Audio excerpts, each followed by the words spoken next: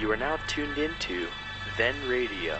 If you enjoy our videos, we ask that you consider joining our Patreon to support our channel. Don't forget to like and subscribe so that you never miss a new video. We hope you enjoyed today's episode, and as always, thank you for watching.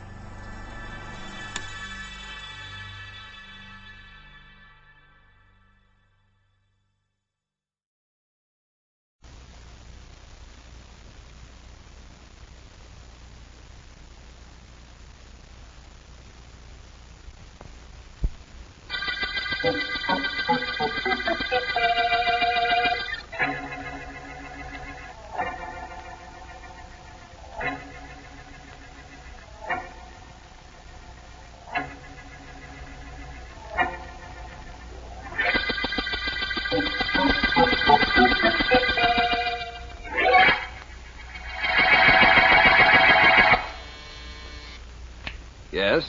Mr. Vance, there's a Mrs. Dorothy Wayne to see you. By appointment? No, she says she has no appointment, but it's urgent. Is Miss Deering out there? Yes. Do you want her? No, just tell her I want her to take some notes later and ask Mrs. Wayne to come in, please.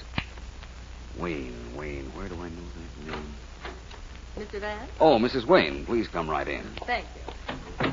It's nice of you to see me, Mr. Vance. I know you're the busiest private investigator in this city, and I had no appointment. I'm never busy when a client has urgent business, Mrs. Wayne. Oh, won't you sit down? Thank you. Mr. Vance, how old do you think I am? I beg your pardon. I asked you how old you thought I might be. I'm sorry, Mrs. Wayne. The question is leading, and the answer might be incriminating. I can't possibly be that old. Oh, by the way, you recognize my name. Wayne, I was trying to place it, I'm but... Edward J. Wayne's widow. Oh, yes, of course. He died last year, leaving well over $1 million to you, didn't he? Yes. He was twice my age, but we were very much attached to each other. I don't doubt that you were, Mrs. Wayne. And now, please tell me just what is the urgency in your call. Vance, I'm 31 years old. Well, that's hardly the urgent age. It isn't. The point of my coming here is that I want to stay 31. Well, the man who mixes the magic medicine is out, Mrs. Wayne. I didn't expect you could help me on that score. But there's a man who says he can. Oh? A man who insists he can keep me 31 for as long as he likes. Really? Who is this wonder worker? His name is John Bell, and he wants $100,000 for his secret. Well, it would be well worth it if he could do what he claims. What gives you the idea that there's anything at all in what he says he can do? I have the best reason in the world, Vance. Yes? John Bell looks 40, but I have definite proof that he's over 400 years old.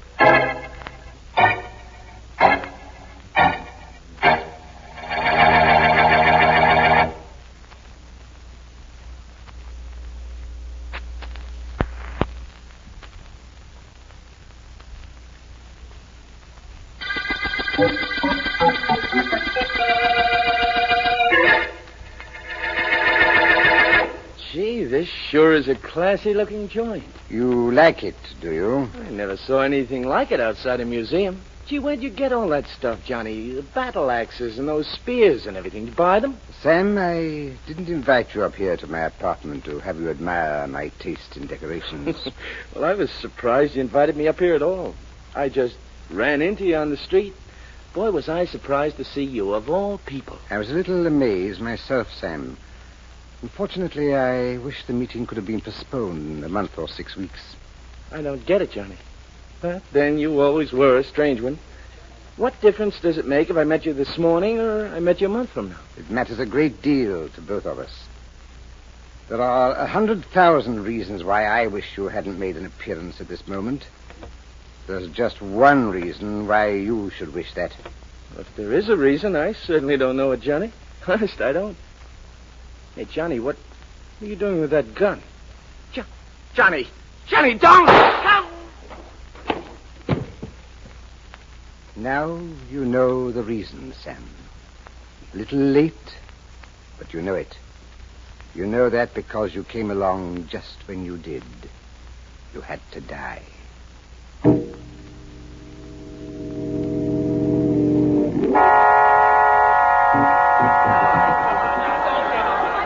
Come on, get back, everybody. What do you think this is, a sideshow? Get back away from the body. Hey, Morrison. Yes, Sergeant Eve. Get him back. All right, folks. Hey, Morrison, come here. Yes, Sergeant Eve. You hear that siren? Yeah. Take a look at that car. It belongs to District Attorney Markham. See that he gets through this mob, will you? Never mind helping Markham. He's got his friend Philo Vance with him. Let Vance push his way in. Which is exactly what Vance is doing. Hello, Heath. Hi. Hello, D.A. Hello, Heath. Vance and I got down here as soon as we could. Who is the dead man? Who knows? All marks of identification have been removed. He was shot. Somebody tossed him face down in this empty lot, just like you see him. That's what I like about a murder. You get so much to work on. Since when was that a deterring factor to you, Vance? It never was. I think I can tell you this about the dead man, though. He was a laborer or a farmer. Worked out in the sun a great deal. Notice his neck marking. It's baked a dark red. Yes, I see that.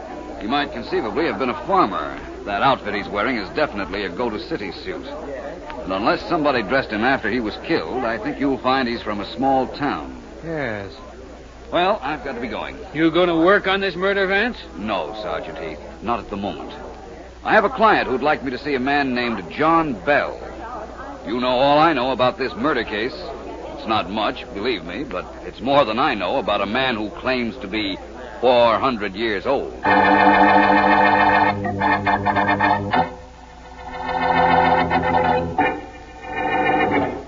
Please sit down, Mr. Vance. Thank you. Of course, you realize I know all about you. In that case, of course, Mr. Bell, you know that I don't believe you're 400 years old. How could you possibly know I am not? Logic, the laws of longevity, the complete impossibility of your being that old. How could you convince me that you are? Oh, I won't attempt to. I think you'll do that little thing for yourself. Vance, did you ever see a room like this before? Not quite like this. Those antiques are beautiful. Your library is complete. Thank you. Furniture and decorations are authentic. Mm-hmm. That much I can tell you. And you're right. Everything is authentic. I can attest to that because I didn't purchase these things at stores, Vance. I've kept them all these years. All what years? I was born in 1545. Don't look it, do I? No, you don't look a day over 350. Nice sense of humor, old man. Thank you.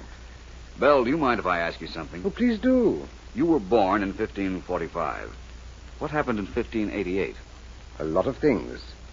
One of them was Drake defeating the Spanish Armada. Quite a battle it was, too. We didn't think we had a chance. We? Yes, I fought with Sir Francis. That was before I came to this country in 1607. I'm getting to sound silly, even to myself, but what did you do here in that year? My friend John Smith sent for me. Captain John Smith. He was in Jamestown, Virginia at the time. Quite a man, John was. You knew him very well, of course. Oh, of course. There was quite a thing between him and Pocahontas, you may remember. I remember reading about it, which is probably what you did, too.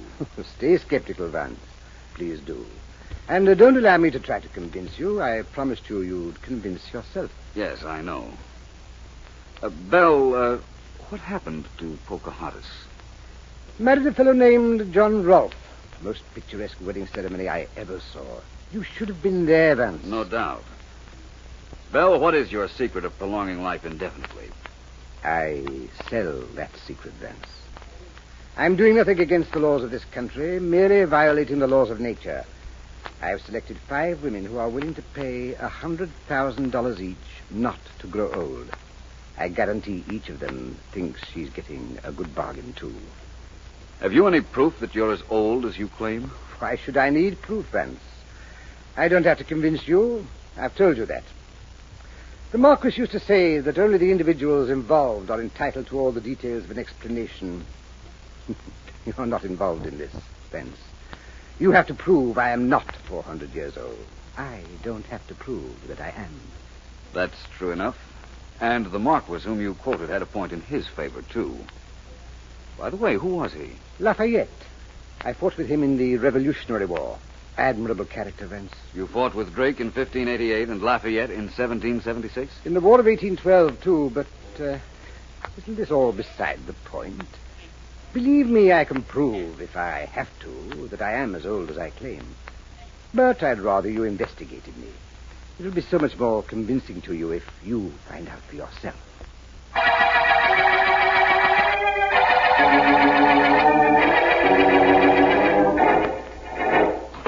Hey, Tony. Tony, where are you? In here, Pete. Shaving.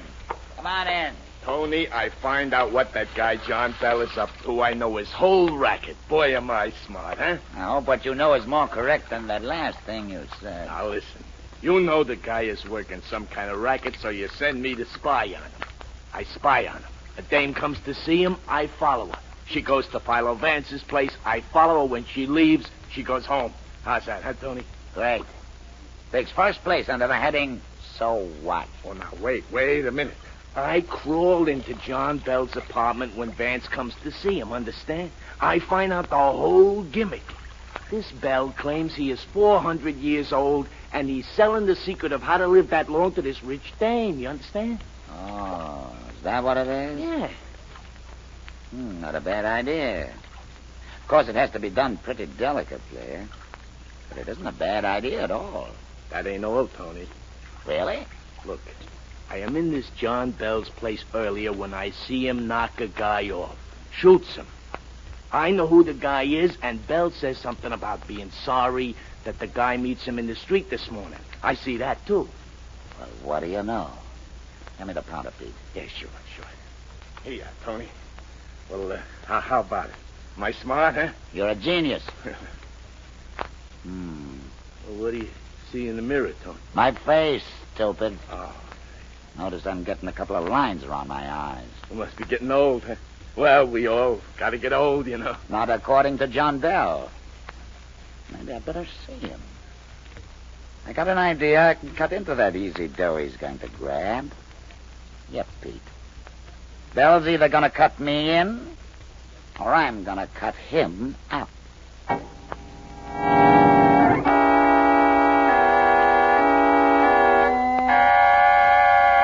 Philo Vance speaking. Hello, Vance. This is Markham. Oh, yes? Have you got a man you thought might be a farmer? No, Markham, to tell you the truth, I haven't. I've been working on another case. The most puzzling and intriguing circumstance I've ever encountered. I'm almost convinced I know a man 400 years old. Oh, Vance. I know how silly it sounds. It and certainly I does. I said I was almost convinced, remember. That much is in my favor. Well, let me know how you make out. Oh, I called to tell you we checked the clothes the murdered man was wearing. They were mail-order stuff, just as you thought. We're making a little progress on the case, but I wish you were working on it. I will be if you haven't solved it before I wind up this ridiculous situation I'm in. I'm beginning to dislike myself for not finding the fallacy in the claims of this man, John Bell. But I have an ace in the hole. What's that? My old history professor at college, Markham. He knows every date and practically every character who ever breathed between the Stone Age and now. My client, Mrs. Dorothy Wayne, and I are going to see him this afternoon. I hope he tells you something you can use. He'd better. Then, after I explode this John Bell individual, maybe I can get your killer for you. I hope to have your murderer at the end of a rope before I get to the end of mine.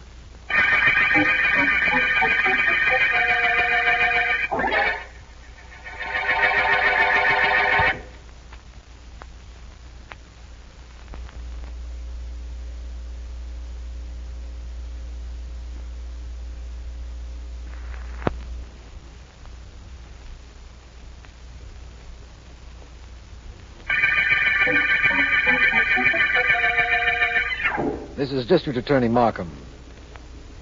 The murder case the police were on has a relative unimportance to Philo Vance because he is faced with a man who insists he's 400 years old. This individual, John Bell, is trying to sell his secret to one of Vance's clients.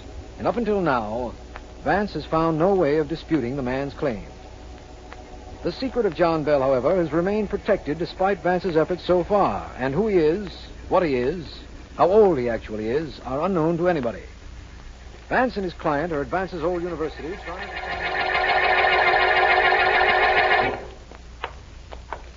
This college was your alma mater, Vance? They're not bragging about it, Mrs. Wayne, but it was.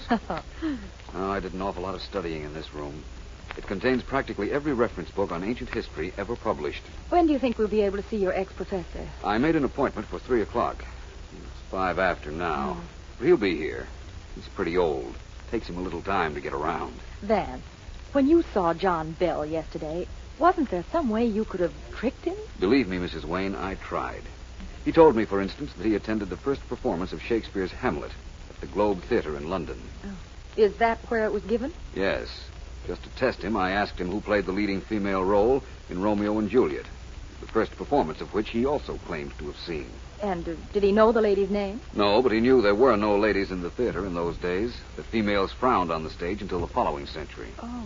Mrs. Wayne, that man is... My apologies for being late. My sincere apologies for being late. No, don't get up, Vance. Of course I remember you. Now you sit still. And this lady is... Professor Claiborne, this is Mrs. Dorothy Wayne. Very pretty. Very pretty indeed. You've been well, Vance? You look well. I'm glad to see you, and glad to see that you remember your old university. Now, then, you must want something, or you wouldn't be here. Now, what is it? Speak up, young man. Well, Professor, in this library, there must be a book containing little-known facts about English history in the late 1500s and American history in the early 1600s. Yes? What book would I look at? What book? Well, any of several. Henderson's Early British Empire, Jackman's Elizabethan Era, Stone's Early American History, all accepted, authentic, factual, complete with names and dates. Where are you going? Just over to the shelf. I want to see the Jackson book. Oh. Elizabethan Era, you say? That's right. Shelf A, 5th volume in. 3 volumes in the set, printed in 1661. And how are you, Mrs. Wayne? Oh, Professor Claiborne, you can be a big help to us, I'm sure. Well, that's what I'm here for. You find what you're looking for, Vance? I have the volume right here. Good. If we're lucky, I'll find what I'm looking for. Here, put the book down on this table. It's too heavy to be carrying around.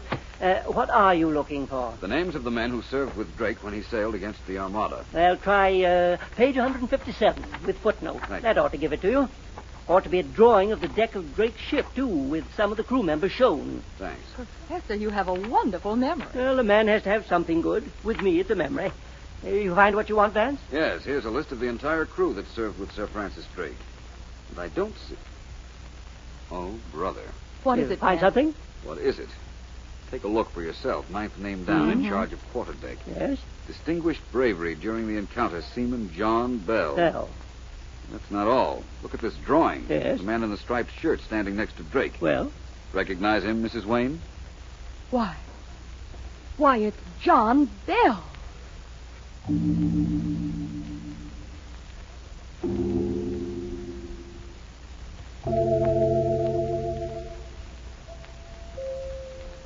Wait a minute. Yes? John Bell? Yes. I'm Tony Folletti. I got to talk to you. Step back. Wait a minute. What's the meaning? That's a good boy. What's the meaning of this? Don't be in such a hurry to find out. Nice place you got here. What's that? Suit of armor? What else could it possibly be? You got something here, Bill, old boy. How about this battle axe on the wall? Where'd you get it? Are you going to tell me what you want here? Sure. Let's see. I'll start from the beginning. You knocked off a guy named Sammy Meade, a farmer from the Midwest. Go on. Let me tell you how I know so you won't think I'm bluffing. A friend of mine saw you meet this Sammy Meade on the street the other morning and heard you make an appointment with him for up here later that day. Well? So when you leave Sammy, he talks to him. Finds out who he is and where he's from. Then I send him back to check on you some more. And he does. He sees you kill Sammy. And he finds out what kind of a swindle you're swinging. So now I'm here to cut myself in. Oh, is that what it is? Yes. You were admiring this battle axe a moment ago. Let me show it to you. Don't try to get coy, Bell. Oh, I won't. I want to show you why I can get away with what I'm doing. You elected yourself my partner. You're entitled to know what's going on. That makes sense. Only I got a little friend in my pocket that's going to keep its eye on you. An automatic friend. You'll never get it out of your pocket. Oh, no, one sock doesn't. That ought to. A little tougher than you think, Bell. I'm getting up. This time you're going down. Oh, no. You see, I have a friend, too. This battle axe.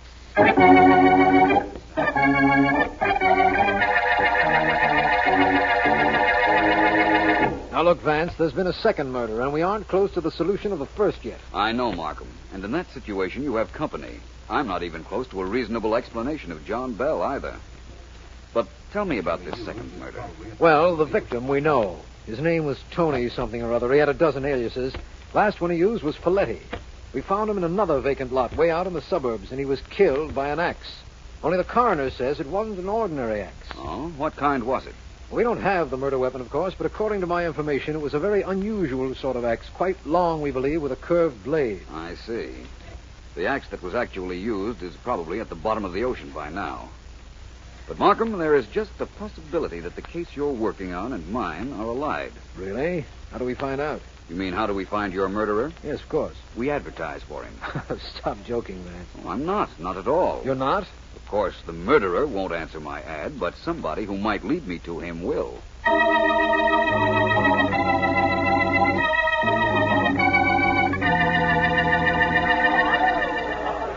an awful lot more men out here in the office, Mr. Vance, waving copies of your ad in the newspaper. How many are you going to see? I've interviewed 9 already without any result. Well, send the next one in, please. Yes, sir. Okay, Mr. Vance will take you now. Thank you very much. Sit down, please. Thank you very much. I understand you're here because you sell antiques and you have a collection of early English armor and weapons. Yes, sir, thank you. Your ad says you were interested in some. Believe me, sir, mine are the best in town. Well, first I want to know if you sold something in the last day or so. I sold a lot of things. I mean a battle axe. A 2-headed battle axe with a curved blade about 7 inches long and a carved handle. Yes, I did. I sold one this morning. Genuine antique it was, too. Sold it to a man named... Let me see now. You've got to remember who it was. Well, come to think of it, he didn't give me a name. Tall man, slim, black mustache, very distinguished looking. Oh, thank you very much. That's him. That's the one. Thank you very much. You may not have known his name, but you told me who he was just the same.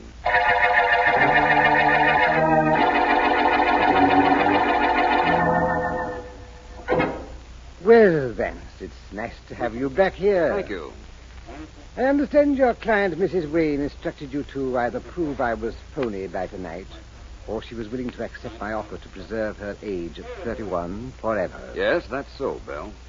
Say, isn't that a different battle axe on that wall over there? Different? How do you mean, different? It isn't the same one that was on the wall the last time I was here. You're mistaken, Vance. Am I? Yes. I think not. But it'll be pretty easy to tell. When I was here before, I left a little scratch on the handle with my thumbnail. Mind if I look at that one on the wall? Not at all. I'll get it for you. You know, Vance, I rather liked your being called in by Mrs. Wayne. I want no better testimonial to my authenticity to influence my other prospects than your verification. Here's the axe. Thank you. Now, I left a little scratch just about... There it is, all right. Of course it is. If you left it there, it's still there. That's the point, Mr. Bell. I left no scratch on the axe. You just duplicated with your fingernail a scratch you thought I made because you knew this was not the same axe. You're very clever, Vance. I didn't think so up till now. You used the other axe to kill Tony Folletti. And why? Because he knew you were a phony the same as I do, and I can prove it the same way that he could. Well, his friend came to see you, too, Vance. Well, what you know won't do you a bit of good. Because I'm going... Oh, no, you're not.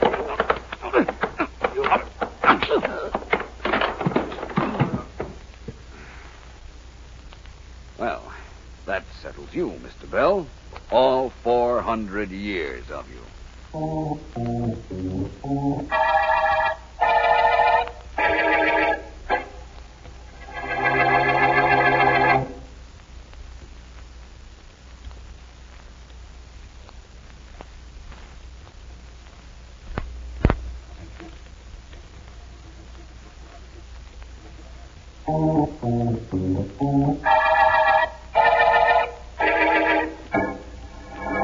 This better be good, Vance. This is the one explanation I haven't any clue to. Markham, listen. Suppose you were browsing through an old history book and came upon a picture of a man in the 16th century that looked like you. What would you do? Nothing except pity the poor fella. Seriously. You'd just notice the coincidence, be interested for a while, and then forget it. But not the man we knew as John Bell. He saw the old print in the history book, saw the man standing next to Sir Francis Drake on Drake's flagship, and knew he was the image of that man. How about the name John Bell? He did some research. He found, as I did later, that there was a man named John Bell who served with Drake. He was very thorough, though. He got all the names of the men who fought with the English commander and then went through the Revolutionary War records. Until he found a duplicate name. Right. He found the name John Bell in both places. Well, that's not too coincidental, Markham. It's a very ordinary name. It was even more ordinary in those days. Well, now Bell was almost ready for his great fraud. He must have spent months studying every detail of early English and American history. Probably, but he had excellent incentive. $500,000 that he knew 5 women would gladly pay him if he could show them how to live to be 400. The beautiful part of his racket, of course, was that as soon as he collected, he'd vanish. And there'd be no finding him when one of his victims noticed herself growing older. It was a very well thought out stunt, believe me. Bell's first bad break was meeting Sammy Meade, his first murder victim, Markham. The one whose body you found in the vacant lot. Why did he kill Sammy Meade? Simple. Meade knew John Bell back when. Knew where he came from, how old he was, and everything else. Oh. Bell had to kill him. But in killing Meade, Bell got Tony Folletti on his trail. And Tony's friend Pete, whom you found after Tony's death. Whom I found and who talked. But remember, Markham, that was after I reasoned out that if Bell had used a battle axe from his wall to kill Folletti, he'd buy another one immediately so that he could dispose of the murder weapon which might possibly incriminate him. Well, you broke the case all right, Vance. Then I knew you would, you know. Thanks. There was a time during the case when I wished I knew it. Well, Markham, let's close up shop. It's the end of the day, you know. The end of the day and the end of the Deathless murder case.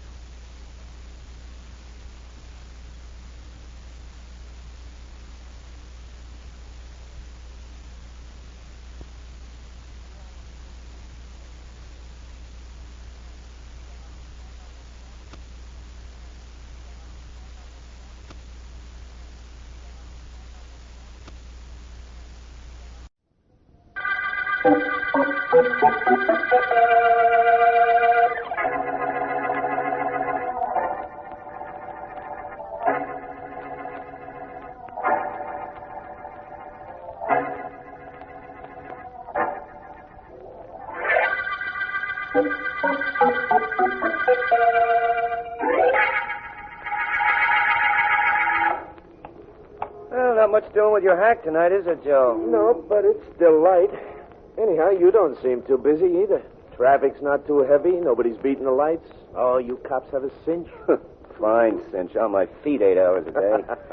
You at least get to sit down. Sure, but that ain't good either. Hey, maybe I got a customer. Awful pretty customer. Well, see you later, Joe. Right, Mac. Yes, ma'am. Where to? Take me down to the end of this block. End of the block. Oh, you're in a hurry, huh? I'll step on it. No, take your time. Drive as slow as you can. You want to pick up a friend of yours or something, lady? No, I'm not expecting to pick up anybody. Well, then I don't get it. You can walk that distance in less than a minute. Why take a cab? Are you tired? Not so you could notice. Now, look, Johnny, start tooling that wheel. I got time to waste, but I don't want to do it talking to you. Okay, lady. You just want me to drive down to the end of the block, and that's all? That's all, friend. Believe me, that's enough.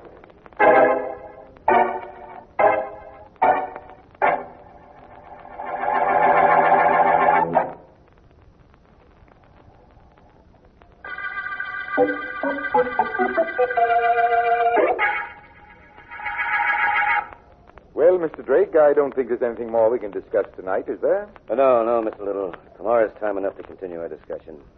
I'd like to talk to your Mr. Aiken, if I may, before I leave. By all means. You'll find him in his office, right through that door and down the corridor. Oh, thank you. We'll meet tomorrow, then. Definitely. Oh, Mr. Drake, ask my secretary to come in here, will you? Oh, certainly. Thanks. Miss Lawrence, Mr. Little wants you. Yes, sir. Night, Mr. Drake. Good night. You wanted me, Mr. Little?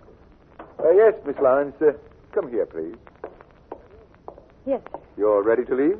Yes, I am. I just this minute put on my hat. Well, as you know, I had the combination of the safe changed today. It's locked now. Yes. Locked at myself in the other office a little while ago. But I wrote the new combination down on a piece of paper. Here it is. Now, put it in your bag. Certainly.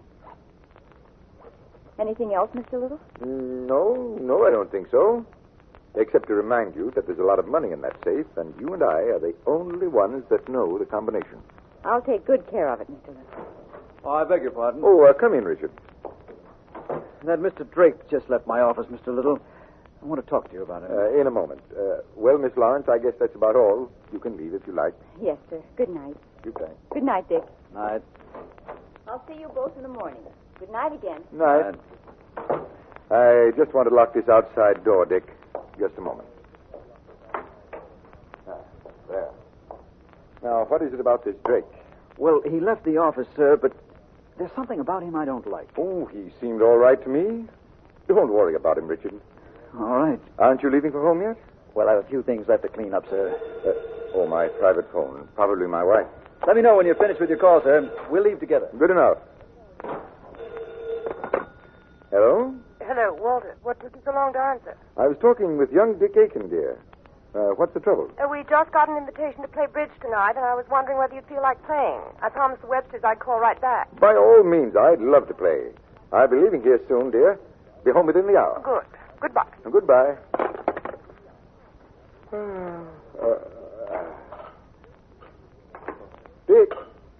Dick, is that you in the room with the safe? Doesn't answer me. I'd better go see. My safe. It's open. You at the safe. Put down that money. Put it down.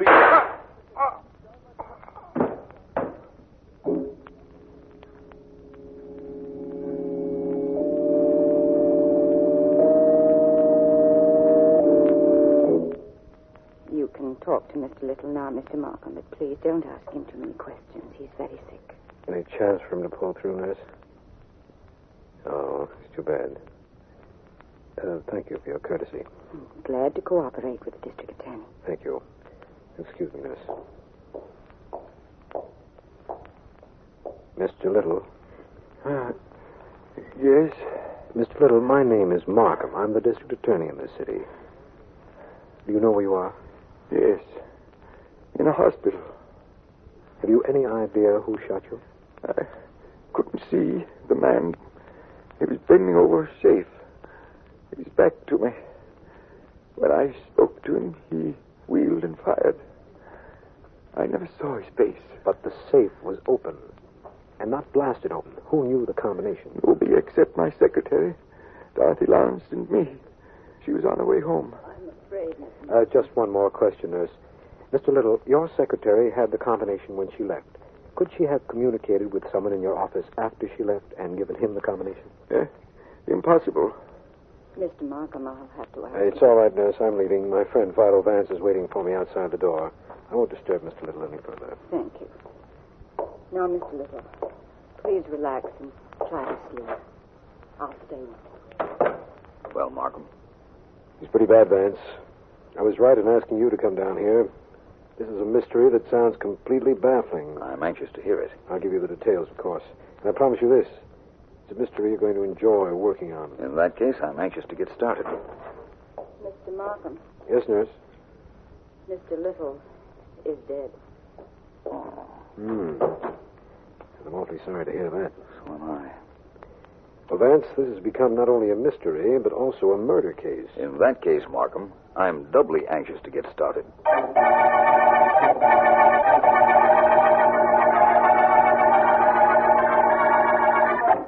Dottie, listen to me. You got to believe me.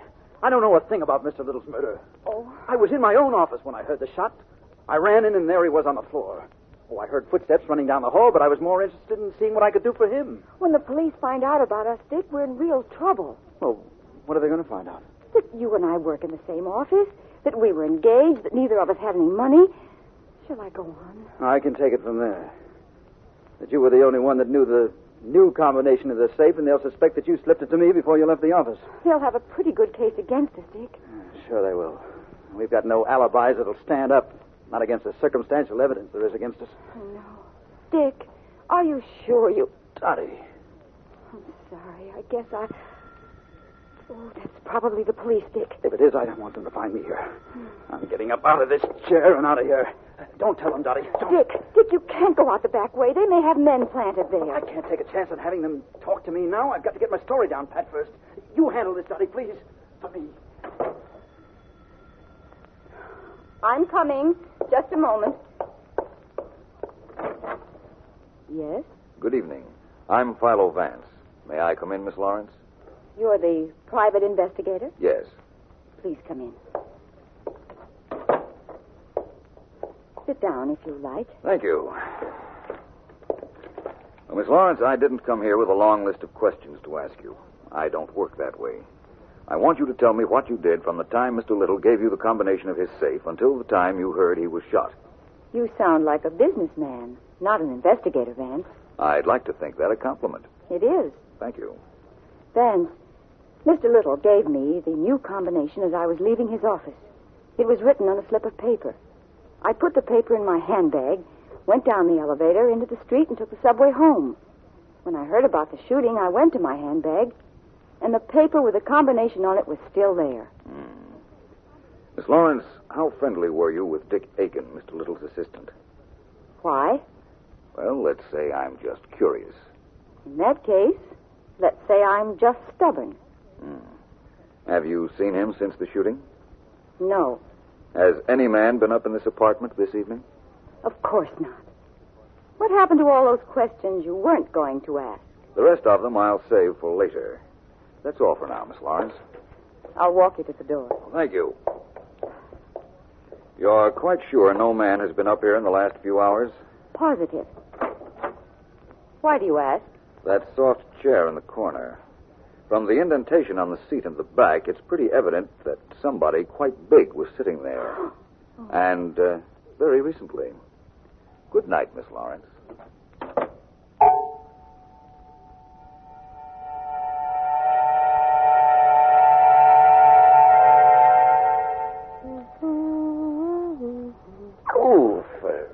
Hurt you, Davy boy? Yeah.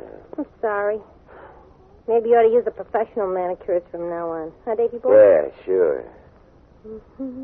Okay, Sonny, you can quit now. Pack in. Okay. Where's Fingers? In the next room, I guess. He was around a minute ago. Huh? Fingers. Here I am. What goes? What goes? Always what goes. I think it's cute. Shut up, you.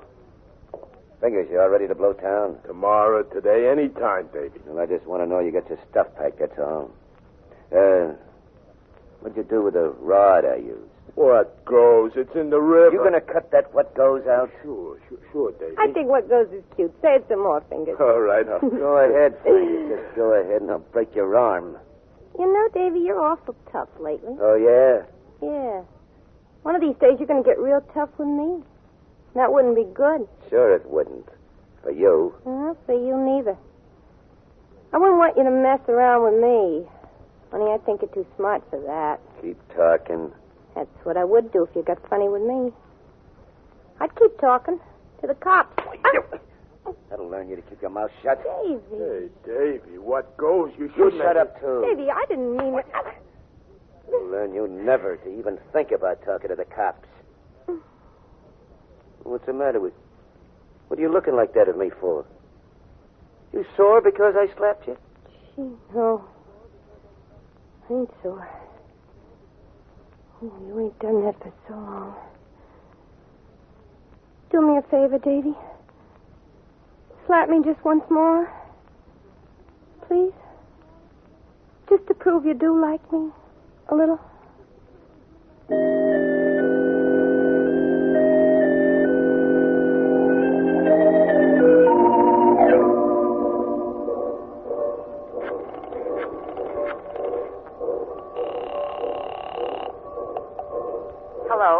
Dottie, this is Dick. Dick, darling, where are you? I hear trains, don't I? You sure do. Why shouldn't you? I'm calling you from the depot. I'm leaving town. No. I got this all figured out, Dottie. You played me for a sucker. You planned that safe robbery. You don't know what you're saying. Don't I? No. What a perfect setup. You leave the office with a combination. I'm still there. And so is some friend of yours hiding in the room where the safe is. You find a way of giving him the combination? Dick, listen to me. You're imagining. Oh, am I? Yes. Listen, you knew I'd be blamed. You knew the police would find the connection between you and me. You'd get off easily, and I'd be stuck with a robbery rap. Only it's not going to happen, see? I'm getting out of town. You can't do that. If you run away, the police will have something on you. They'll have to find me first, and that's not going to be easy. Goodbye. Dick, don't. Going somewhere, Mr. Aiken? What? Well, I was. Who are you? My name is Philo Vance. I went to your hotel to see you, and they pointed you out to me as you were leaving. I followed you here. Why? Principally because you're a suspect in the murder of Walter Little, your employer. I didn't kill him. All you had to do was listen to the phone conversation I just had, and you know I didn't kill him. But you would also know who did. I'm sorry, Mr. Aiken. I did listen to your conversation. Impolite, perhaps, but definitely not impractical. And I did hear you accuse your fiancée, Miss Lawrence. Now, suppose we go down to see District Attorney Markham, where you can accuse her again while I figure out the real reason you tried to skip town.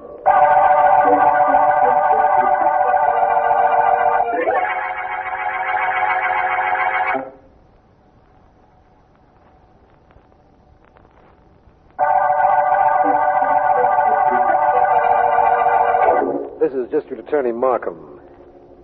The Little murder case opened with the killing of Walter Little, manufacturer, after he had surprised his killer in the act of opening a safe. Only two people knew that combination, Little himself and his secretary, Dottie Lawrence. Miss Lawrence was engaged to Dick Aiken, the only person we know of who was in the Little offices when the manufacturer was shot. Vance has brought Dick Aiken to my office, and after a short talk, I agreed to let him go with a warning not to leave town. It is a few minutes later. Markham, you realize how absurd the situation of that safe is.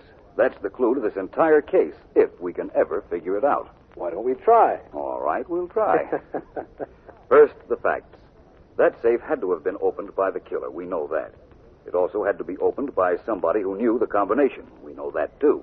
We're not doing so badly, apparently. That's two things we know. Unfortunately, the things we know about this case are what make it so confusing.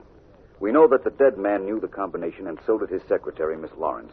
He definitely gave it to nobody, and she says she didn't. She could be lying. Of course. Her fiancé, Dick Aiken, either thinks that or would like us to think that he thinks that. I'm still not convinced that Aiken and the Lawrence girl didn't do this together. It would have been easy. He was alone in the office with Little. She had previously slipped in the combination. Might as well stop right there, Markham. There was no way for that to be done. We know that Miss Lawrence put the slip of paper in her bag and left the office for home immediately. Little locked the door after her. There were no phone calls and no way for her to communicate with Aiken after she left. What have we found out by detailing what we know on this case, Vance? What's the answer to all this? A very simple answer, Markham, I'm sure. Only, I don't know what it is.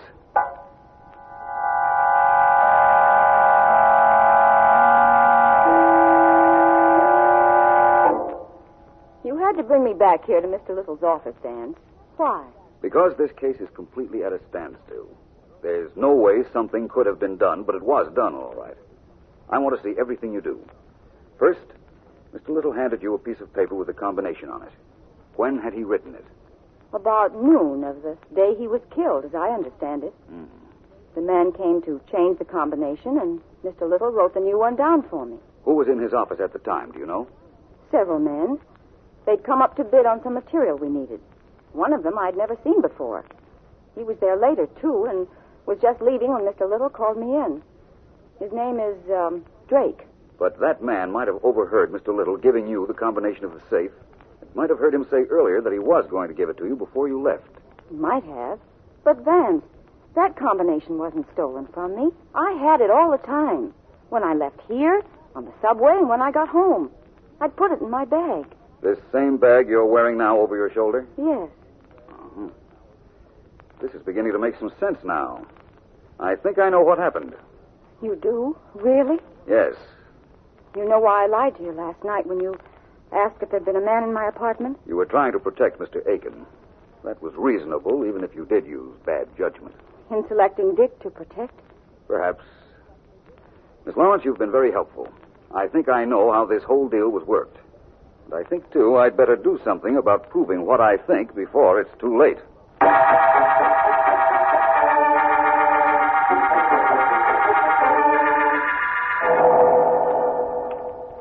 Oh, sure, I know you. You're Philo Vance, of course. That's right, officer. Listen, were you on duty the evening Mr. Little was shot in his office in that building there? Yeah, of course. Sure, it was I who ran up 4 flights when I heard the shot. Why? I want to know whether you saw anything ridiculous on the street a little while before you heard the shot. Well, how do you mean, ridiculous? Well, somebody on the roof of an automobile. Come now, Mr. Vance. What makes you think that happened? It had to happen. Did you see it? No, but I'll tell you. You might talk to Joey Cates, the cab driver who hacks on this corner. Something funny sure happened to him a little while before the killing. What? You better let him tell you himself. He'll be along any minute now, Mr. Vance. All I gotta tell you is that it was a funny thing happened to Joey. But it wasn't nobody on the roof of his cab. No, sir.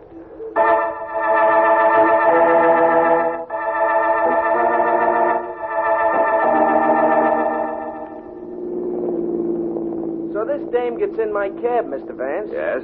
And she says, drive to the end of the block. Drive to the end of the block. Did you ever hear anything so screwy? She could have walked it in less than a minute. Go ahead, Joey. This is very interesting. Well, that's all I got to tell you. She got in, she got out at the end of the block, tipped me, and that's all. Only it was funny, a dame riding only a block. Joey, this is very important. A murder case might be solved by your answer. Did you see what she was doing in the cab? Did I see? Well, no, I didn't, Mr. Vance. I didn't notice, of course, but what could she have been doing in my cab in less than a block that would solve a murder case? I'm not sure, Joey, but I certainly wish you had watched.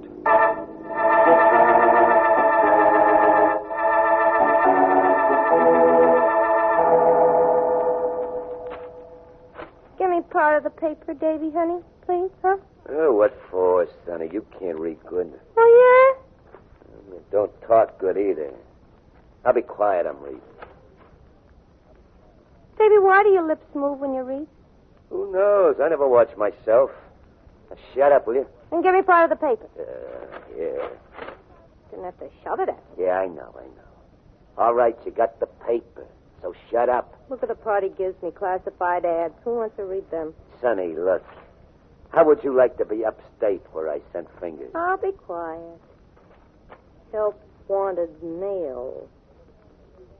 Sounds interesting. So let it be interesting to yourself. Davy. Oh, how many times do I have to tell you to shut up? No, Davy, this is important.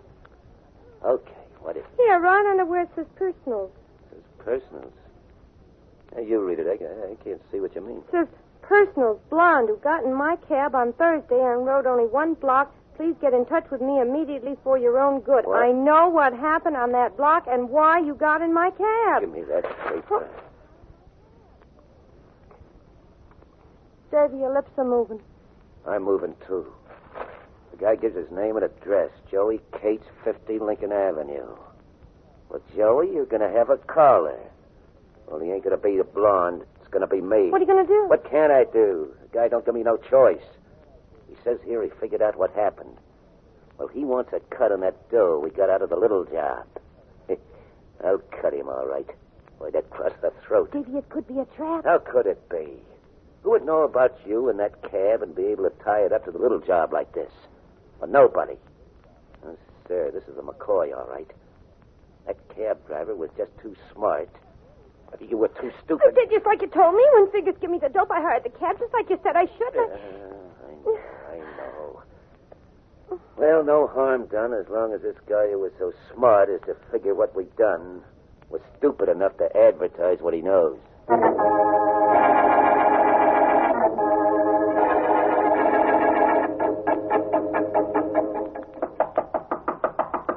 Yeah, who is it?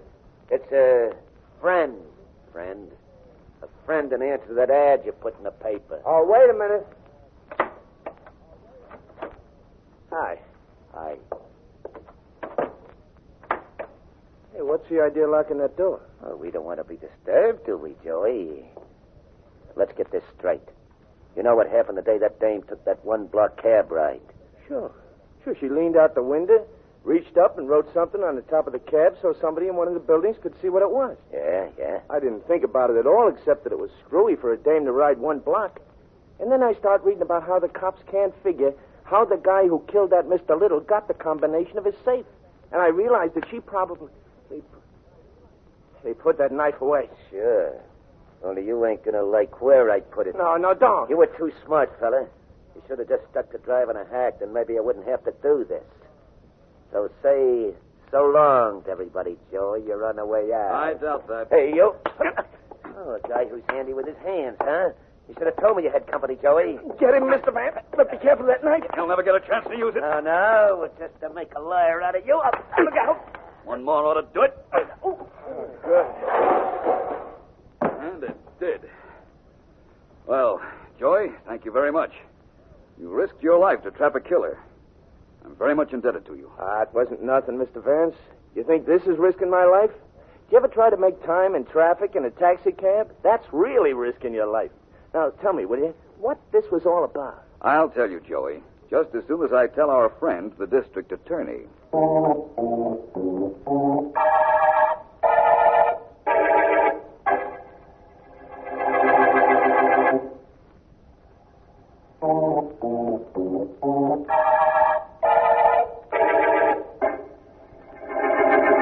Markham, you had your men pick up a fellow named Fingers Reedy, didn't you? Yes, we picked him up upstate on information supplied by a girl named Sonny Bruner. I still don't know how you found out her address. I coaxed our friend Davy to give it to me. At the same time, I coaxed a confession out of him. That wasn't difficult. He confessed to the cab driver in his room when he went to kill Joey because of that advertisement I planted in the papers. Now that we have all three members of the gang, please tell me exactly what happened, will you, Vance? Of course I will. That's half the fun in a case. First, Davy knew that Mr. Little kept a lot of money in his safe. So, the afternoon of the killing, he went up there, presumably as a bidder for some materials, but actually to look around. I follow that. He heard a man from the company tell Mr. Little the combination had been changed. Saw Little write down the new combination and heard him remark that he would give it to his secretary just before she went home. Then our friend Davy left. That's correct. He came back later, of course. But he left then and got that pickpocket, Fingers Reedy, on the telephone. Uh-huh. He described Miss Lawrence to Fingers, told him to get on the same elevator with her when she left the office, get a slip of paper out of her handbag, memorize the numbers on it, and then return it to the bag. Which Fingers did. Which Fingers did, and promptly gave those figures to Sonny Bruner, Davy's girlfriend. Sonny took your friend Joe's cab then, wrote the combination which Fingers had given her with a piece of chalk on the roof of the cab while it was riding. Davy never really left the little offices. He left Aiken and hid in the room with the safe, looked out the window, saw the figures, and went to work on the safe. That's exactly what happened, Markham. Apparently, he made some noise. Mr. Little came into the office where the safe was, and Davy shot him. And that's all there is to it. Awfully complicated, wasn't it, Vance? It seemed to be. We got to the middle of this case without finding out much of anything we could use. What happened in the middle isn't important, of course, in view of the fact that we were successful at the end of the Little murder case.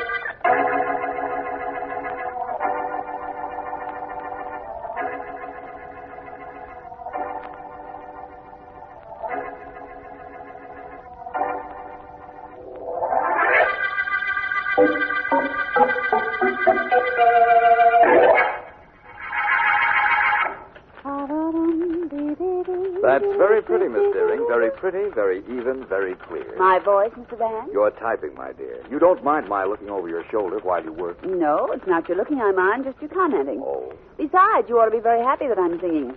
When the secretary sings, she's happy in her work. Working for a private investigator is the nicest job a girl could have. Working for a private investigator? The private investigator. The best in the country. Well, now that's much. Are you Philo Vance? Are you? Why, yes. Please come in. Vance, listen. You're clever. You're brilliant. Help me. Please help me. Well, I promise I'll try. What is it? I'm Mrs. Grace Rawls, and last night I had a dream. I dreamt that a man came to me and gave me $500. Well, that's hardly anything to get so excited about, Mrs. You don't understand. This morning, I met the man, the same man I saw in my dream, and he gave me the money. Well, here it is. Look at it. $500. He handed it to me on the street, and he disappeared.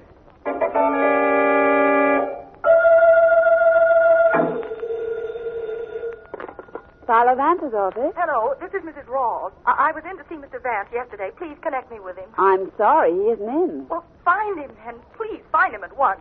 Tell him that last night I dreamed that same man came to me and gave me a new car. This morning, when I woke up, the same car I dreamt about was in front of my door. Tell Vance he's got to explain this before I go mad. My dear Mrs. Rawls, you came to tell me about the third dream you had, the one you dreamt last night. Now, why don't you tell me? I don't know.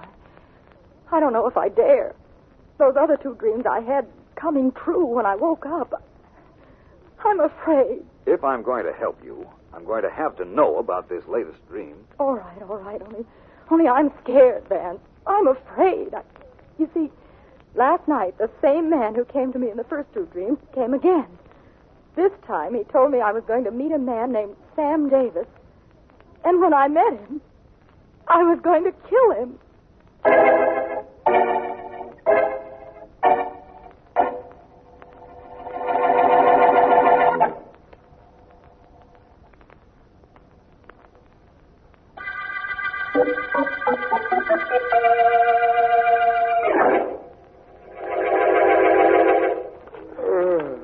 Gosh, I'm tired. Yeah, I can tell.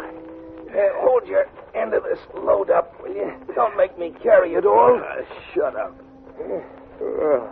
Hey, Pete, you think we dragged this thing far enough? Yeah, a little further out and it'll be safer, Mort. Okay. No wonder you're tired. It's so dark out here on this wharf. I could go to sleep right this minute myself. I could go to sleep any minute, any time, any place. I guess I'm just one of those guys who was born tired. Everybody's born tired. Nobody sleeps as much as a kid, does he? Only me, whenever I get the chance. Okay, Mort, this is as far as we go. Set it down. Yeah.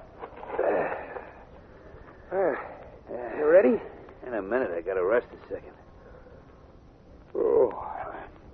Let's see. Yeah, sure makes a guy sleepy. Okay, pick up your end. I'll get mine. Right. Count 3 and over the rail with it. Ready? 1, 2. No. Oh, Pete, that does it. There goes the last of Sam Davis. His body's down at the bottom by now. Yeah, that's right. And I'm glad. Now I can go home and get a good night's sleep.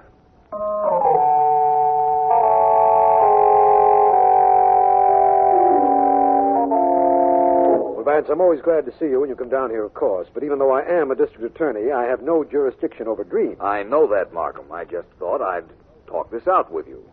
That woman was serious and in deadly fear. She dreamt some man was going to give her $500. The next day, she met this man, and he gave her the money. Right. Her next dream had this same man giving her a new car. When she woke the following morning, there was the car in front of her door. And her latest dream, which she detailed to you about an hour ago, was that she was told she'd meet and kill a man named Sam Davis. Yes. And you take her seriously, Vance. I'm surprised at you. I don't know who Sam Davis is, but I guarantee he's alive and well and is going to stay that way. Perhaps. Then again, perhaps not. There's an old theory that dreams foreshadow things to come. And... Right with you, Vance. Hello? Mr. Markham, this is Rogers, Homicide Department. Yes, Rogers. We've just fished a body out of the river, Mr. Markham. He was murdered and tossed in. Oh, was he? Do you know? Yeah, a couple of the boys know him. Character named Sam Davis, a gambler. What? I thought you might like to come down to the morgue. Yes, I certainly do. Thank you, Rogers. You heard that, Vance? Yes. Apparently, my friend Mrs. Rawls is doing some mighty potent dreaming these nights. Now, let's be reasonable, Vance. You know what she told you wasn't possible. I don't know that at all. I'll admit it doesn't seem reasonable for her to dream she was told to kill a Sam Davis, then for him to turn up murdered. But there's something to her dreaming, and I'd better go see her. I should say you should, before she goes to sleep again and dreams she's the district attorney. Markham, the most important thing we must remember is that there is a connection between her and this Sam Davis who turned up murdered. What that connection is will solve the mystery of Mrs. Rawls' very prophetic dreaming. Want me to have her brought in? I think not. Not right now, that is. I'd like to handle this my own way. And what is that? I'm not sure at the moment. Perhaps I ought to do some dreaming myself. Daydreaming, of course.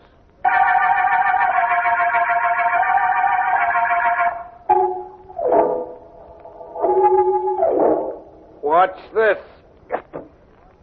Very good shot, Mr. Lee. Very good. You hit that target right in the middle.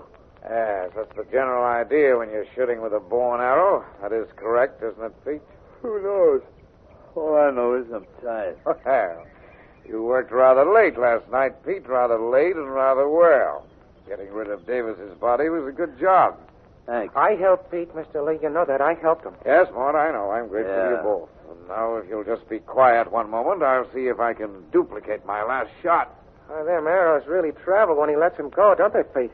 Shut up. Yeah, I know, because you're tired. Because he's tired and I want to concentrate. There. Gee, good shot, boss. Yeah. It was. Thank you.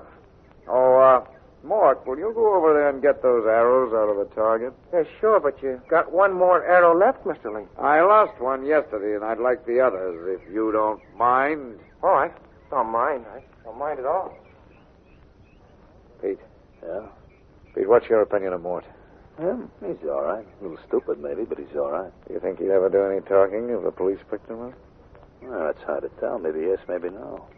Like I said, he's stupid. You can't figure out what he's going to do. Yeah, that's what I thought. In case the body of Sam Davis turns up, I'm afraid I would be very embarrassed if he talked. Oh. Hey, Mr. Lee, don't shoot that arrow down there now. Mort's in front of the target. You might hit him. Really? That was the general idea. Good idea, don't you think? All I know is it sure wasn't good for Mort.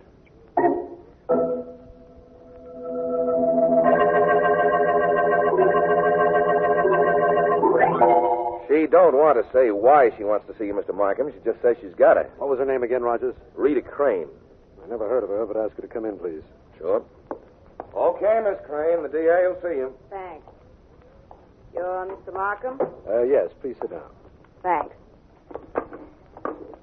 Look, Markham, I've never been to the cops before to gripe in my whole life. But I'm doing it now and liking it. So what are you talking about, Miss Crane? That's Sam Davis you found in the river. I just heard about it on the radio. I think I know who killed him. Do you? Suppose you tell me the whole story. There's no whole story. There's just this. Sam was a gambler. He'd bet on anything, any time. Mm-hmm. And I'm a gambler, too. I'd like to bet I know who killed him. Really? Who? It was a woman. A woman named Rawls, Grace Rawls. She had a crush on Sam from here to China, and he kept sloughing her off. He was my guy, D.A., mine. She couldn't take being shoved around. So it's your theory that she killed him? What do you mean, theory? Sure she killed him. Nobody else would. Of course, he had trouble with Eddie Lee on account of Eddie was jealous of the business Sam was handling, but Lee wouldn't have killed Sam. So this woman, Grace Rawls, did know Sam Davis? Sure. Only not well enough to suit her. He saw to that. When he kept ducking her, she told him he'd never get away with it. She meant it. Apparently. You might be interested in knowing she's been to see Philo Vance, who's working on this case. I think perhaps I'd better tell Vance about your coming to me. Sure, tell him. Tell him, the cops, the militia, the Marines, tell everybody. But come up with that dame as the murderer of Sam Davis, Markham. Sam used to say that in case of trouble, he'd bet I'd be on his side to help. That's one bet he's going to collect, even though he's dead.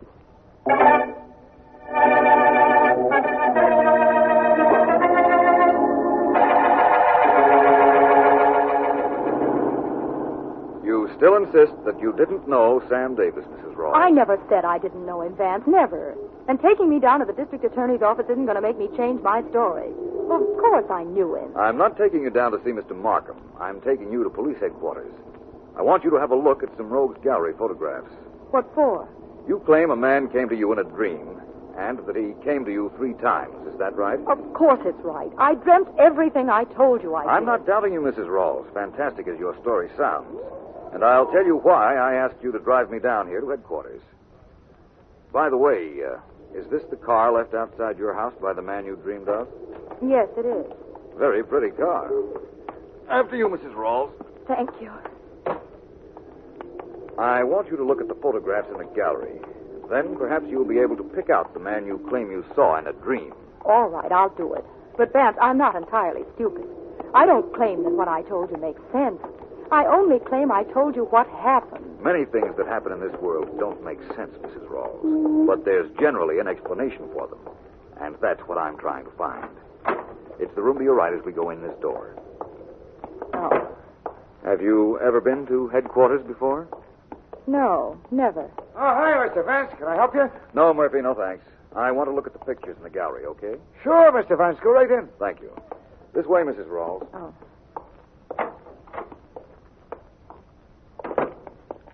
Are there pictures in all those files? Yes. Do I have to look through all of them? I doubt it, Mrs. Rawls.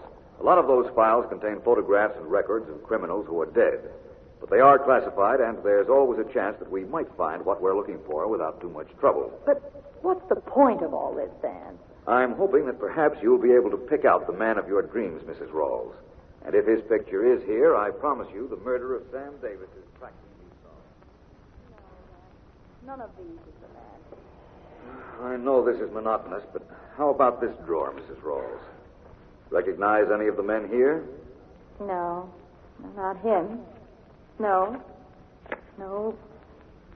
none of them is the man I saw. Well, if at first you don't succeed, try this section. While you're looking at those photographs, Mrs. Rawls, would you mind telling me how friendly you were with Sam Davis? Friendly? Well, we weren't friendly at all. I like to make a bet or two once in a while on a horse. He handled a bet, that's all. We've been told you liked him a great deal. I? Like a bookmaker? Oh, Vance, please. Well, it's true that I am a widow, and I could like whomever I please, but a bookmaker? I'm surprised. Vance. Yes? This man here, this picture, that's the man who came to see me in my dream, and it's the same man I met on the street. Uh-oh. What's the matter? You said if I found the man who came to me, you'd have the murder practically solved. I'm glad I said practically, Mrs. Rawls. Unfortunately, this is Mort Wilson. He had the bad judgment to get himself killed by an arrow early this morning.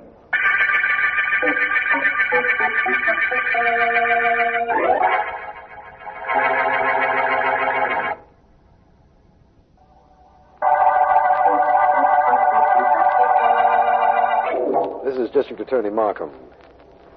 The nightmare murder case began when Sam Davis was murdered after Mrs. Grace Rawls had a dream in which she was told she was going to kill Davis. She has identified the man in her dreams from a rogues gallery photograph. But that doesn't help us at all because that man was found dead, too. All we know is that Mrs. Rawls has no recollection of killing Davis, and that Davis had an enemy in Eddie Lee, a big-time gambler. I've sent for Mrs. Rawls in an effort to get to the bottom of this, and she's in my office right now. Mrs. Rawls, I don't have the patience that Philo Vance has, and I refuse to believe this ridiculous story of your having dreams that later develop into realities. I'm sorry, Mr. Markham. You're sorry. I'm sorry. I'm sorry you won't tell me the truth, that you hated Davis because he wouldn't have anything to do with you, and you killed him. That's not true. I didn't kill him. There's nothing you have that links me to his death. Except your visit to Vance practically predicting Davis's death. Would I do that if I were going to kill him? Would I get involved in a situation like this for no reason? No. Then I demand you let me go. And I demand that you leave me alone, and that Philo Vance does too, unless you can prove something on me. And you know how much chance you have of doing that.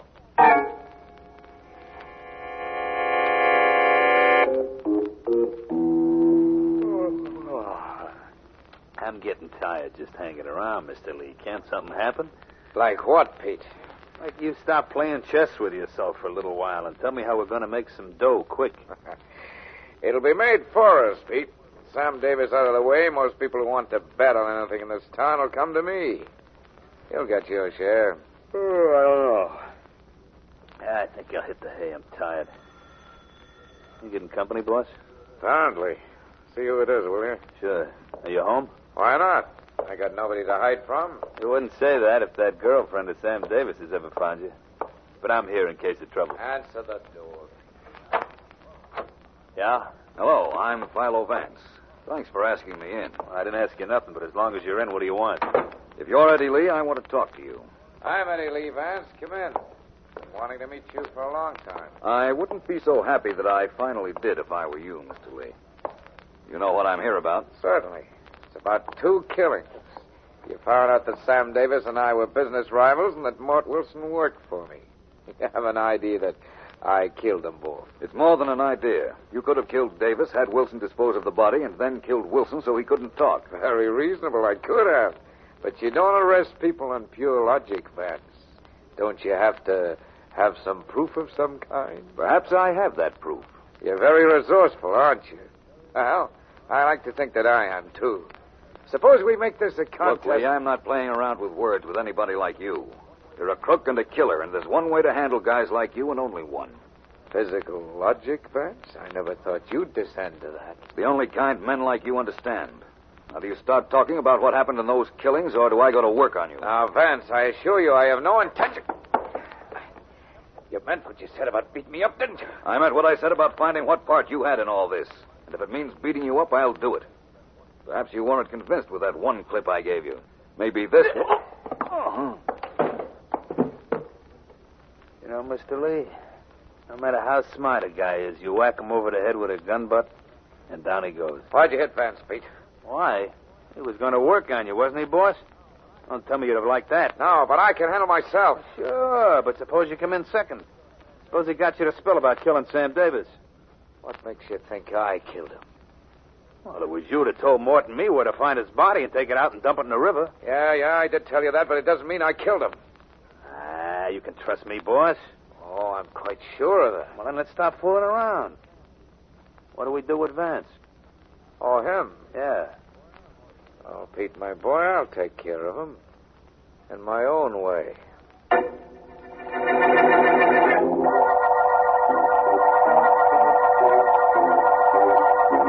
Vance, please. Please, wake up. Oh, brother, that bump on your head. Hello, Ellen. Hello. How did you get here? For that matter, how did I get here? Well, I can answer the first half of that. Somebody called the office and asked if I was your secretary. I said yes, so they told me to come to your apartment right away, that you needed me. I certainly did. Those wet cloths you put on my head did the trick, Ellen. Who did the trick of knocking you out? I deserved that. I was very impolite. I turned my back on Eddie Lee's principal stooge. Well, apparently they didn't want you dead, so they carted you here to your apartment and then called me. Now what? Now we're no further than we ever were in this mystery, Ellen. That's a situation I guarantee ends right here. From now on, we're going to get action. But,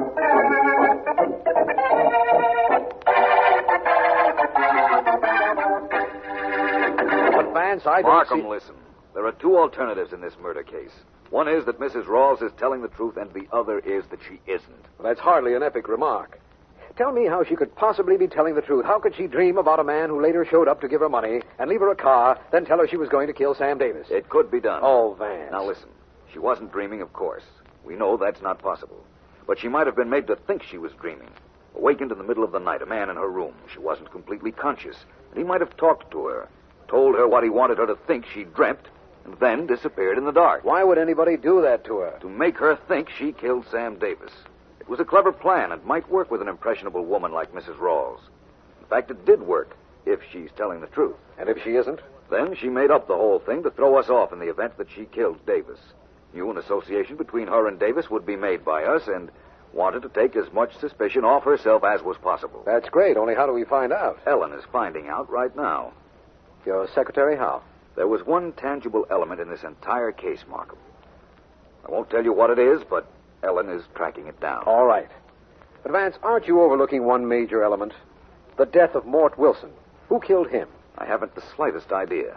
But I'll find out, believe me. Well, that's interesting. I'll get that. I told Ellen she could reach me here, and it's probably she. Hello. Oh, yes. Good work, Ellen. Very good work. So it was bought 1,000 miles from here. Well, this murder was planned a long time. Well, thanks, Ellen. You did a wonderful job. Bye. Well, Vance? We've got what I wanted, Markham. Have Eddie Lee, Mrs. Rawls, and Lee's henchman Pete down here in an hour, and in an hour, this case will be over.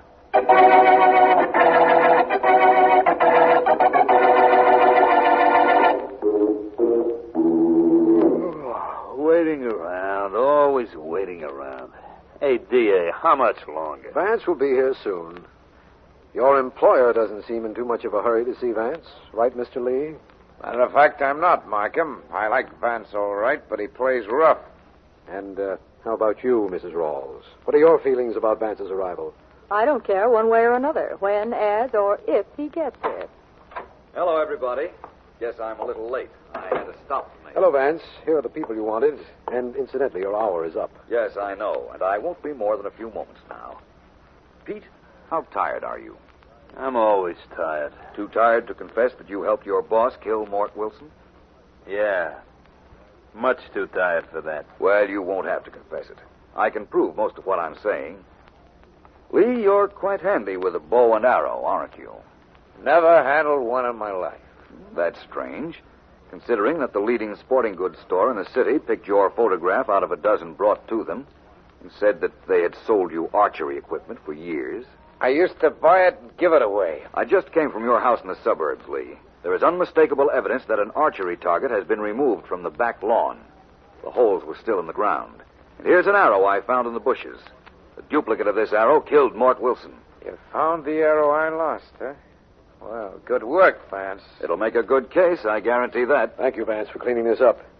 So it was your secretary, Miss Deering, who checked the sporting goods shops, and that's what she called you about before. No, that wasn't what she called about, Markham. Remember I told you there was one tangible element in this case we hadn't investigated? Yes, but you didn't say what it was. That's right, but you might have guessed. Finding where that one tangible element came from enables us to solve this case.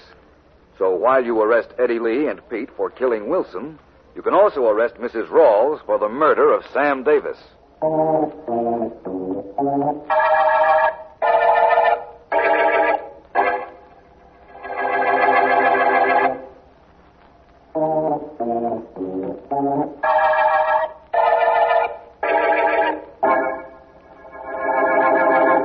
Vance, what was this tangible element that practically convicted Mrs. Rawls of planning and killing Sam Davis? You remember, Markham, that she told me some man had come to her in a dream and had given her money. Yes. Then appeared later and gave her an automobile. And still later to tell her to kill Davis. Yes, I see. The money couldn't be traced, but the automobile could. Exactly. Ellen traced it, found it was bought in a city many miles from here. Mm-hmm. When she called me to tell me that the purchaser answered the description of Mrs. Rawls, I knew she'd planned the whole thing, and that the story of her dreaming was all a lie. We know why she wanted Davis dead, but not why she identified Mort Wilson as the man who allegedly came to her in her dream. Why shouldn't she?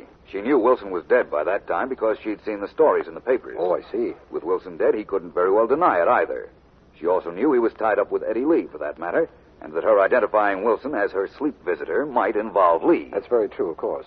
And your finding that arrow and the archery was enough to get a confession from Lee after we worked on his accomplice, Pete. Lee killed Wilson, all right, but I don't know why. I can tell you that. Lee had sent Wilson and Pete to carry off Davis's body. Lee had probably come to call on Davis and found him dead. Uh-huh. Inasmuch as somebody had done him a favor by killing Davis, he wanted to do that somebody a favor by getting rid of the body. And Mort Wilson was under the impression Lee had killed Davis, and Lee was afraid he'd talk. Is that it? Exactly.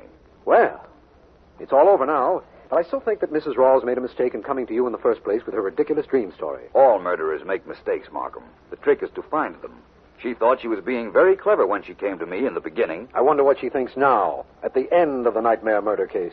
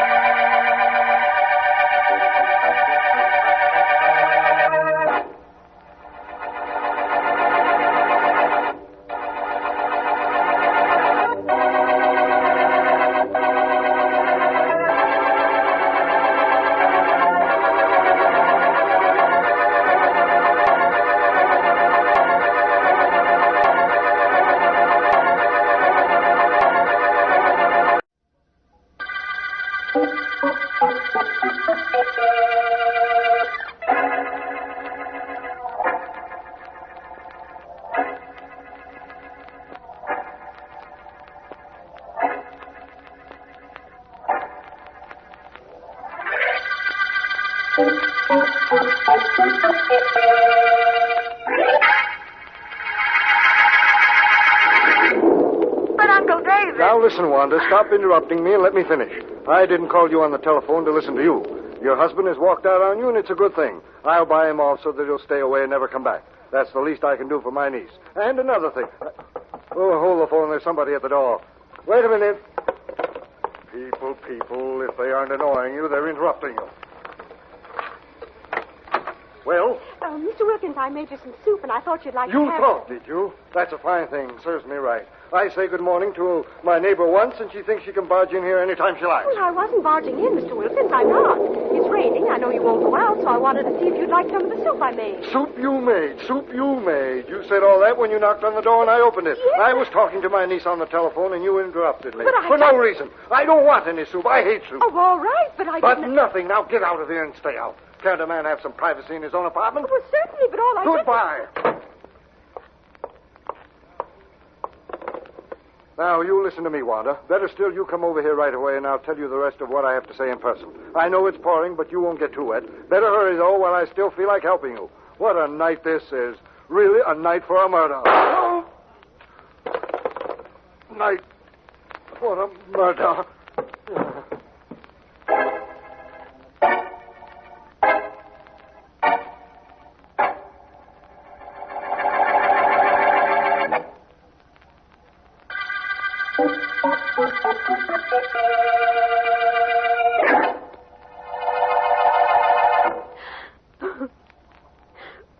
Mr. Markham, you know all about my uncle's death that I can tell you. I called the police when I heard the shot over the telephone as he was talking to me. I know, Mrs. Taylor. Sometimes my job as district attorney isn't so very pleasant like now. Now, there are several things you can tell me about your uncle that might help us find out who killed him. Well, Oh, Vance, come in. Vance, this is Mrs. Wanda Taylor, niece of the man who was murdered. It was his death I asked you to come down and help investigate. Hello, Mrs. Taylor. My deepest sympathies. Thank you. Vance, this is the situation. Mrs. Taylor's uncle, David Wilkins, was talking to her on the telephone when he was interrupted by a neighbor, a widow living next to him. She had made him some broth, but he didn't want any, and he returned to the telephone. We have her testimony to that effect. I see. Have you anything to add to that, Mrs. Taylor? No. I was talking to my uncle when I heard a shot over the telephone, and our connection was broken immediately. When the phone dropped to the floor, Vance, it smashed part of the mechanism. Understandable enough. You called the police from your telephone, Mrs. Taylor? Yes. They said to meet them at my uncle's place, and I did. It didn't take long, and when I arrived, a policeman was already there. The officer on the beat heard the shot, ran up, and found Mr. Wilkins was still alive. Wilkins said he didn't know who shot him. All he knew was that he was talking on the phone to his niece when his killer walked in. And that, I imagine, is all we know about the case. Yes. Mrs. Taylor, what were you talking to your uncle about? Well, I don't think that's any of your... Mrs. Taylor? It was personal. Very personal. So is murder. Well, my husband walked out on me 3 days ago. My uncle was saying it was a good thing, that he was going to buy him off. Your uncle had money. A lot. And I was his only living relative. I'm sorry, but he had 2 heirs. Oh, I told you. I know what you said, but you're still married, and your husband automatically owns half of what was left you, unless otherwise specified in a will. Oh. I think the first thing we ought to do is find this husband of yours, Mrs. Taylor. Before we find the murderer, Vance? It's quite possible, Markham, that when we find Mr. Taylor, we'll also be apprehending Mr. Wilkins' killer at the same time.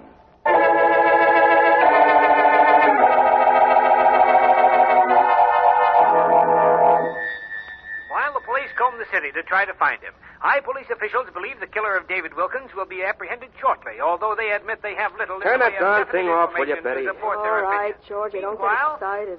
I'm not excited. I know. You always yell like that. What's the matter? You unhappy because you packed in the niece of that dead guy? I don't know what the matter is. You got something to gripe about. I got something to gripe about. I came here to your new apartment this morning, worked all day marketing because the stores wouldn't deliver. I cleaned this place for you. You're complaining. Yeah. Take it easy, Betty. Take it easy. I'm too tired to do anything else. Georgie, what's the matter with you? You want to go back to your wife. Is that it? That isn't it, and you know it. If I never see Wanda again, that's okay with me. I'm nervous. I want to get out of here. I think the cops might come looking for me. What for? You didn't kill her uncle, did you? Now, look, I'm going to leave town. I'll be a good kid and throw some of my things in a bag for me, will you? How long you going away for? Not long, just till this blows over. Oh, okay, I'll help you. How many shirts you want? 2 or 3. I'll travel light and buy some stuff if I need it. Okay. Why don't you get on the phone and get a train reservation? I'll go by bus. Okay, go anywhere you like. Only, Georgie, Yeah, what is it? don't forget to come back. Uh-huh. 3 shirts, that ought to be... What's the matter? Nothing. Nothing at all. Now, listen, what are you going to do when I'm away? Going back with Big Johnny Dale? I don't know. Depends on how long you stay away, Georgie. What's the matter with you? You act like you found a bottle of poison or something in my dresser drawer. Poison, Georgie? Yeah. Maybe you better not leave town because maybe I found something a whole lot more deadly than that.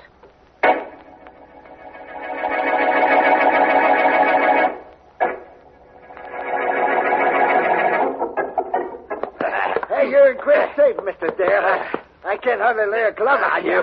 You learned me good, Sammy. Yeah? I was 20 years younger. Maybe I could be a professional. Huh? Sure, only you and one That's it. scrap in the ring. That's how I That's it. started. Now look at me, broken down ex-pug who keeps guys like you in shape. I take care of you, don't I? Oh, yeah, sure. No complaint. Hey, You tagged me with that one. Pretty good, huh? Yeah. Hold it, Sammy. Somebody's at the door. Glad to hold it, Mr. Dale. Glad to do it. Hey, you better throw that rope over your shoulders when you open that door. It might be a drag. Good idea, Sammy. Very good idea. Hello, Johnny. Betty, baby, come on in. Yeah. Johnny, I got to talk to you alone. Sure, Betty. Hey, Sammy, scram, will you? Sure, Mr. Dale. What's going on, Betty? What's got you so upset? Johnny, I need help. I want a favor. You coming back to me? No, Johnny, not right now. Don't ask me to come back. Wait till I come back by myself. Because if I ever come back that way, I'll stick. Well, you got something there, Betty, baby. Okay, I won't press it. Tell me what's on your mind. Johnny, you know anything about the killing of that David Wilkins guy yesterday? Only what I read about it. Why? Well, this Wilkins was talking to his niece when he was killed. His niece is married to a guy named Taylor, only he walked out on her a couple of days before. Yeah? That's the guy I'm running around with, Johnny. Well, that's a nice, pretty picture. Where do I fit in it? You fit in like this. Hey, kid, that gun. Put it away. No. What do you want to point a gun at me for? I'm sorry. Here, I want you to take it. Wilkins was killed with a .38. Here's a .38 I found in this guy Taylor's dresser drawer. 1 shot's been fired. Take care of the gun for me, Johnny. So that's the pitch, huh? Yeah. Your boyfriend knocked off the uncle, stashed the gun in his dresser, and you found it. Yeah. You found it, and you bring it to me to see that it gets lost. You got a lot of nerve, Betty. I got a lot of confidence, Johnny. You'll do it for me, won't you? I don't know. I'm not sure. This sticks me in the middle of something that ain't my business. You know that. I don't want that gun kicking around. This boyfriend of mine wanted to blow town, only I talked him into staying for a little while. But he wouldn't know how to duck a hot rod, and you would. Yeah, I'd know. The cops looking for this new guy of yours? Not that we know of. Only he's afraid of something. Well, he ought to be afraid of me. After all, he took my girl away. He didn't take. She went to him. Well, I guess that's right. Well, okay, Betty, baby. I'll take the gun. Oh. And I'll get rid of it. You got a big heart, Johnny. And a soft head. Imagine me making sure a guy don't take a murder rap so that my girl can still have him.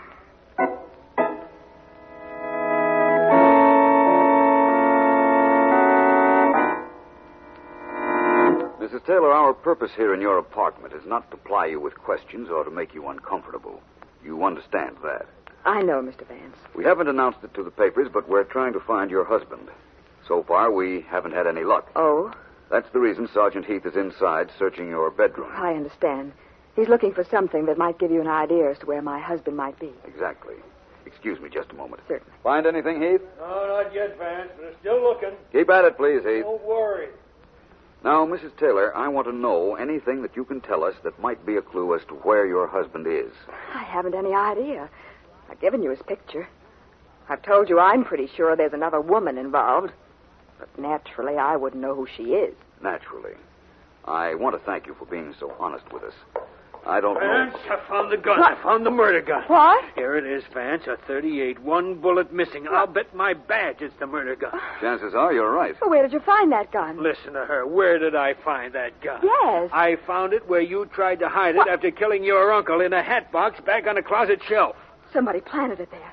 I never saw that gun before. Somebody put it there, I tell you. Oh, sure. Oh, Vance, tell him I couldn't have killed my uncle. Tell him I was talking to him on the telephone when he was shot. Tell him that gun must have been planted. You don't have to tell me.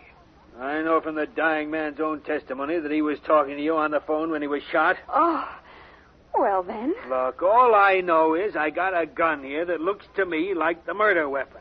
And, Vance, I got a right to take Mrs. Taylor here downtown. I'm not stopping you, Heath. I'm stopping myself. I don't know how she could have done it. And you know something? I don't care. All I know is I've got the gun, and I'm pretty sure it's the gun that did the job. Now all I got to do is find out who fired it. Well, it wasn't I. You know I couldn't have fired it. We do, Mrs. Taylor? Yes. I don't agree with that at all. Well, now I'm mixed up good. What am I supposed to do now, Vance? Take the gun to headquarters and check it, of course. and what are you going to be doing all that time, Vance? Trying to find two things, Mrs. Taylor. Yes? One is your husband, and the other is a way that you might have murdered your uncle.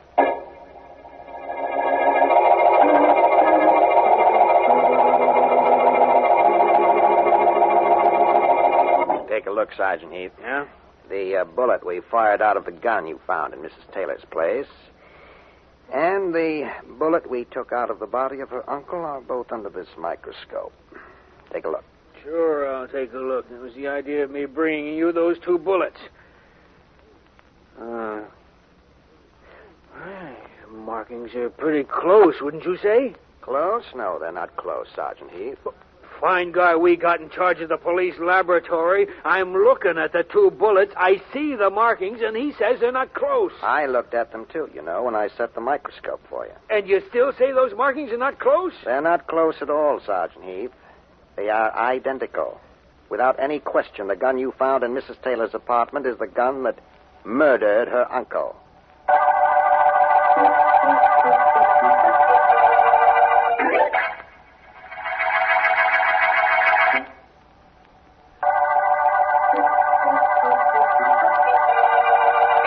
This is District Attorney Markham.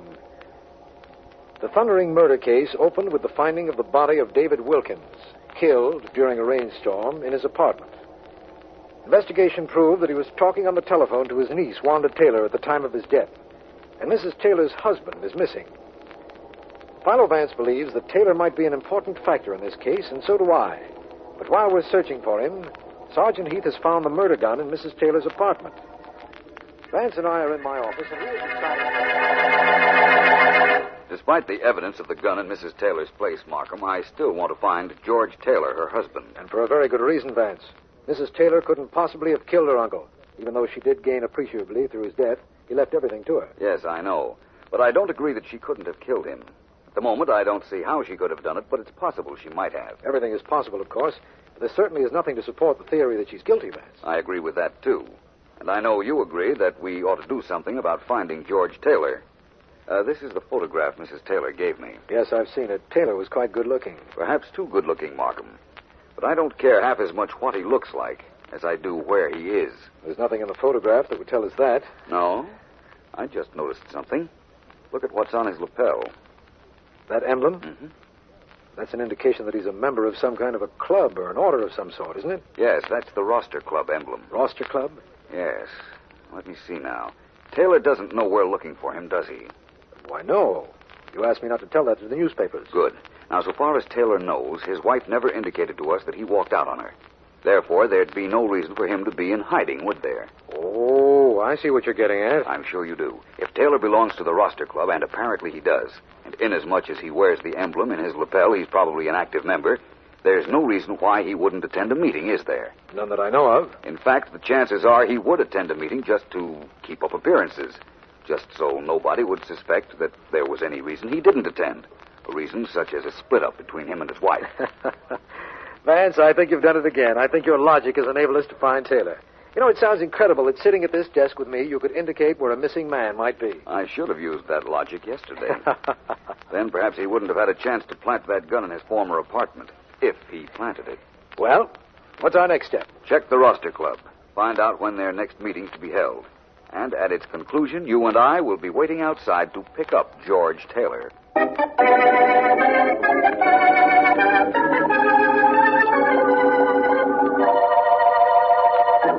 Look, Georgie, everything is all right. I'm sure it is.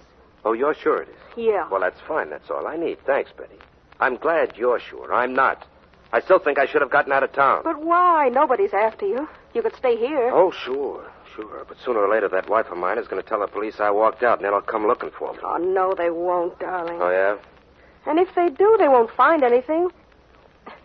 Why don't we go to the movies, huh? No. Oh, we could take a walk, maybe. I don't want to walk. Then what do you want to do? I'm not sure. You know, there's a meeting in my club tonight. I ought to go show my face. Well, then why don't you? I don't know what I want to do. Can't make up my mind. All I'm sure of is that whatever I decide to do, it's going to be the wrong thing.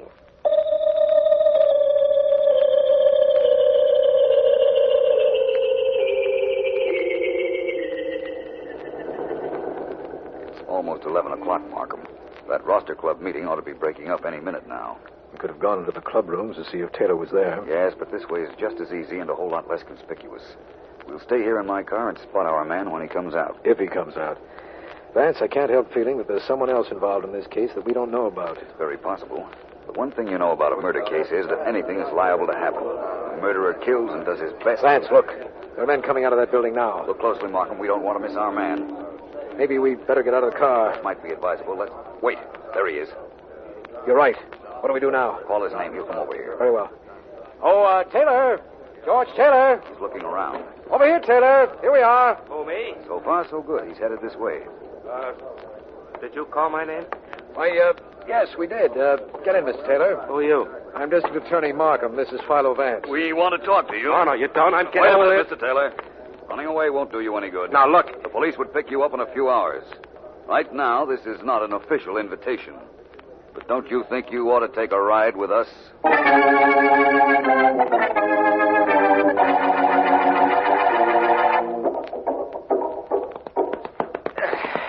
I'm pretty good with this punching bag, huh, Vance? Not bad, Dale. Oh, I suppose you could do better. I don't know. I haven't tried in years. Well, go ahead and try. Here, take a crack at it. Let's see you make it do tricks. All right, Dale.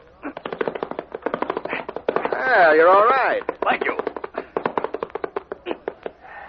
Now let's see how all right I am at finding out what I want to know about you. I knew this wasn't a social call, but if it's business, Vance, you better talk to my lawyer. That's what I pay him for. I want to talk to you, Dale, not him. And I want you to listen. Oh, you do, huh? Yes. What happens if I don't?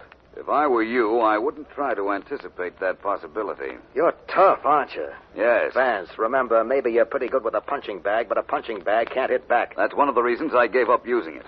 Now, Dale, look. I think you're mixed up in the killing of David Wilkins. What's more, I'm going to... Oh.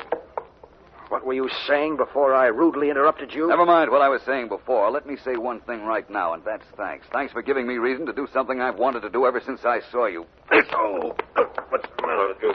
Hey, oh. Get up, Dale. I'm pretty comfortable down here. Stay there, then, but tell me this. What do you know about the Wilkins murder? Nothing. Not a thing. I never met the old guy. You know a girl named Betty Steele? Sure, I know her very well. What about it? She's going now with a man named George Taylor. Taylor's still married to Wilkins' niece. We picked him up last night, and he told us about Betty and you. If you framed Taylor, maybe you'd get your girl back. You know, you've got something there, Vance. I wonder why I wasn't smart enough to think of that. I wonder if you were.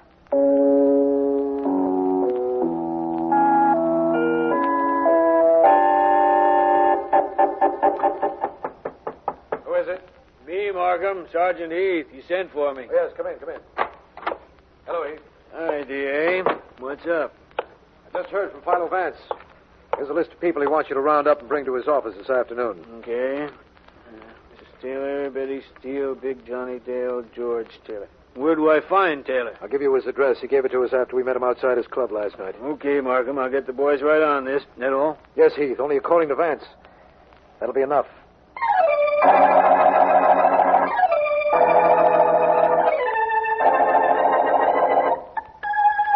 I want to thank all of you for coming here to my office. It's nothing. Don't thank me. Cops practically dragged me here. I'll thank Sergeant Heath when he comes in for that. You, Mr. Taylor, and Miss Steele. Yeah. I'm glad to see you both. Well, at least somebody's glad we're here. And Mrs. Taylor, I think I can promise you that your uncle's murder will be solved in a very few moments. I hope you're right, Mr. Vance. To begin with, Dale. Yeah? Where were you the night Wilkins was killed? I'll help you. It was this Monday night at 8 o'clock. I knew you'd ask me that, Vance. Really? I was out at a driving range knocking out some golf balls. I like to keep in shape. Thank you. Miss Steele, where were you? I was watering the lawn in front of my own house. Mr. Taylor? I went out for a walk. Hi, Vance. Oh, come in, Sergeant Heath. Here's that report you asked for. I just got it from the Bureau. Thank you, Heath. I have here a weather report for this territory on the murder night. Oh, Mrs. Taylor, I'm afraid I overlooked asking you where you were. Well, you know where I was. I was at home talking to my uncle on the telephone when the shot was fired. Of course. Now, everybody listen. This weather report states that there was a thunderstorm Monday night. Yet Mr. Dale, Mr. Taylor, and Miss Steele all say they were doing things which they wouldn't be doing in the rain. Listen, I'm telling the truth. Just a moment. The thunderstorm I talked about took place only in a very small district. That isn't too rare a phenomenon with storms. Sometimes it rains on one block and not on the next. Sure, I've seen that myself. Thank you, Heath. Now, everybody, let me tell you all that the storm in this one particular neighborhood doesn't explode your alibis. It's possible you were all doing what you claimed. Oh, that's nice. Mr. Vance, you promise you tell me which of these people killed my uncle. Which one did? One question more, please. Well, all right. Mr. Taylor. Yes, sir. You knew David Wilkins. Sure. Ever talked to him? Talk to him? Nobody could ever talk to him. All you could do was listen. The guy talked a blue streak. He never stopped. You couldn't get a word in edgewise once he started. That's true, Mrs. Taylor? Yes, I suppose so. Thank you, Mrs. Taylor. Thank you for telling me that you killed your uncle and how you did it.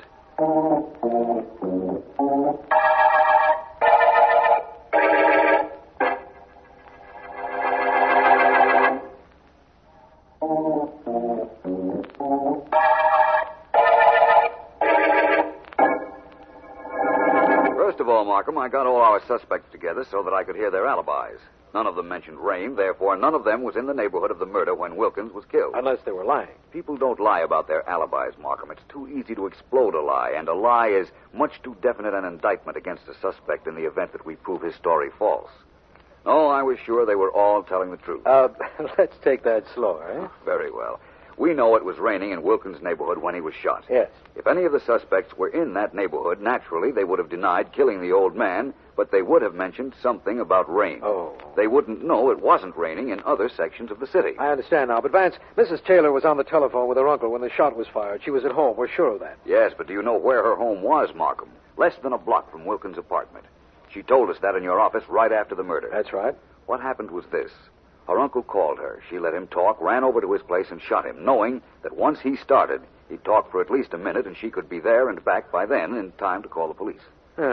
We know her motive, of course, but what about the murder gun? What happened to that? That was the only complicated part of this case, Markham. In making her confession, she said she followed her husband one day when she happened to see him on the street after he walked out. He went to his new apartment, and she broke in there later to plant the gun. Which was found later in her husband's apartment by his new girl. Right. Betty Steele found it, gave it to Johnny Dale. This Dale told me just a little while ago. You see, Betty thought that Taylor had killed Wilkins, so she wanted Johnny to get rid of the gun. Uh-huh. He, of course, planted it in Mrs. Taylor's apartment, where Heath found it. Well, that gun really did some traveling around, didn't it? No more than I did on this case. Only I went in circles until I got all our suspects together. It's funny how a situation develops, isn't it, Vance? Yeah. After all, this seemed like such an ordinary murder at the beginning. Yes, it did. And it turned out so unusual at the end of the thundering murder case.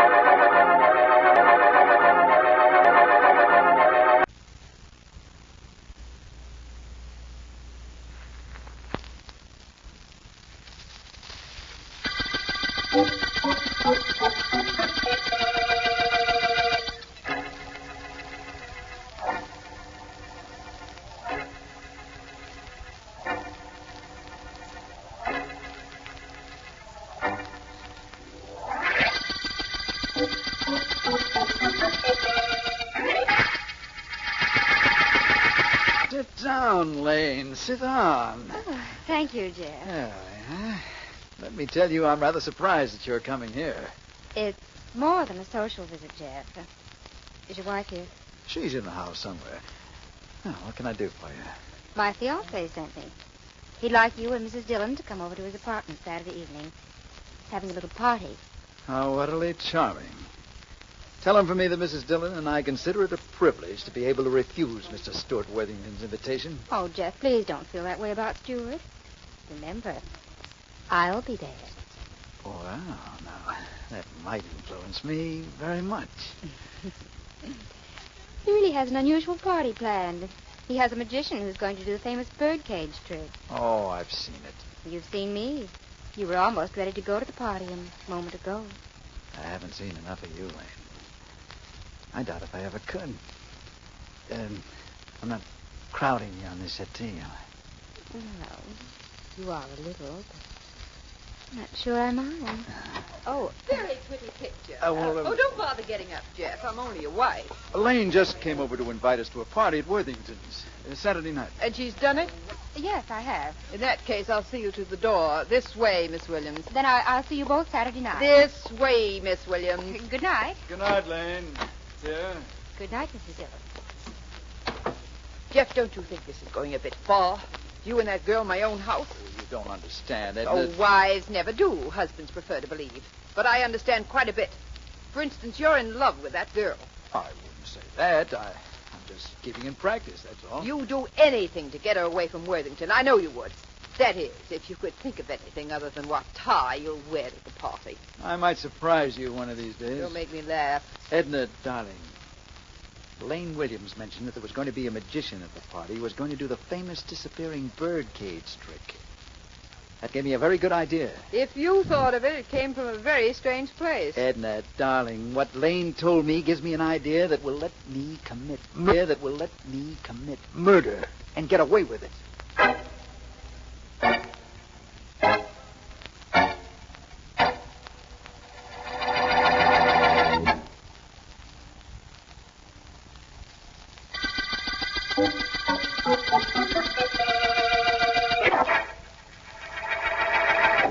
What about it, Scotty? What about it?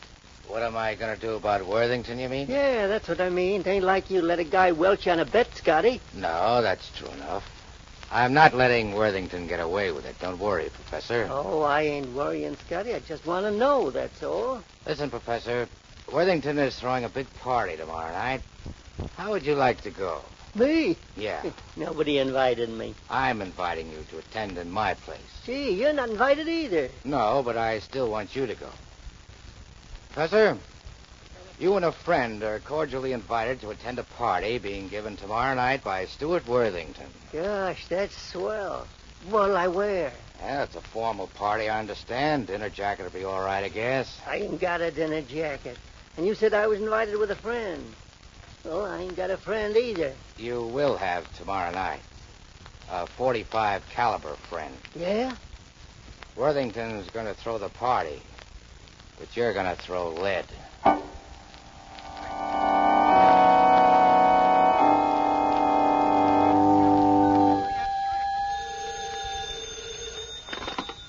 Philo Vance speaking. Vance, Yes? this is Lane Williams. Do you know me? I don't think so. Well, it doesn't matter. I'm engaged to Stuart Worthington. You know him, don't you? Slightly. What's the trouble, Miss Williams? Well, I don't know yet. Only I'm sure there's going to be trouble. Stuart's made a lot of enemies, and he's gone out of his way to hurt certain people who won't take hurting. Who, for instance? Well, Jeff and Edna Dillon. Either one or both of the Dillons is liable to explode at any moment. Well, just keep Worthington out of the way of the explosion, and nobody will be hurt. Vance, listen to me. It isn't only the Dillons. There's a gambler named Scott whom Stuart has been dating, and I heard Scott threaten my fiancé only this morning. That's why I called you, Vance. Stuart's giving a party tonight. Please come, and bring the district attorney with you. Well, I'll ask Mr. Markham if he can make it, Miss Williams. Who else will be there? I don't have a list of the guests, but one thing I'm sure of. One of them will be a murderer before the night's over.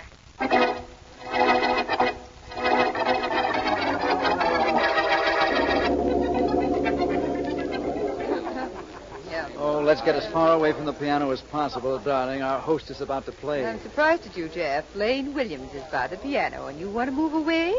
Well, over here by the window is as far as we can get, I guess. Glad it's open. It's very stuffy in here. What is? The air, the people, or the conversation? All three. Yeah. Jeff, the other night you said something about committing murder and getting away with it. You were kidding, of course. Was I? Well, you have to be. For a lot of reasons. One of them is you haven't the nerve to do anything more strenuous than combing your hair. Unless a beautiful girl is involved. That's what you think. Well, let's pretend we're interested in what Stuart's going to play. I'm not that good an actress, but I'll try. He's just put out all the lights in the room, and there's just that spotlight on the piano. What a ham. Oh, Come on, Markham. Somebody turn on those lights. Vance, look what happened. Oh, poor Stuart. I see what happened. You are Miss Williams, aren't you? Yes, I called you. I had reason to. You can see that now. Yes, I can. This is District Attorney Markham. We'll take over now. Everybody, please stay exactly where you are. Markham. Yes, Vance. Stay with me. This might be one of the quickest cases we've ever been on. I hope so. Mr. Vance, the shot came from over there. I practically saw the flash of the gun. It came from that direction over there by the window where Mr. and Mrs. Dillon are standing. Oh, well, that simplifies things a bit. Markham, that window's open. Do me a favor. See what you can find out about the ground underneath the window. Perhaps the shot came from outside. Be right back, Vance. Now, listen, everybody. Please. Murder has been committed. For the time being, at least, I represent the police. I've been told that the shot came from the direction of the window. Do you all agree it did? Mr. Dillon, stay where you are. I'm coming over to you. Come on. Who's stopping? My name is Philo Vance. I'm here tonight because I understood there was trouble between you and Worthington. I guess it might be called trouble. I always regarded it more as a clash of personalities. Oh, my wife, Mr. Vance. How do you do? How do you do? Everybody seems to agree that the flash of the gun came from over here by the window, Dillon. Are you carrying a gun? Look for yourself. He's got a gun, Vance. He has to have a gun.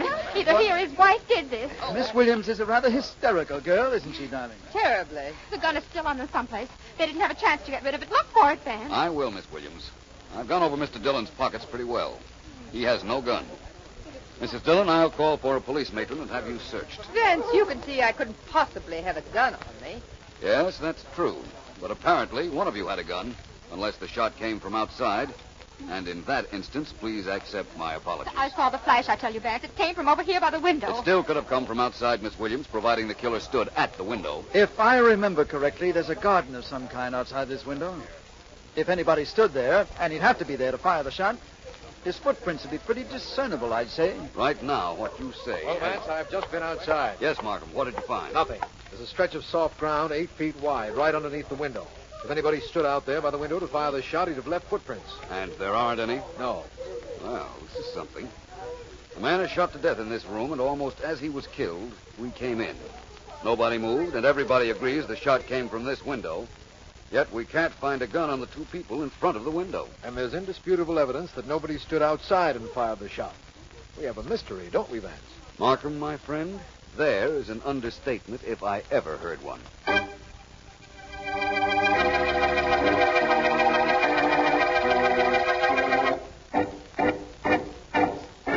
Sit down, Miss Williams. Sit down. I can't, Scott. I wanted to talk to you. I didn't dare use the phone, so I came down here. I'm glad you did. Everything go off without a hitch, did I? Worthington's dead, if that's what you mean. That's what I meant, all right. You set the thing up just the way I told you to. Sure. I called Vance, told him about you and about the Dillons, and told him what time to get there. Everything went off just like clockwork. As he opened the door, the shot was fired. When I plan a thing, I plan it good. Yes, you do. My friend, the professor, did his work pretty well. Glad you told Vance about me. It put you in the clear, and I have a perfect alibi for the time of the shooting. Yeah, I guess that's all we have to discuss, isn't it? Not quite. Oh? I had Worthington killed because you tipped me off that he'd made a will leaving you a big hunk of dough. That's one of the provisions under which you were going to marry him, wasn't it? Yes, You promised me $10,000 for the job. that's right. Now, that's very good, Miss Williams. But in lieu of what you're getting, we'll just consider that a down payment. Okay?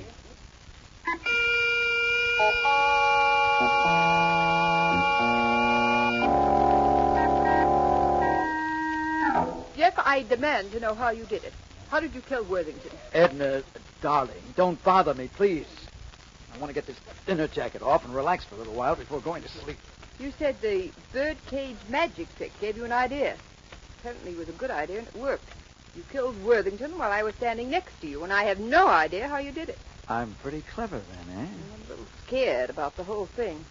What'd you do with the gun? Who said there was a gun? Oh, you're not talking to Philo Vance now, Jeff. There had to be a gun. It had to be fired by you. Yet I never saw it in your hand. Maybe the shot did come from the window. You heard Markham tell Vance it couldn't have. Nobody could have stood outside that window and not left footprints in the ground. You did it, didn't you? Oh, stop it, will you, Edna? This is getting boring. Here, hang up my dinner jacket. All right, but, Jeff, What is it? what's that strapped to your back? What does it look like? A gun. That's the gun that killed Worthington. Naturally. How did it get where it is? It's snapback. Here, you see these thick pieces of rubber tubing? Yes, they're dangling from that contrivance you're wearing your back. Well, that tubing was down my sleeve with the gun attached to it. Oh. I had the gun palmed in my hand. And after I shot, I simply released it, and it went up my sleeve and wound up in back of me where you see it now. It was the disappearing birdcage trick that gave me the idea. No wonder Philo Vance couldn't find the gun. Who would think of looking for a gun there? All right, now that you know the whole story, perhaps you wouldn't think I'm so stupid. Hey, dear? It's hard for me to believe. So don't. To think I was standing right next to you, never saw the gun, never saw you shoot. That's right. And, darling, when you can be fooled, anybody can be fooled. What do you think of your husband now? I think I like him more than I ever did before. I also think I'm more afraid of him than I ever was before.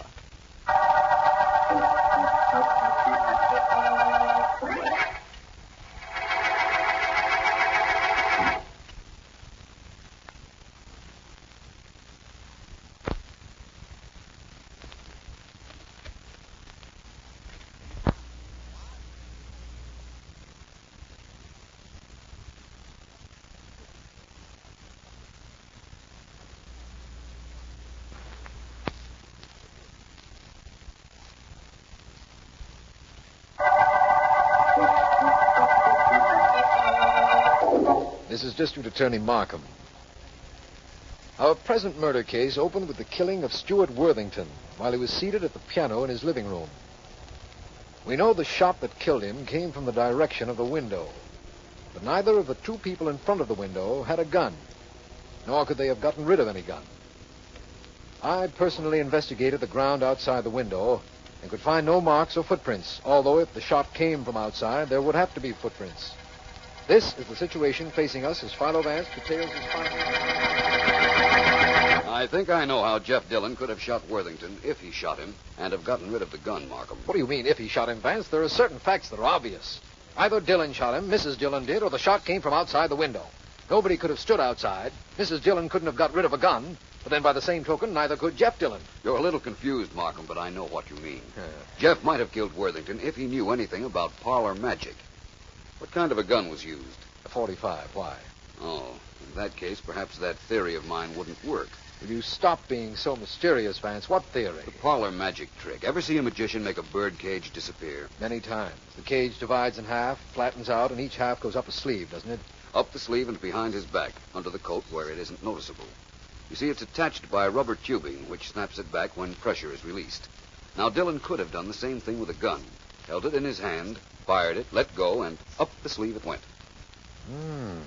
See what you mean. Well, I imagine we'd better go see the Dillons, don't you? Yes, and I hope when we meet Mr. Dillon, I'll have something up my sleeve, too.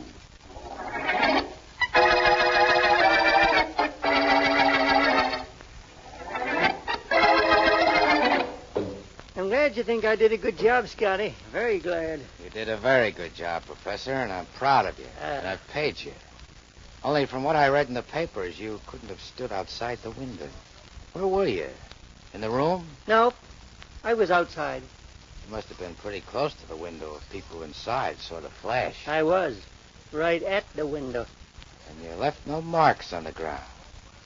How did you do it? Gee, I'm sorry, Scotty, but that I figured out for myself. If you don't mind, I don't want to tell you. Do you mind? No, I guess not. Where's the gun you used? Here it is. A 45. You want to get rid of it? Of course. Let me have it. Sure. Here you are. Professor? Yeah? What did you ask me just now? Huh? About the gun? I asked you if you wanted to get rid of it. That's what I thought. Well, I told you lies. Did you, boss? Yeah. I don't want to get rid of it. I want to get rid of you.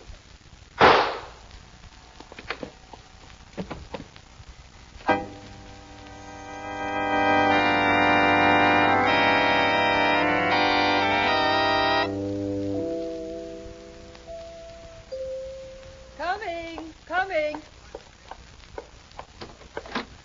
Hello, Mrs. Dillon. Oh, it's you, Mr. Vance. Come in. Thank you. Is your husband at home? Why, no, he isn't. Would I do? Not for what I had in mind, Mrs. Dillon. You don't make a very good murder suspect. I've heard you were very brilliant. Perhaps you are. Perhaps it's just that Jeff isn't as smart as he thinks. Mrs. Dillon, where is your husband? Out. Mr. Markham went down to his club to look for him. If he's there, Markham will bring him back here. I can hardly wait to see him. You're a strange person. Yes? You'll stick by your husband in a murder case. Probably alibi for him if you have to. But apparently you're not in love with him. No, I'm not. But I've tried for years to get him to do something, to do anything that would make me proud of him. And now, I think he's done it. You're proud of him for killing a man? Only if he gets away with it. Vance? Over here, Markham. I'm with Mrs. Dillon. I found her husband, as you can see. Glad you did. Come on, get in there. Please sit down, Mr. Dillon. That's very nice. I'm invited to sit down in my own home. What's up, Vance? Dillon, did you ever see a magician do the birdcage trick? I thought this was too good to last. Thank you, Mrs. Dillon. Now, Dillon, don't make me repeat the question. You talk to him if you like, Vance. I'll be back in a minute. I want to go to the bedroom a minute. Excuse me, please. Well, Dillon? I've seen the birdcage trick, Vance. Why? You know where the cage disappears to? Not me. I'm one of those people who like to be fooled. I never bothered to figure out how it was done. That's possible, of course, but I believe that... Vance, you were asking about the birdcage trick. It worked with heavy rubber tubing like this, didn't it? Why, yes. And that's a professional disappearing harness you have in your hand, Mrs. Dillon. Where'd you get it? My husband. You... Shut up. My husband wore this the night of the party, Vance. Attached to the tubing, as you can see, was a gun. It's in the dresser drawer now. Shall I get it? You don't have to bother right now. I imagine that's right. You have a very good case against your husband, Mrs. Dillon, and we're indebted to you for your help. He just couldn't do anything. Not a thing. Better off rid of him. I'm not sure you are yet. Why not? I showed you how I got rid of the gun that killed Worthington. It went up his sleeve and wound up in this harness back of it. Yes, that's true enough. You did. Only you didn't kill Worthington, did you, Dillon? Who says I didn't? I do. Oh, wait a minute, Vance. We came down here to find the device you outlined to me, the birdcage apparatus. We found it. Dillon doesn't deny he killed Worthington. But you doubt it. Why? The most simple and obvious of reasons, Markham. This device would work with any small caliber gun. But Worthington was killed with a 45. A 45 is much too large to go up a sleeve. No, Markham, I'm afraid we'll have to look somewhere else for our murderer.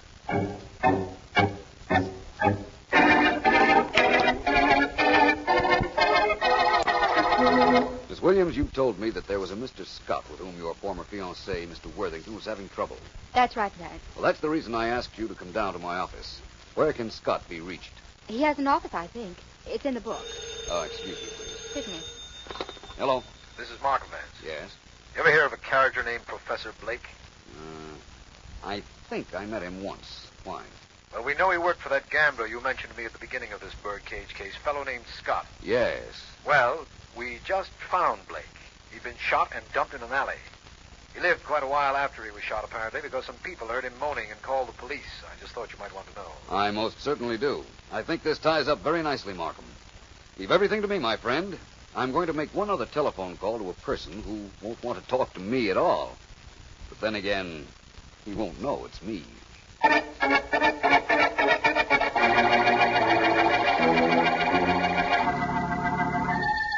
Who did you say this was? Me, Professor. Gotta help me. Where are you? The shack on Water Street. I'm hurt. Bad, boss, but you didn't kill me. Get me a doctor, please. You got a lot of nerve calling me. Either come down here with a doctor or I go to the police with the whole story.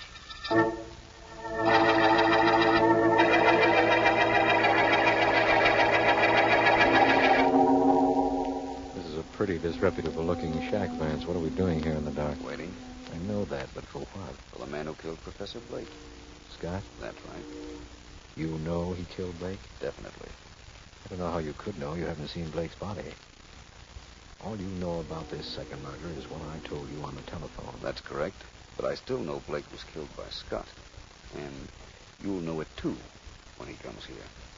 You really think Scott will be silly enough to show up? Of course. Why shouldn't he? He thinks Blake is alive. He knows that if Blake talks, we'll grab him. But you see, he doesn't. Somebody's coming. Get over by the door. Right.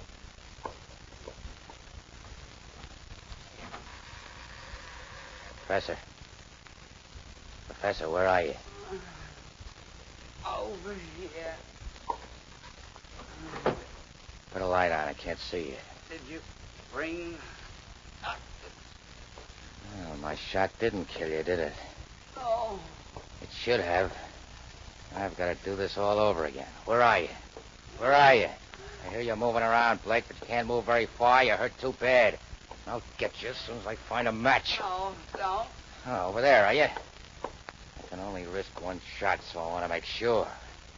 After all, Professor, you shouldn't feel too badly about being shot. You knocked off Worthington, didn't you? You hired me to do it? Of course. And now I'm paying you off. Now, where are you? Yeah. Over here. Get this over with. You bet I will. So you're in this corner, huh? Well, it'll all be over in no time, Scott. Hey, who are you? Better hit him again, Markham. He's tough. Yes. Well, Vance, I rather enjoyed that.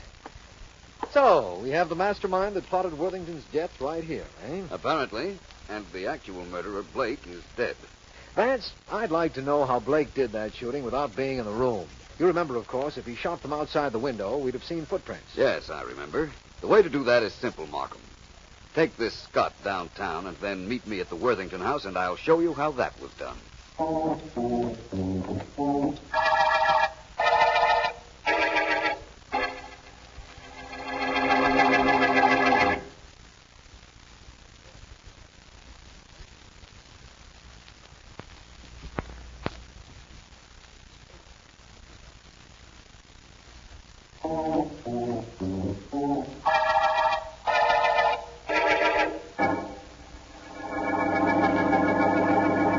I'll help you carry that ladder, Vance. Oh, it's no trouble, Markham. Not very heavy. This is what Professor Blake used the night Worthington was shot. Carried this ladder across the lawn, as I'm doing now, over to the window. Well, here we are. What now? Well, next he rested the ladder on the ground, leaned it against the window, climbed it, and shot. But in that case, there'd be ladder marks on the soft ground, Vance, and there weren't any. I'll move this ladder back on the lawn. There. Now I'll lean it against the window, like this.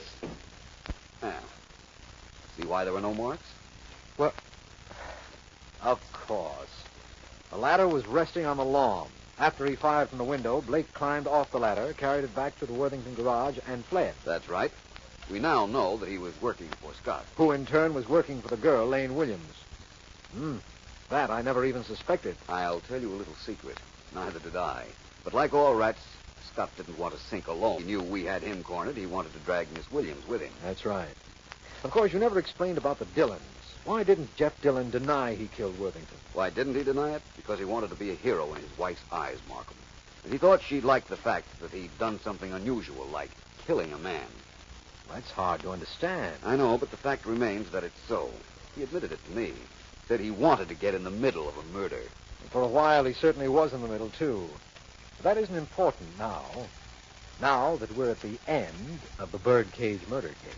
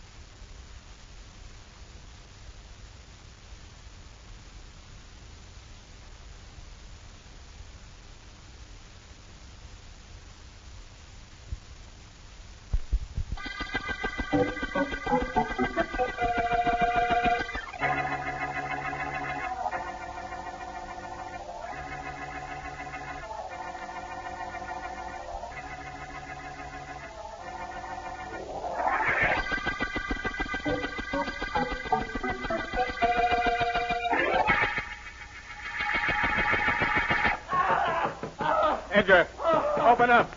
Please, open this door. There's something very wrong in that bedroom, dear. Something is terrible wrong. I hear Mr. Downey crying out, and I come and get you two right away. Oh, you did right, Matilda.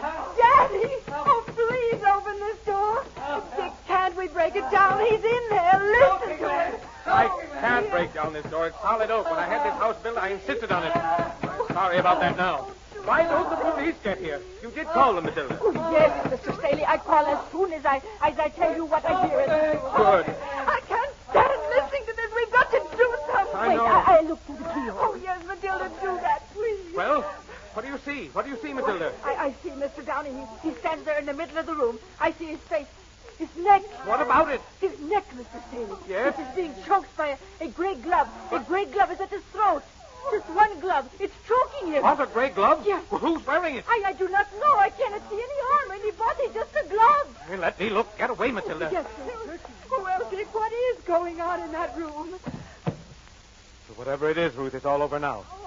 Your father's lying on his back in the middle of the room. And there's a gray glove lying right next to him.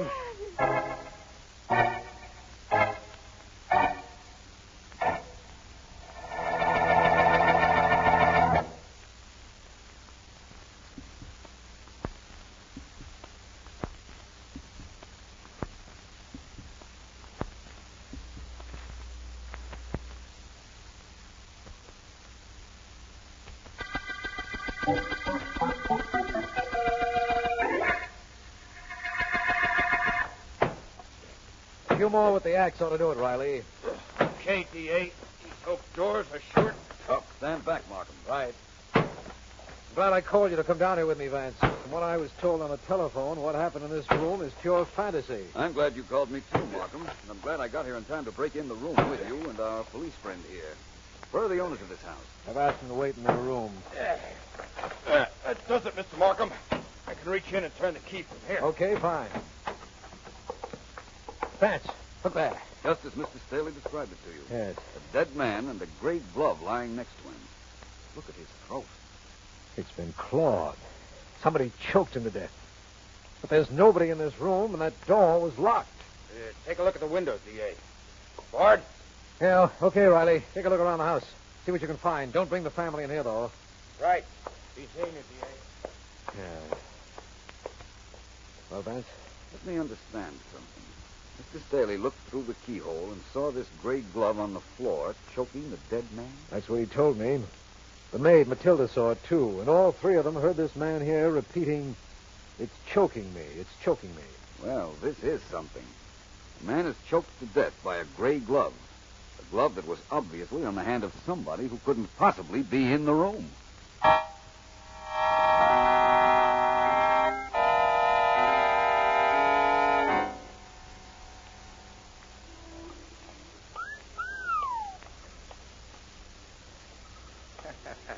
Didn't give you a tumble, Joe. You must be losing your stuff. Kind of nice you was. Who needs her? Hey, the fellow's inside the store. You want to go in and shoot a fat? Who needs it? Besides, Sammy, I got a date. Who with? My girl. Oh, Marge? Who else?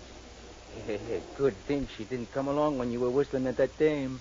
So she came along, so what? So she'd see me. But is that a crime? Not to me, it ain't. Hey, tough freak about her grandfather. The guy who got choked to death in this room? Yeah. Yeah, tough break. He didn't like you. Who needed him? Marge likes me, that's all that counts. Hey, scram, Sammy, here she comes. Okay. I just want to stick around, say hello. Okay. Hello, Joey. Hi. Hello, Sammy. Nice to see you. Thanks, same to you. Joey and I were just talking about your grandfather. Joey, let's... Shut up. I didn't say nothing. I just said you and I was just talking about Marge's grandfather. That's all I said. Joey, could we Of go... course, everybody knows you didn't like Joey here and was raising the roof because you used to meet him on street corners. But I wouldn't say there was any reason to kill a guy, would you, Marge?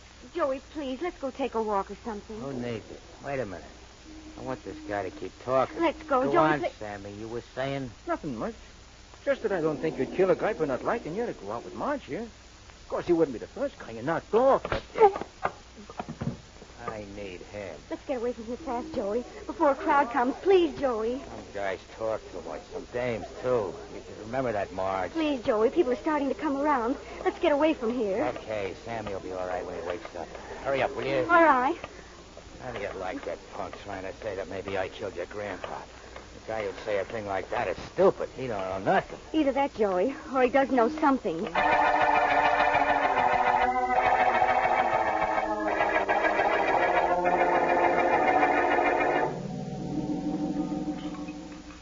I've never known you to question anybody in the kitchen before. It's the first time for everything, Markham. Matilda, Yes. you don't have to stop washing those dishes to answer some questions. I don't stop. Good. How long have you worked for Mr. and Mrs. Staley? 30 years. I come with them when they first get married. I stay with them ever since. They're very fond of you. I was talking to them right after the body of Mrs. Staley's father was found in his room, and they told me how highly they regarded you. They are good people. Were they happy, Matilda? Oh, yes. So happy. Well, Vance, I guess that tells us nothing. What did you want it to tell us, Markham? I was hoping your questions might shed some light on the ridiculous situation in this house. Our man could be choked to death with a gray glove, which we found on the floor. Oh, that? Yes, definitely that. Mr. and Mrs. Staley heard her father cry out that the gray glove was choking him. Yet after looking through the keyhole, they could see neither body nor arm attached to the glove at his throat. There was a slight inaccuracy in your description of what happened, my friend, but it doesn't matter. You see, I know how that was done. What? Yes, Oh. I took something. I'm so sorry to drop the dishes. I picked them up. Nervous, Matilda? Oh, I don't think so. It seemed to me that you were. You knocked over those dishes when Vance said he knew how Edgar Downey was murdered. Well, I'm sorry. I know. But about what?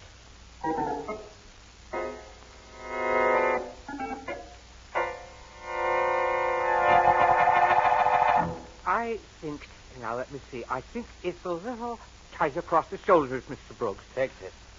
Certainly.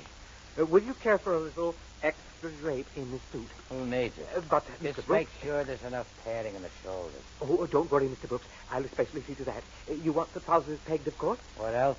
And see that they come up high enough, you hear? Oh, yes, Mr. Brooks. Okay, that does it. Now, when do you want me to come? Joey, you in there? Who is that? My girl, what's she doing here? In here, Marge. Come on in. Joey, I've got to talk to you. Don't talk. Alone. Oh, yes, sir, Mr. Brooks. The sitting was about over, you know. I'll see you Thursday. Joey. Well, Marge, Joey, what do you think's happened? how do I know? Philo Vance is working on the murder of my grandfather. Oh, he's got a job. Mm-hmm. Oh, send him a wire of congratulations. Joey, don't fool. This is too serious. Yeah? It isn't only that he's working on the murder, but he's found out something. Oh, lucky him. He was talking to Matilda, our cook, this morning. Oh. The district attorney was there. So? The district attorney said he wished he knew how the murder was committed, and Vance said that he knew. Oh. He did he? Joey, you've got to do something. This is for me. You know about Mother and Dad. What am I supposed to know about him? Well, you know how terribly they quarreled when Grandfather came to live with us. I told you that. So what am I supposed to do? Stick my neck out and get into trouble? Who needs it? Well, if Vance knows how Grandfather was killed, it's going to affect somebody I love. My mother or father or you. Oh, I get the gimmick now. You're scared. You'll think of something to do, won't you? Please. Sure, I think it's something. Only don't get into trouble, Joey. I wouldn't want that. I'll try not to. Okay, honey, relax. I won't be the one that gets into trouble. It'll be Philo Vance.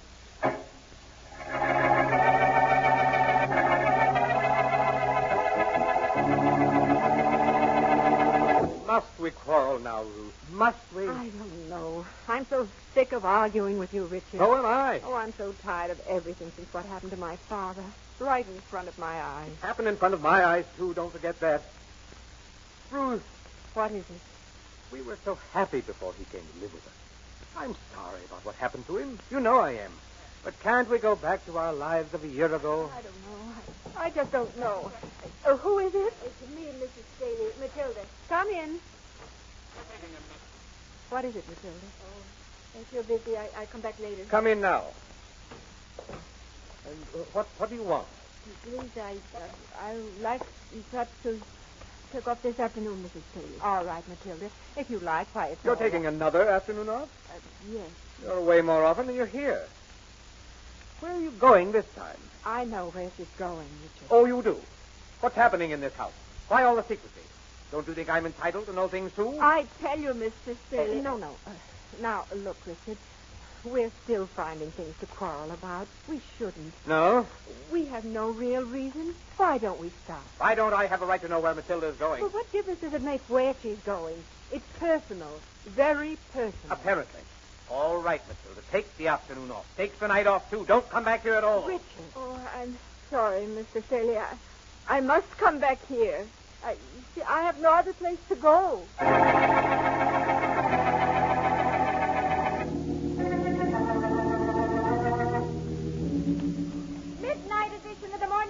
Yes, just out. Paper, mister? No, thanks, Jimmy. Oh, it's you, Mr. Vance. Hey, what's cooking? Nothing much. Just out for a little exercise before going to sleep. Oh, well, okay. If there's anything I can do for you, you let me know, will you? All right, Jimmy. I'll remember that. Hey, buddy. You mean me? Sure, you got a match? You think so? Think I have one here? Freeze, fella. Don't make a move. Oh. Stick up? Don't you wish it was? Frankly, no. No, this ain't no stick-up. Stick-up will be over nice and quick. I'm going to be with you a long time. Unless...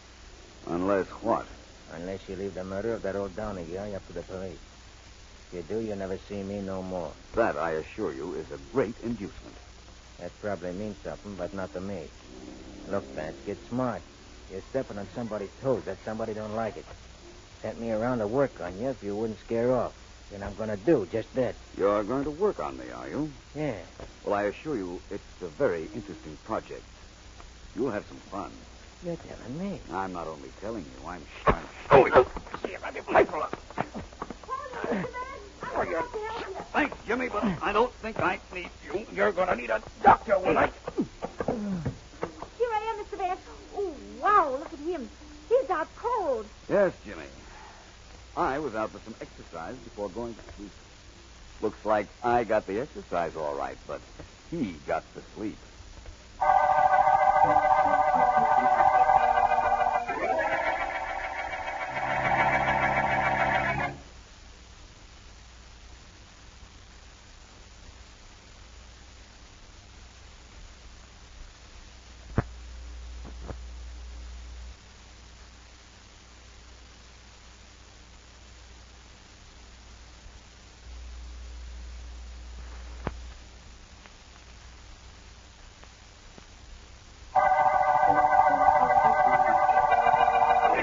This is District Attorney Markham.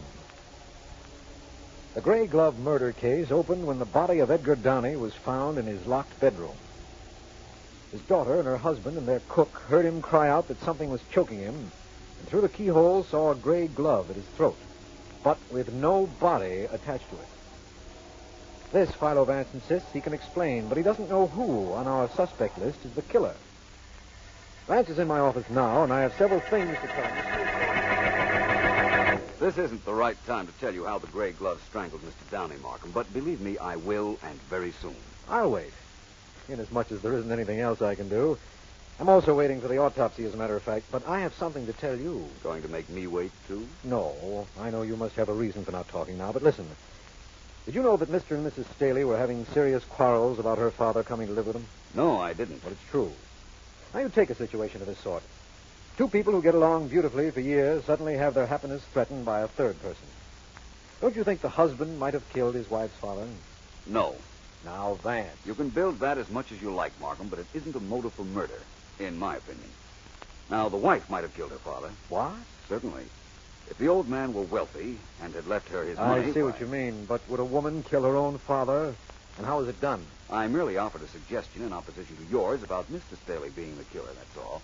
Wasn't my theory. But you do have one. Yes. You see, a rather tough character tried to intimidate me last night as I was taking a walk. Oh? I don't think either Mr. or Mrs. Staley would have hired him. And who did? I don't know. But I have a hunch whoever it was will show up. And very soon. He knows I don't scare easily now. And apparently he's worried. So am I. After what you told me. Don't be. My activities for the next hour or so are very tame. I'm going to take a ride with a lady. Mrs. Staley? Nope. Her daughter Marge, whom I know you haven't met as yet? No. I'm going for a ride with the one woman in this case who can tell me something important, if I can make her talk. The cook, Matilda.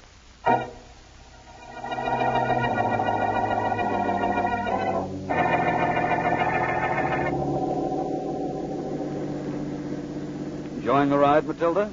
I like automobiles. I'm glad. You know, I like mysteries, but I don't like murders. Nobody likes murders. I suppose that's true enough. Matilda, don't you want to know how I came to pick you up in this car as I did? No. I came down from the building. You were there. You say to get in. I get in. I had followed you to that building. It was a hospital, wasn't it? If you say so. Who's ill in there, Matilda? You don't know? No. I don't tell you. Matilda, don't you see what you're doing? You're a... Hey, look out! Oh, the car! It almost pushes off the road. Yes, there. so it did. Oh, my. Somebody wanted to talk to me and did it the hard way. Oh. Here he comes. My. Hi. You're Philo Vance, ain't you? Yes. What's the big idea of cutting in front of me just now? My own idea. I get things like that all the time. The name is Brooks, Vance. Joe Brooks. I have a little information for you, my friend. Who needs it? Look, Vance, a friend of mine stopped you on the street last night. Only you stopped him. He was more of a friend of yours last night because he was giving you a little tip. I thanked him in my own way, of course. Sure you did. Anyhow, he came to warn you to lay off this murder case. You said you wouldn't do it. Now, I think you will. How wrong can a man be? You mean me? Yes. Cut the sarcasm. Who needs it? Vance, I'm not threatening you now. I'm not that stupid. Threats don't mean nothing to a guy like you. That's pretty apparent, isn't it? What's your proposition? I'm not threatening you. I'm promising you something. Duck out of this case, or I promise you I'll take care of you personally. And, Vance. Yes? My word's awfully good.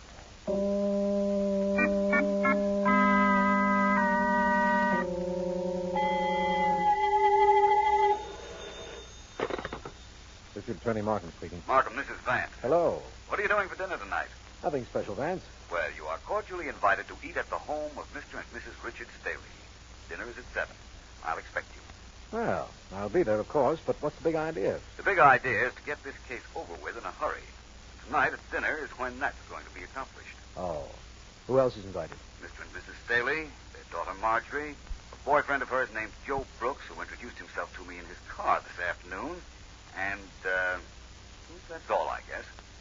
One of them is our murderer. Someone who'll be there tonight is, I assure you of that. And that's when you'll tell me how somebody could have gotten in and out of a locked room and choked a man to death with a gray glove? I promise. I'll be there.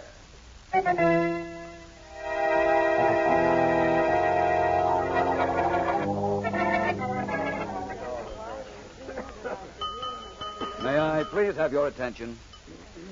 As you know, this dinner was my idea. Oh, Matilda. Yes? Please stay here. You can serve the dessert later, if you will.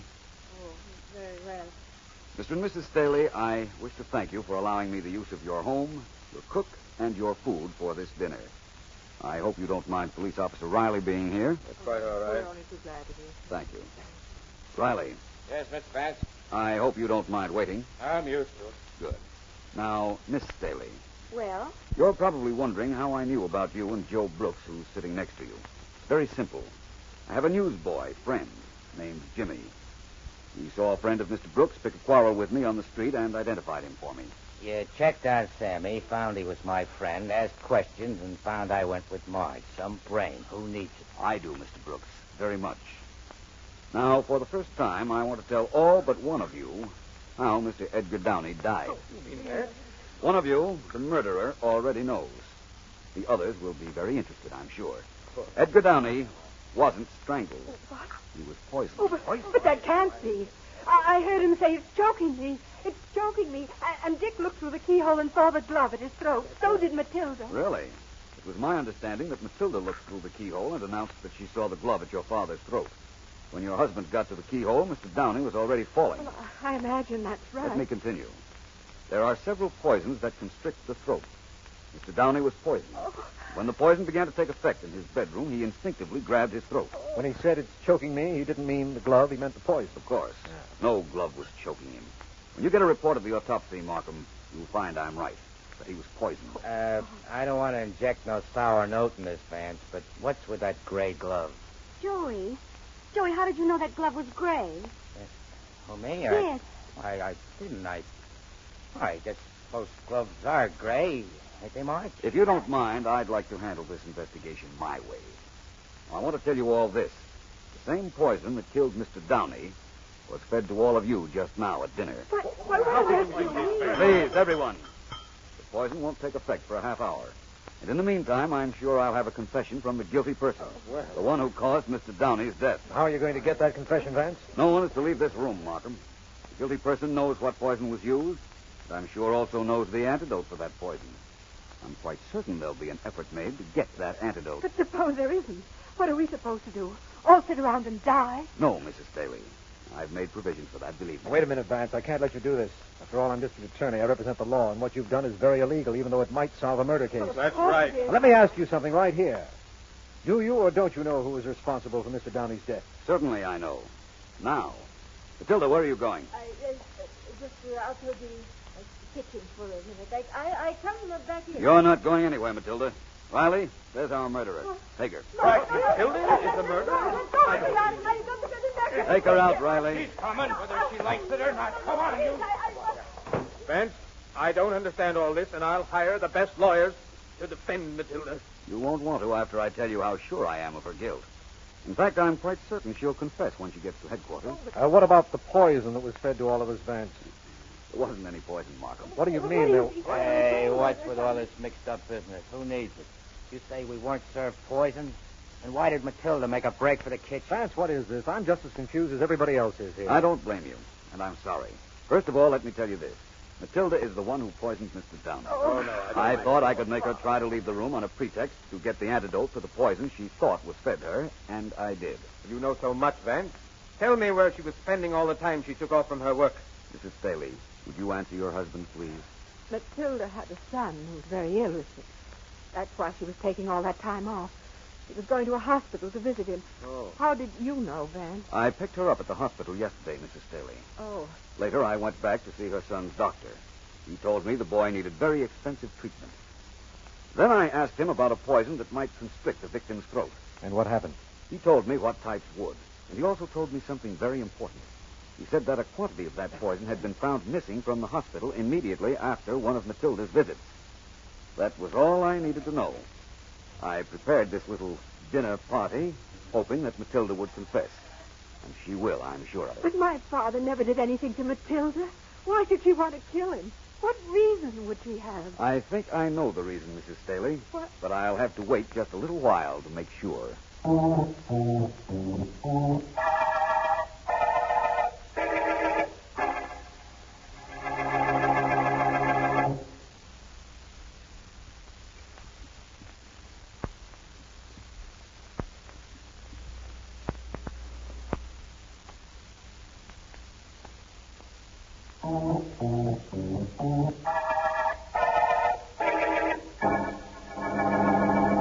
Vance, now will you please explain what actually happened in Mr. Downey's bedroom when that gray glove was seen clawing at his throat? Certainly, Markham. The glove was never at his throat. Matilda said she saw it when she looked in through the keyhole. Staley looked in just in time to see the old gentleman fall over dead. That's right, come to think of it. But the gray glove, how did that get on the floor? Matilda had put it there earlier. She knew about the poison, she knew Mr. Downey's habits, and she knew how long the poison would take to work. So she went to Mr. Downey's bedroom, dropped the glove on the floor, and went out, after which he locked the door in back of her. Oh, I see what happened. The poison started taking effect. Matilda got the Staley through the door and pretended to see the gray glove at Downey's throat. The power of suggestion was so strong that when Staley looked through the keyhole, he was willing to swear that he, too, later saw the glove at the dead man's throat. Mm-hmm. Well, now that that's explained, let's go to the motive. What was it? You'll read it in Matilda's confession. Mr. Downey had left her $10,000 in his will.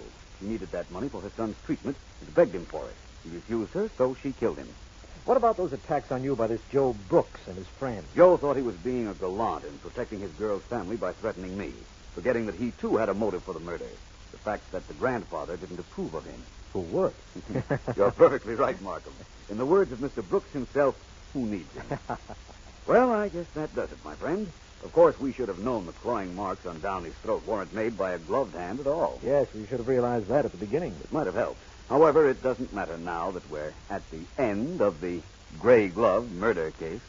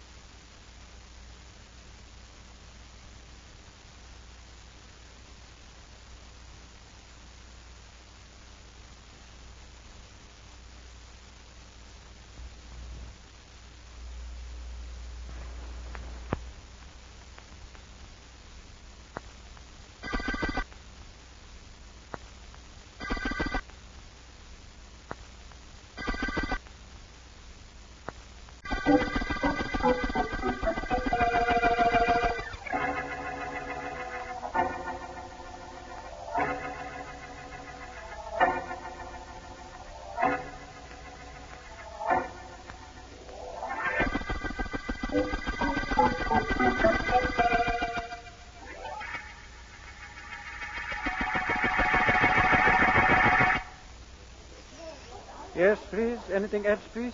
What do you got so far?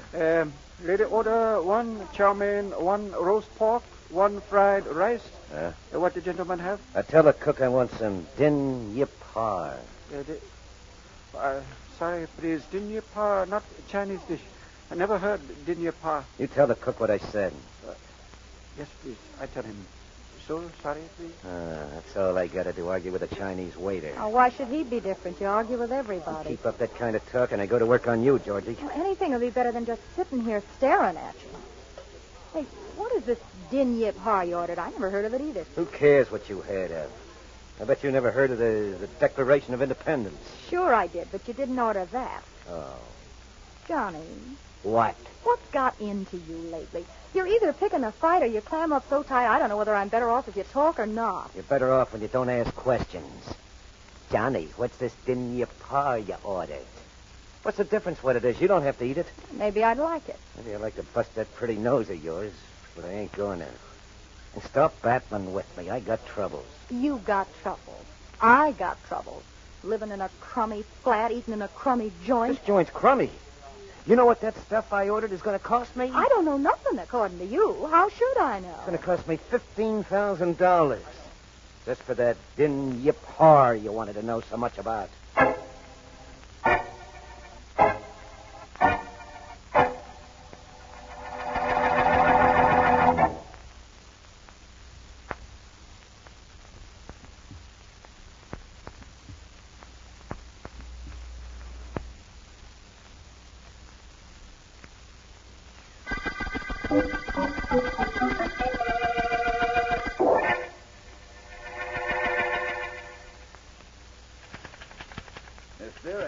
Yes, Mr. Vance.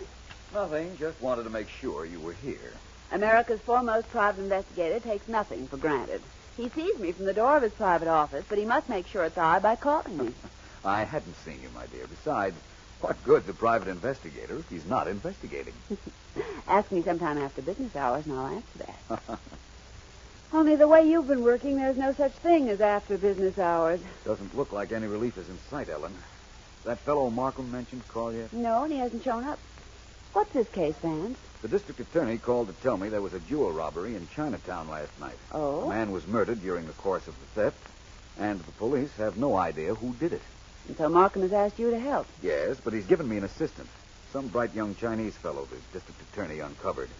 I'm taking him with me when I go investigating the crime.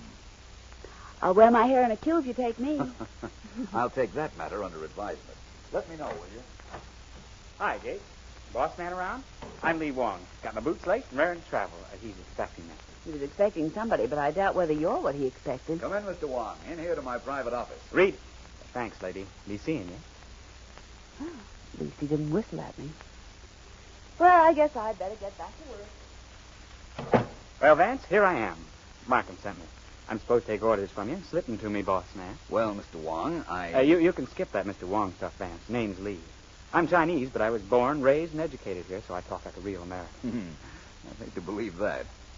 Lee, do you know what I'm going to work on? Natch. That robbery and murder down in Chinatown. Well, that's why I'm here. I know the section backwards. Well, that's hardly the way to approach a case, but I have an idea we'll do all right together. Would you like to visit the scene of the crime with me now? Sure, only there isn't much sense to it. The cops have kicked around anything that we might pick up. Perhaps you're right. Lee, why don't you meet me in Chinatown tomorrow night? Tomorrow night? Well, what goes with tonight? With right now? I have a plan about tomorrow night. In fact, if I'm not mistaken, it's a plan that will bring us the murderer. What? You haven't been to the scene of the crime, don't know the dead man, don't even know what jewels were stolen, and you think you can drag in the killer? I think so. Darn clever, these Americans.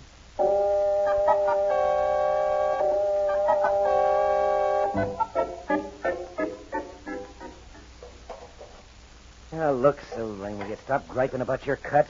We got a good thing going for us. It's a swell place to stash hot jewelry till I get ready to pick it up. But we have a fair deal. I'm not changing it. No? Well, maybe you change your mind, Johnny. All right. Nobody'd think of looking in the kitchen of a Chinese restaurant for this stuff, but we'll argue about a better deal later. Right now, I want to... Waiter coming. Oh. 1 chop suey, 1 mugugutan, 1 lumen. Hola. No kahayo kayat. Wila. Yang kaju wila mukia lo so.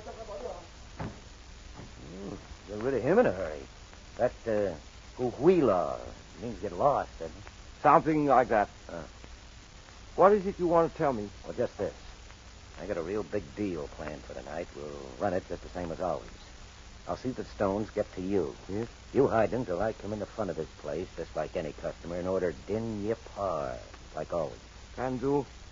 Why you steal this time? A 20-carat diamond from one of your merchants. There's a piece in the paper about it this afternoon. Now, you just be ready to grab it when I get it to you. Will do. And, Su Ling, remember, when you get it, keep it for me. Don't Hu-Hui-Law.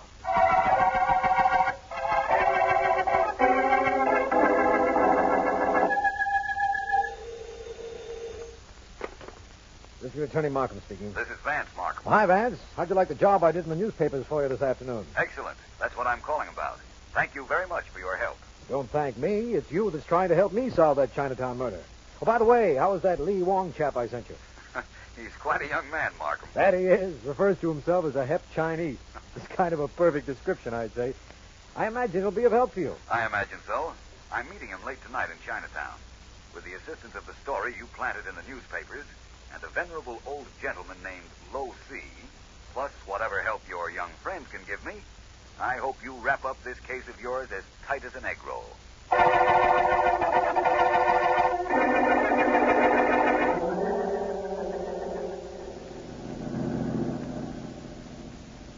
Sure glad that car came past just now, Vance. It was awful lonesome down here in the shadows. I know what you mean, Lee. But hiding here is part of my plan. If the thief we're looking for rises to my bait, we'll be out of here very soon. What kind of bait are you talking about? I persuaded Lo Si, who owns that house across the street, to bring out of its hiding place a 20-carat diamond, which he placed on exhibition in his home after announcing the fact to the newspapers through the district attorney. Hey, you're pretty hep yourself, Vance. That'll bring the thief out into the open, all right. But why do you figure it'll bring him out tonight? 2 reasons. One of them is that after his robbery and murder of the other night, he'll want to leave town. But he'd like to leave with Lo Si's diamond. Oh, and the second reason? That car parked across the street. There's a girl in the driver's seat, and the engine's running. I think we're on the right track. That means we get some action. Good. Only what? Holy cow. I was supposed to help you on this case, and so far I haven't done anything. I'm sure if I needed help, you'd have been very valuable. Oh, gee, thanks for that. Sometimes I... Hey, Vance. I see what you mean. Man just leaving Lo Si. What are we waiting for? Let's go. Right you are. We gotta get him before he hits that car. Hey, you, stop! At least we scared off the dame in that car. I'll catch that guy, Vance. I'm a trap man. I'm right with you. We ought to get him before he hits the bottom of that stoop. Leave him to me. He's my meat. You ain't going anywhere, brother. Oh, no. No! Give me a chance to get in this, Lee. Turn him around this way. Come on, Vance. Close in. I'm holding. You're holding nobody, and as for this, Vance, I'm making him a present of you. Oh, ow. It's right. Almost knocked the wind out of me. I'm sorry, Vance. He shoved me into you. Come on, let's get after him. No point in that, my young friend. What? Are you kidding? After all these gimmicks are cooked up, you're going to let him get away? Not at all. The police have this block surrounded. I venture to say the young lady in the car is in custody by now, and so is the fellow you were battling with. Well, knock me down and call me Flatso. You really do things right, don't you, Vance? I'm not sure yet. I planned this so that the thief could steal Lo Si's diamond. I'm pretty certain he did, judging by the fact that he was coming out of Lo Si's house at this hour, and the fact that he had a getaway car already. But what? But I still won't know if my plan is successful until the police find Lo Si's diamond on him. Yeah, I get what you mean. Sure would make you a schmo if the diamond was stolen. The police did pick up the guy, and he didn't have the stone. That would make you a schmo. Yes, I imagine it would. But let's not anticipate that possibility right now. If Markham and the police have done their work, they'll have our friend and his getaway girl safely at headquarters very shortly. That's where I'm headed to find out a couple of things. One of them, of course, is to find out whether they have Low Seas diamond. What's the other? To find out whether or not I'm a schmo.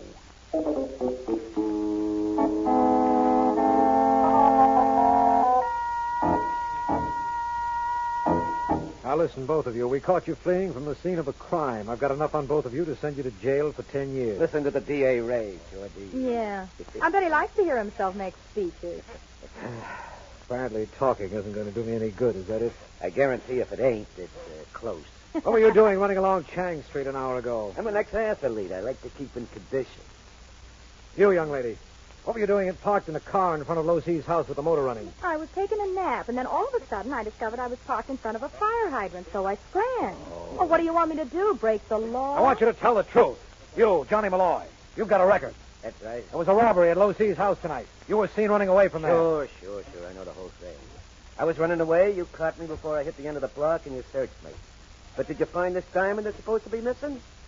No. Did Low C, whoever he is, identify Johnny as the man who robbed him? No. The robber wore a mask, but it had to be you, Malloy. We know it must have been you. And where's the diamond? Well, you might have thrown it away as you were running. Get smart, D.A. Did I know there were cops at the end of the block waiting to grab me? If I made that heist, would I toss that stone in the street? All I know is... Vance, come in. Well, Vance, this is the result of your plan. We have this man and his girlfriend. They both deny they had anything to do with the robbery of Low C, and we can't prove they did have. You didn't find the diamond on him. No, and Low C can't identify him either. Maybe I can. Well, just how are you going to identify me?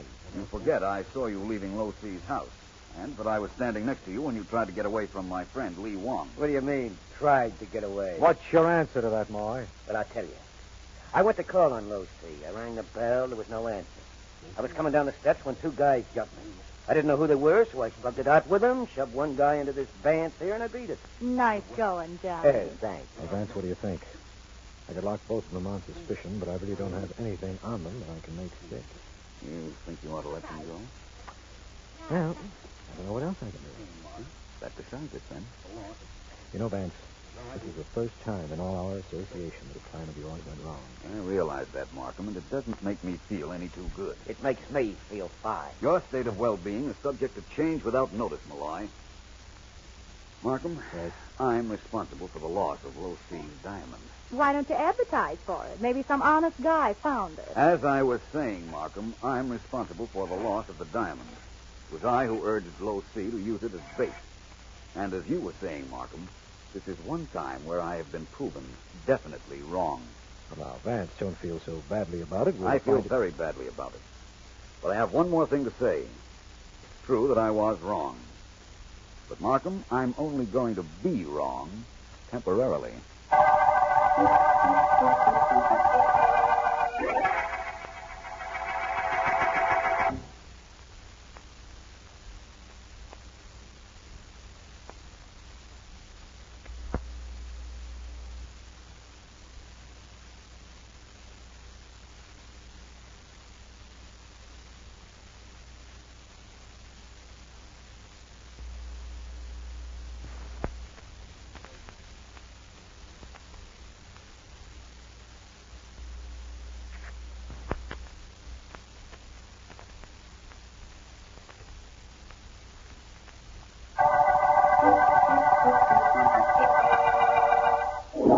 This is District Attorney Markham. The case we're working on, which Vance calls the Chop Suey murder case, began with the robbery and murder of a Chinatown merchant. In an effort to trap the man responsible, Vance planned a scheme that backfired, and a large diamond belonging to a prominent Chinese was stolen. While we thought we had the criminals in Johnny Malloy and his girlfriend, they had no diamond when we captured them. In an effort to explain, Vance told me he was going to visit Low C, the man from whom the diamond was stolen. He should be there about... More tea, Mr. Vance? Thank you, no, Low C. And thank you for understanding how badly I feel about your missing diamond. It was possible stone might have had real value. It was possible stone might have been instrument which brought criminal to justice. Thus, although stone worth many thousands of dollars, it failed in its true purpose. It didn't fail. I did.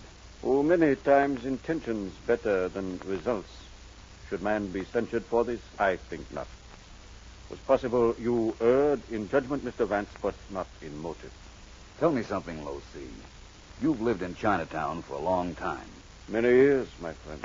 I'm convinced that somewhere between your house here and the corner where the police picked him up, Johnny Malloy got rid of your diamond.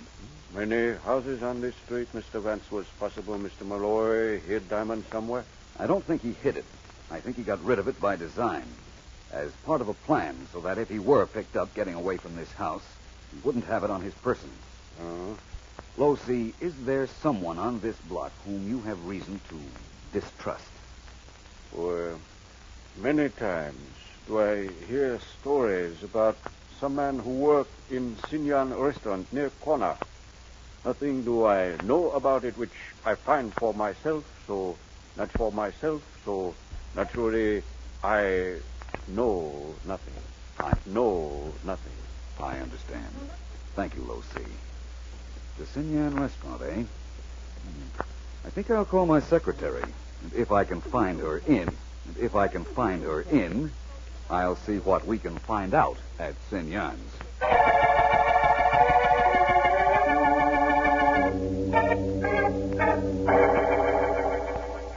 Must you order chow mein every time you come to this Chinese restaurant, Georgie? Must you? I don't must. I just do. And what's with you, Johnny? Can't I order what I like? Well, always the same thing. Always the same. Oh, how about you? Don't you always order that din yip har? How about that? Well, that's different. That's business. Johnny, What's the matter? duck down in the booth. Yeah, that's good. I'm facing the door, and you know who just walked in? Who? That Philo Vance guy who came into the district attorney's office when the DA had us on the grill. Philo Vance. Now, Vance has a dame with him this time. I wonder what he's doing here. Well, maybe just came for some Chinese food. Maybe, but what'd he pick on this place? Georgie, maybe that Vance knows something. I got an idea. Better take care. Wait. Order for? Yeah. Okay. Hey, where's that din yip har I ordered? Oh, it's not ready yet. I bring soon new customers. I see what they want. Well, don't bother hurrying back. I'll back when you finish. Hello. Good evening. We'd like some roast duck, Chinese style, some chicken fried rice, and some lobster Cantonese. Very good. Very quick. I get. Ellen, Yes, Vance. take out your compact mirror, pretend to be fixing your makeup, and describe to people two booths in back of you. Well, you're facing them, Vance. No, but I don't want to be obvious. Go ahead, please, Ellen. It's important. It is if you say it is. That's all I know. Say it is. That's all I know. Well? Well, the girl is attractive, blonde, and her eyebrows are dark, which means... Ellen. All right, so I'm Catty. All I can see is the back of the man's head. But there's a scar on the base of his neck just above his collar. What is all this? This is what we came in for. O.C. was right. Whoever he is and whatever that means. I've got this thing, Ellen. Lo-C's diamond was thrown up here by Johnny Malloy. That's the man you described. Mm-hmm. He was running from Lo-C's house when he must have seen the police blockade. Well? Now he's back to pick up his diamond. Probably has an accomplice in the kitchen who hid it for him until he caught him. Wait a minute, Vance. The waiter's bringing my table something with a silver cover on top. Ellen, this is it. Stay here a minute. I want to see what that is. Unless I'm going to be wrong on this case all the way through, I'll tell you now that Lo-C's diamond ought to be under that cover. Be right back. All right, Vance, but if you need any help... I won't. Oh, Malloy. Well, look who's here. The great Philo Vance. Georgie, say hello to Mr. Vance. Hello. Got her trained good, huh, Vance? Now, what can I do for you? You can let me look at that plate the waiter just brought you. Oh, this one with the cover on? I ain't looked at it myself yet. I'm sure of that. I've been watching you. I'll take the cover off it myself. Why, there's nothing here. There isn't? Oh, I mean, what did you expect? Okay, Vance, you anything else here? No. No, I guess I don't. You'll both excuse me, I'm sure. Johnny, what happened to what was supposed to be on the plate? I don't know. It's supposed to be Lo-C's diamond. Something's gone haywire. I'd say that everything was swell. If it was there, Vance would have spotted it. Yeah, I know, but why isn't it here? If that cook is double-crossing me. Excuse please, Mr. Malloy? Yes, what is it, waiter? Cook say to tell you he recognize ants when I come in, so everything okay. Everything okay? Huh? I'd say everything was definitely okay. Tell the cook that he's got good eyesight and very good sense.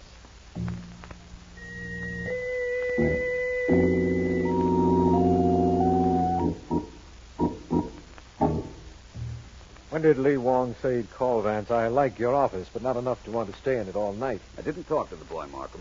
I left a message for him. I'm going to need him very badly. I do wish he'd call. He's a nice young fellow, Vance, and he has ambitions of being a private investigator, like you. Oh, not like me on this case, I guarantee that. I'll get it.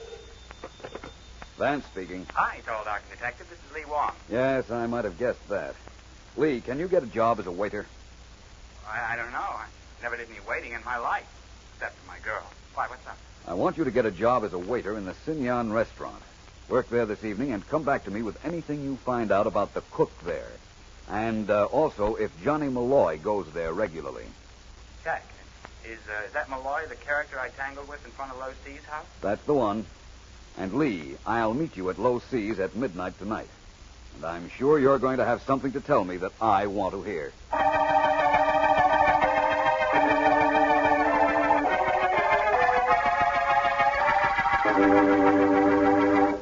Markham, I'd like you to meet my friend, Low C. How do you do?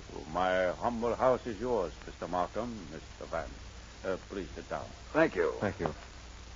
I hope you don't mind our using your home as a meeting place. It is my honor to have a home you care to use, Mr. Vance.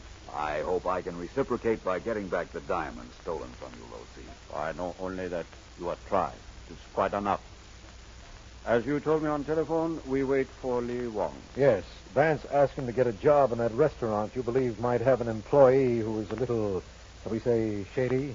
Is possible. Man only knows what he himself knows. What others tell him, he merely suspects. Oh, my doorbell. Also, my confession to old China, the gong. Excuse me, please. Certainly. It's probably Lee Wong. If it is, I hope he has something to tell you, my friend. Hello? Hi, old pal. I'm Lee Wong. I'm supposed to meet... please, to come in. Oh. Hi, Vance. Well, I got news. I want to hear it, of course. But first, may I present you to our host, Low C. Low C, this is Lee Wong. It is a privilege to meet one who aids Mr. Vance. Thanks. Well, Vance, I did what you told me to. I got a job at that chop suey joint, watched the cook like you said, and saw him grab a gander at a certain teapot in his kitchen every once in a while. And? I knew I had to get him out of the kitchen, so I faked a phone call for him. He came out, I went into the kitchen, got into that teapot, and look what I found. A diamond. What? You found the diamond, Lee. You did a wonderful job. We're all indebted to you. Oh, most certainly I am. And I, too. Thank you very much, Lee. And although this is most ungrateful, I'm going to have to ask Mr. Markham to arrest you for robbery and murder.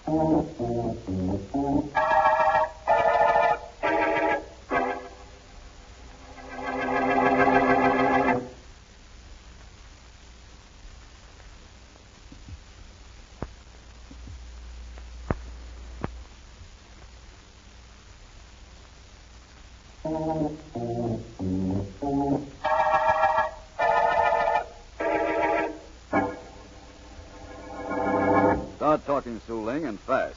Mr. Markham's waiting to hear what you have to say. Is this the cook in the Chinese restaurant, Vance? Right. Well, Suling? I tell you, Lee Wong steal diamond, kill man 2-3 days ago. He give me diamonds to hold, I hold them. Later, I give them to a man named Malloy. He's talking about the original robbery and murder that happened before I got into this case, Markham. I know. Go on, Suling. I tell you this because Lee Wong, he tell you he got Low C's diamond from me. Yes, he got him from me, but he gave it me the night Low C was robbed. Lee Wong has confessed, Suling. There was nothing else he could do, considering that Vance knew all about him. By the way, Vance, how did you know? Let's go back to the night of Low C's robbery, Markham. To begin with, I believed the first robbery and murder and this one were done by the same gang. I understand why, Vance. Go ahead, please. Jimmy Malloy stole Low C's diamond, came out of the house, and there we were, Lee Wong and I. Lee had no chance to warn him in advance that we'd be there. Malloy immediately suspected a trap and dropped the diamond in Lee Wong's pocket as they were struggling. That is right, Mr. Vance. Thank you. Now, if Lee Wong turned the diamond in, I wouldn't have suspected him. But he didn't. He waited until he found out that I knew something was wrong at the Sinyan restaurant. And then he decided to bring back the diamond and incriminate Su Ling here. Yeah. I'm still not sure I know why he brought it back. He knew I was close to a solution of this case, and he wanted me off it. Low C's diamond was my personal responsibility. He knew I'd never stop until I recovered it, but that I might stop if I did. Yeah, well, that makes sense. I see why you didn't suspect Lee Wong right away, too. It's because I sent him to you. Lee Wong go to district attorney in beginning to pretend to help while he find out what progress police were making. That's understandable, Markham, isn't it? Yes, it is. Well, we have Sue here, Johnny Malloy and his girl, and Lee Wong all in custody. They'll all pay for what they've done in the end. In the end and at the end of the Chop Suey murder case.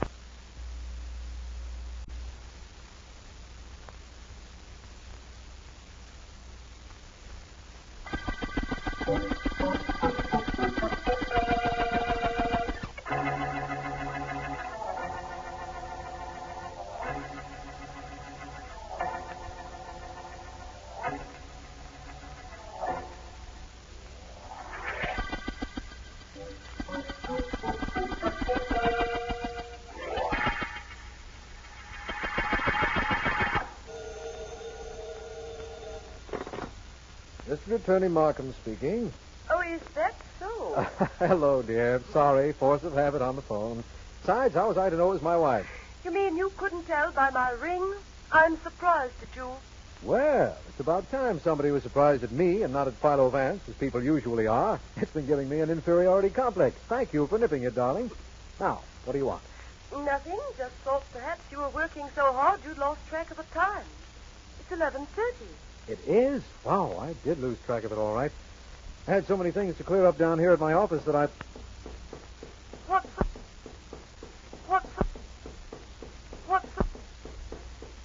the trouble? Someone's at the door, I think. I'll call you back, Edith. All right. But don't work too hard, please. Goodbye. Bye, dear. I'm coming. Hey, thank goodness I found you in. Easy now. You helped me. You're hurt pretty bad. Put your arm around my shoulder. That's it. Now, let's get over to this chair. There. Now, who are you and what happened to you? I've been shot. I'd better call a hospital. You wait right here while I get to the phone. Don't bother, Markham. I'll never live till the ambulance gets here. Hold your head up while... No. It can't be. My face surprised you, didn't it? I should say it did. You're the image of Philo Vance. I know. That's why they killed me.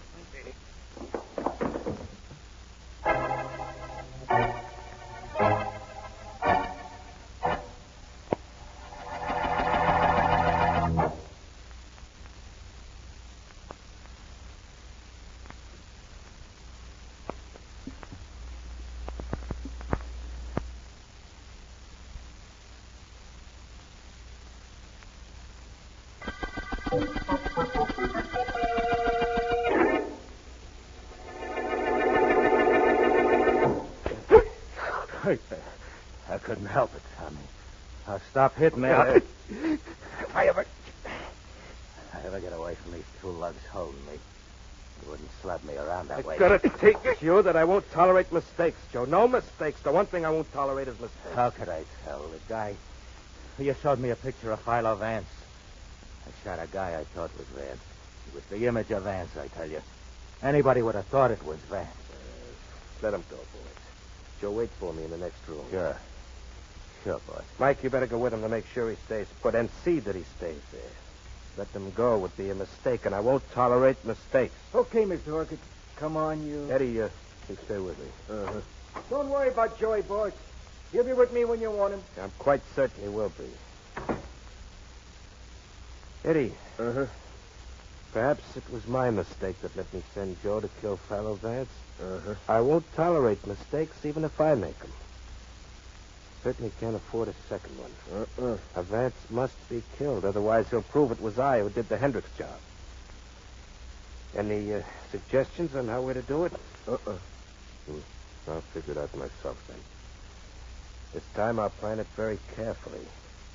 And just to make sure, I'll let you help me do the job. How about that, Eddie? Like that? Good.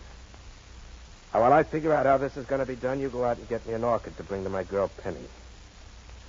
Got to remember about Vance, but I don't want to forget about her.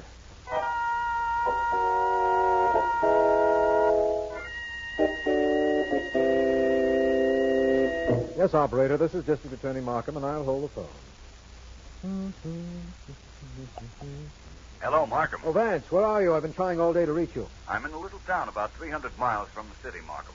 And I think I've got good news. Yes? I've found a young fellow who admits being with Tommy Orchid when Orchid killed that man Hendricks last week. Well, that's fine, but it's not important, Vance.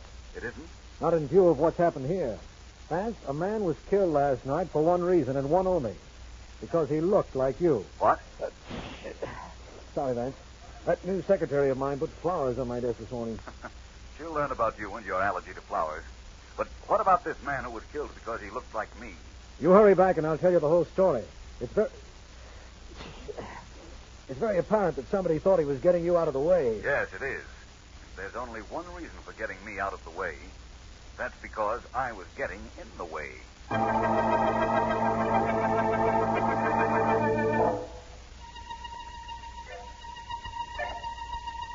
Like the orchid, Penny? It's beautiful, Tommy, but you don't have to bring me one every day. Well, who says I don't? I'm Tommy Orchid, ain't I always bring my girl an orchid every day. Believe me, that isn't the fascination you have for me. I could do without orchids. But not without me, huh? Well, you're not making any mistake, Penny. I don't tolerate mistakes. They're bad for business. Let's forget business for a while, can't we? Yeah, sure, right after we get a little matter out of the way. Ever hear of a man named Philo Vance? Yes, definitely. Think you can handle an assignment that concerns him? Maybe. You better be sure. I don't tolerate any mistakes, Penny. Not even from you.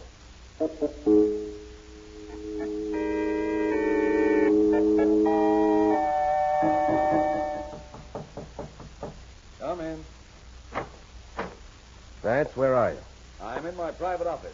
Come in here, whoever you are. Don't worry, I'm coming. Hello, Vance. I'm Tommy Orchid. Oh? Sit down. I'll do this standing up. Vance, lay off me. How do you mean? My boys find you grabbed some kid who used to work for me in a town called Centerville, about 200 or 300 miles from here. And that he talked about the Hendricks killing. Your boys have pretty good information. They don't make mistakes. I don't tolerate mistakes. I think you made one by coming to my office. What do you want? I just want to tell you what you know, and that's nothing. All you have is some punk kid saying I killed Hendricks. Just his word against mine, and me with a solid alibi, just in case. I don't doubt your alibi or your reason for coming to see me. You are not threatening me by any chance? Me? That would be a mistake, Vance, and I don't make mistakes. I could point out to you that a fellow who looked like you was killed yesterday. But that wouldn't mean anything to you, would it? Nothing, except that the man was killed by mistake by one of your gunmen. And that's a mistake I don't like, and I'm going to do something about right now. That's pretty tough talk, Vance. You probably know about me. I don't carry a gun, so you think you can say anything you like. I carry one. Here it is. But it's going over there in the corner now. Now, look, Orchid, you had an innocent man killed yesterday. That's your opinion. Can you prove it? I don't need any proof of what's going to happen now. I'm not the law. I don't have to handle you with gloves. I don't think you can handle me at all, and this'll prove it.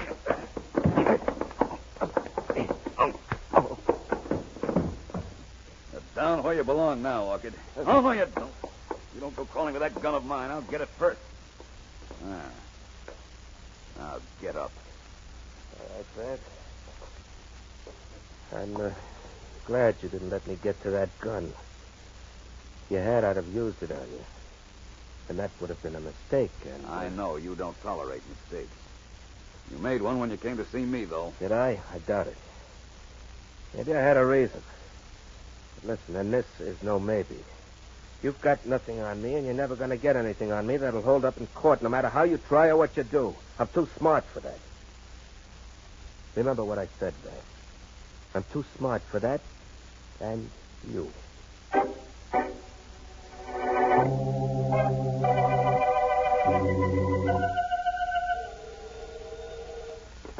Hello. Is this Philo Vance? Yes? My name's Penny Daly. Vance, what would you give to get the real dope on Tommy Orchid? What are you getting for giving it to me? I'm Tommy's girl, and he wants me to do something that concerns you. Only I'm afraid. Of what? It doesn't work out the way he wants, and it won't from what I've heard of you. He'll kill me. I know he will. Where are you now? In my apartment, 50 Lincoln Boulevard. Stay where you are. I'll be right up, and we can get down to facts.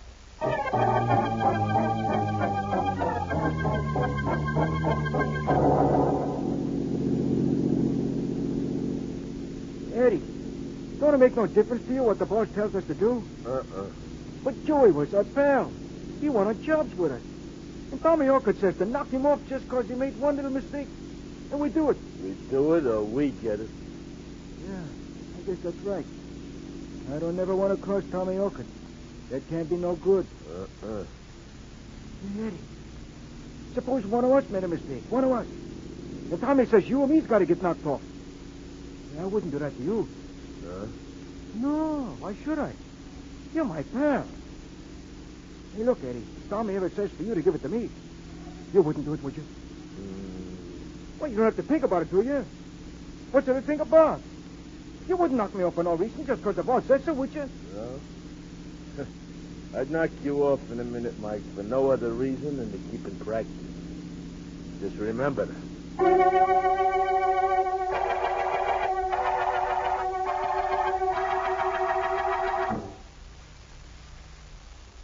Just a minute. Who's there? Miss Daly, I'm Philo Vance. Wait a second. Come in, Vance, quickly. Now, there's no need to be nervous, Miss Daly. You'll tell me what I think you can tell me. We'll have Tommy Orchid in jail before the day is over. Good. What is it you want to know? First of all, why you've decided to talk. Because I have a strange desire to keep on living. Look, Vance, what I know about Tommy, I never wanted to know. The jobs he's pulled, his gang, all of that, I never wanted to know it, but I do. I see your point. And as long as you do, you're a constant threat to the safety of Mr. Orchid. That's right. Now he wants me to get you out of the way. That's an assignment, and I don't want any part of it. Only I don't know what to do. You did exactly what you should have done. You called me. Now, I'll tell you what I want.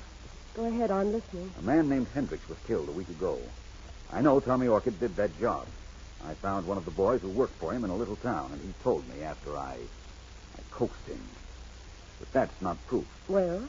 Tommy has an alibi for the time Hendricks was killed. I want you to get proof that that alibi is a phony. Can you do it? I think so. If I could find out what alibi he's using. You can do that, too. Very easily, unless I underrate your charm. Or unless Tommy Orchid does.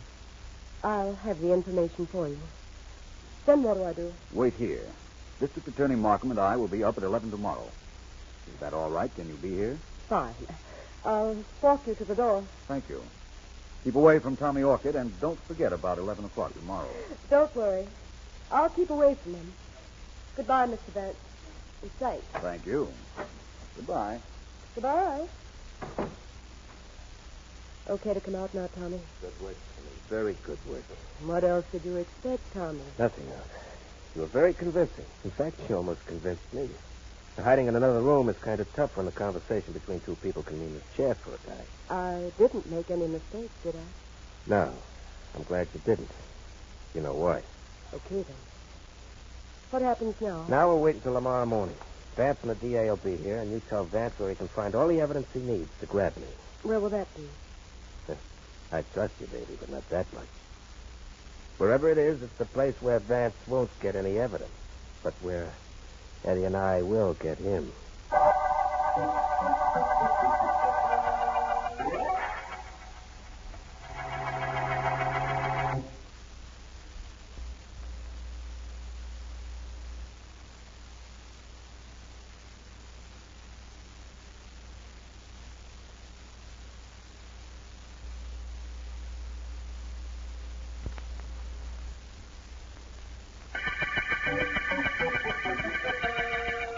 This is District Attorney Markham.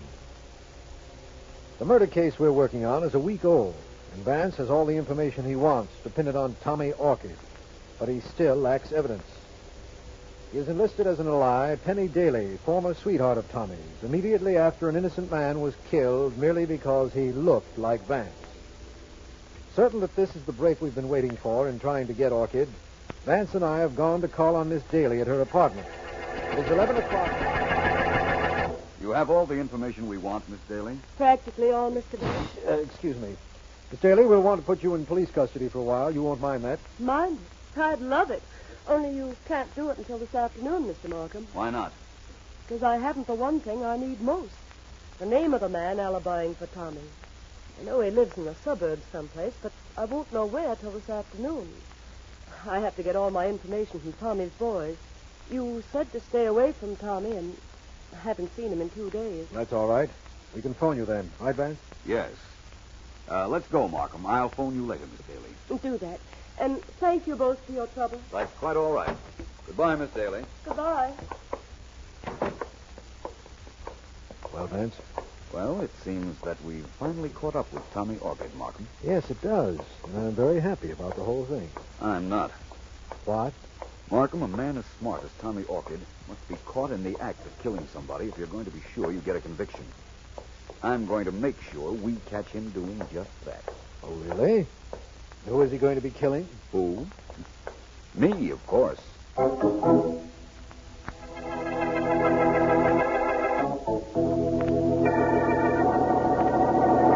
You did a good job, Penny. I'm proud of you. Thanks, Tommy. I was pretty convincing. Vance trusts me completely. What a sap. He's supposed to be smart.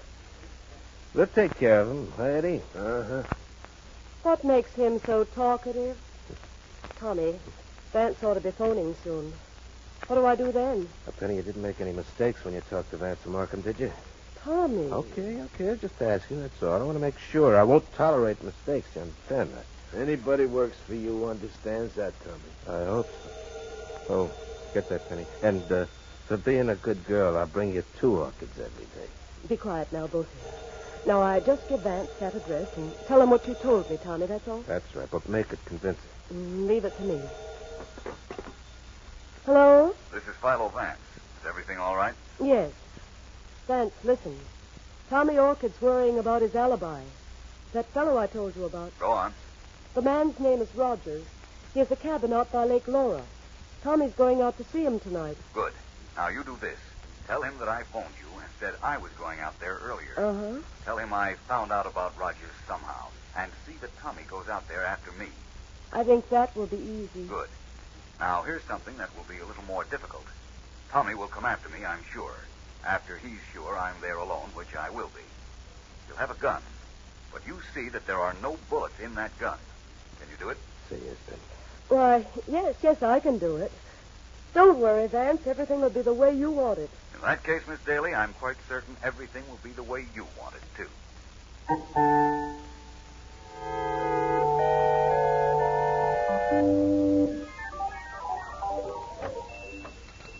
What are we doing in this shop, Vance? Making a few purchases I'll need tonight, Markham, that's all. We should let me go with you out to that Rogers cabin. No good, Markham. I won't need you, and if you or the police are anywhere near, Tommy Orchid won't show up. I can handle this all right, I'm sure. I certainly hope so. Yes, sirs. What can I do for you, please? To be perfectly honest, I haven't the slightest idea. Vance? I'd like a piece of tarpaulin about 10 yards square. Black, if you have it. Oh, we have it, sir. Good. How long will it take you to put a wooden border on it? Well, you want wood on all four sides? On 2 sides. Give me the other 2 pieces of wood. I'll put them on myself when I get to the place I'm taking the tarpaulin. I can have it for you, sir, in about, half an hour. Anything else? Yes, I want a pulley and about 25 yards of rope. Mm-hmm. And I want it painted black. But painted black? Don't look at me. I don't understand why either. Painted black, if you please. Can you have that in a half hour, too? Well, sure, I guess so. Will that be all? Yes, I think so. Thank you. Now, Vance, why do you want the stuff you just ordered? Don't you know? Don't I? How could anybody know? Well, you can't figure it out, Markham. But neither can anyone else. And that includes our friend Tommy Orchid, who has a surprise waiting for him.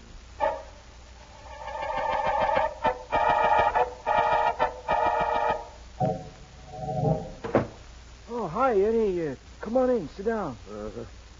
What's the matter, Eddie? Hey, Tommy tell you to come see me? Uh-huh. Well, what for? He gave me a message for you. For me? Hey, wait a minute, Eddie. I didn't do nothing wrong. I didn't make no mistakes. Tommy says you did. What did I do?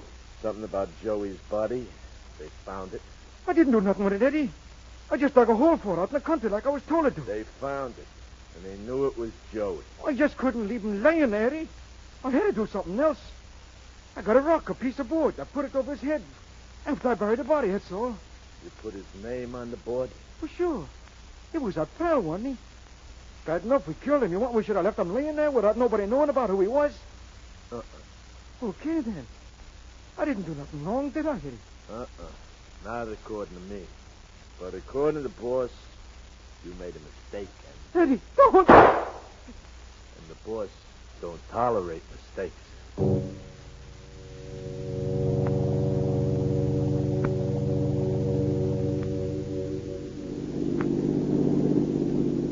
Eddie, you did a very fine job on our ex-ally, Mike. Uh-huh. Thanks, boss. I hope I can do as well on the assignment I've given myself. The removal of Philo Vance. That's where we're headed for right now, huh? Yeah. We're going to the old Rogers cabin where Mr. Vance is waiting for me. Only, he thinks I'll arrive alone and with my gun unloaded. You planned this good, Mr. Orchid. It was well planned, Eddie. Very well planned. I don't tolerate mistakes, and I definitely won't make them myself. Uh-huh. What happens if this Philo Vance ain't right there waiting for us like a sitting duck? Eddie, listen. As far as he knows, my girlfriend Penny's working with him. She put on a good act, a great act. It would have convinced me. It certainly convinced Philo Vance that she was double-crossing me. Uh-huh. We've got to get rid of him before he proves definitely that I killed Hendricks. And this is my chance to do just that. Now, the Rogers cabin is miles from the nearest town. Nobody will hear me kill Vance. Nobody will see me remove the body. Mm-hmm. All right, step on it, Eddie. I'm in a hurry to get this over with.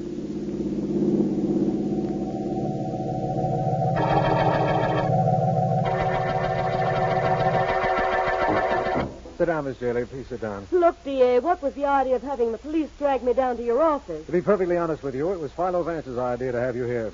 Vance? Oh, well, that's different. In that case, I don't mind being here. I'm working with Vance, you know that. Yes, Vance said you were very helpful. Oh. Well, did Vance say what he wanted me here for? No, he said he'd tell you when he got back from the cabin of someone named Rogers. He told you he'd tell me when he got back, eh? Yes. I'm liable to have a very long wait.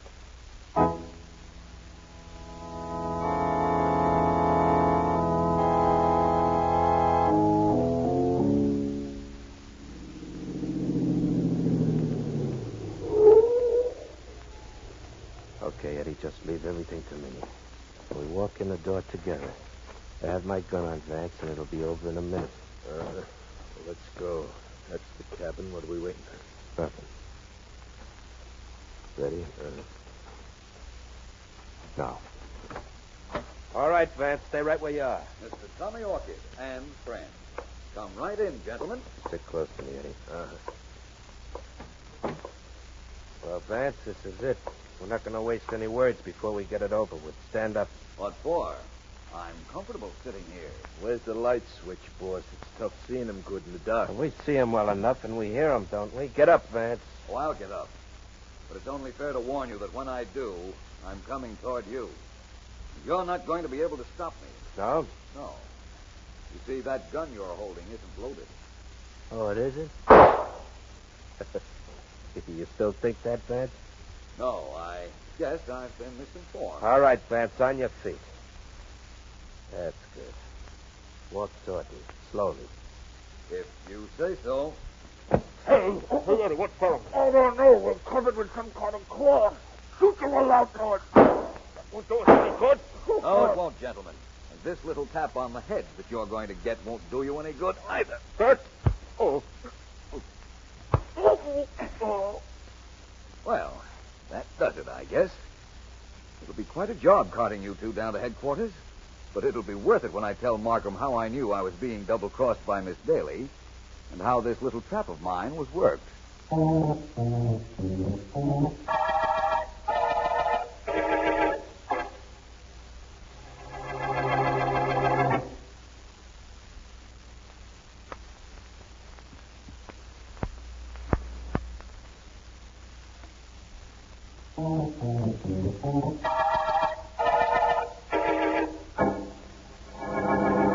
Markham, you remember the tarpaulin and black rope I bought in that store. Yes, you had the rope painted black, didn't you, Vance? That's right. Well, when I got to the Rogers cabin, I strung that tarpaulin up to the ceiling with a pulley, carried the rope down to the floor, and kept my foot on it. Oh, I see. When Tommy Orchid and his gunmen came in and ordered you to walk toward them, naturally, your foot came off the rope and the tarpaulin came down from the ceiling and over their heads. Exactly. Uh-huh. I made sure the cabin was dark enough so the trick would work. One thing I still don't know, though, Vance. You had every reason to believe that Tommy Orchid's girlfriend, Penny Daly, was double-crossing him and telling you the truth. How did you know she was lying? You told me, Markham. Well, I'm very glad that I told you. How? That allergy of yours to flowers. You know how you sneeze when flowers are in a room or have been in a room within a few hours. Yes. Well, when you and I saw Miss Daly, she said she hadn't seen Tommy Orchid in 2 days. Yet you sneezed while you were in her room, which meant that she had had an orchid in her apartment just before we came in and had removed it. And inasmuch as Tommy Orchid got his name because he always brought his girls an orchid every day, you surmised that she was lying and that she had seen Tommy that day and that the whole thing was a plan to get rid of you. That's right. A combination of my surmisings and that tarpaulin resulted in our having a perfect attempted murder case against Tommy. For which I thank you, of course. Well, I'm glad this is practically over. I'm sure we'll get a conviction against Orchid in the Hendricks killing and in the murder of the man who looked like you. A fatal resemblance, Markham. Put him right in the middle of this situation. Yes, but it was because of him, Vance, that we reached the end of the identical murder case.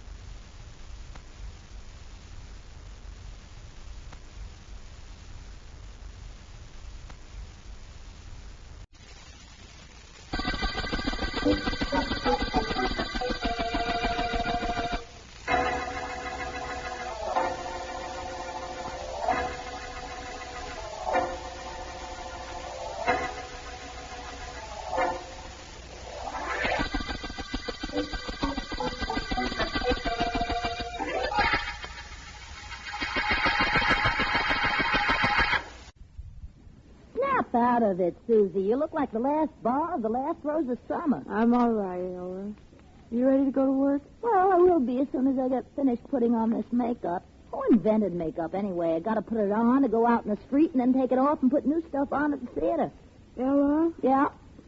You think we're ever going to get any place in show business? Well, where do you want to get? You're in the front row of the chorus now, aren't you? So am I. If you got any further front, would be in the orchestra pit. That isn't what I mean. I mean, do you think we'll ever be able to get out of this little apartment and out of the chorus? I'm doing pretty good now with the talents I got. With you, it's different. You're young and cute. You ought to be in pictures, maybe. You really think so? I said ought to be, kid. Ought to be and going to be are two different things. Well, fix this face of mine as good as it'll ever be, I guess. Let's get up. Hey, what's that under the door? It looks like an envelope. I don't know why it should look like an envelope, except for one reason. That's because it is an envelope. I'll get it. One way to keep my girlish figure. Bending for envelopes, people slide under doors. Oh, here, it's addressed to you, Miss Susan Blake. Well, who could be? Find out the hard way. Open it and see.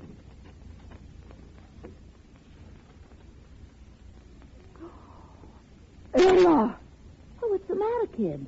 Somebody crawl out of that envelope and slug you? That's the way you sounded. Listen to what the note says. It says, unless you pay me $5,000 in cash, in a way I will tell you about tomorrow, you'll be dead by tomorrow night. Dead by tomorrow night, Ella. Unless I pay somebody $5,000. 5,000 clams? We haven't got 500 pennies between us. Oh, Susie, somebody's kidding. Oh, they can't be. They could go to jail for writing a note like this. Ella, what are we going to do? Oh, we can go to the cops, or we can get $5,000 somewhere. All I know is we've got to do something. I've got to do something. I'm going to get that $5,000.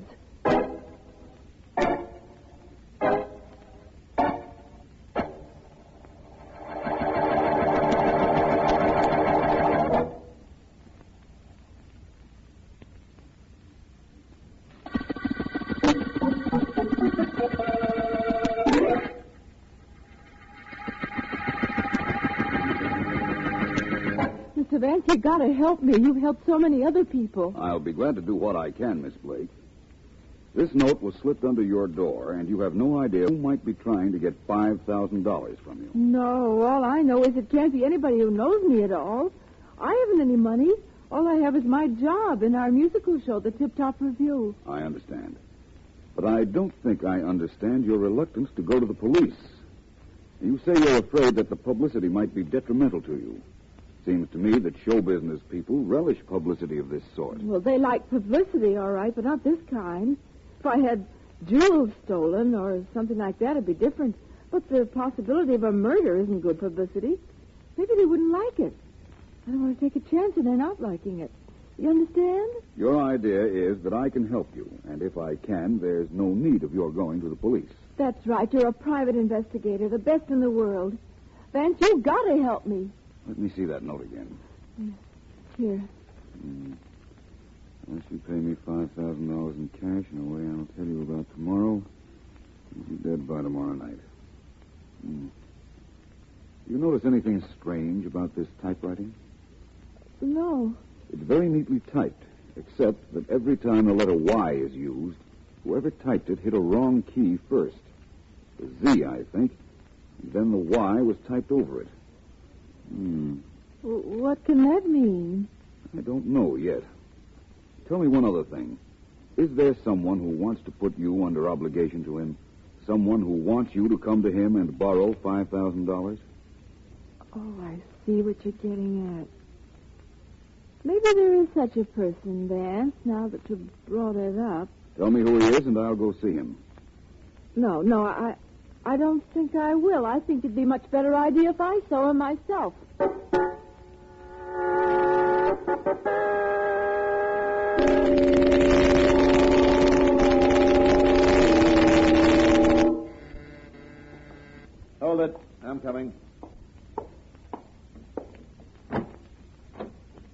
Well, Susie, come on in. Thanks, John. You don't seem surprised that I'm here. I'm not. I just called your apartment, and your roommate told me she thought you might be coming to see me.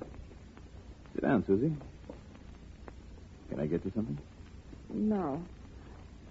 Don, would you do something for me? Anything, Susie. I always told you I'd do anything for you if you'd only give me a chance. What's the gimme?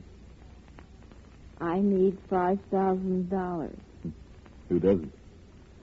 What's the pitch? I need the money desperately, Don. I'll pay it back a little at a time, but I have to have it tonight. Well, we'll have to see what we can do about that. What's the angle? Well, I can't... Oh, don't go away, Susie. I'll get rid of whoever's on the phone. Yeah. That you, Don? Well, yeah, Frankie, only I can't... Listen, Don, this is it. There's a boat race tomorrow. The 4th. It's in.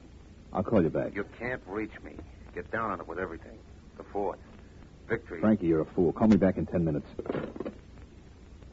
Now, Susie, where were we? You wanted to know why I needed the money. Now I want to know something. Yeah? What's the question? That phone call you just got. I think I know what it means. Oh, really? What's the proposition? You know what I want. $5,000. Mm-hmm. $5,000. Well, Susie, I've got a soft spot in my head for you. I always said I'd take care of you. And don't you worry. I will.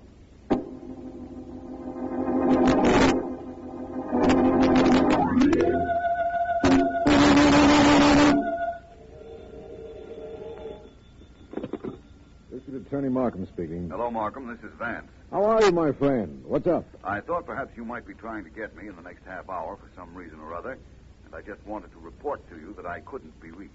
Nothing's come up here that'd be interesting to you, Vance? In that case, I'm on my way. Where you bound for? A girl came to me today, Markham, a Susan Blake. Her life had been threatened, and she has until tomorrow to get the $5,000 whoever wrote the note demanded. But she said she had a call to make after she left me, and I'm going up to her apartment to find out who it was she went to see and what happened there. Let me know if there's anything I can do to help Miss Blake. I will. But if I have to call on the law, Markham, I'm afraid it'll be too late for anybody to help her.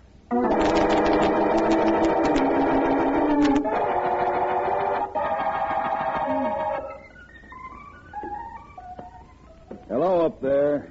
You paging me? In a way. My name is Philo Vance. And I'm looking for the apartment of a girl named Susan Blake. Mighty nice looking. I or my quest? Well, brother, let's face facts. You ain't bad. Well, thank you. Oh, it ain't me you have to thank. Send a fan letter to your mother, your father, and your tailor.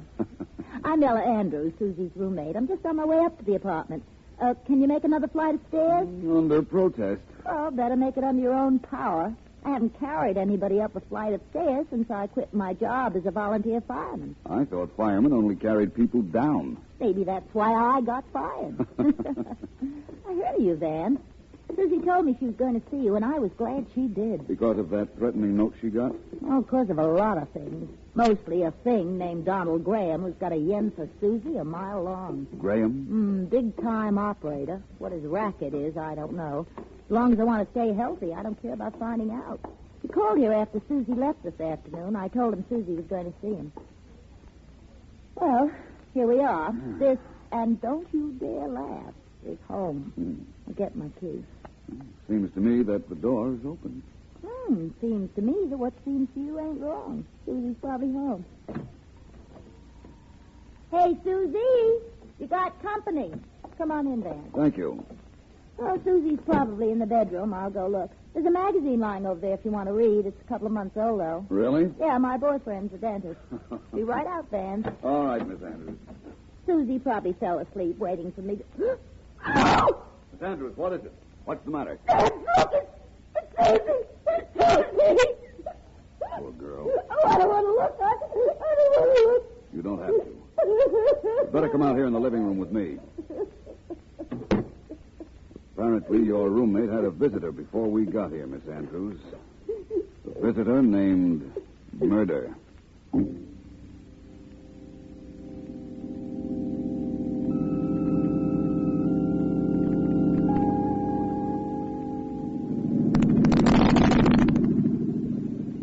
sorry about that Blake girl, Vance. Sergeant Heath and his men will investigate the case thoroughly, believe me. I'm sure they will, Markham. But I wanted you to drive out here with me to see the dead girl's mother. She lives out here in the suburbs, according to the information I have. A little too far out for Miss Blake to commute every day. Yes. The mother's name is Cherney. Susan changed her name when she went on the stage. This ought to be the house, I think. You want me to go in with you? Please. The mother has been informed of the murder. I'll feel better if you're with me. Good enough. Yeah, quaint little house, isn't it? Yes. Something old world about it. I hope we can learn something here, Martin. I certainly do, too. Ring the bell, will you, Vance? Right. I have an idea that talking to the mother might give us a lead as to who might have tried to get $5,000 from a girl who was broke. And who killed her before the time limit he himself set was up. I don't understand that. I don't either. You are police. Come in. Thank you, Mrs. Channing. This is Mr. Markham. My name is Vance. How do you do? Come in. What do you want with me? I'd like to look around the house, if you don't mind, Mrs. Channing. I don't mind. I don't care. I don't care about anything anymore. We're trying to find the man who killed your daughter, Mrs. Cherney. You'll help us? Suppose you do find him. What good did that do Susan now? What do you want to know? Tell us about Susan. Well, I bring her here many, many years ago from the old country. She was just a baby. All the furniture you see, everything here comes from the old country. I try to make this house just like the one I leave. We understand that. Susan go to school, then to business college. I want her to be secretary. I was secretary in old country for branch office, the American company. We were not farm people. Please go on. Susan seemed to like practicing piano, dancing. I tried to make her typewrite things at home on machine I still have, which I bring from other side. But she go to business college only to please me. Much rather she dance and sing. Who were her friends? Do you know that? No, that I do not know. She come home when she get a chance, but not too often. She was here the day before she was killed. I have nothing else to tell you, except Susan was a good girl. I'm very sure of that, Mrs. Cherney. Thank you very much. You're leaving? Yes. You'll hear from us, though. If you say so. Goodbye. Goodbye, Mrs. Cherney. If you think of anything I ought to know, Mrs. Cherney, please call me on the telephone. I'm in the book. Oh, yes, of course. Goodbye. Well, Vance, I guess that was a wasted visit. Why do you say that, my friend? Well, it's pretty apparent, isn't it? You found out absolutely nothing. What did you expect to find out, Markham?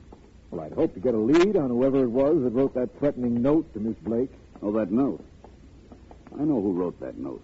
You do? Mm-hmm. I don't even want to know how you know. Just tell me who it is so we can pick him up. It wouldn't do us any good, Markham. Not yet, that is. Knowing who wrote that note doesn't mean knowing who committed the murder.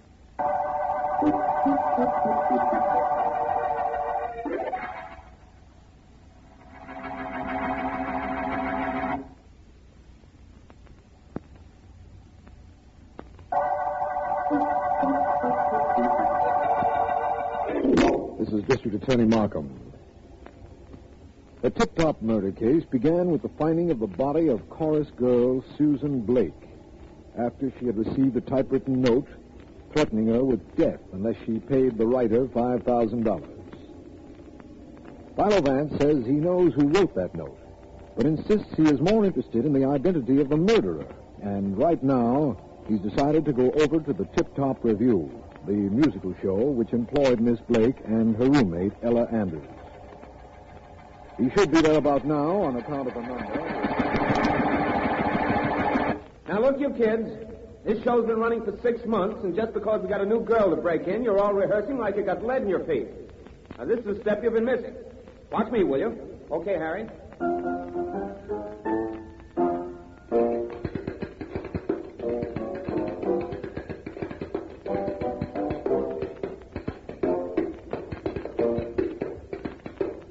Well, how about it, boys and girls? Can you do it? Now we'll see. Take it from the top. Hit it, Harry.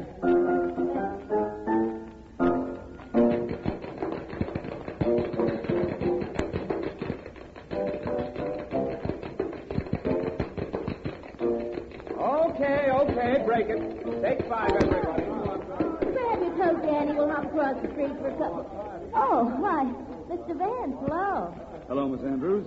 Mind if I talk to you a minute? Talk to me for 5 if you like. We got that much time off from rehearsal. What did you find out about who killed Susie? That's what I came to talk to you about. You told me of a friend of hers named Don Graham. Yeah, that's right, I did. I told you about him when we were climbing the stairs to our apartment. He's a no-good guy if there ever was one. And there was one, I'm told. Well, I'm working on a theory, Miss Andrews, and this is what I want to know. Did your roommate, Susan Blake, tell you anything at all about Graham? I know she went to see him. Graham knows I know she went to see him because he called the apartment after Susie called me and told me she was going up there. That's right. You told me that, too. That's not so good. It isn't? No. Now, look, Miss Andrews, this is serious. Did Susan tell you anything about Graham? Anything at all? Not that I can remember. Why? Why? Because that might save your life.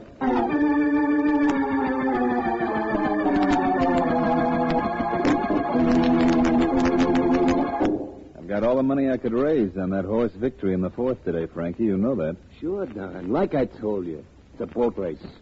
Every horse in the 4th is owned by one guy under different names. Mm-hmm. Guy's waiting 2 years to pull a thing like this, and only 3 people know it.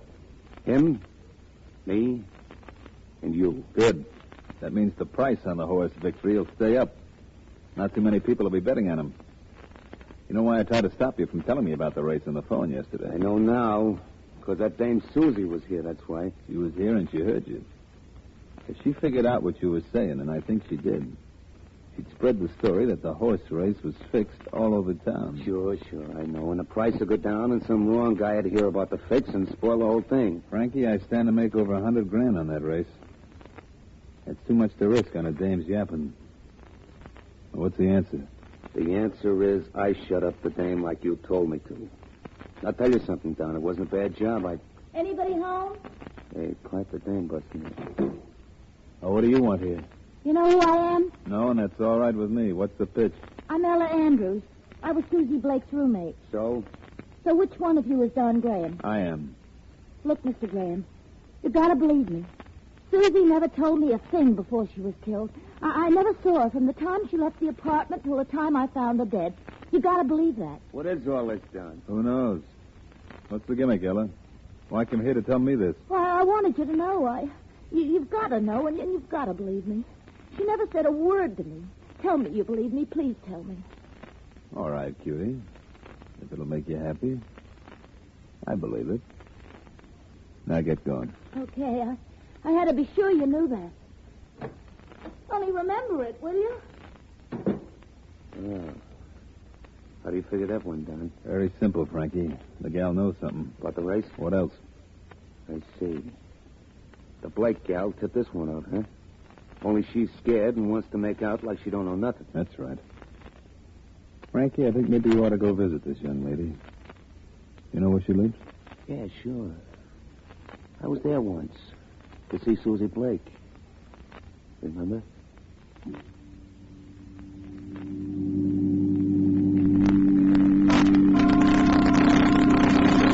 Vance, listen to me. See if this isn't your theory, too. This Don Graham you told me about sent the threatening note to Miss Blake, believing that she would run to him for the money which he would give her. And thus put her under obligation to him. Right. He'd send her another note saying to leave the $5,000 somewhere, and he'd pick up the money he'd given her, his own money. He lost nothing. That makes sense, Vance. Yes, it does. But it doesn't make a reason for him to kill her. Especially as I'm sure Miss Blake did go to see Graham and ask him for the money. Maybe she had something on Graham and reminded him of it when she went there. Maybe she used blackmail as a means of getting the $5,000. That's very possible, Markham. But what? But that isn't even close to what actually happened.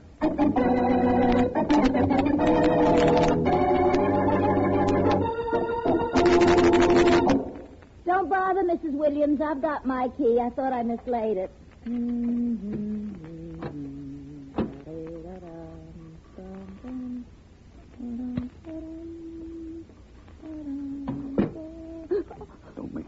turn out those lights. Mr. Vance. Do as I say, Miss Andrews, quickly. Okay, but what is all this, Vance? You scared the daylights out of me. I hope you won't be scared again in a few minutes. That's the reason I'm here. You got a reason for getting into my apartment, waiting for me, and asking me to turn out the light? I had a reason and a pass key for getting in. And the lights were a little idea of mine in order to set a stage. Look, I'd like to be a star, and I think I get what you mean about setting a stage, but, Vance, I wouldn't look good as a corpse. Gray isn't my color. Tell me what's going on. You went to see Don Graham, didn't you? Sure, you told me something in the theater that made me go to see him. I had to make sure that Graham knew that Susie didn't tell me anything before she was killed. That's what I thought you'd do, and what I wanted you to do. Well, thanks. It would have been easier if you'd asked me. Easier, perhaps, but not quite as convincing. You'd better make yourself comfortable here, Miss Andrews. I'm quite certain you're going to have a visitor, but I haven't the slightest idea as to when he'll arrive. You still there, Vance? Yes, Miss Andrews. The strain of waiting getting you down. No, but in case you see me walking a back fence tomorrow night, you'll know the reason. My eyes are getting so used to the dark, and here I'm practically a cat. You're a much prettier girl than you would be a cat. Maybe the darkness in here isn't going to be so bad after all. Say that again, will you, Vance? Why? Didn't you hear me? Oh, there are some things a girl can't hear often enough. In that case... Vance, the door. Where is that darn light switch? Oh, yeah. Yeah, it is. Hey, That's what are you Frankie, doing Don here? Graham's stooge, Vance. You want to know what I'm doing here, Frankie? What are you two doing here, you and that knife? Right now, I'm waiting to use it on you. Vance, look out. He's throwing that knife. Thanks for the warning, Miss Andrews. Oh, no, Frankie, you're not getting out of here. That's what you think? That's what I know. Okay. Is this the way you want it? Anybody mind if I play, too? Ah! Well, nice work, Miss Andrews. But you really shouldn't have hit him with that vase.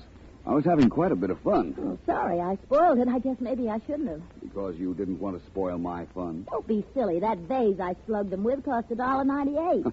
That crumb really came up to let me have it, didn't he? Hey, why ain't I screaming? I don't know, but thanks for not doing it. This man is Don Graham's assistant, you said? I said he was Graham's stooge. He killed your roommate on Graham's orders. And I'm quite certain that Mr. Markham can get him to admit that when we take him to headquarters. But who wrote the note asking for 5 G's, Vance? And why did they think that Susie could get that kind of dough? I'll explain all that to Markham. But you're invited if you care to find out all about this case.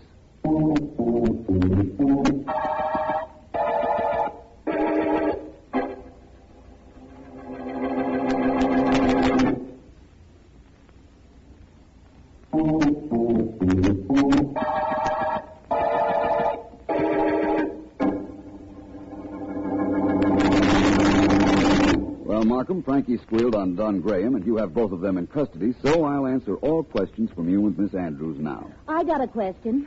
What are you doing later? I'll answer that later, Miss Andrews. Well, Markham? Who wrote the typewritten note that asked for $5,000, Vance? Miss Blake wrote that note herself. What? That's right. Markham, do you remember the typewriter at the home of Miss Blake's mother?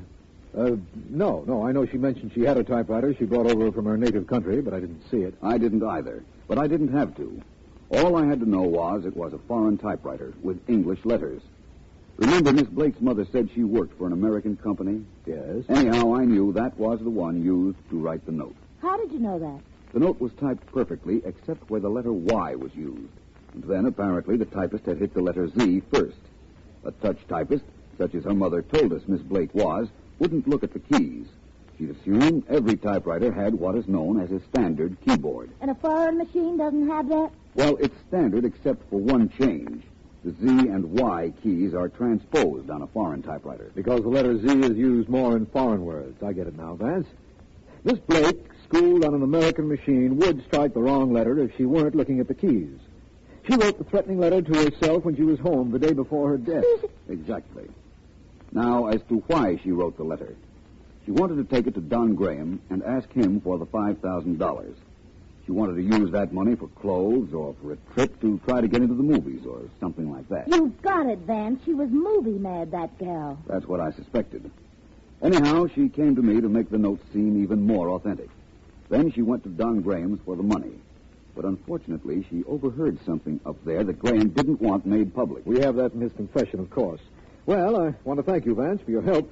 Things certainly started moving when you got in the middle of this situation. All I care about is that we wound up successful at the end of the Tip-Top murder case.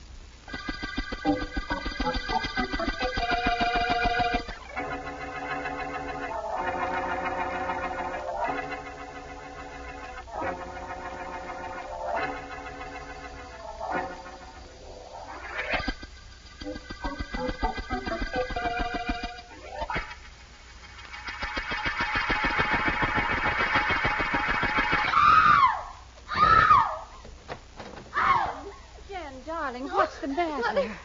Oh, it's all right, dear. Now, everything's all right. Take it easy, darling. What happened? Did you have a bad dream? It wasn't a dream, Mother. It wasn't a dream. I saw him. He was at my bedroom window. Steve? Yes, I couldn't sleep. I haven't been able to sleep since we broke up. Then I saw his face at the window. Mother, it was awful. Oh, I know, darling, I know. I'll call the police. Even if you were married to Steve, he has no right to do this to you. Well, the police won't be able to help us. They'll say I dreamt it. And Steve will deny he was here.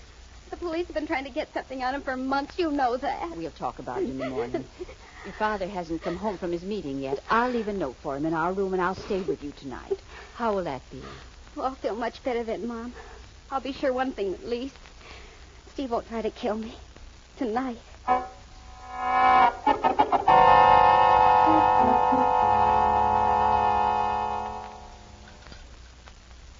She's sleeping now, David, but she was restless all night.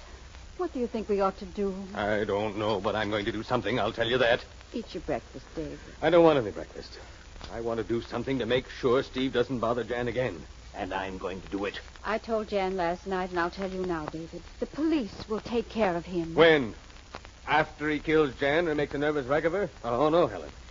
He isn't going to get the chance. I'm going to see to that myself.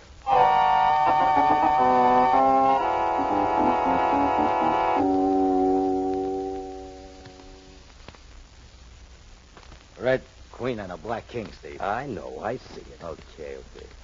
I thought maybe you missed it. Why does a guy play solitaire anyhow?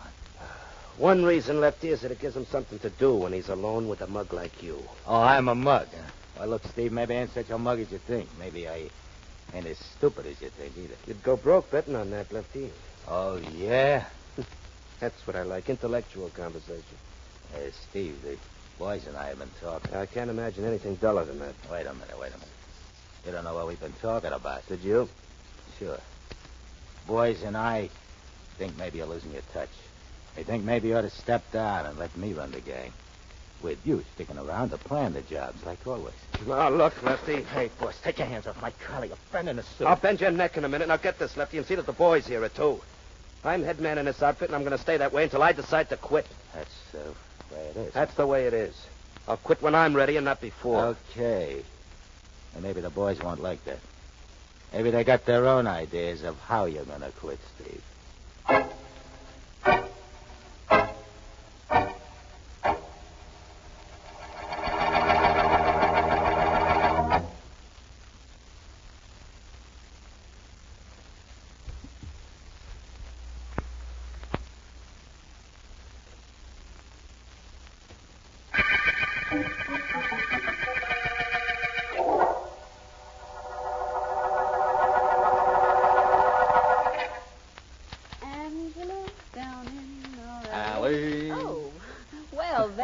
The singing private investigator. I didn't know you crooned. I didn't know you were typing the lyrics of the song, Ellen. Oh, I'm not. I'm writing up the details of your last investigation, the tip-top murder case. And singing helps me type. If you ever want to get your typing finished, I'd suggest you sing something a little faster. Now, you didn't come out of your private office just to increase my musical tempo, did you, Vance? No, I just wondered if the district attorney had called before I came in this morning. Nope. No word from Mr. Markham. If there had been, I'd have told you. I thought perhaps you might have been too busy trying to remember the last line of the lyrics of that song you were singing. Vance, nobody has to worry about a last line of anything when you're around. Oh. Yes? Is there something I can do for you? Not unless you're Philo Vance. I'm Vance. What is it? Oh, hello, Vance. I'm Steve Cayley. I want to talk to you. Can we go into your private office? Come on. I don't want to be disturbed for a few minutes, Ellen. Right, Vance. Come in and sit down, Cayley. Thanks. You've heard of me, Vance? Never in a very complimentary fashion. That was good for my business. Was good? That's right. I want to quit. I want to quit while I'm ahead and I'm healthy. I want to leave the gang I've been running around with. As I understand it, you were the boss. How will the boys feel about your walking out? Not good. That's what I want you for, Vance. Figure out a way I can get out with my skin in one piece, and I'll take care of you. Sorry, that's out of my line. Not interested in making a buck, huh, Vance? Not the way you suggested. Besides, seems to me I read something about you and your divorce a month or so back. Your wife claimed you were a pretty nasty character. I was the same character when she married me. I got a little news for you. I'm a little worried about her. And about her old man and her mother. They all hate me pretty much. Apparently not without reason. Sorry, Cayley, you've come to the wrong man. If you want to quit your gang, why don't you give yourself up to the police? They'd gladly keep you away from your boys for 5 or 10 years, as I understand it. I'm allergic to cells, Vance. I tell you what I'd like to do, though. I suppose I give you the dope on the boys. What jobs they've done, all that. Think we can make a deal? Wait a minute. Yes? See if you can get me District Attorney Markham, Ellen. Right. Ringing the DA in on a deal, huh, Vance? Yes. You want to give evidence against the boys you've been working with, and he's in that business. Okay, anything you say. All I want to do... Just a minute, Cayley. Yes? Mr. Markham isn't in his office, Vance, but I left word for him to call you. Thank you. Well, Vance? Mr. Markham isn't in. I'll tell you what you do, Cayley. Sometime between now and this evening, Markham will call me back, and I'll set up a date for 6 o'clock in his office. You stay with me until then. That's all I got to do. I'll meet you up there, Vance. I'd rather you were where I can keep an eye on you. Yeah, I know. I'll see you at Markham's office. Unless... Unless what? Unless one of my friends sees me first.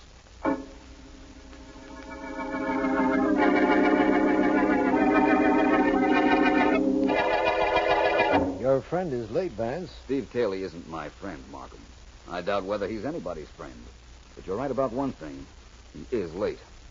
He's supposed to meet me here in your office at 6. It's 6:20 now. Maybe he got cold feet. He seemed to be worried about the rest of him being cold in the event he met one of his enemies. But I don't... Excuse me. Of course. District Attorney Markham speaking. Hello, Markham. This is Douglas in Homicide. Are you busy? A little. I'm here in my office with Philo Vance. Well, how would you like to come up and look at a brand new murder victim? Oh, it's hardly my idea of fun, Douglas. What's happened? We've got a corpse up here at 300 Roslyn Drive. I think maybe you ought to come up. I will as soon as I get through here. Vance and I are waiting for a man named Steve Cayley, and after he arrives, I'll meet you up there. You're waiting for Steve Cayley, huh? Well, Markham, you're liable to have a long wait. The corpse I was telling you about once answered to the name of Steve Cayley.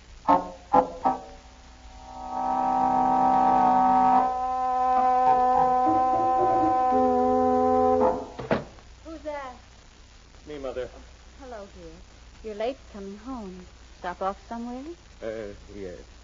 Don't bother me. David. I'm sorry, Mother. I didn't mean that. No, where's Jan? I don't know. She's out, too. I thought she might have stopped by at your office for you. She might have. I wasn't there. Where were you? Nowhere.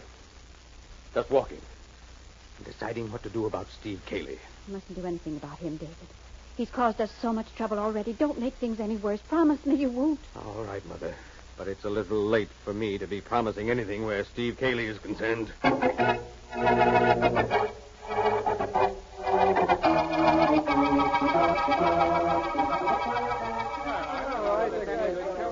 right, you guys. All right, dry up. Shut up, I said. Okay, Lefty, you don't have to get sore. I don't want nobody to tell me what I have to do. Okay. I got something to say to you guys, and I'm going to say it very quick. Steve Cayley is through. He's finished. His nerve is shot. He's going to pack us in. Maybe he's going to turn us in. But we got to do something about that. I ain't doubting you, Lefty, but how do you know about it? I just come from his place. What? What do Now, you listen. know about it? You guys going to listen to me? Hey, sure, Lefty, we'll listen, but what do we do about Steve? I'll take care of that. I just want you guys to know what's up. Are you with me? Okay, so you know how we feel, Lefty. Now, who does the job on Steve? Well, I just wanted to find out how you guys felt before I broke this to you. None of you guys has to worry about knocking off Steve. That's been taken care of already.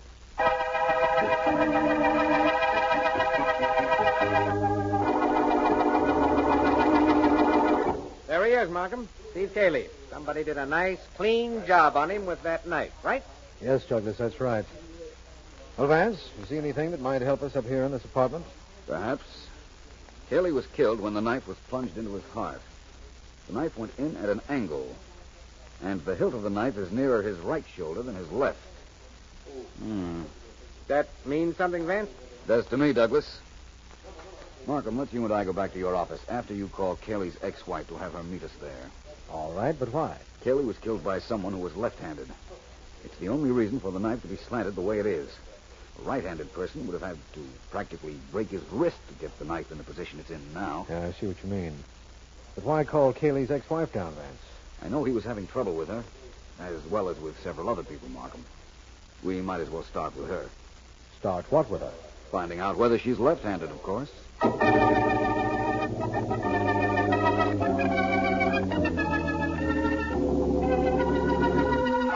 Miss Clark, you're using your maiden name now, of course. Yes, Mr. Markham. Miss Clark, your ex-husband was killed by a person we believe to be left-handed. Are you left-handed by any chance? Not that I know of. Any questions, Vance? Miss Clark, what glove do you put on first? Why, the left one, I guess. Doesn't everyone? I do, Vance. So do most right-handed people. You had reason to kill your ex-husband, of course, Miss Clark. He told me that himself. Well, many people have reason for killing others, Vance. It's a good thing for civilization that isn't the only thing one needs to murder. You have a point, of course. You can't question our child without our being here. You Daddy, can't. Mother. It's all right, dear. We had to come. We followed you from the house after you received that telephone call. What are you trying to do to our child? I'm District Attorney Markham, Mrs. Clark. Mr. Vance and I were just... You were just trying to make it look like she killed Steve, weren't you? Now, take it well, easy. she should have, but she didn't. And don't you try to make it look like she did. Mr. Clark, we're not trying to make anything appear different than it actually is. You seem awfully sure she didn't do it. Do you think she did? Everyone is a suspect until we get some definite information, Mrs. Clark. She didn't kill Cayley. She couldn't have killed him. No, Mrs. Clark? Why not? Because I did. Mother. Don't believe her. She had nothing to do with his death. I killed him. I killed him myself. Did you, Mr. Clark? How? How? Oh, I shot him. How did you kill him, Mrs. Clark? I shot him. He was tormenting my daughter. I shot him. You've got to believe I did it. Are either of you left-handed? No. I'm not. And what difference does it make? I shot him, I tell you. I know that's what you tell me, Mr. Clark, but Steve Cayley wasn't shot. He was stabbed to death. What? Yes, I suggest the three of you go home now and stop trying to alibi for each other. Good night. And what a night.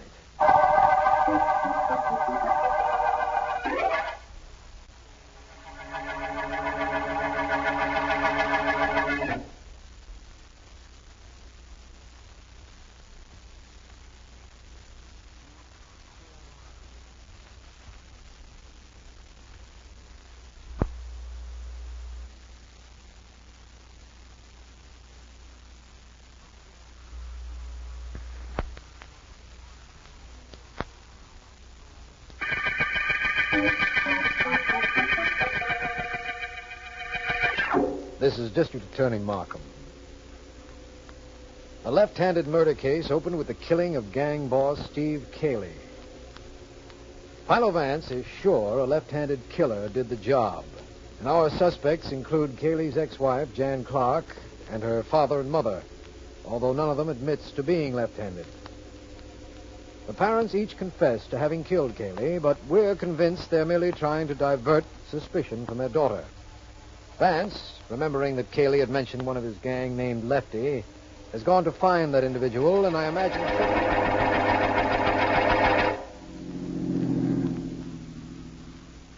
Look, Lefty, you sure you got this thing figured out right? Sure. Sure, I'm sure. Look, you see that traffic light? Well? It's got to turn red, ain't it? And when it turns red, a car's got to stop, don't it? Sure. Well, there ain't much traffic up here. When a classy car pulls up to stop for the light, you get up on one side of it, I get on the other. We conk the driver, we take the car. We need a classy car for the big job I got in mind. Okay, if you say so. I don't argue with my new boss. So he's the new boss, eh? That means he's Lefty. Who are you? My name is Vance. I followed the two of you up here. You did? Why? Steve Cayley mentioned you when he came to see me just before he was killed. He told me where I could find you. I went there just in time to see you leaving, so I followed you. So you found us. Hooray. Lefty, I'm taking you down to see District Attorney Markham. We've got some questions to ask you. We think... I figure you don't like questions, Lefty. That's the reason I conked them with my gun. You practically broke his skull. Good for him. Leave him here. Let's beat it fast. Things are starting to get a little complicated. You're finding out what a lot of guys find out, Lefty. Huh? It ain't so easy to be a boss.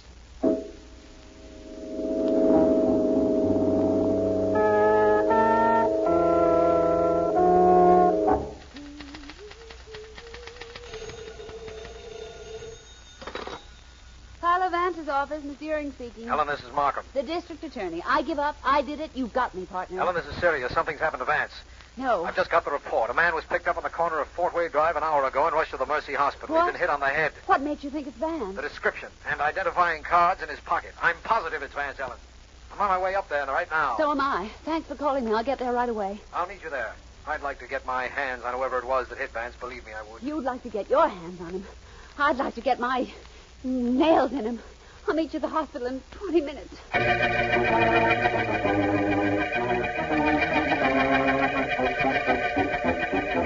2 hours from now, Jan, and all this unhappiness will be over. We'll be on our way to the coast, and we'll stay away until you've forgotten this unpleasantness. Oh, thanks, Dad. You and Mother have been swell. Oh, which reminds me. Mother, how's the packing coming? Just a few more things, Dad, and I'll be ready to call you in to help me close the valise. Good enough. Jan, I wish you wouldn't be so nervous. It's all over. Steve's out of the way for good. I know, but I can't help what I'm thinking. Dad, did you kill Steve? Well, we won't talk about Steve. We decided that. Well, Mother said you were late coming home. You're never late coming home. I said we won't talk about that. Why don't you go see if you can help your mother pack? Packing's all done, and the valises are closed. What's going on between you two? Nothing. Nothing at all, Mother. Well, it looks like we're all set to leave here, doesn't it? Well, I think that perhaps we ought to let the district attorney's office know we're going out of town. What for? Well, they may not like it. Who cares what they like? We're not criminals. We can come and go where and when we choose. The sooner we get out of here, the better. Davy, Yes? you said we're not criminals and we can come and go as we like. But are you sure one of us isn't a criminal? A criminal who just hasn't been caught up with yet?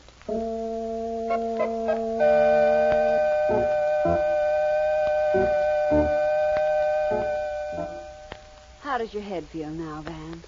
Not good enough to listen to you do a chorus of Sally in our alley. I'll tell you that. Nice of you to come up, Ellen. You too, Markham. We're certainly sorry to see you in this hospital, Vance. I assure you, it's much more comfortable lying here than it was on the street corner. Though if the truth is known, I don't remember much about lying on that corner. Take my word for it. The pavement was hard. Take my word for it, that smack on my head was harder. You sent anybody out to get this Lefty person, Markham? I sent Douglas. He's Sergeant Heath's best man, Vance. He'll bring him in, don't worry. And I'm very anxious to talk to him for two reasons. One of them is the fact that he's responsible for your being in the hospital, and the other is that name of his, Lefty. I know what you're thinking, Markham. Lefty and a left-handed murderer. Is that it? With the motive he has, yes. But supposing it turns out not to be Lefty Vance? I have an idea. Please let it have something to do with me for a change. It has. You're going to leave here. Me and my big mouth. What do you want me to do, Vance? Get the Clark family up here, Markham. Father, mother, and daughter. I want to see them all in this room. Suspects can come up, but I've got to go. What's the use of being honest? You can stay, Ellen. I was only teasing. Oh. Markham, you get the Clarks here and see that the heat in this room is turned on as high as it will go. I'll try and solve this case from a hospital bed. Vance, you've said an awful lot of things that have confused me on an awful lot of occasions, but that last statement of yours makes me wonder just how hard you did get hit on your head. Worried, Markham? Yes, I am. You do as I ask, and you aren't the one who should be worried about me, my friend. It should be either mother, father, or daughter Clark.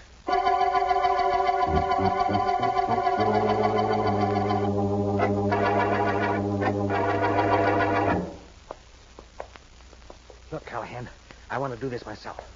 That door to Lefty's room is awful thin. I can bust it down by crashing into it just once, I'm sure. And Sergeant Heath says I'm to bring Lefty in, so I'm going to do it. Okay? Right. Okay, here goes. Step back and keep your gun ready. Hey, what's going on out there? Hey, who's that? Hey. Okay, you hold it. Hold still, don't move. Oh, there's two of you, huh? A cop, eh? What do you want busting in here like this, fella? You got a warrant? No, Lefty, but I got a gun. All right, don't do me shoot, a don't favor shoot. and try to All right, argue keep with it, will quiet. you? Get over there. Come on in here, Callahan. We got 2 passengers for the wagon. Isn't that nice? We'll have company all the way down to headquarters.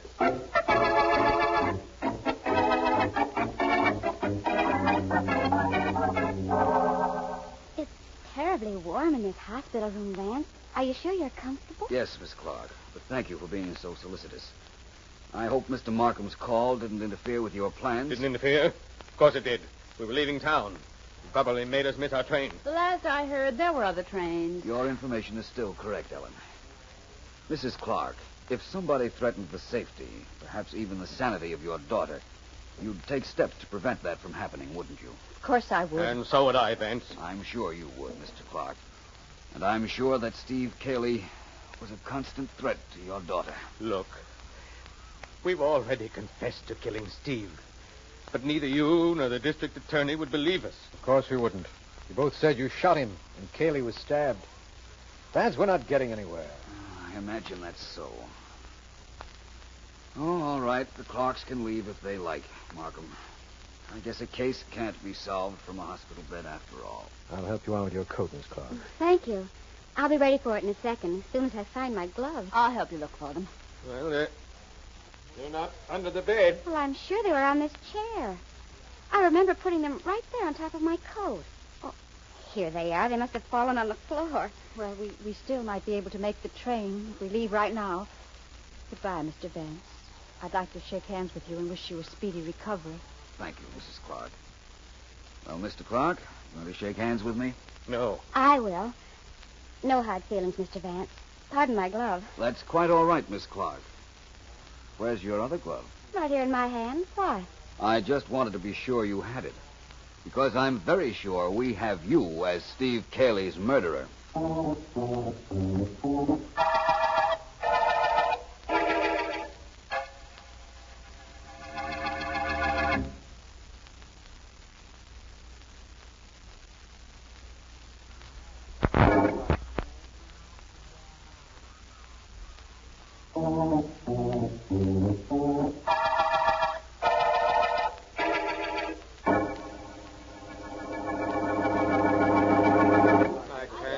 It's very hard to explain why Miss Clark is our murderer, Markham. The combination of everybody talking and the way my head hurts makes it very difficult. All right. Quiet, everybody, please. Quiet. Go ahead, Vance. Well, to begin with, Cayley was killed by a left-handed person. Miss Clark had denied she was left-handed because she realized the mistake she made when she left the knife in Cayley's body at a revealing angle. Our daughter is left-handed, yes, but she's not a murderer. Why didn't you tell us she was left-handed? Nobody asked her. That's right, Markham. When Mr. and Mrs. Clark came into your office to confess, we didn't mention the fact that Cayley was killed by somebody who was left-handed. Weren't you two brilliant, though? All right, so I'm left-handed. I put my right glove on first. So you knew that when I shook hands with you. And I did kill Steve. Do you know anybody who deserved death more? I'm not prepared to say. All I know is that if you had waited a while, I'm sure one of his own gang would have done the job for you. Markham, if you don't mind. Not at all. All right, everybody, let's leave Vance alone now. Not exactly alone. I'm staying.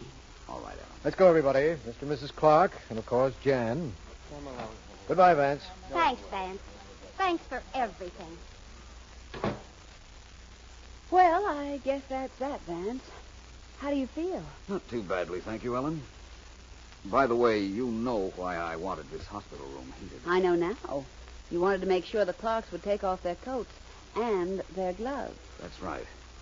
I stalled for a while with unimportant talk to make sure the heat of the room would get them to take off their coats and gloves by themselves, without any suggestion from me that might put them on their guard. You mean put Jan on her guard, don't you? I didn't know which of the Clarks was guilty, Ellen. In fact, I didn't know if any of them were. I had to make sure one of them showed they were left-handed before I could do anything at all. You did plenty, Vance. If you don't believe me, ask Jan Clark. But getting back to Markham's office a minute. What was all that confessing business up there? Mr. and Mrs. Clark wanted to keep suspicion off their daughter, even though they didn't know at the time that she had killed Kelly. Oh. Chances are she tried to get them to murder her ex-husband, making up stories about how Kelly was annoying her.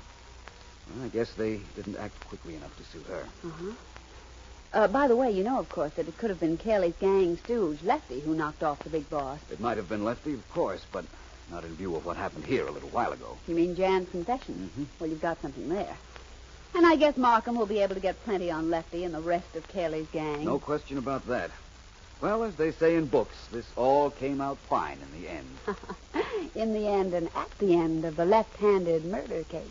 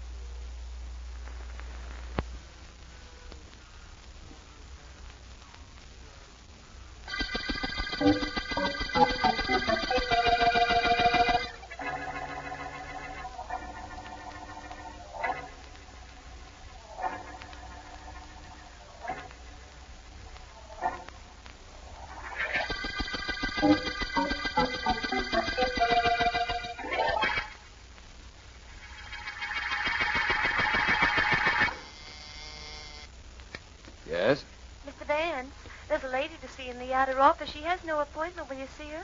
All right. Where's Miss Deering? Oh, your secretary's out to lunch, Mr. Vance. What's the name of the lady who's calling on me? I don't know. She can hardly talk, Mr. Vance.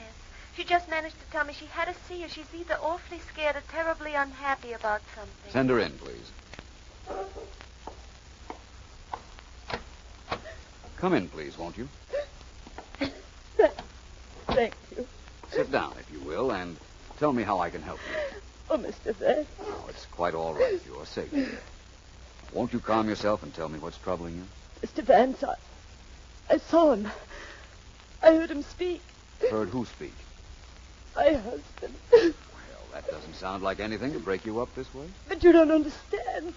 No, I don't imagine I do. What's so unusual about seeing your husband and hearing him speak? He's dead. I buried him 10 months ago.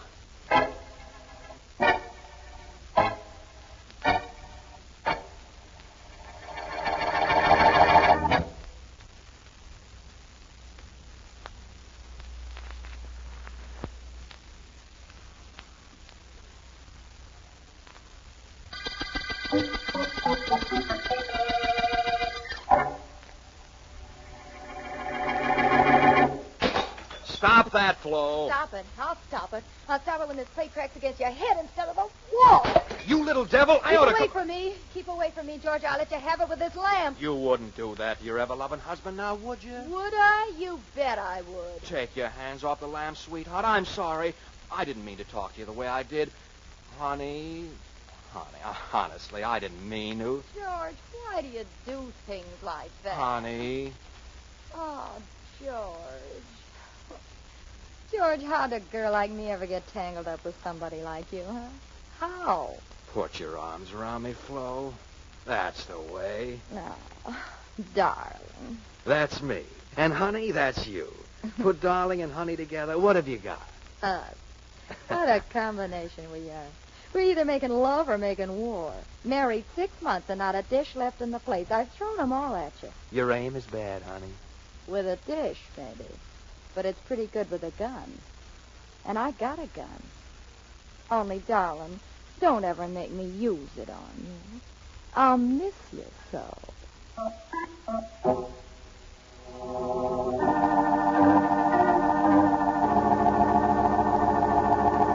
Well, Vance, it certainly is an unusual situation. That is, if Mrs. Miller was telling the truth. I'm sure she was, Markham.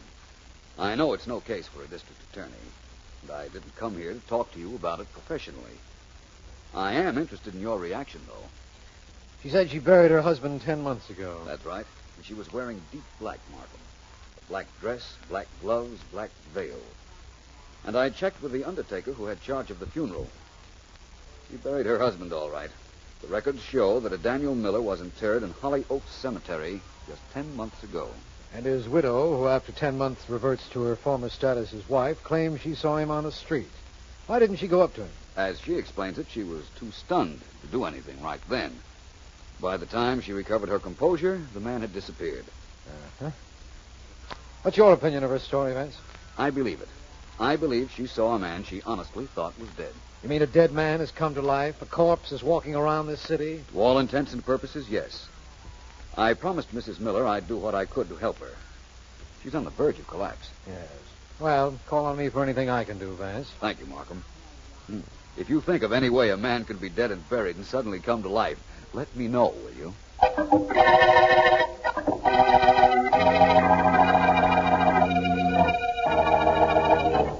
Now, you two men know what I want you to do? Look, Mrs. Miller, you told us, didn't you? What do you think we are, dopes? She might be right. We're always agreeing with everybody all the time. That's my brother. That's right.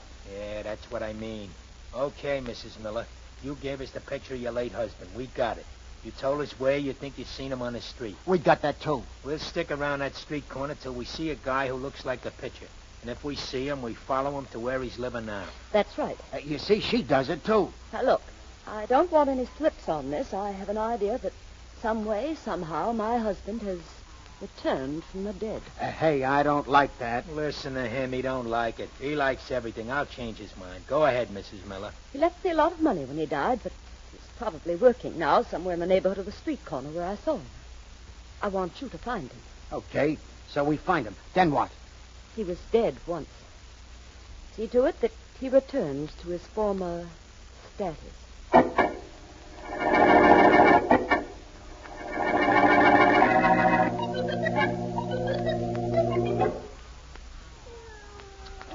Playing with that darn cat of yours again. Leave him alone. Don't be funny, Flo. Keep reading your paper. Chang and I having fun. Come on. Fun Here, with boy. a cat. Oh, brother. Well, I've got to go to work in a few minutes, and this is how I relax. Besides, honey, he's a full-breed Persian. Well, let him do something constructive with those hairs of his he keeps shedding over the rug. Teach him to crochet or something. Maybe he can make me a shawl. He's a good cat, aren't you, Chang? Real good cat, huh? Yeah. George. Yeah? You never told me What's the anything matter? about where you came from before you married me. I was found in a cabbage patch. Don't get cute. On you, it Come don't look here. good. Yeah. I've been thinking about this for some Here's time. some string. You know, I don't Here. know a darn thing about what you were before we were married. What about it? Don't talk to me like that. I'll bounce an ashtray off your head. Now, look, honey, we said there'd be no we more said of there'd this. be no more battling if you talk to me the way I'm entitled to be talked to. Kid, let's understand things. I'm your husband. I think you love that cat more than you do me. Every time I think of you feeding him and brushing him, I could... Darling. Oh, honey, let's not fight. What were we fighting about anyhow? You see, it isn't important. You don't remember. Now, come on over here, huh? Okay. Get that lap of yours ready. All right. Oh, here we are. Oh, now I know why we fight. Yeah? Well, tell me. It's so good making up. Like this.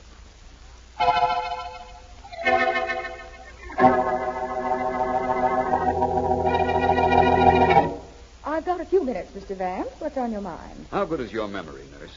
Well, I'd remember you if I ever saw you again. Who wouldn't? Well, thank you.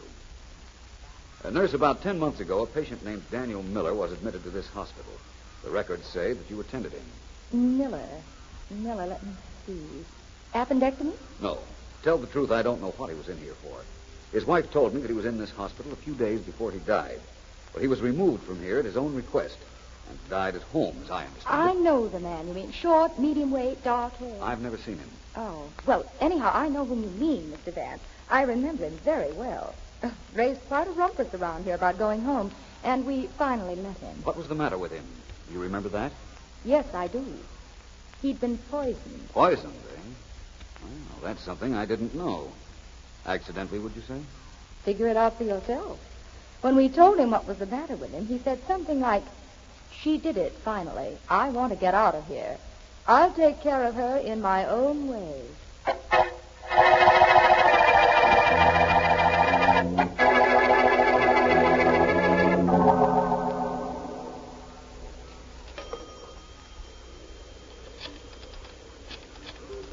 Close the door to boot, Joe. You want the whole world to hear what we tell Mrs. Miller? It's okay with me if they hear. Everything's okay with you. Close the door. Sure.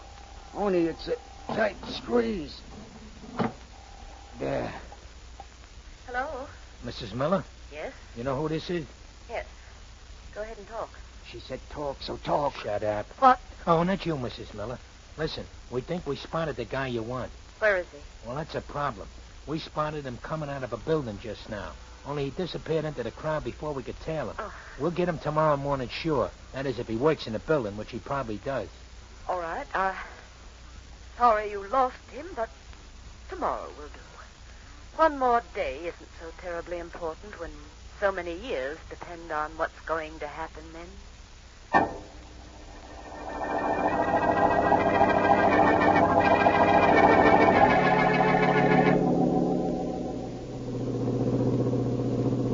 Thanks for getting me official permission to investigate the grave of Daniel Miller, Markham. No trouble, Vance. This might become something in my department after all, judging from what you told me. About Miller's having been poisoned? Yes. I still want to know how he returned to life. In all my years of private investigating, I've never encountered that before. You want to see his grave, is that it, Vance? I want to look into his grave, Markham. I've talked over the phone to the man in charge of the cemetery, and he'll take us out to the spot where Mr. Miller is buried. All that we need is for it to be raining, and this would be a perfect setting. Late at night, a cemetery, a corpse that walks and talks. What else do we need? Some idea as to how this case will end. It would all be so simple if only Mrs. Miller were lying about seeing her husband. He wasn't.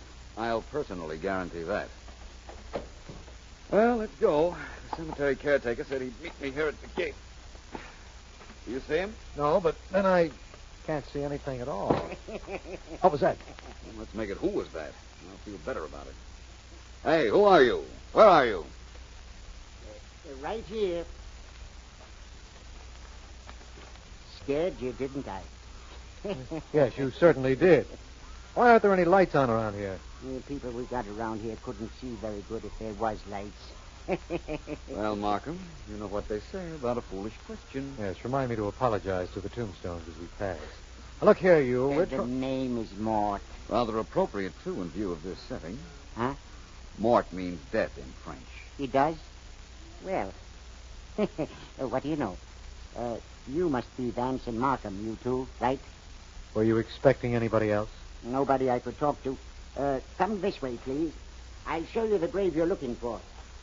Daniel Miller, right? Right. That's correct. Well, he ain't very important around here. Only 2 autos at his funeral. Now, you take that grave over there. There's a man who should have been glad to die. 22 autos, and the speech has lasted 2 hours. In the rain, too. Doesn't it always rain at funerals? Only seems like it does. Now, you take this grave over here. Kind of like this and like that. It wasn't Excuse exactly me, what Mort, but who were in the automobiles at Mr. Miller's funeral? In the 2 cars? Well, there were a couple of men from a lodge he belonged to in one, and his wife was in the other. Crying her eyes out, she was. She did pretty good for the guy. Fact is, I ain't seen better crying this year. Where is the grave? A man in a hurry to get to the grave now. That's a good one, eh? Yeah. Well, it's right here. I dug it up like you told me to. Only I didn't touch anything. Why not? I wasn't told to. And besides, I wouldn't even if I was told to. I'm superstitious. Markham, mark this day down in the book. We have now heard everything. Well, we've got a job to do. I'm going to hop down into that grave. I wouldn't if I was you. Why not? On account of a lot of reasons, only one of which is important. And that is? There ain't no casket, there ain't no body, there ain't nothing in there. What? That's right. I dug up the grave like I was told to do, but I could have saved myself the trouble. Somebody else must have wanted what you fellas wanted and beat you to it. That grave was empty.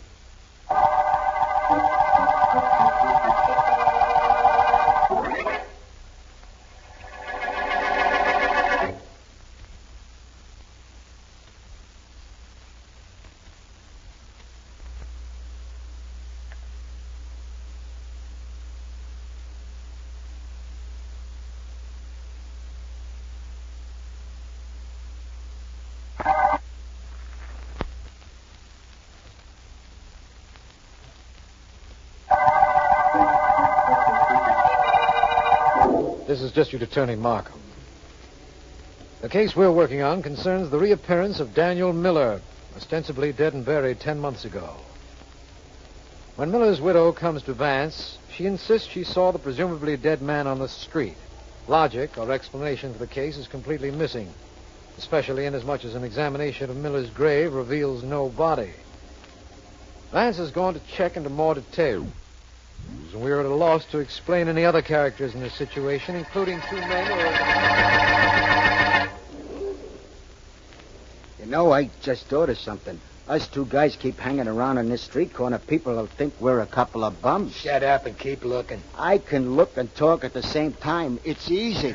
You're getting on my nerves. This job is nothing to do but hang around here watching a building. I'm going to get... Hey, Joe, there he is. That guy who just came out of the building, that's the guy. It sure is. What do we do now? We follow him. Only this time we don't lose him. Come on. Yeah. Don't we call Mrs. Miller like she told us to? We call her after we call on that guy who just came out of the building.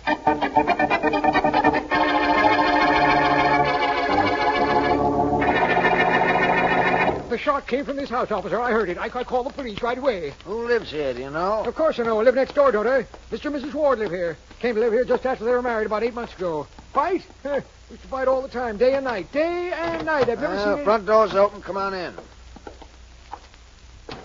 Hello there. Anybody home? Anybody home?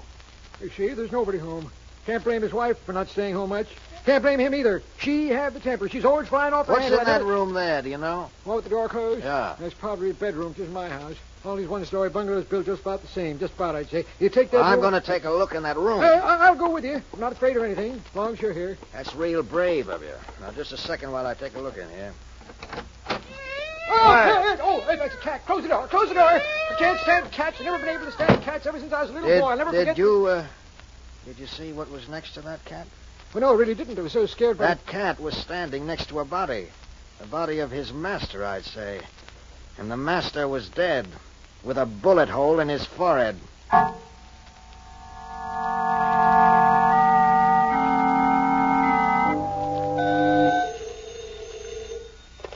Hello, Philo Vance speaking. This is Markham, Vance. How many cases have you helped us solve, Vance? Why, I don't know. Why do you ask? Because we've finally been able to help you with one. Oh? Yes, a man known as George Ward, who lived with his wife at 10 Jackson Road, was found murdered a little while ago. Yes? Merely as a matter of procedure, Homicide Sergeant Heath took his fingerprints and checked them. He found that George Ward is really Daniel Miller, the man you've been looking for. Well, that's very interesting. What were the circumstances of the murder? Well, Ward, or Miller, was shot with a small caliber revolver. When the police officer on duty came into the room, the body was being guarded by a gray Persian cat. It belonged to the Wards, as I understand it. I see. Well, thank you for calling, Markham. This is beginning to make some sense to me now. It is? Definitely.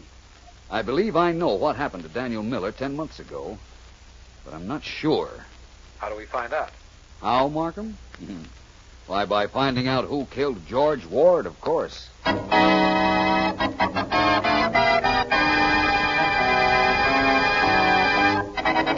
go of me. Let go of me, Copper. If I ever get in my house, I'll break a plate over your head. Let go of me. Easy now, Mrs. Ward. Take it easy.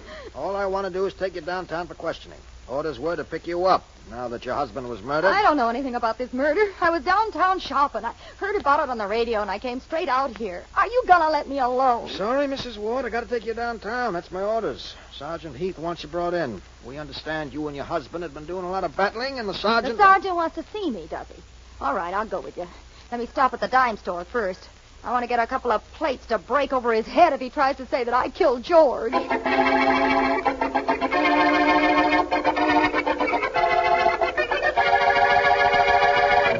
Okay, Mrs. Miller. You heard the radio. Guy named George Ward was killed. That was the guy whose picture you showed us. It sure was. It was his picture you showed my brother and me. We followed him to his house, a bungalow, and then we knocked him off. And now you want to be paid. That's right. It ain't wrong, lady. Shut up, you. Everybody tells me to shut up. Now, look. You two followed orders. You did as you were told. But how am I going to be sure the man you killed was my former husband? Oh, dear, this black dress. I could get you a wisp room, lady. Never mind. You got a point there, Mrs. Miller. You couldn't be sure that Ward and your husband was the same guy. Suppose we wait till tomorrow when you see the pictures in the paper. That ought to be proof enough for you. Sure it should. Sounds all right. Suppose you two come around here tomorrow night and I'll... Nothing doing. Nothing doing, lady. Why not? I don't know. Ask me brother. Well, why not come around here tomorrow night? I'll pay you then. Mrs. Miller, by tomorrow night, you could be 1,000 miles away from here. You got what you want. You're really a widow this time. All the dough the guy left, you know you can keep now. You don't have to worry about us ever coming back and throwing you out on your ear. You're pretty smart, aren't you? We sure are. I'm smart enough to know the score. No, lady, you're going to have company until them papers come out.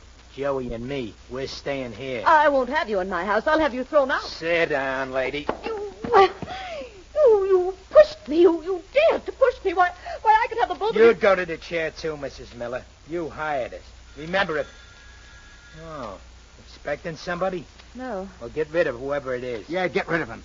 Both of you stay here. No, I'll go to the door. And I'll stay right behind it in case you get cute. Come on.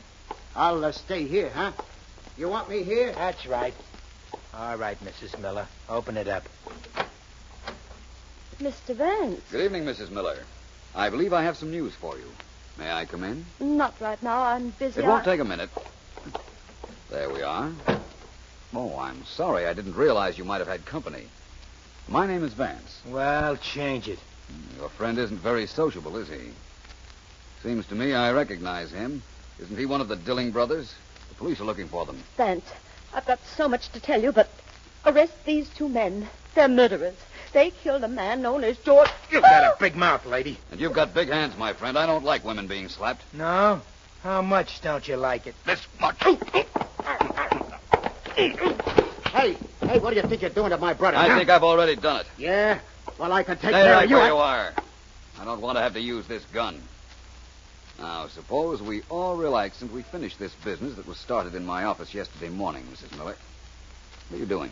Oh, I'm sorry. These black dresses, they pick up everything. I was just trying to get some lint off. You've got some of the lint off, Mrs. Miller. Your dress isn't entirely clean yet. Oh, is there something else? Yes, but it can wait. You're surprisingly calm, Mrs. Miller. Why shouldn't I be? You're here. I have nothing to fear now. Have I? I don't know. Did you ever meet a man named George Ward? George Ward. That's the man these two brothers admitted to me they killed. Why, you... They said he was my husband. That's why they were here, and they tried to blackmail me. You never saw or knew Ward? No.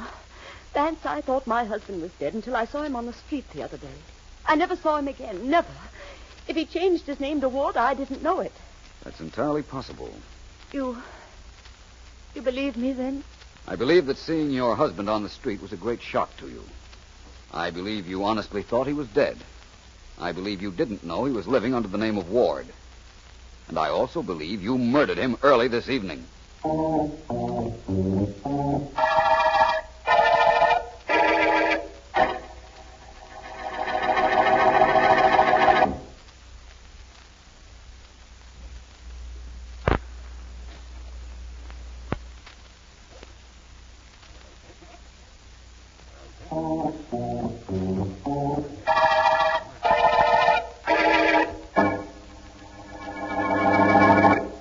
You're entitled to an explanation of this case, and you're going to get it. The entire explanation.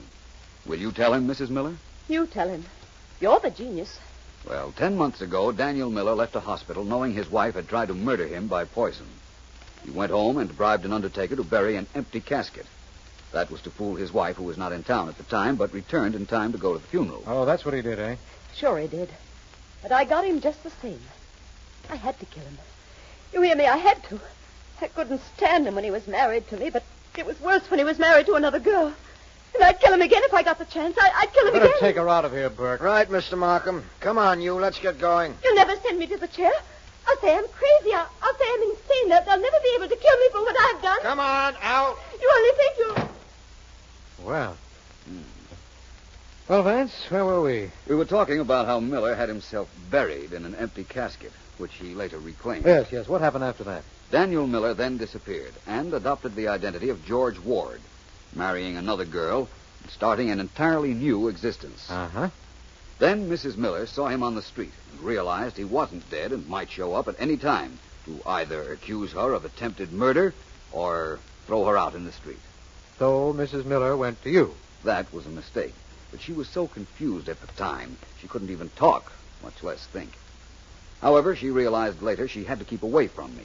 And she did, and hired the Dilling brothers to wait on the corner where she saw her husband and try and follow him to his new home. As I understand it, they did. Then later came back to Mrs. Miller, who they insist didn't know where her husband was living. Vance, the Dilling boys wanted to be paid for the murder. Why didn't you think they did it? I was sure Mrs. Miller did the job. You see, what happened was this. When the Dillings spotted her husband, she was watching them. She followed them in a cab while they were following her husband. Sounds like a parade. Mm-hmm. That's how she found out where Miller was living, eh? Yes. You reason that she got into the house before they did, by the back door probably, and killed Miller. The Dillings found the husband dead, but they tried to get paid regardless. Exactly. We have Mrs. Miller's confession, of course, but I knew she was guilty because I saw that on her black dress there was a long gray hair. A hair that could only have come from a Persian cat. Of course, the Persian cat. Now, you had told me that the man who was murdered had a Persian cat. Yes. Well, the combination of circumstances couldn't be coincidence. Your laboratory has a hair from that cat and from Mrs. Miller's dress. I'm sure they'll match. I'm sure you're right, Vance. Just as I'm sure Mrs. Miller has reached the end of the line. And we've reached the end of the talking corpse murder case.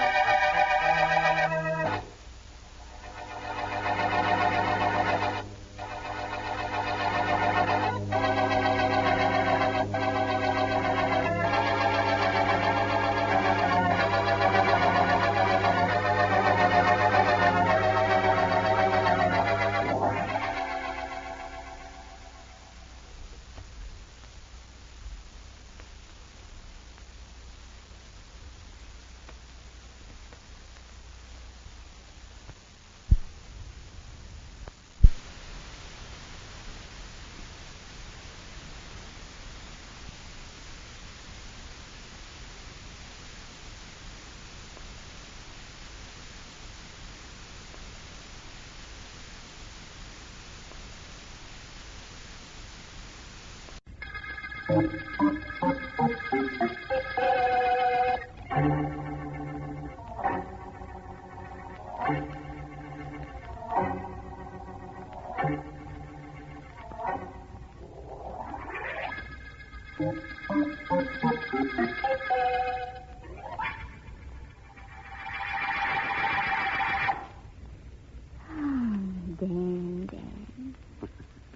We're not acting like two kids, are we, May?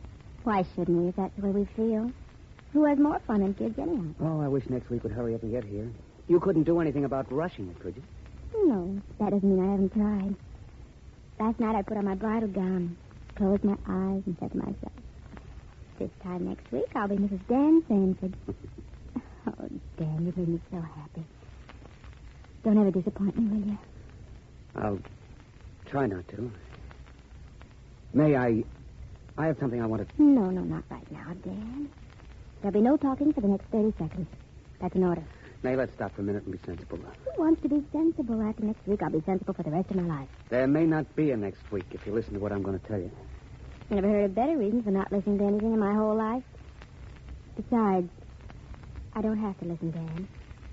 I know what you're going to tell me. You're going to tell me what business you're in. But I already know.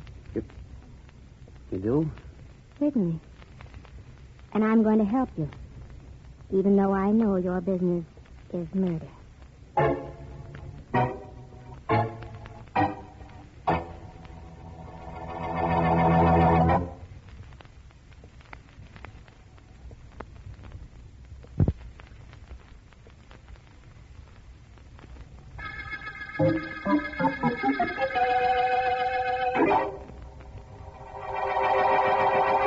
You're not nervous, are you, Dan? Oh, me, Professor? No, I'm not nervous. Nothing to be nervous about. You have the rope? Yeah, sure, I have it. See? It's a noose, just like you told me. All right, then. Open the door quietly. You'll find your victim seated in a chair, his back to the door. All right. You are nervous, aren't you? What is it, Dan? The job or the girl you're going to marry next week? I'm okay, I tell you. Never mind telling me. Show me. You just watch. Very well. The door, Dan. Quietly. Hold the rope ready. That's right. Walk over slowly. All right. Now! Hey, you fool! Dan, you fool! Let go of the rope! All right, Billy. Take it off your neck. Holy mackerel, Professor. This guy could have killed me with that rope. That was the general idea of the dress rehearsal. Only it didn't work. Dan, if that rope were around Billy's neck properly, he'd have made no outcry. I've explained that to you a dozen times. I tried, Professor. Yes, I imagine you did. I would suggest you watch Billy demonstrate the technique. He's already done 2 perfect jobs on victims for me. Assignments on which he acquitted himself admirably. Oh, was it nothing, Professor? I think it was. I'll show Dan how you do it, Billy. After all, he's one of us now. And he should be trained. Holy mackerel, I've showed him 1,000 times already. Look, stupid. You grab the rope like this. Yeah. You slip it over, guys. And then Never you mind pull doing up. it now. Show him when you 2 are alone. I'd rather you both left me alone at the moment. Hey, you gonna play that music box again? The new music box, Billy. The one you brought back to me after your last assignment.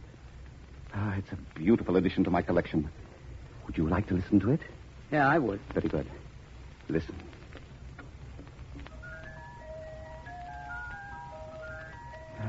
Isn't that beautiful? Not to me, it ain't. Well, you wouldn't understand. Do you, Dan? Well, do you understand how these music boxes I have in this room represent so much to me? How they make me an individual, apart and above everyone in this world? Well, I don't exactly understand that, Professor. Very few people would. But it doesn't matter. Dan, I have an assignment for you. You're first. Yes, Professor? There is a beautiful music box, a most unusual music box in the possession of a man named Daly. I want it, Dan. Tomorrow night. Yes, Professor. The music box is in his safe. I'll give you a plan of the room and leave the rest to you. Daly is very wealthy. There'll be money and jewels in the safe. What do I do with them? You'll bring them back to me, of course. And you'll receive your share.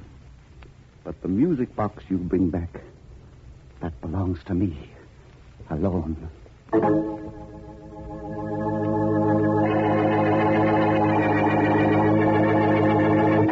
down, Markham. Sit down. Nice of you to drop into my office. Thank you, Vance. Always glad to see you. I'd have phoned, except that this is something I'd like to talk to you about in person. The district attorney making a personal appearance.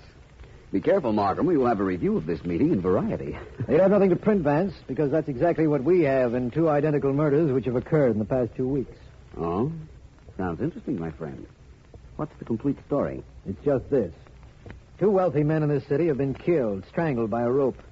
Apparently they interrupted robberies in their homes because the safes of both had been ransacked. We know a lot of money and securities were stolen. And the killer left no indication of his identity? None we can find. Sergeant Heath's looking for some kind of a lead right now. He's been working on the murder since they happened. Heath's a good man. If there's anything to be found, he'll uncover it. What did you want me to do? Find whoever it is who is responsible for the killings. Mm-hmm. Only I can give you nothing at all to work on, Vance, except that I'm reasonably certain both were done by the same man or men. That isn't much, is it, Markham? No. I'll tell you something very strange, though. I'd rather have one little clue than too many. Too many clues are confusing. I understand. I wish I could... Oh, telephones have no manners, have they? Just a minute, Markham. Vance speaking. Hi, Vance. It's Sergeant Heath, homicide. District attorney isn't there by any chance, is he? Why, yes, he is. Oh, the secretary wasn't sure if he was going to see you or not. Put him on, will you? Certainly. For you, Markham, it's Heath. Thank you. Yes, Heath? Mr. Markham, I think maybe we're getting a break in those rope killings. I checked the stuff stolen from both of the men, and guess what? Heath, please. Okay, I'll tell you. You see, both of the dead guys are not only rich, but they each had a music box in their safe. Not one of those 5 and dime things, but real valuable antiques. Uh-huh. I think that means something. Yes, it might. But thanks for letting me know, Heath. No, it's okay, Jake. So long. Bye. You hear that, Vance? Yes, I did. Very interesting, Markham. It isn't to me. Not until I find out what is meant by the fact that 2 music boxes were stolen. You want to know what it means? I'll tell you. It means that the killer has made his first mistake. The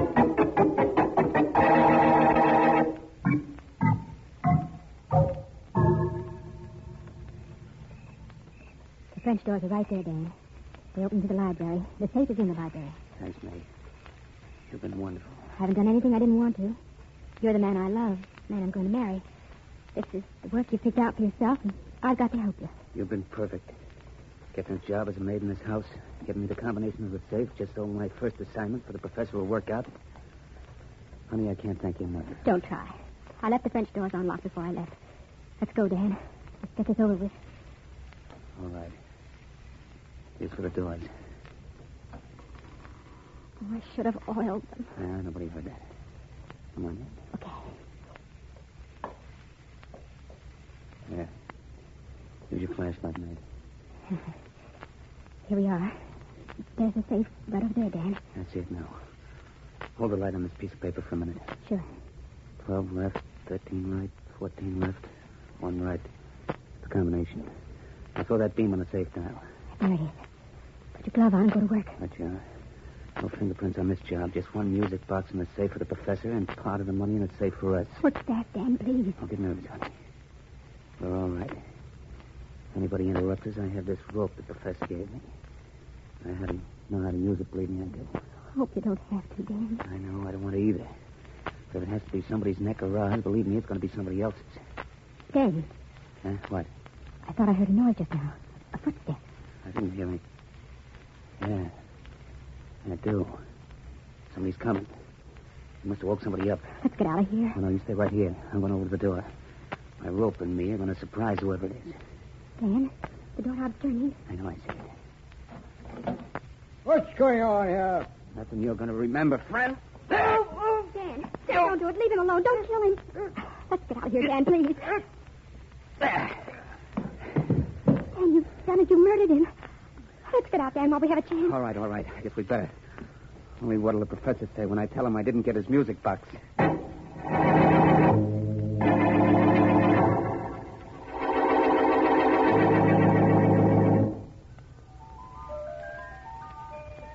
Yes, I understand, Ben. I understand very well what happened. Well, I'm glad, Professor. You see, it really wasn't my fault.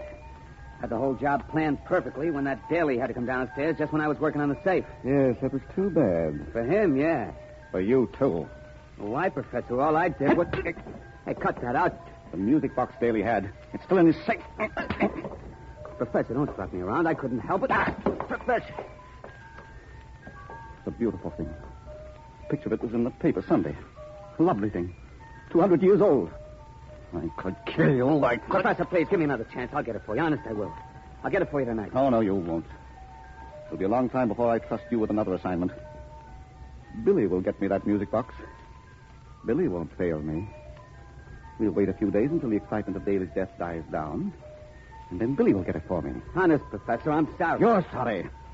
You don't know what being sorry is. I know. I don't have that music box.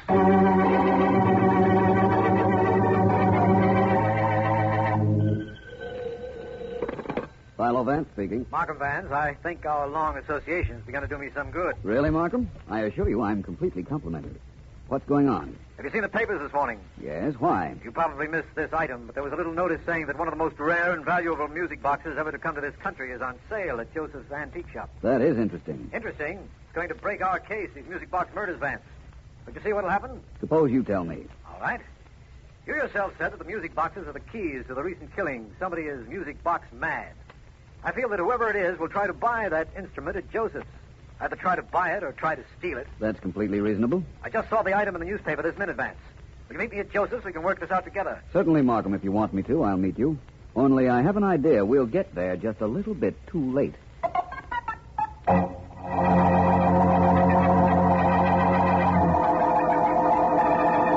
Try throwing the rope, Billy. Throw it this time. Holy mackerel, Professor. I'm beginning to feel like a cowboy. I do good work with the rope close up, don't I? What do I have to practice throwing it for? Sometimes you can't get close enough to your victim to slip it over his neck. You see that statue on the pedestal over there? Yeah, sure. Throw the noose over the head of the statue from here. Throw it over the head and then yank it. The head. Okay, Professor, but ain't that hunk of statue worth a lot of dough? You know, I'm liable to break it when I yank it. If breaking that statue will help you sometime on a job, Billy, it's worth what it cost me. Throw that rope. Okay, if you say so. Here goes. Holy mackerel, I done it. Professor, I didn't mean... Good. You're a much better pupil than Dan is. You did a good job, Billy. And as a reward, I have a special assignment for you. Tonight. Oh, yeah? An assignment that will give me a wonderful music box and get you at least $15,000 or $20,000. What do you have to say to that? Me? See, all I can say is, holy mackerel.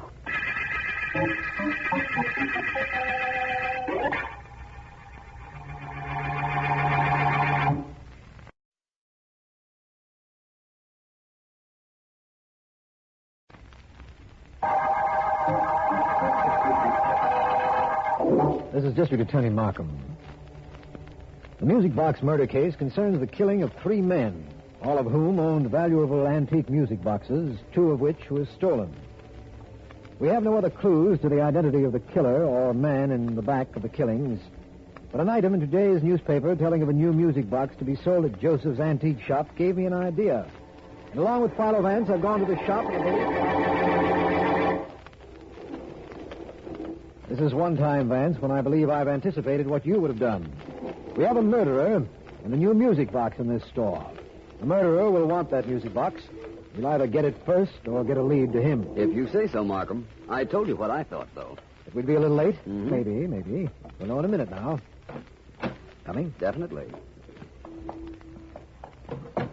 Your pleasure, gentlemen. We're interested in that music box we read about in the papers today. We have an excellent collection of Chinese jade, should you care to see My it. friend inquired about the music box. Oh, the music box. So many people inquire about the music box. Could I interest you in some antique chairs, perhaps? We have some that are 150 years old, colonial chairs. Now, let me show them to you. Now, where are they? I'm so excited. Did you gentlemen see any chairs on the floor that are 150 years old? We don't see a chair that looks a day over 125 years. Look, my good man, what about that music box? All you've told us is that several people were inquiring about it. Oh, that's been sold first thing this morning, as a matter of fact. Look, I want to know the name and address of the purchaser of that music box. Can you give it to me? Why, yes, if you like. I don't even have to look it up. I can't remember a face or forget a name. As a matter of fact, the name of the man who bought that box was John Smith. John Smith. Oh, that's too bad. It is? Yes. It's obviously a fictitious name. And any address he gave you would be equally fictitious. Well, I'm sorry I brought you down here, Vance. I guess we'll have to find some other way to look for our killer. I didn't mind coming with you, Markham. And as for finding some other way to look for our killer, I think I've thought of a way to have him look for me.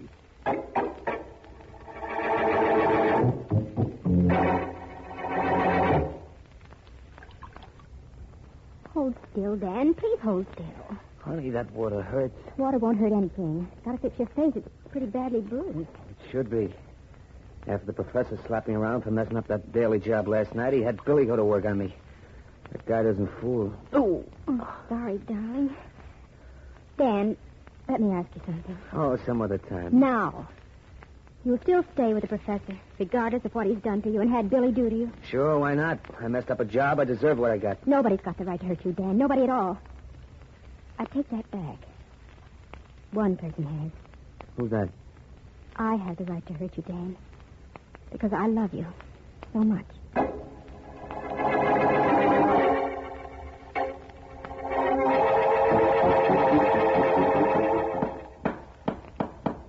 Vance, what's the plan you have for making the music box murderer come to you? Oh, I'm afraid I'll never be a carpenter, Markham.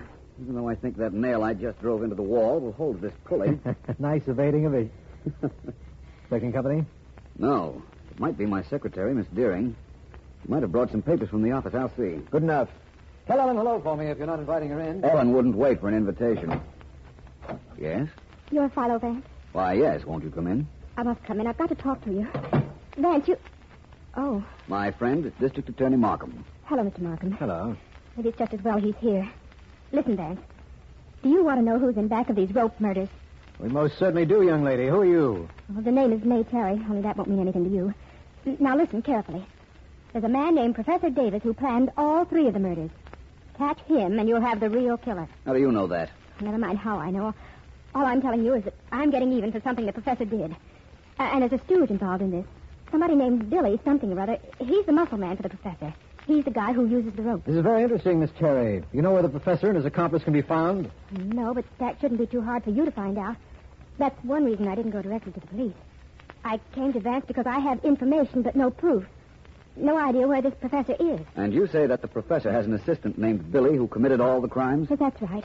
Oh, they'll deny it, of course, if and when you find them. But they did the killings together. The professor wanted music boxes.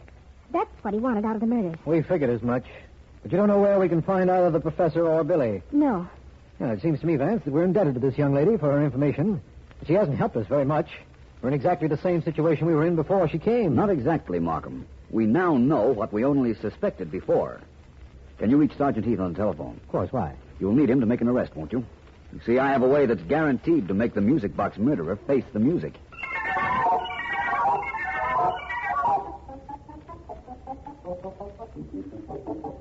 You're crazy, May. You're mad. You couldn't have gone to Philo Vance and told him about the professor. Oh, no, that's what you think, Dan. Nobody's going to slap my man around and get away with it. I also told Vance the professor's stooge Billy did all three murders. You hear that, Dan? All three. And Vance, believe me, you're in the clear now. Get out of town fast. I'll meet you somewhere. Oh, why did you do a stupid thing like that, May? You spoiled everything. The professor will find out about it. Neither of us will be safe then. We'll be... Dan! Dan, darling, what's happened? Dan! Hang up the phone, Billy. Dan, Mighty fine rope throwing. Here's our ex-ally, Dan, where he should be and the way he should be. Holy mackerel. Look, that was a good course I made with that rope, huh? Yes, it was. And now, Billy, we're ready for our next assignment. Well, what do we do about the dame this guy Dan was going to marry? Well, we'll take care of her, of course. But our next move has to do with a music box. Oh, again? Yes, Billy, again. I have the name and address of the purchaser of that special music box Joseph's antique shop had on sale. And we're going to get it. From the purchaser. Holy mackerel. He ain't going to have it long, is he? No, he's not. And we won't be bothered with Dan on this job. It's just as well we got rid of him.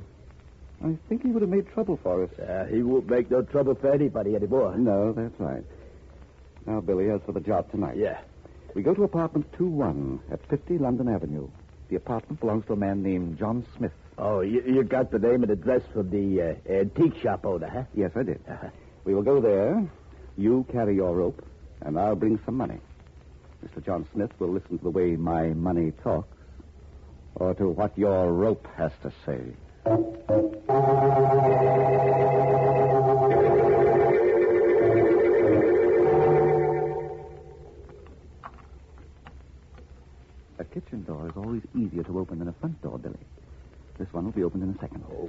like a real professor. You don't have to be so quiet. We banged on the front door of this apartment. Nobody answers. That means nobody's home. We're less likely to be seen working the kitchen entrance, Billy. There. That did it? Yeah. One good thing about picking a lock, we can always bolt the door behind us and make sure of not being interrupted. Yeah, sure. This is John Smith's apartment, where we are going to get that music box I want. Apparently the tenant is out. And that music box is either in a safe or the living room. Which we're in right now. Now, how do we find Billy, the music? look, on that table, it's the music box. Oh, it's the most beautiful box I've ever seen. Come over here, quick. Yeah, okay, I'm coming. Oh, gosh, that is pretty, ain't it? Huh? I want to hear it. Oh, now wait till we get home. No, I won't. I've got to listen to it now. I'll raise the lid.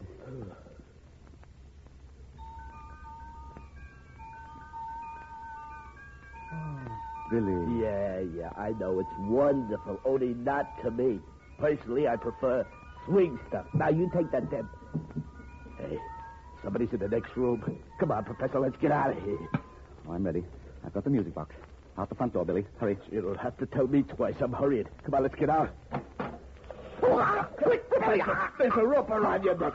I ran into a noose. Now, your hands are free. Get the noose off my neck. Trying to get it off. Sure, hurry. The quicker you get it off, the quicker I take you two down to headquarters. Put your hands up, both of All you. right. Come on, put them up. We don't have all day. All right. Sergeant Heath, you'd better take them along. Sure, DA. Anything you say. Come on, you two guys. We want you both for a lot of murders.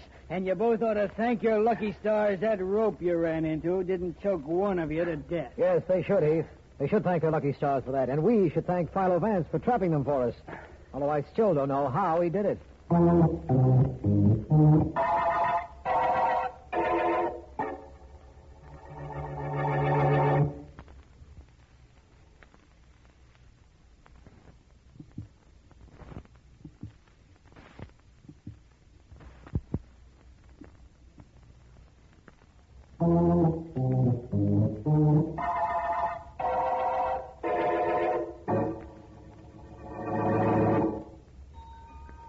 It is a pretty instrument, isn't it, Markham? Vance, I want to know a lot of things, none of which has anything to do with that music box. How did you get the professor to come up to your apartment so Sergeant Heath and I could grab him? I asked you two to be there. You were there, weren't you? Of course, and we have their confessions. What brought them to your place? I thought they'd head for the apartment of whoever that John Smith really was. They did. I was John Smith, Markham. I beg your pardon? I saw that item in the newspaper before you called me about it. Went to Joseph's, bought the music box, and gave the name of John Smith, but my real address. I knew the music box would prove a lure our murderer couldn't resist. Well, that's fine. And I thought I was so clever in reasoning out a plan to trap the professor. That was a fine plan, only you thought of it first. Oh, I just got the newspaper before you did, Markham, that's all. I rigged up that rope and pulley in my place, changed the name on my mailbox to John Smith, and had you and Sergeant Heath planted there. Because I was relatively certain that the professor would come calling. And then, if he heard a noise, would be hastily leaving. Well, Heath made the noise all right on your instructions, Vance. And the professor and Billy ran right into the noose you had fixed up by your door. I wonder how the professor felt when that rope was around his neck. Probably he regarded it as an omen of things to come. When he ran into the middle of my rope, he knew he was at the end of his rope. That's right. And we're at the end of the music box murder case.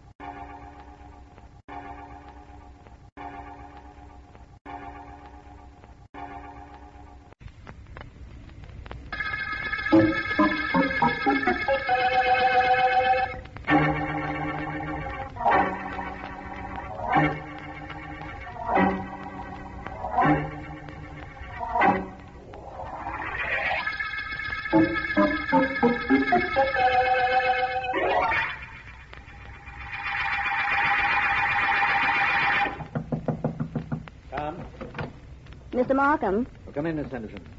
What is it? Mr. Markham, they're here again in the outer office.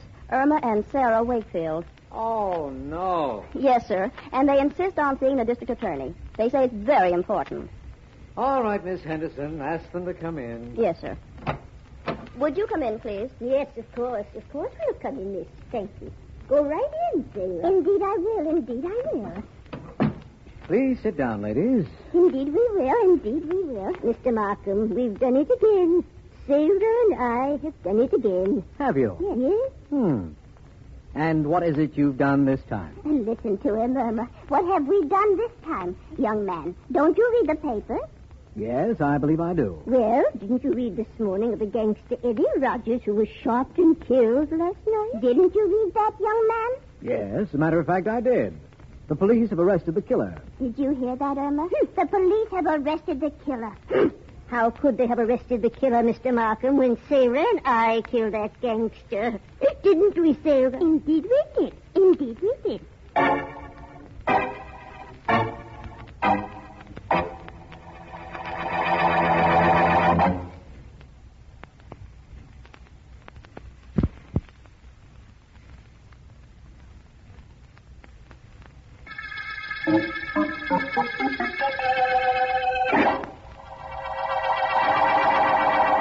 I just had to call you up and tell you about it, Vance.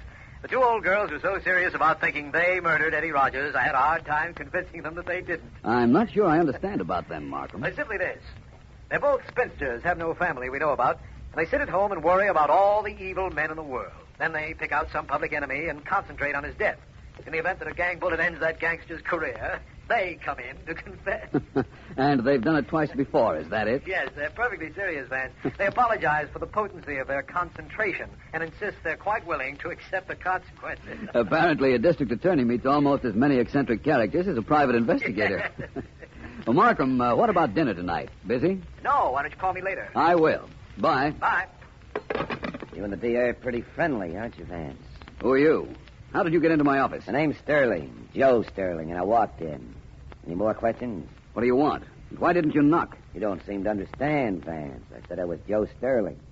I don't knock on doors. When I want to get in somewhere, I walk in. How'd you like to get thrown out? Now, wait a minute, Vance. Take it easy. I'm not looking for any trouble. Besides, you don't throw clients out of your office, do you? You're not my client. I'm just about to be.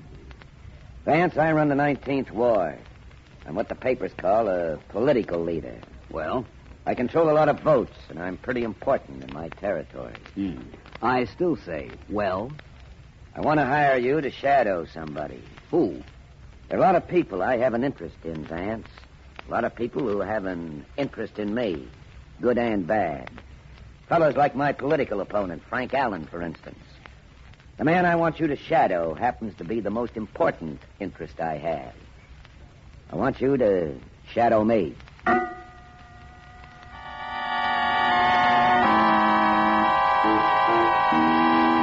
Let me see now. In the 5th Ward, we're a cinch. We figure to cut the 6th, and we'll hold our own in the 7th. That doesn't sound too bad. If you do your part in the other districts, I'm liable to be elected at that. Well, that's just the point. Joe Sterling controls the other districts, and I mean controls.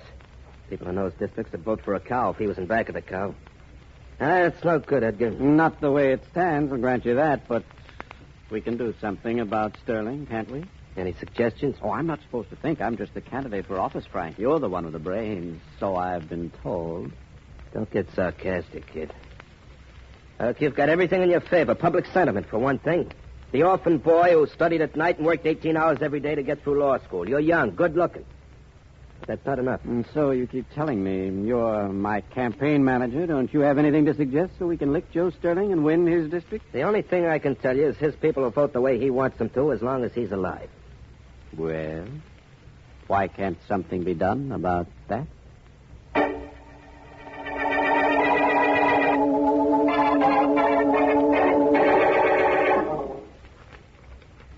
Is there anything interesting in the newspapers, Sarah? Indeed there is, Irma.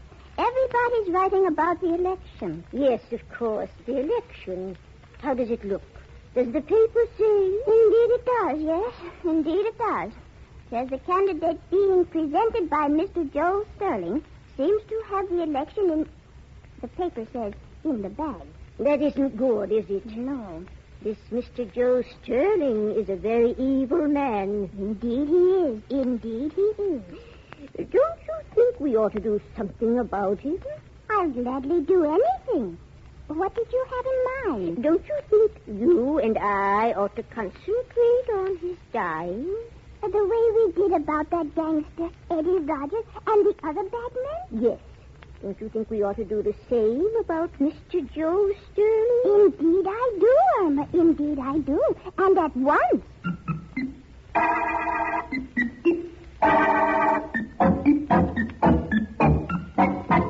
No, I don't think so. No, I'm going down to check my districts. I'll keep in touch with you here at the office. Very good, Mr. Sterling. Now, the opposition may have something cooking. You keep your ear to the ground, see that I'm kept posted, Danny. Yes, sir. I'll call you in an hour. You better leave this door open so you can see your way down the stairs, Mr. Sterling. The light in the hall is out. Good enough. And don't leave until I call here. Hey, you're right. About what, sir? About it being dark.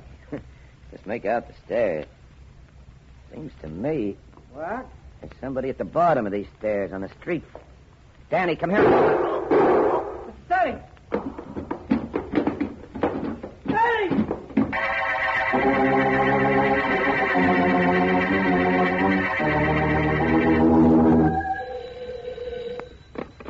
Philo Vance speaking. Markham Vance.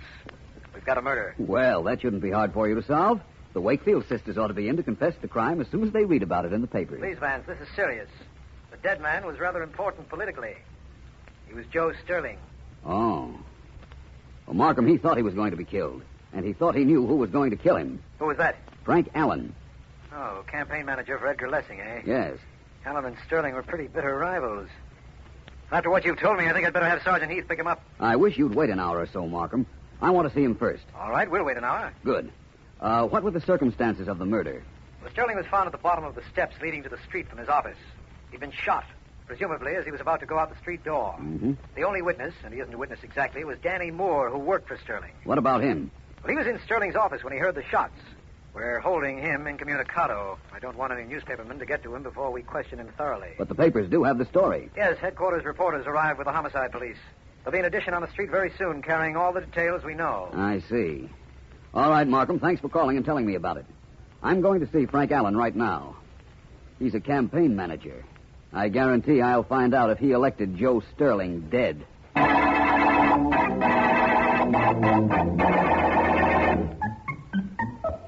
If you want to come with me to see that nice Mr. Markham, Sarah, please hurry. Indeed I do want to come with you, Irma. Indeed I do. But I'll only be a moment finishing this collar I'm crocheting.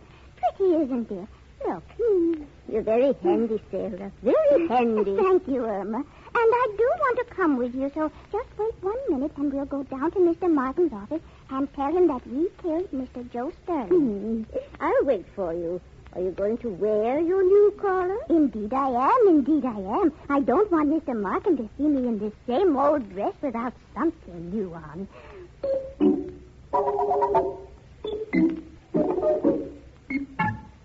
Look, leave me alone, Edgar. I got to think. All right, Frank. There doesn't seem to be anything to think about. Oh, you belong in politics, all right. You don't know from nothing. How do we know how the public's going to take Joe Sterling's death? Isn't it a little late for you to be thinking about that? Wait a minute, you little dope. You're not trying Get to say... your hands off me. Take them off. I'll keep that mouth of yours shut, then. Remember this. Remember it now, and remember it when you're elected, if you're elected. You don't do any talking, you don't do any thinking, you just follow orders. You understand that? I know what you're trying to say, if that's what you mean. That's what I mean. And with Joe Sterling out of the way, I think you're a cinch. But you just go through the motions when you get elected. I'll do the thinking. You think you're smart enough to remember that? Yes. Now that you're smart enough to remember that, see if you're smart enough to forget about how important Joe Sterling's removal is to it.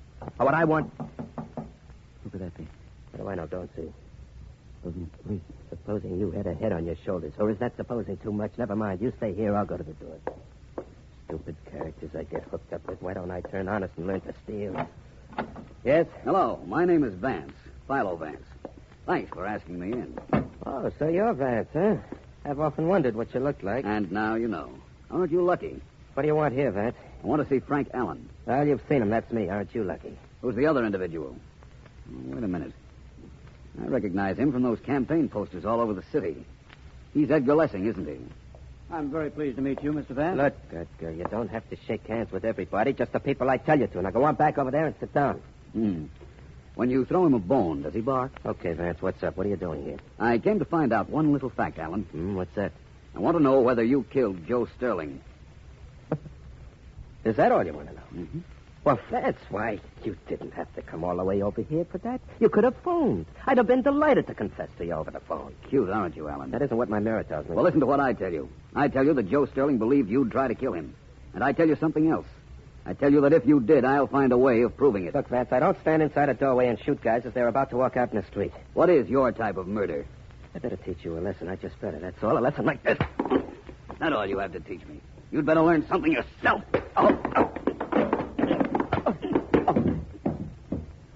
Come on, get up. You're not hurt too badly. Get up, Alan. Okay, big man. Now what? Now I repeat what I told you before. That if you killed Sterling, I'll find a way of proving it. And if you do, they'll pin a rose on you, won't they, Vance? Well, I got news for you. If you try, you aren't going to get a rose. You're going to get a whole bouquet. Laid right on your chest.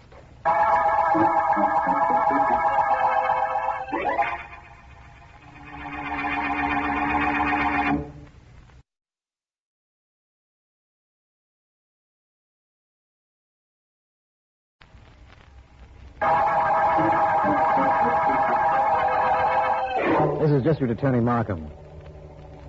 The Sterling murder case opened with the finding of the body of Joe Sterling, political boss. Vance's principal suspect is Frank Allen, who is sponsoring a candidate in opposition to Sterling's. We have no clues to the murder as yet, but we'll have a confession in a moment. A confession from two old ladies, the Wakefield sisters, who feel it their duty to confess to every major crime that's been committed in this city in the last 3 months. They're in my office now, and I've got to listen. So you see, Mr. Markham, we're quite ready to be sent up the river. Indeed we are, aren't we, Irma? Such a vulgar expression. We're ready to pay the penalty for killing Mr. Sterling, Mr. Markham. That's what Sarah means. So I gathered. Well, ladies, I appreciate what you're doing, but, let me ask you a question. By all means. You wouldn't consciously try to make my job more difficult, would you? Why, Mr. Markham? That's what I thought. You see, I have a lot of problems concerned with Mr. Sterling's murder, and only one of them is finding the murderer. I don't think I understand. Legal technicalities. Habeas corpus, ipso facto, e pluribus unum. Very involved legal procedure.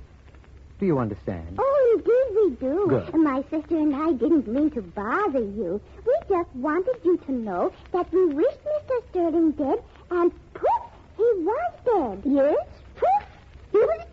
Proof he was dead. Well, thank you very much. And now, ladies, if you'll excuse me, I have a lot of work to do. Of course, ipso facto and all, isn't it? Yes. You understand, don't you? Indeed we do. Come, Irma. Goodbye, Mr. Markham. You'll let us know when you want us, won't you? Indeed I will. I mean, of course. Good day, ladies. Good day. You know, Irma, I don't think Mr. Markham can be bothered with confessed murderers today.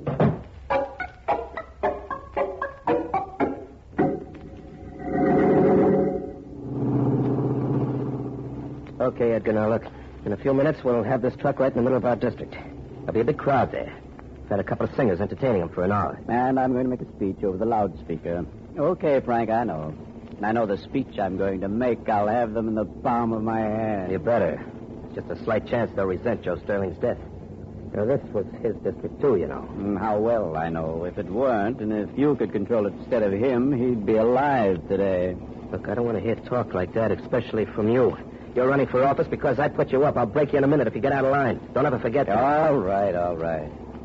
Hey, is that the mom I got to talk to? What's the matter? You scared? I don't know. I'm not sure. Well, be sure. I'm sure you're not. All right, go in. I'll tell him something and make it good. Well, doesn't somebody introduce me? Tell them who I am? They've seen your campaign pictures, haven't they? Who could miss that cute mustache, that blonde wavy hair? They'll know you, all right. Maybe you'd better introduce me just to make sure. All right. Give me the microphone. Okay, here you are.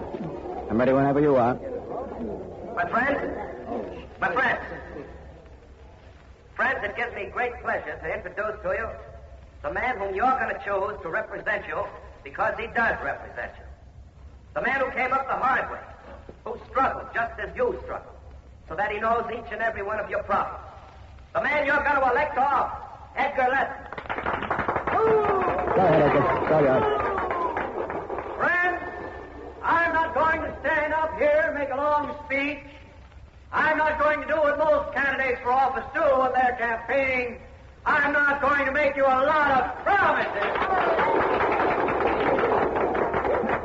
My purpose in coming to talk to you today is simply this. You, every one of you, have a right to representation. And I have only this to tell you, that if I'm elected, you're going to get it. Sure, like Joe Sterling got it. Just a moment, please. Just a moment. You wait, listen. Joe Sterling was our friend. We don't like what happened to him. We don't like what's going on here. We don't like you. Let's get this guy out of here. What do you say, man? I better get out of here. Johnny, get that motor going. Hurry up, catch and Johnny will be mine. Okay, we'll be all right now. This wasn't such a good idea as I thought. Maybe killing Joe Sterling wasn't such a good idea as you thought either.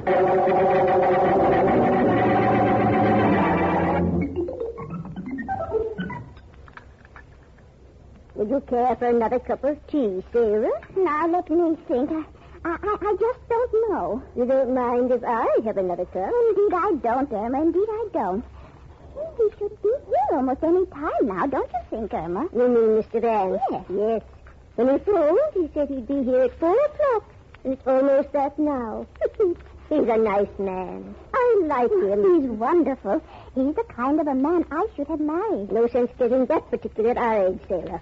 I feel... Oh, that must be Mr. Vance. I'll go. No, I'll answer the door. Please, I'm the younger sister. I'll go. I'll go fix some more tea in case Mr. Vance would like some. That will be nice. Good afternoon, Miss Wakefield. Yes, indeed it is. Indeed it is. Come in, Mr. Vance, please. Thank you. Where's your sister? Oh, she's in the kitchen. She thought you might like some tea. Oh, she shouldn't have bothered. This is a wonderfully homey room. Well, we tried to make it that, Mr. Vance. And then I don't have much else. You're sure you wouldn't care for some tea? Positive. Who's that gentleman whose picture's on the wall? That's Uncle Martin. He's been dead for 20 years. Mm-hmm. And that's a picture of his son over there on the mantelpiece. That's what you were looking at, wasn't it, Mr. Vance? Yes. Fine-looking lad. About 15 when this was taken, wasn't he? I think so. Miss Wakefield, this is kind of a business visit. I hope you don't mind. Oh, indeed, we do not. What is it you want to know? Well, now let me see. As I understand it, there have been several murders in this city in recent weeks. You and your sister have confessed to all of them. That's right. Of course we confess. We killed all of the men. Why? And how? Well, we killed them because they were evil, and we just willed them to death. Irma and I just sat right down and willed them to die, and they did. You did that to Joe Sterling, too? Oh, of course. He was a very dishonest man. When we read in the papers how he had hurt other people, we just couldn't stand it. So we sat down and willed him to die. And do you know something? At the very moment when the papers said he was killed, Irma and I were sitting right here. Yet we could see him tumbling to his death. Is that so? Yes. Well, Miss Wakefield, you've answered my questions very nicely. I know you'd told everything you just told me to Mr. Markham previously, but I wanted to hear it. Oh, are you leaving so soon? Yes, I'm afraid I must. I'm a little late. Oh, do you have an appointment with someone, Mr. Vance? Not exactly, although I am going to see Mr. Markham. I am a little late in solving this case, is what I meant.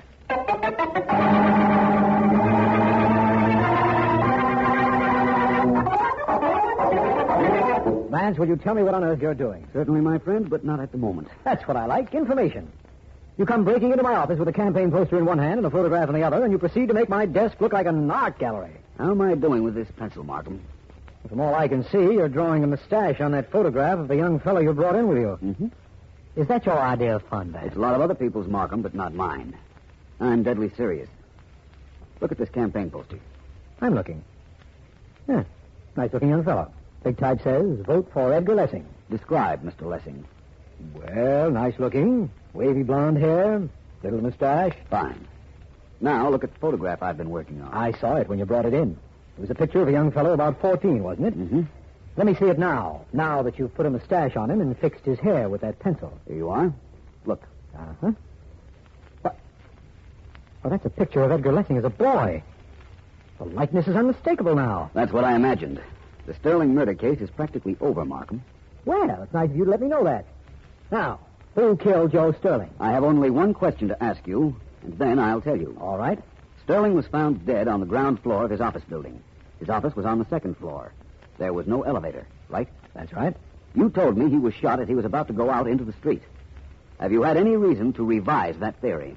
Well, yes, I've had time to question the man who was in Sterling's office. He told me Sterling had been shot at the top of the stairs and fell down them to the ground floor. What does that prove? Well, I imagined it would. That you can, without any hesitation, arrest the Wakefield sisters for murder.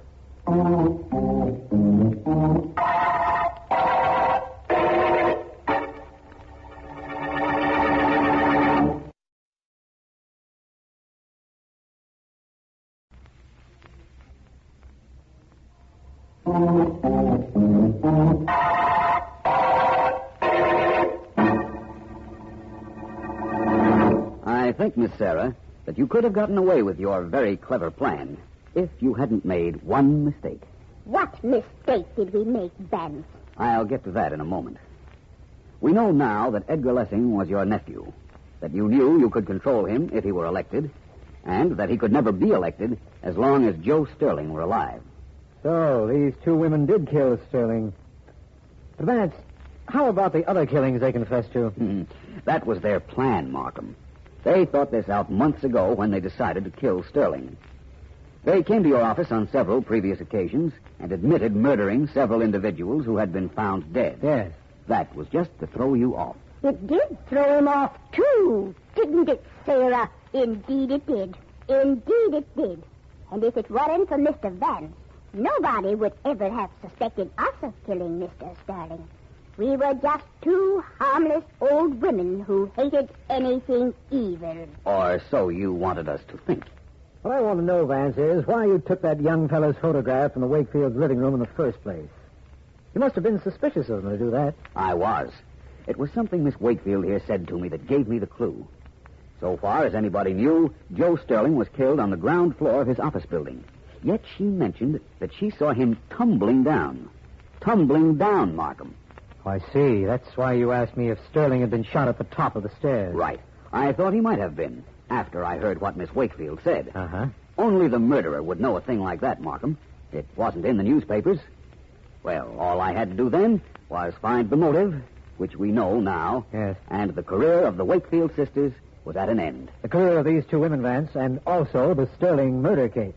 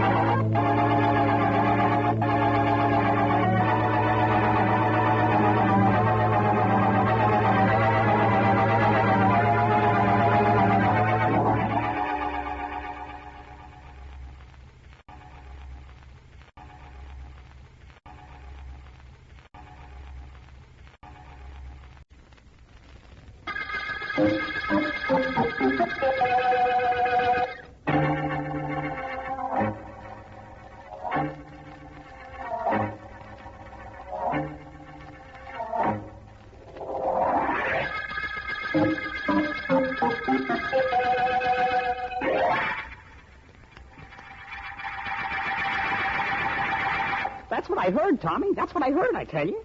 Frankie ain't going to stop until he stops you. That right, Chick? Well, what do you know? So Frank Stacy's bringing that feud out into the open. That's what I heard. What are you going to do about it, Tommy? Stop fluttering around. Maybe I'll be able to think. Oh, when did they call you Chick? You act more like a chicken than anybody I ever saw. A 40-year-old chicken. Yeah, that's really something. Well, they don't call me Chick because I act like a chicken. Because I got a high voice. Because you're yellow, you're chicken hard. Oh, gee, Shut boss. up. You're not my problem at the moment. What I told you about Frankie Stacy brought you down, huh? Not exactly. But it is making me think. I kind of got an idea he'd lay off if we'd keep away from his territory, boss. That's what's getting him so sore at you. What he wants doesn't interest me. Maybe if you two guys could get together, you could work something out.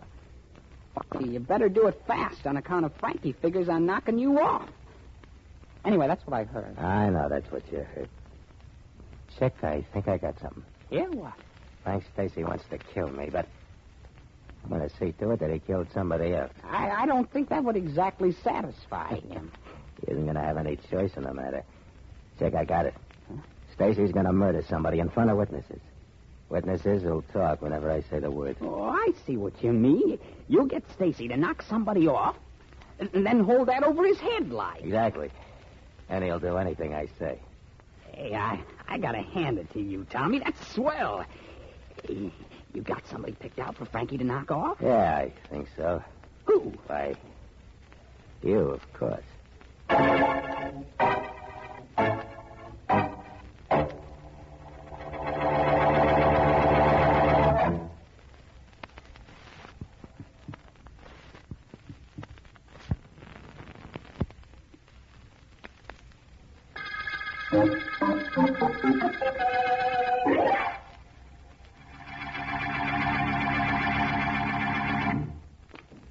Good shot, Frankie. It was solid, Eddie. Solid. And I'm getting hep to all the angles on this billiard table of mine. I'm sharp, huh? Sure, Frankie, sure. You glad you bought the table now? Natch. Only I think I'm going to change the color. I don't like that green business. All pool tables got green, whatever that is on them, Frankie. That's the reason I'm going to change the color on mine. I'm going to be different. Keen, that's me. Now back up and watch me make a massage shot. Quarter says you can't. Put up or shut up. I can't do it for both of us. My money's good. Now shut up while I try this shot. Easy money, Eddie. Easy money. We're always making easy money, ain't we? Sure, but generally I'm on the collecting end, not the donating. That reminds me. Huh? Tommy Morrow is still moving in on some of our stores. Well, he won't be much longer. I'm going to take care of him and that stooge. Chick. Today, maybe. And I'll take care of him solid. I got a plan. Oh. Want me to get it, Frankie? Never mind. Yeah, Stacy talking. Frankie, this is Joey. So? So about Tommy Morrow. You better work fast, Frankie. I just heard that he's sending Chick Lewis out gunning for you. Straight tip, Frankie. Yeah, thanks, Joey. I'll remember this. What was it, Frankie? Anything important?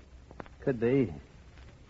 Tommy Morrow is sending that stooge that acts like a chicken. You know, that Chick Lewis, out to knock me off. He's sending Chick? What's he gonna do, peck you to death? That ain't funny, Eddie. I'm sorry, boss. What are you gonna do? Me? I'm going to call Tommy and make a deal with him later. Right now, I'm going to try and make a 3-cushion shot with this billiard cue.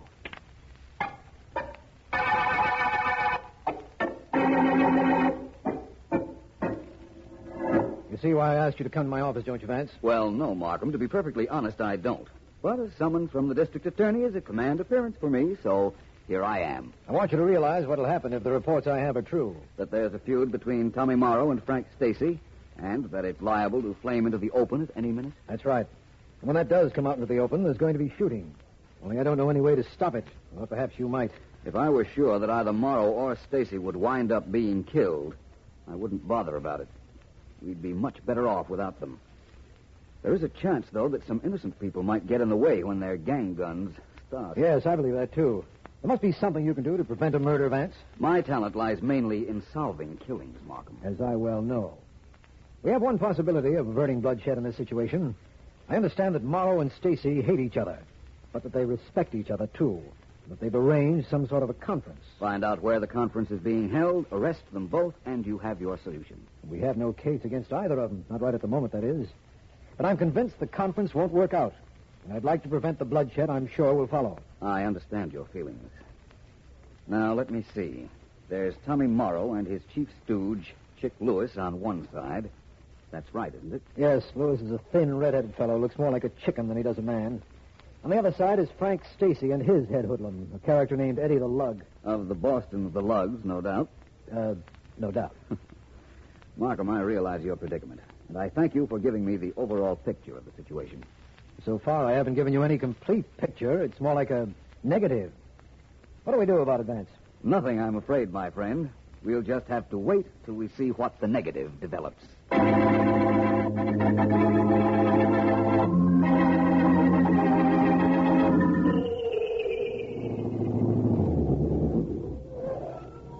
Well, Tommy, here we are. You see any sign of Frank Stacy? I don't see none. No, Chick, I don't see any sign of him either. But he'll be here. This meeting was his idea. You think he was on the level when he asked you to meet him? Could be, and then again, maybe this is a gag. Now, you keep me covered all the time I walk up to meet him, and if anything happens, I'll... There's a car pulled up over there. Yeah, I see it. Two guys in it. That should be Frank Stacy and Eddie the Lug. That's you, Tommy? Yeah, Frankie. I see you brought company. You ain't exactly alone either. I didn't bring Eddie to make trouble. Just to make sure you didn't. How about meeting me halfway? Good enough. I'll take your eyes off in a minute, Chick, you hear me? Don't worry, Tommy. I'll keep Frankie between his gunman and me, so Eddie won't do any shooting. You just make sure Frankie doesn't make a move. If he does, don't ask questions. Let him have it. Sure. You coming or not, Tommy? Right with you. Keep your hands away from your pockets, Frankie. I'll do the same. Solid, Tommy.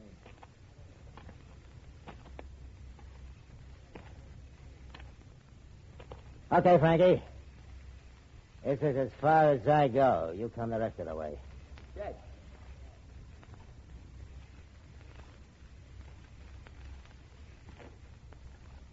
Glad you decided to meet me, Tommy. I listen to propositions all the time. What's yours? I hear you got your stooge, Chick, gunning for me. What I hear is that you're a little sore at me for cutting in on you. You're supposed to be out after me. Maybe the whole thing is a misunderstanding. I wouldn't bet on that. Nat. Now, look, Tommy. This is the deal. Stay away from my territory and there'll be no trouble. Keep cutting in and both of us will be sorry. You'll be sorry you did it, and I'll be sorry about what I have to do to you. Latch on? That's no proposition. No? No. Well, this is. We start working together. Put your territory and mine together. Run things together and split the take right down the middle. Well, part of that sounds all right. It's okay with me to do just what you say, except one thing. We split 60-40, and I get the 60. That ain't exactly fair. So sue me. People say you're tough. I guess people are right. You don't like a 50-50 deal. Somebody must have told you. Okay, Tommy. You had your chance. As far as I'm concerned, we dig each other. The meeting's over. Good enough, only let me tell you something. Tomorrow at this time, you're going to be begging for the chance at a 40% cut. Spend a little time thinking about that, Frankie. You ain't got much more than a little time left.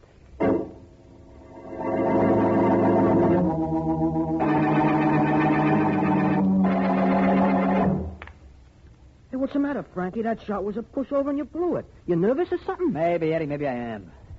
Give me my gun. Sure, Frankie, sure. Only you're in your own house. Nobody will try to get at you here. You worried about Tommy Morrow? I don't want him to make his move before I'm ready to make mine. Now, let me have that gun. Sure, Frankie. Here it is. I feel better with it in my pocket. Yeah. Now maybe I can shoot a little billiards. I'm going to try this one off the rail. 2 bits I make it. No bets. That gives me all the confidence I need. I'm solid now, Eddie. Plenty solid. All I needed was... All you needed was what, Frankie? Hey, boss, it's Chick Lewis, Tommy Morrow's stooge. That's right.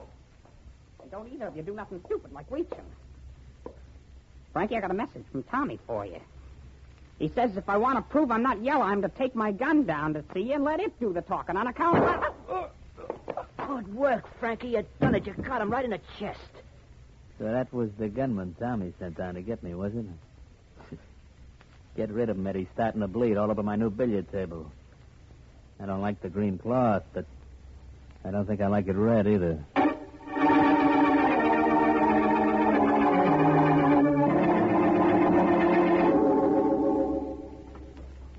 In detailing my notes on the Sterling murder case, it struck me that the first incoherency was... Vance, you busy? Oh, please come in, Markham. I was just dictating some notes to the machine so Ellen could type them up the first thing in the morning. But it can wait. Just a second now till I turn this off. Glad to see you here, Markham. Thanks. Sit down. Your face tells me somebody's been killed. I must remember to make it a little less revealing because that's exactly right, Vance. One of those two gangsters you were concerned about? No. No? No, it's one of the henchmen I told you about. Remember a fellow named Chick Lewis? Yes, he worked for Tommy Morrow. And he acted a little like a chicken, I believe you said. That's the one. We found his body dumped in a lot about an hour ago. He'd been shot. One bullet did it. What's the obvious implication? That he was sent to kill Morrow's rival, Frank Stacy, and Stacy shot first. But that's not what you're thinking. It never is. You refuse to accept the obvious ever. That's one of the reasons I came down to you right away, even before we picked up Stacy. Now, wait a minute, Markham. I never refused to accept the obvious at any time. The point I think you were trying to make is that some things are obvious to me that aren't to other people. Nothing you've told me makes me believe that Chick Lewis was killed by anybody other than Frank Stacy. Good. That's all I wanted to know. Oh, that might be for me, Vance. I left word where I was going. There's only one way I know to find out. Hello. Hello, this is Marcy, homicide. Is District Attorney Markham there? Just a moment, please. Here you are, Markham. Take the phone on the other side of the desk. I'll continue with my dictating. Good enough, Vance. Sorry I'm such a bother. Hello? To continue with my notes Yes, on Miss the Markham. Sterling murder case. What's The that? two sisters were very clever in their idea. What are you talking about? But their mistake was in trying to be cleverer in their can't be. execution of the crime than they were Yes, I do. in planning. Thank you. Vance? Yes? Vance, that call came from Sergeant Marcy in the homicide department. Yes, I know. I imagine it was something about the murder of the man who was called Chick, correct? Yes, he just got the police laboratory report on the bloodstains on Chick Lewis's clothes. And? Vance, it wasn't human blood at all. It was chicken blood. Chick Lewis had chicken blood in his veins. Really? Well, that changes things considerably. It does? How? I said before that I didn't know any reason that it wasn't Frank Stacy who killed Chick Lewis. I've changed my mind.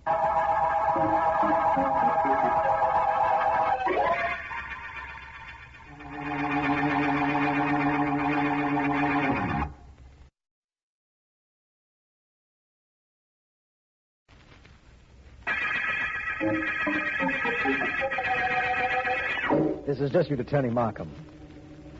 The chicken murder case concerns the killing of Chick Lewis, henchman of gang lord Tommy Morrow. Morrow has been feuding with a rival, Frank Stacy, and it's natural to believe that Lewis was shot down by Stacy. However, when Philo Vance was informed that bloodstains found on Lewis's clothes proved to be chicken blood, he immediately formed a theory as to his murderer. I'm still in Vance's office trying to find out what it is he has...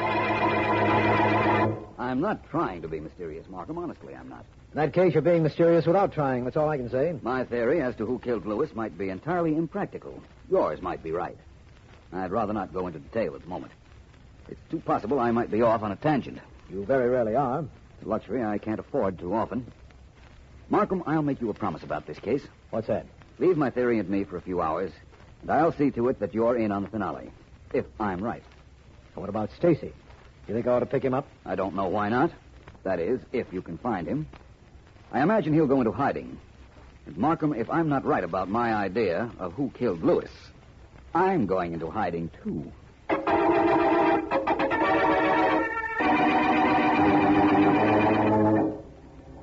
Well, this thing worked out just the way I planned it. Thanks for your help, kid. It's okay, Mr. Morrow. Now, remember what you did. It helped me get Stacy over a barrel, and that's what I'm going to keep him to. Oh, and you can cut out that Mr. Morrow stuff, kid. Just call me Tommy. That's okay. Now, just a minute. Yeah, who is it? This is Stacy, Morrow. Hiya, Frankie. You got my message to call me? That's right. What happened? You decide to get together with me and split the take two ways? Well, I wouldn't exactly say that. In fact, I was pretty sure you were ready to listen to that 60-40 deal of mine. Now. What do you mean now? Just that. Now. You knocked off a pretty good boy of mine, Chick Lewis, Frankie. Oh, I did I? Well, that's news to me. Of course, I heard he was dead. Got it. But, You killed him. You killed him at your apartment. with my little hatchet. Get cute if you want. But I can send you up anytime I like for knocking off Chick. You saw me do it, of course. I didn't. I got a little news for you. If I killed the guy, and I'm not admitting anything, you understand, I wouldn't be stupid enough to do it with anybody around. You could have made sure of that, but you didn't. Besides, you trusted the guy who saw you kill Chick. Eddie? That's right. He's working for me now. That's your story. Wait a minute. Eddie, talk to your ex-boss. Sure. Hello. That you, Frankie? That's enough. Put Tommy Morrow back on. Sure. Wants to talk to you again. I thought he would. Okay, Frankie, what goes now? 60-40 split for me and you? Or does Eddie go to the cops? Tommy, it looks like you and I are partners. Well, practically partners, anyhow.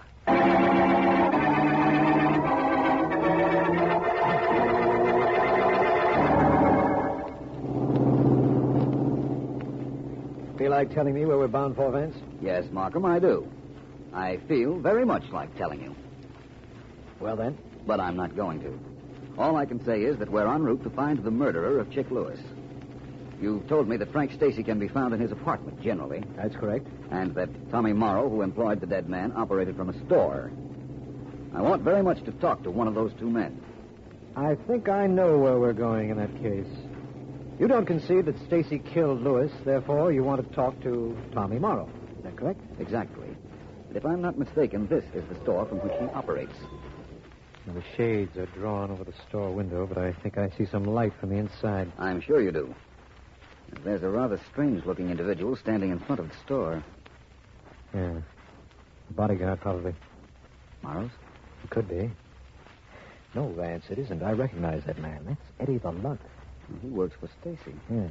But he's down in front of Tommy Morrow's office. This is really making sense now. It isn't to me. Unless Stacy happens to be down visiting Morrow. I doubt that. Wait here a moment, will you? Do I have any choice in the matter? That's what I thought. I'll wait for you. I won't be long, Martin.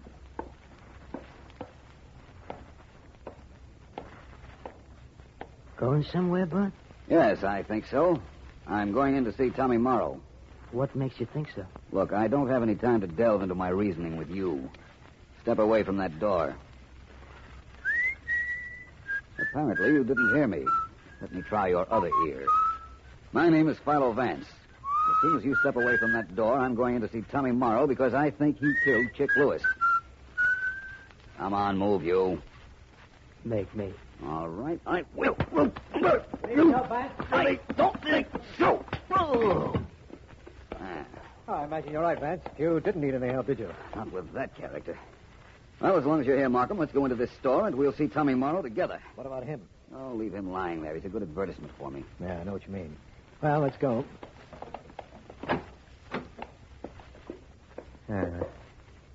Vance, there's nobody here. There's certainly no place for anybody to be hiding. But there's a door leading out the back of this store, and I imagine that Mr. Morrow went out that way when he heard the commotion in the front. Vance, let's wait right here until you tell me something. You believe, apparently, that Morrow killed his own employee, Chick Lewis. You've offered me no reason for your believing that, or any motive for Morrow to kill Chick. You're absolutely correct. Well, it's about time I was.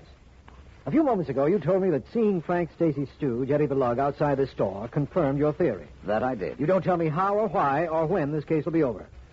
Don't you think it's about time you parted with some information? Yes, I do. I believe, in all honesty, that this case will be over tonight. I believe that I can turn Chick Lewis's killer over to you. And what's most important, I believe I can prove everything I say.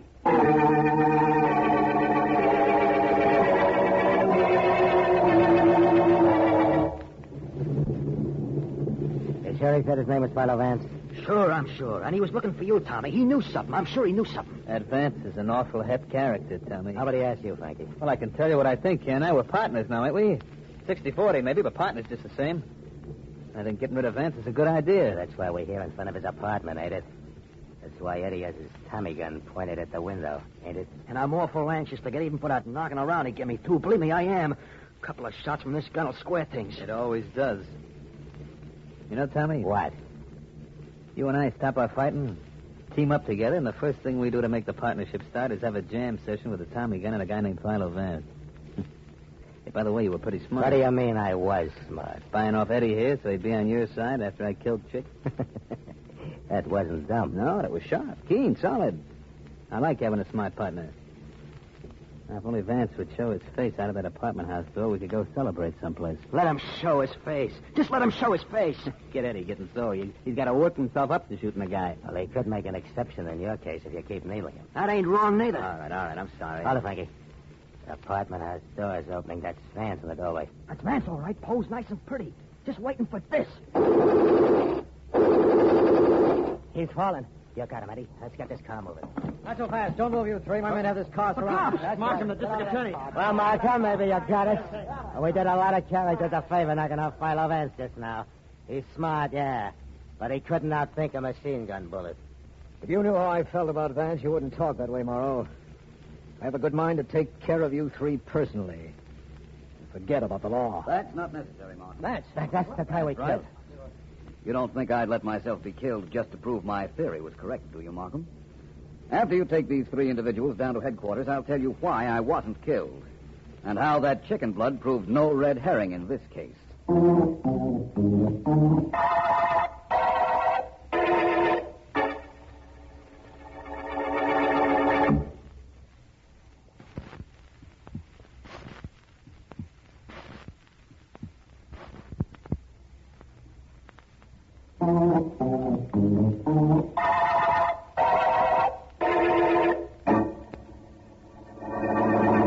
You better start from the beginning, Vance. I have a hunch this is going to be complicated. It isn't at all, Markham. And I think I'd better start at the end. You know now why I called you to be in front of my apartment with some policemen. Yes. You saw something that led you to believe there'd be an attack on your life because you knew too much about the Chick Lewis killing. And there was. And we heard enough while the police and I were hiding in the hedges near the gangster's car to send them all away for a long time. If not forever. Very well, then. We have that much out of the way. I'll take it from there.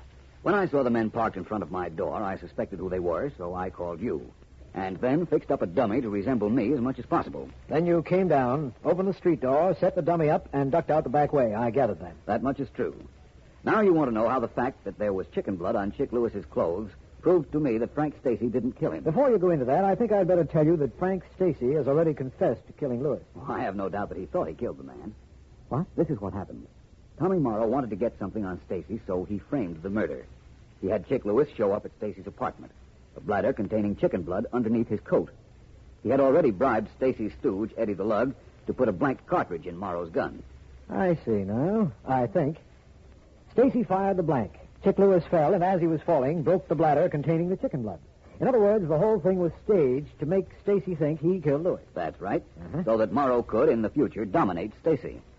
But if what you say is so, Vance, that Stacy fired a blank, Lewis would still be alive. Yes, and the chances are he still would be alive if he hadn't quarreled with his boss, Morrow, after the supposed murder. This is pure supposition, of course, but I imagine Morrow's confession will show you I'm right. In other words, the supposedly dead Lewis was carted out of Stacy's apartment by Eddie. Lewis then went to report to his boss, but they quarreled, and Morrow killed him. I'm sure that's what happened. It was the only reasonable explanation of why there was chicken blood on Chick Lewis's clothes, Markham. You remember that's what interested me in the beginning. Yes, I do. And I'll be glad to remember that this is the end of the chicken murder case.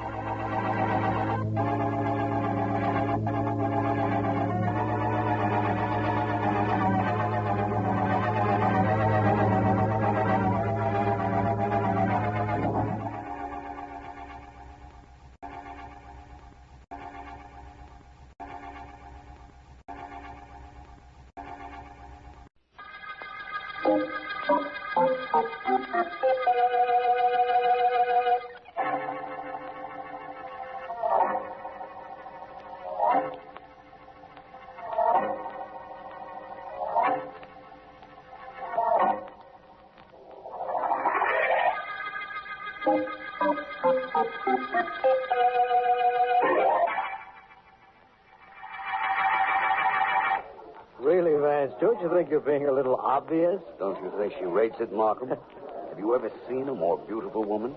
You've been staring at her for an hour. Is our foremost private investigator doing some really private investigating? That is the leading question, Markham. The district attorney should know better than to prompt a witness. Besides, you haven't conceded that she's beautiful. I concede. Oh, she's much prettier than that, my friend. Besides, I'm certain she's been trying to attract my attention. Vance, she's dining with a gentleman. Both of them seem to me to be minding their own business. Are you sure you're not using a little hopeful imagination? Quite. Do you know the man she's with by any chance? No, I don't. Fact is, I can't make out his face very well. I can see a scar on it. I imagine he's about 40, and he's relatively bald and quite stocky. There's something familiar about him. And there's something very lovely about his blonde companion. Yes, there is. I think she's... Markham, did you see that? Did I see what? They're leaving. And I could swear she indicated she wanted me to follow her. You intend to go after her? Yes. Vance, wars have been fought over less. Well, our check is paid. Let's go. They've just passed the head waiter. We can probably catch them in the foyer before they get into the street. All right, but after we do catch them, then what? That all depends on whether I did get a signal from the lady. Well, here we are. Too late, Vance. They've already gone out the street door. Oh, no, the man is still here. You see that chap, the one with the scar? Oh, there he is, sitting over there in that chair. The man is still here. That's the breaks I get. Come with me a minute, will you? Right. I beg your pardon, sir. Well, what is it? The young lady you were dining with, would you mind telling me where she is? What are you talking about? He's talking about the young lady you were dining with. We've been watching the two of you inside for over an hour. I'm very sorry, but I'm afraid you gentlemen were mistaken. What do you mean? I haven't been with any young lady all evening.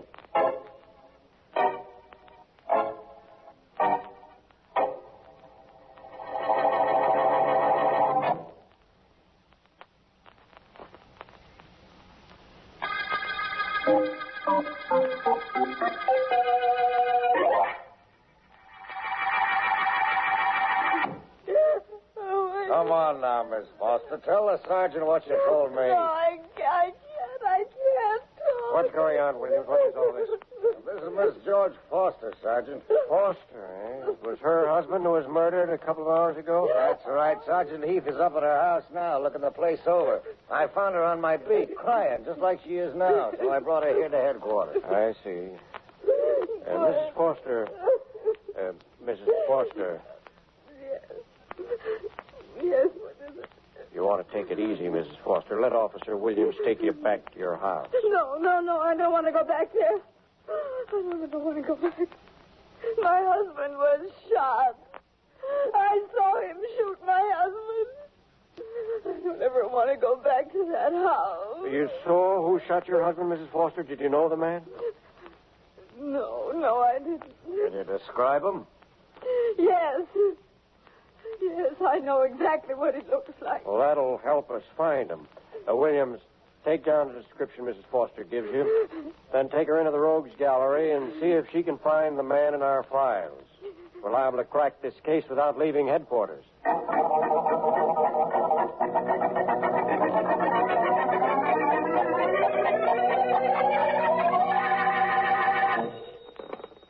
Hello, Philo Vance speaking. This is Markham, Vance.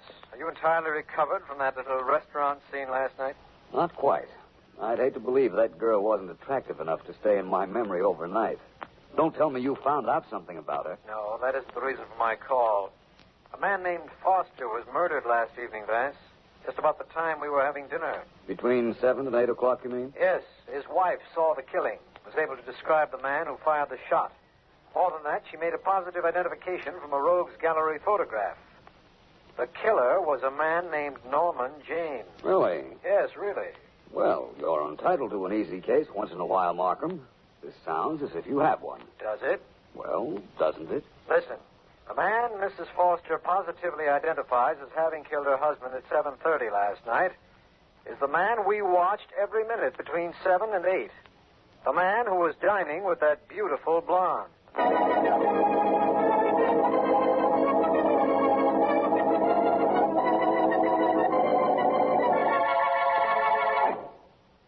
Daddy. What do you want? What goes on a red 9? A black 10?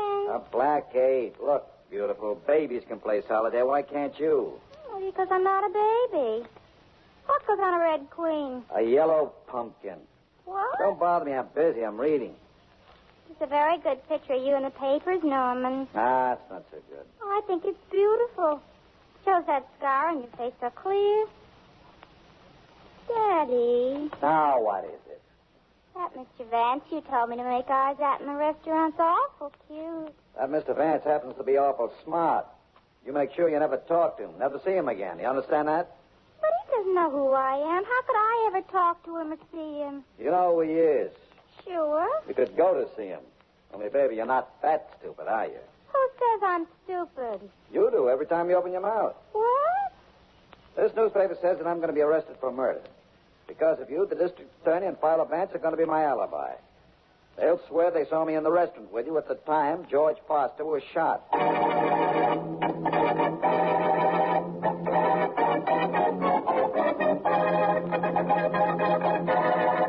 Now, Mrs. Foster, please calm down for just one moment.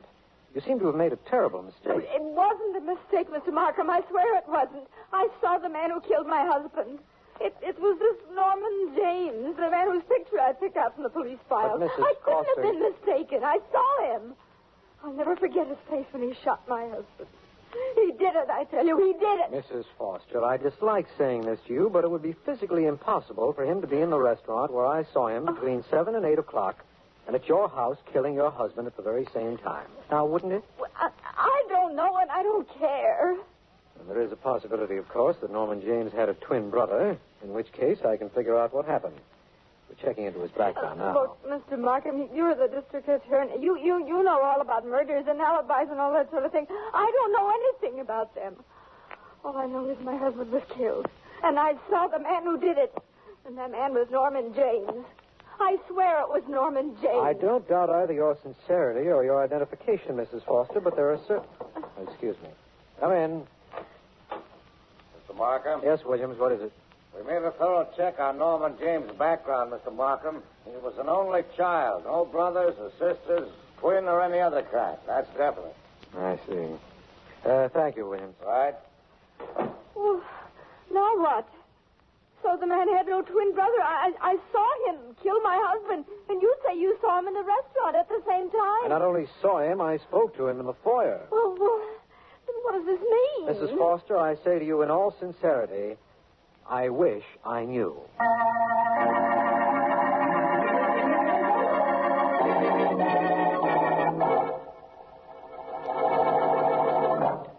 Daddy, I've got it. What?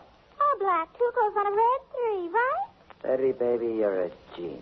Then take me out somewhere for dinner. Geniuses get hungry, too, you know. You're going to stay right here in your apartment. You'll have your dinner sent in. You're not going to move out of this place until I say so. Oh, why do I have to stay right here in my apartment? Why can't I go out? You can go out during the day, but keep away from any place where a man might see you. Oh? I don't want Philo Vance tracking you down. I don't want them talking to you. I never talk to strangers. Somehow, Betty, baby, what you have makes strangers talk to you.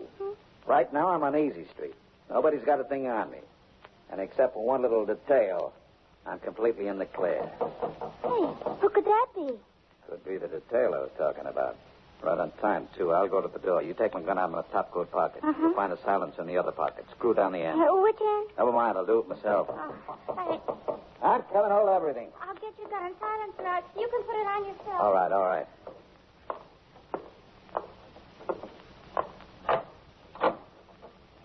Hi. Hi. You know Patty. Sure. Pleased to meet you. You know that guy, dope. Oh. Well, James, you know why I'm here? I most certainly do, and you're right on time. You came for the payoff, right? That's right. Here's the gun and silencer, Dad. What's that for? Nothing. I just want to keep them in my suit pocket, that's all. How much would you say I owed you? What you promised? $5,000. Your life is worth that, isn't it? Yes, it is. But your life isn't. Hey, don't.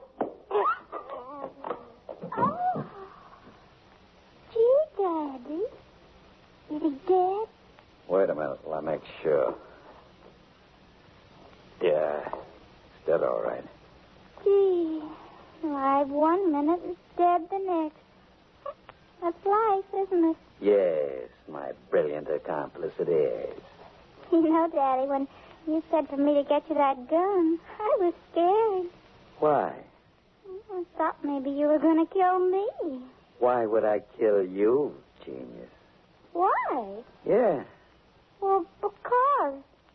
Because I know too much.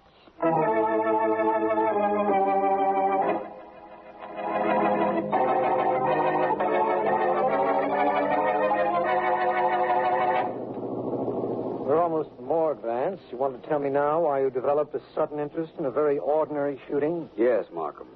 You called me a little while ago to tell me that an ex-heavyweight fighter named Joe Stockton had been found shot to death. That's right. After quitting the ring, Stockton became a strong-arm man for a racket gang. This sounded to me like just an ordinary gangland rub-out. I called you only because I'd promised to advise you of anything that happened since George Foster was killed. That, of course, is the mysterious murder that has me confused. You've got a lot of company. Oh? Mrs. Foster positively identifies Norman James as her husband's murderer. And we saw James in a restaurant at the time of the murder. Now, how can that be? It can be very easily. It can? Yes. Well, maybe you'd better tell me as long as it's so easy. Well, this Joe Stockton, the one whose body we're going to see, he's about 5'10". Just about. Heavy set. Yes, why? Practically bald, about 40. Why, yes. How did you know? I didn't know. I merely surmised. Oh. And I also more than surmise now that I can give you the details of how Norman James could have killed George Foster.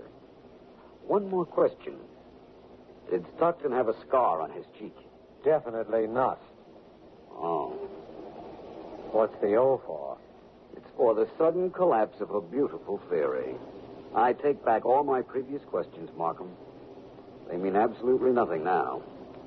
I'm afraid I don't know how Norman James could be in two places at once after all. Nor do I know how I can ever again find that beautiful blonde.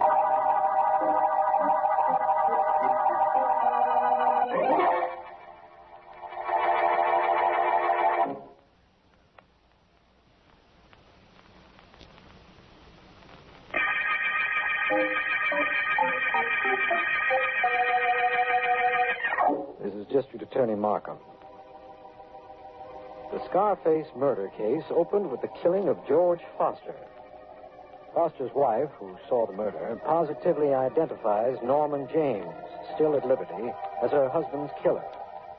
But Vance and I are certain we saw James in a restaurant at the time of the murder. The killing of a petty racket strong-arm man proves no clue, even though Philo Vance believed it might at first. At the moment, Vance and I are questioning Mrs. Foster again. Neither Mr. Markham nor I are doubting you, Mrs. Foster. But what reason did Norman James have to kill your husband? Reason? Is the reason important? I saw him do it. Isn't that enough? Not with the situation we find ourselves in, Mrs. Foster. Well... It'll be your word against his, and he has us to back up his alibi. Perhaps your giving us a reason for his killing your husband might help us.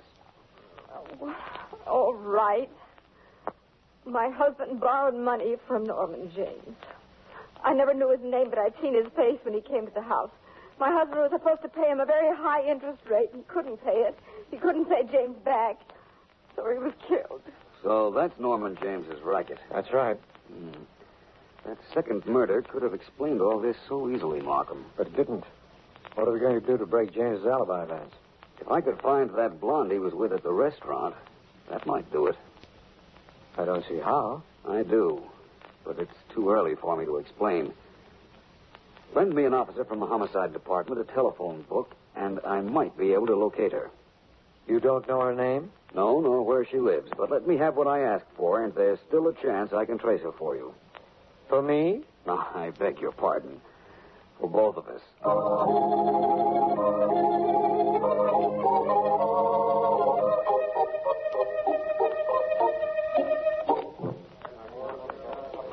That's all, sir. Shave, haircut, massage, all finished.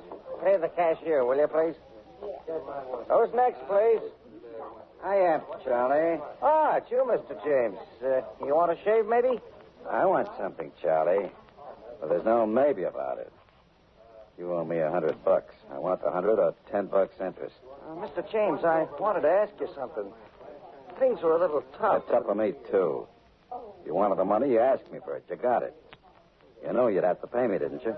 Yes? Well, what are you waiting for? I haven't got it, Mr. James. Maybe I'll have it for you tomorrow. Tomorrow, huh? Yeah, tomorrow, sure. Give me another day, will you, Mr. James? Just one more day. Okay. That'll be $2 more interest for that extra day. I'll be back tomorrow about this time. Better have the money, Charlie. Or the interest. I'll try. If it'll help any in your trying. Remember what happened to George Foster. He owed me money and he didn't pay. So I paid him off.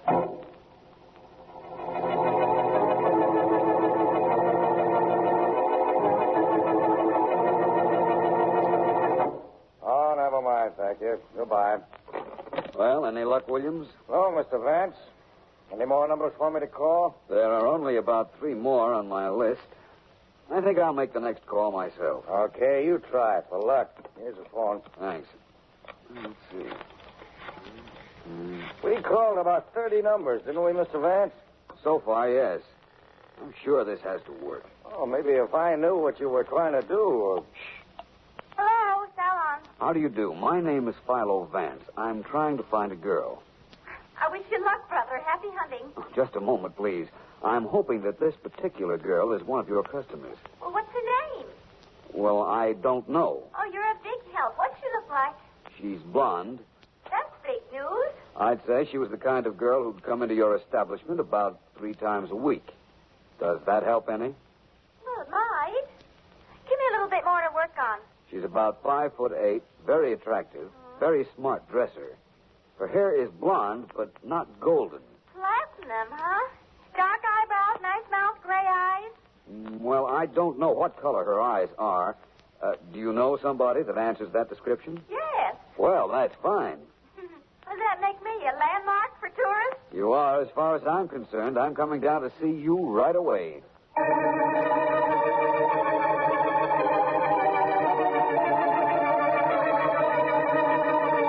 You're the district attorney. You've got to help me. Norman James will kill me, just like he killed George Foster. He'll kill me. I know, Charlie. I heard you. You're a barber, and you borrowed money from James and can't pay him back. Is that it? Well, he lends money to a lot of us people. Barbers, newsstand men, taxi drivers. But we have no security, so he charges us high interest. And when we don't pay, he has us beaten up. He killed George Foster. He told me he did.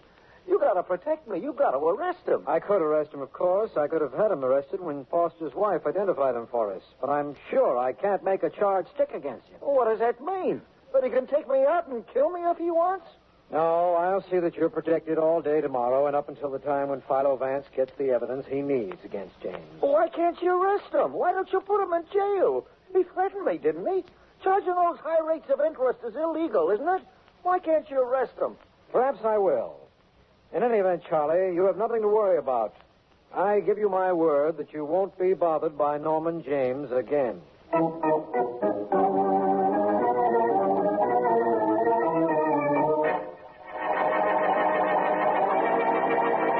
Daddy. Oh, bother me, will you? A lot of men say I bother them. That's silly. Everything they put in your face, they left out in your head, kid.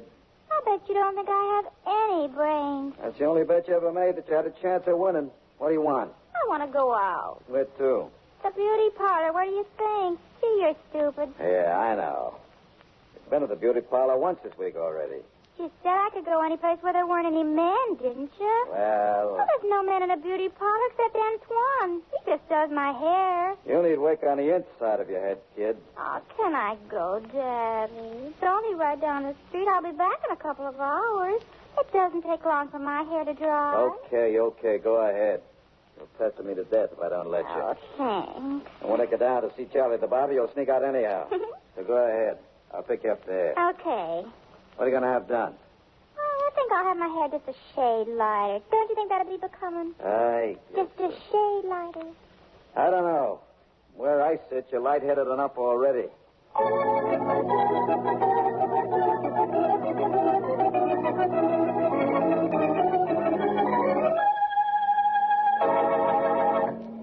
know something? I don't mind sitting under this hairdryer at all. Not a bit. I am glad, madame. Madame? Yes. I'm not a madame. I'm more of, whatever it is that means I'm younger. Yes, miss. Hey, you're cheating me. You ain't French. I'm sorry. That's all right. I like you. I like you as well as I like Antoine. Except your mustache is cuter. I think I'll have you every time I come in here. I'm a very good tipper. Oh, I'm sure you are. Oh, I'm sleepy. Noise from that dryer makes me sleepy. Well, why not sleep a little then? I can't. The noise from the dryer keeps me awake. Oh. Can you play solitaire? I imagine so. I just learned to play. That's quite an achievement. Sure amazed Daddy. Daddy? Oh, forgot you're new here. I met Mr. James. He's waiting for me downstairs. I hope he won't mind waiting a little longer. He'll wait. Got a lot of patience. He has to have with me. The only time he doesn't have any patience is when he's jealous. Oh, he's jealous? I'll say. He killed a guy just because he took me out once. How do you like that? Joe Stockton? That's the guy. Uh-huh. Hey, you read the papers, don't you? So do I. Gee, the things you can learn. Yes, I know. From other things besides newspapers. What? Oh, it doesn't matter. You say your friend Mr. James is waiting for you downstairs? Yeah, but he won't mind. Well, we won't keep him waiting long. I'll just turn the dryer up a little so we can get everything over in a hurry.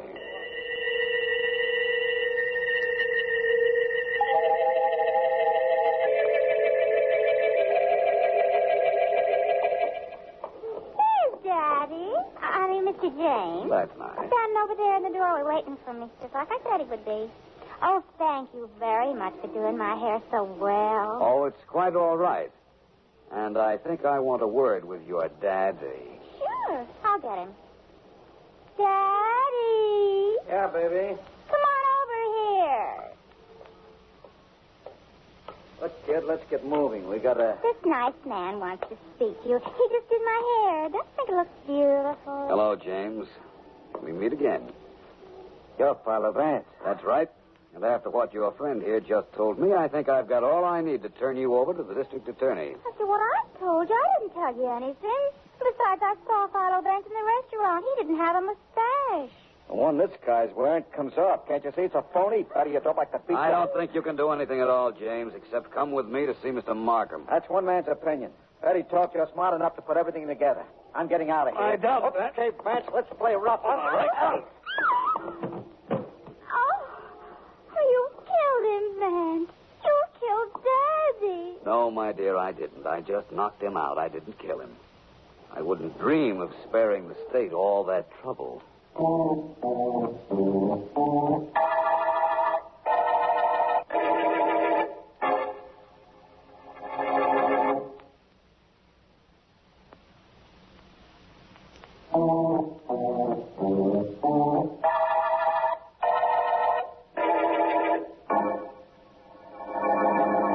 I'm a patient man, Vance, a very patient man, but I'm also a very curious one. Now, we know from his confession and from what his girl Betty told us that Norman James did kill George Foster and later the ex-prize fighter Joe Stockton. But we did see James in the restaurant at the time Foster was killed. Did we? Of course we did. He was sitting over in a corner with his girl. The girl was making eyes at you, you claimed. Then they left. We followed. And there was James sitting in the foyer. Markham, do you remember why I thought the prize fighter Joe Stockton would have a scar on his cheek when we were en route to the morgue to identify him? Yes, but he didn't have. I told you that. It was Joe Stockton who was in the restaurant, Markham, not Norman James. Don't tell me that. I spoke to James myself. So did you, in the foyer. Oh, that was Norman James. But the man in the restaurant, the one we saw with the girl between 7 and 8, was Joe Stockton. Stockton? He was built like James, sat in the shadows so we couldn't really see his face. And he made sure we noticed the scar on it. You mean the scar was just makeup that was put on Joe's cheek? Exactly. Now, here's what happened. The girl had instructions to attract my attention. Your attention, that is, because you're the district attorney, and you were to be Norman James' alibi. I see. It was all set up for us to follow the two of them out the door. Then they were to disappear into the street, and Norman James was to be found by us seated in the restaurant foyer. He denied there had been a girl with him to intrigue us, to make sure we remembered him. That was the plan, and it worked. Yes. You see, James had time to kill George Foster between 7 and 8 and get to the restaurant afterwards, just as we were leaving. And then later, James had to kill Joe because of the possibility that Joe would either blackmail him or talk in the future. That's right. It was a very clever plan, and it almost worked. I figured the girl would be a key to all of this, and I also knew that a girl such as she would be a beauty parlor addict. She'd go to one several times a week, probably a swanky one. So I called all the better beauty parlors in Midtown and finally found the right one. You most certainly did. That was quite a trick, finding a girl in a big city without knowing anything about her. Thank you. After I found her, I also found a way of making her talk. The result you know. She put Norman James right in the middle of a double murder rap. Put him in the middle and us at the end of the Scarface murder case.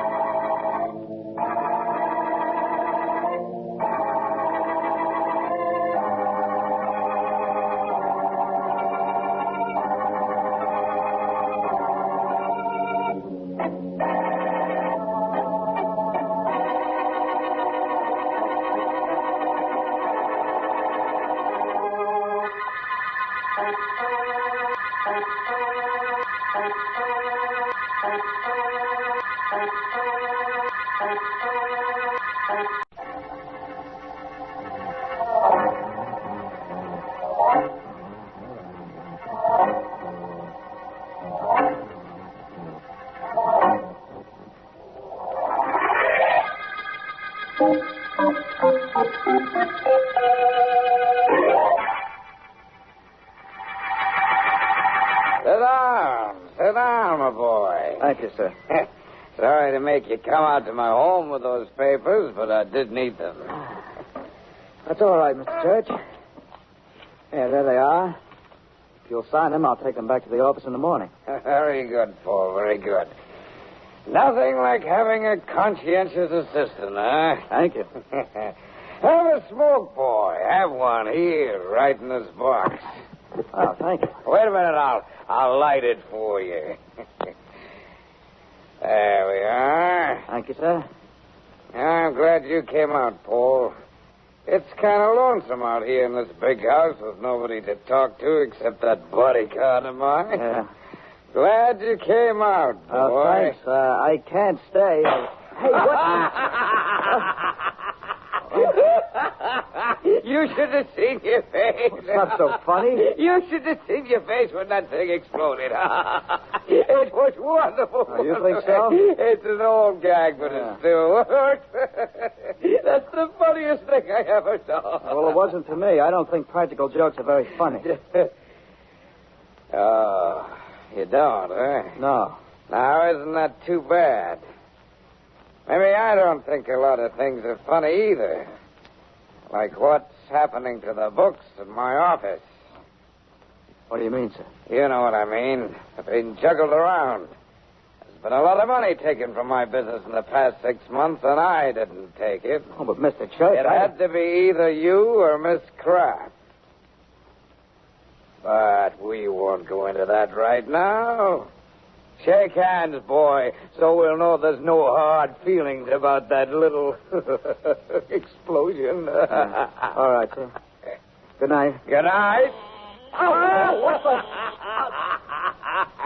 The hand buzzer always gets him. Oh, yeah?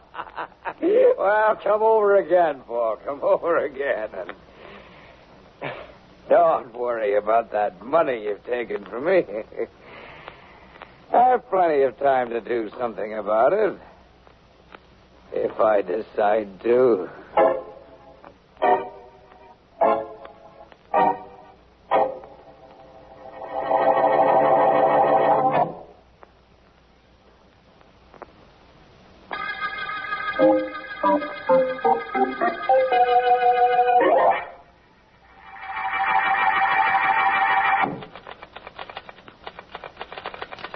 Can't you stop that typing for a minute, Anne? Why, sure, I suppose so. Why? Well, now what? Anne, something's got to be done about the boss. Sounds like melodrama. Now, please, listen. What'll you bet nothing has to be done about the boss? That you and I are normal people, and that outside of the fact that Mr. Church is a little eccentric with his practical jokes, he's pretty normal, too. Look, it isn't anything to kid about. Darling, I'm completely serious. Look, you tell me what's wrong with this situation. You and I have good jobs, we're in love. At least you try to convince me that you're in love with me, and I'm quite sure I am with you. So, what's wrong? Mr. Church knows that there's been money disappearing from his safe here in the office. He let me know he can send me to jail anytime he likes. Paul, no. That's the way it is, Anne. Now, do you still think nothing has to be done about the boss? Well, do you? Well, I'm not sure. Anne, darling. Yes. You know how I feel about you. And nothing will happen to us, providing something does happen to Mr. Church.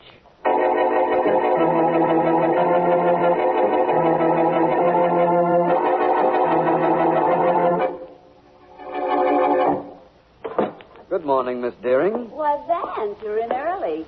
Good morning right back at you. I've got some typing to do, and there's nothing in the mail that would interest you. District Attorney Markham called? No, not yet. And Vance, Yes? I'm taking judo lessons.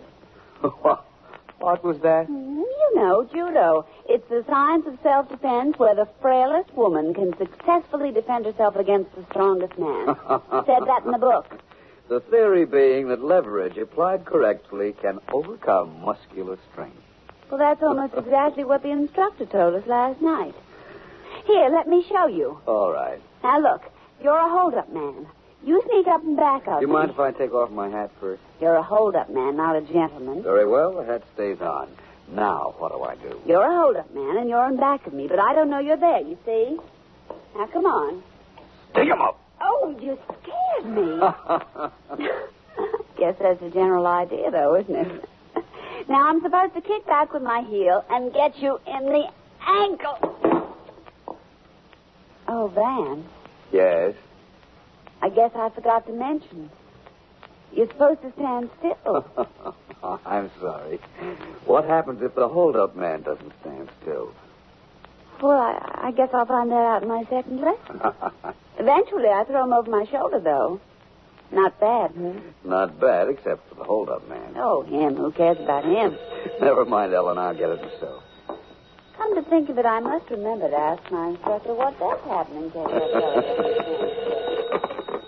Hello. Vance Markham. Hello, my friend. Any nice fresh murders at the district attorney's office needing a first-class solution? Not at the moment. Anything doing at your place? Ellen was just trying to throw me over her shoulder. Well, things are pretty... She was trying to do what? She's practicing judo. In case a hold-up man sneaks up in back of her, she wants to be able to defend herself and her worldly possessions, which at the moment consist mainly of a wristwatch. How is she doing with her judo? If a hold-up man gets near her tonight when she gets home, somebody better tell her the time. Not too good, eh?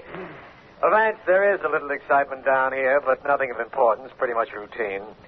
You ever hear of Sidney Church? I think so. Practical joker, very wealthy, semi-retired. That's the man. Mm-hmm. He called to say he suspected his assistant, Paul Wilson, of systematically robbing him. Intends to file a formal complaint soon, he says. Nice of him to warn you. I'll call you later and see how you're fixed for lunch. Good enough. So long, Vance. Goodbye. Vance, I know what I did wrong.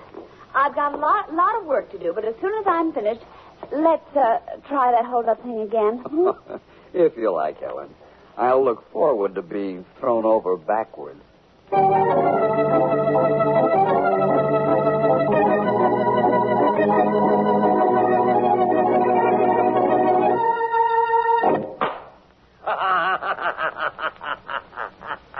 Wonderful. Wonderful. It's fabulous. Thank you. I got to try this again. Oh, yes, do. Now, all anybody does is sit down on this cushion. Yes, that's right. Like this. That's wonderful. Will I have fun with it? No, I thought you'd like it, Mr. Church. I originated it. You did? Well, all I can say is that you're a genius. A genius, Mr. Williams. I've never seen anything quite like this. Well, now, I bet you never heard anything like it either. You really like it. Oh, it's just what I always wanted. Well, splendid. Now, let me see if I know how to operate. Oh, it's very simple. You load it with blank cartridges right here. Yes, that's right. Bottom of the seat. Mm-hmm. And then when somebody sits on it, boom! Mr. Williams, let's beat you. I'm so glad it you beats like the it. hand buzzer, the etching powder, the dribble glass, everything. Oh, well, you've made me so happy, Mr. Church. I want you to know that. I'll keep working on new things for you. I've got an idea for a gimmick that... Oh, what was that? I'm sorry. Oh, for heaven's I sake. guess I just can't help being clumsy. What are you doing in here, Terry? Well, I'm your bodyguard, ain't I, gee whiz? I heard shots in here, so I took out my gun and came in nice and quiet, only I tripped over the rug and my gun went off. Fine bodyguard. Well, Terry. Yes, Mr. Church. Come over here a minute, will you? Oh, over there. Right here next to me. That's right. Oh, gee, well, you're not sore at me. Imagine. He thinks I'm angry at him, Mr. Williams. Imagine. No, you wouldn't. Sit right down, Terry. Right there. You're Mr. Church, if you say so. I'm shot. I'll kill him. Terry, you're wonderful. Mr. Williams, you're wonderful. Oh, now, and this new device of yours, it's wonderful. Thank you. I haven't had such fun in years. And I won't have as much fun again until I send Paul Wilson to prison.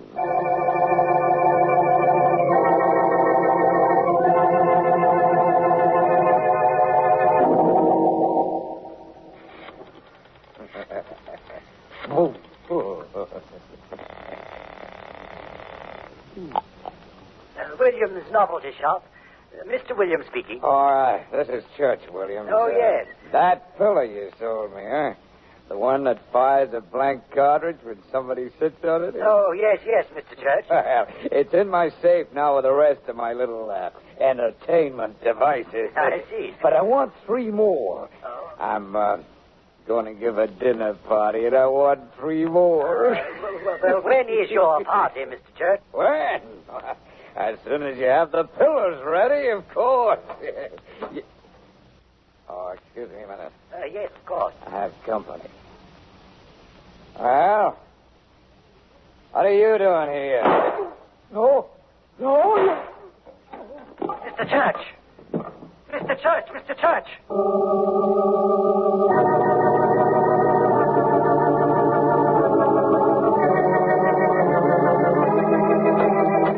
Hello, Ellen. Hi, Mr. Malcolm. Where's Vance? Oh, come on in. Thank you. The boss is at the barber's. What's up? That Mr. Church I told him about on the telephone. Mm-hmm. The one that was going to have his assistant, Paul Wilson, indicted for grand larceny. Yes, I overheard your conversation. What about Mr. Church? There's very little about him right now. He's dead, been shot. Shot? Somebody came into his house an hour or so ago, killed him, and robbed his safe, which was open. Uh-oh. Golly, this church individual was quite a character, wasn't he? He certainly was. Always teasing people with flowers that shoot water and stuff like that. Yes, we know, of course, the church believed Paul Wilson was stealing from him, and Wilson knew the church was in contact with me. There's nothing at the house, however, to indicate who fired the shot into our eccentric friend. Well, Vance will find something. Doesn't he always? Invariably. I'm going down to the barber's to pick him up, and after that, our first stop's going to be Paul Wilson's apartment.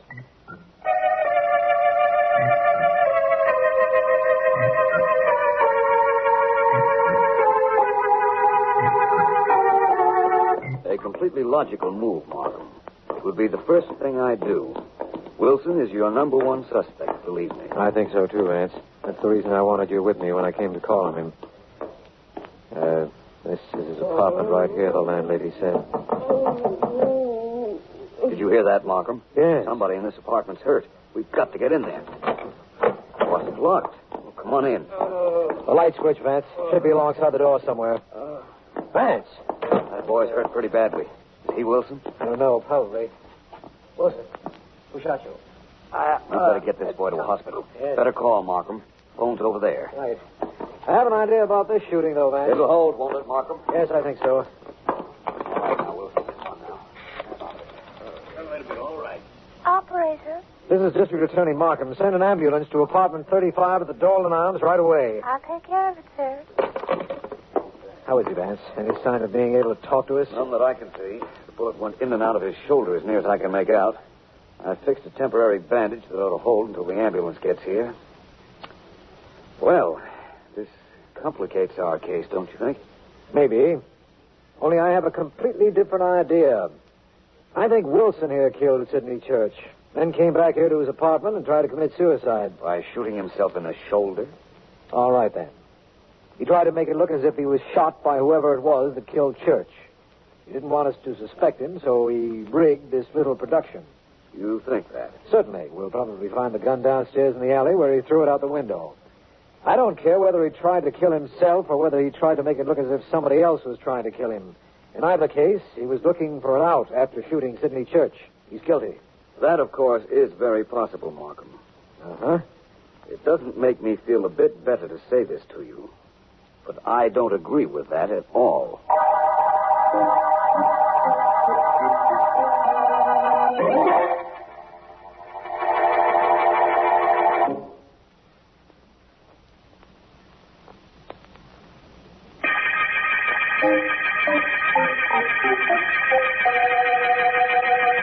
This is District Attorney Markham. The Church murder case opened with the shooting of Sidney Church, wealthy practical joker who had previously reported to me that he suspected an employee, Paul Wilson, of stealing from him. Vance and I found Wilson shot, and although I'm convinced that the wound was self-inflicted, Vance thinks otherwise. Vance and I are in the hospital room now, trying to get the truth out of Wilson. We've kept information about this from the newspapers.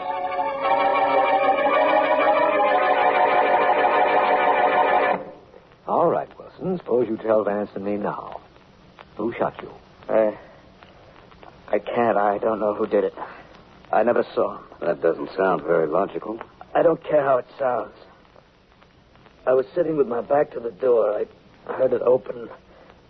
I started to turn around, and before I could see who it was, I was shot. I must have passed out. There must have been a silencer on the gun. It didn't sound like a shot. In that case, Markham, we'll know if he's telling the truth when the medical examiner gives you his report. If the bullet went in the back of the shoulder and out the front, I think we can assume that Wilson couldn't have shot himself. Maybe we can and maybe we can't. It all depends on the angle of the bullet. That, of course, is true. Wilson. Yeah. You were stealing from Mr. Church. He knew about it. You believed he was about to report you to me. You broke into his house, killed him, and robbed his safe, didn't you? Please, Mr. Martin. Please leave me alone. My shoulder's pretty bad. It hurts. You have been to Mr. Wilson's home. Yes, I have. Not to kill him. Now leave me alone, will you? Let's go, Vance. I won't need a police guard outside this hospital door. When our friend Mr. Wilson feels like talking, he'll let the nurse know and we'll come back. You'll come back, Markham. I doubt whether it will be necessary for me to come here again.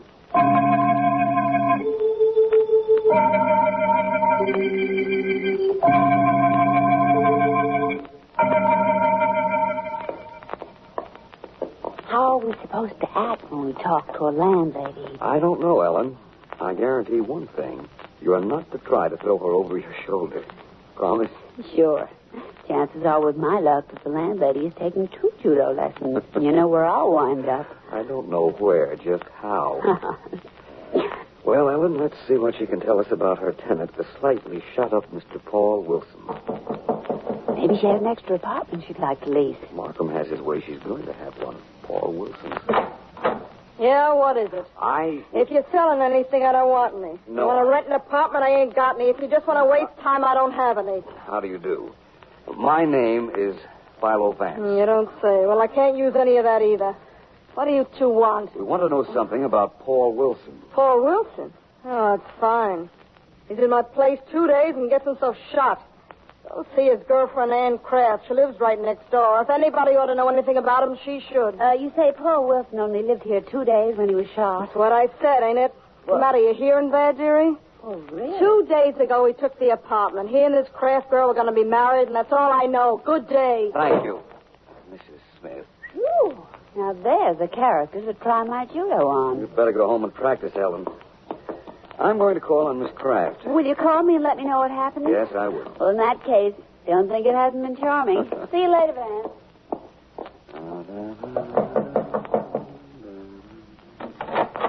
Yes? I'm Philo Vance. May I come in? Well, yes, I suppose so. What is it you want? I want to talk to you about your fiancé, Paul Wilson. Don't mention his name to me. I never want to see him again. We had an appointment last night and he never kept it. He hasn't been in his apartment all night. He couldn't very well be. He's in the hospital. Oh, no. He's been shot. What? Where? What hospital? What happened to him? Tell me what happened to Paul. I'll get my hat and coat. Please tell me what happened while I get them. We don't know. That closet door stuck. I'll help you with it. No, never mind. I can get it. There. Please, Sorry. Mr. Vance, tell me what happened to Paul and where he is. He's in the Baker Hospital. He's not hurt badly. Oh, thank goodness. If you want to know anything, come back some other time. Please, Mr. Vance, not now. I've got to get to Paul.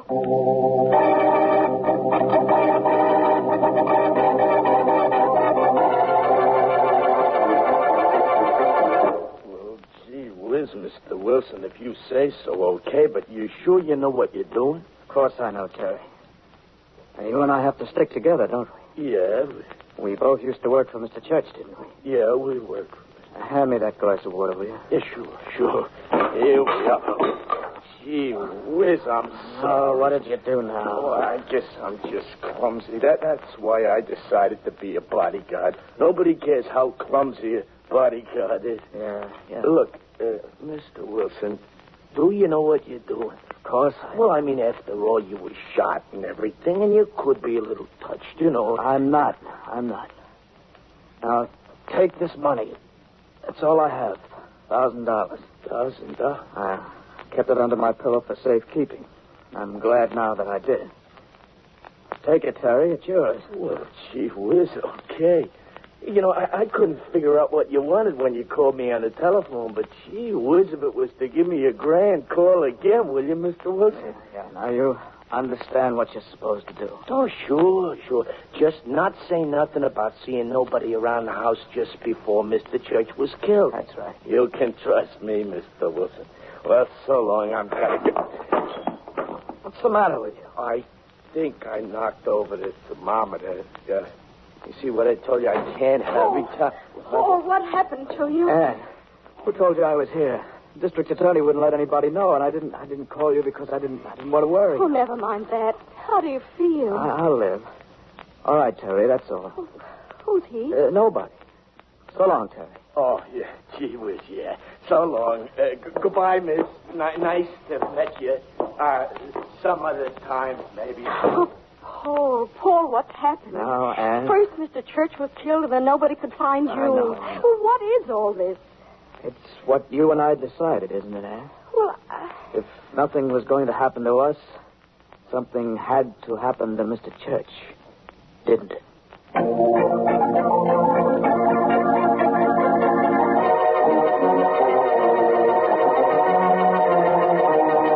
I don't care if your name is Philo Vance or anything else. Nobody can come in here and talk tough to me. Terry, I want to know where you got the money to buy those new clothes.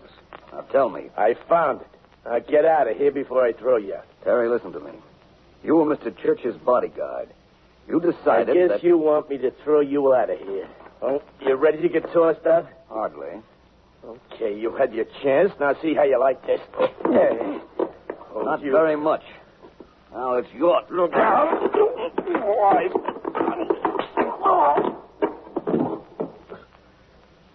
Gee whiz, I ain't even very good as a bodyguard for myself. Yeah, let me help you up.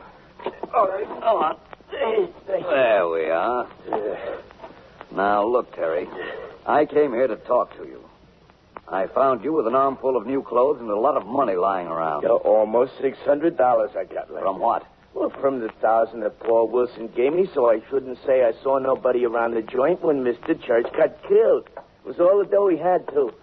Kind of stupid it was. Stupid? Why? Well, because what could I tell anybody? I didn't see nobody around our house, not a soul. As far as I know, Mr. Church could have dropped dead.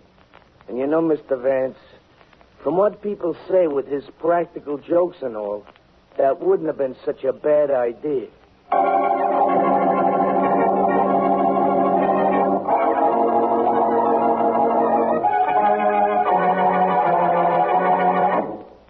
This safe here in the church house interests you, Vance? Very much, Markham. That's why I asked your permission to see it. If it's not locked, go ahead and open it if you want. It contains a lot of the tricks Church used to like to play on people. Also, a lot of money. As we understand it, there was a lot of money, but not when we found it. Whoever killed Church took that. Or are you going to dispute that point, too? No, I'm inclined to agree with it. Good. What's this? Supreme itching powder. Is that funny? Not to me. Nor those dribble glasses either. Nor that handshake buzzer over there. Church wasn't murdered. He just gimmicked himself to death. What? Oh, don't take me seriously, Markham. What did you say this was? That's the tin box where Church kept his money. Really? Bless you. Thank you. Apparently, our dead friend used sneezing powder in his lighter moments. Yes. Hilarious hobby, don't you think? I'm not thinking anything except that you asked me not to arrest Paul Wilson.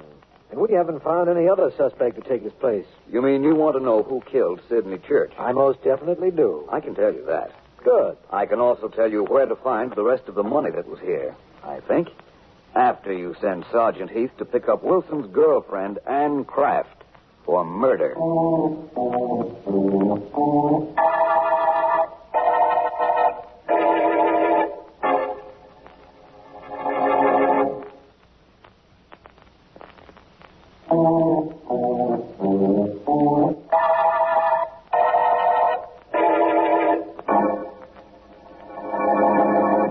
Write down everything that goes on in here, Ellen, please. Leave it to me, Vance. I'll do it. Good. Go ahead, Paul. You were talking to Miss Kraft. All I wanted to know is why she did it. Why did you do it, Anne? You think I wanted to go to jail for stealing from the company? But you wouldn't have gone to jail, Anne. I was protecting you. And doing quite a good job of it, too, Miss Kraft, if I may say so. Who cares what you say, Vance? This stupid guy tried to spoil everything. You shot him, didn't you? Sure. I'll tell you everything now. You found the money I took from Church's apartment in my closet. What's the good of holding out? Yeah, I killed Church. And I shot Paul. I knew you'd shot me, Anne, but I still loved you. I still wouldn't have told. Told what? That it was I who was stealing from the office. Church figured it was Paul. I think my boyfriend would have taken the rap for me, but I didn't want it that way. I saw how I could get rid of him, grab myself some money, and be in the clear. You really wanted to kill me then? Sure. What are you, a bargain? Oh, Anne, you poor kid. I meant to kill you in your room, put the gun in your hand, and make it look like suicide. When I didn't want you to see me, when you started to turn around, I shot. How was I to know you were so in love with me you'd never talk? I told you that, didn't I? Yeah, you told me. Guys say a lot of things. But I meant that. Look, Vance, how did you know I did it? If you really want to know why I knew you were the killer, we've got to go back to your apartment. For what? Look in your closet, where the police found the money from Church's safe. Once I knew you'd taken it, I knew you were the murderer. All right, but how did you know? I'm entitled to know that. Church kept sneezing powder in the box where he kept his money. When you opened your closet door yesterday to get your coat, remember, you sneezed. So that's what it was. That's what it was.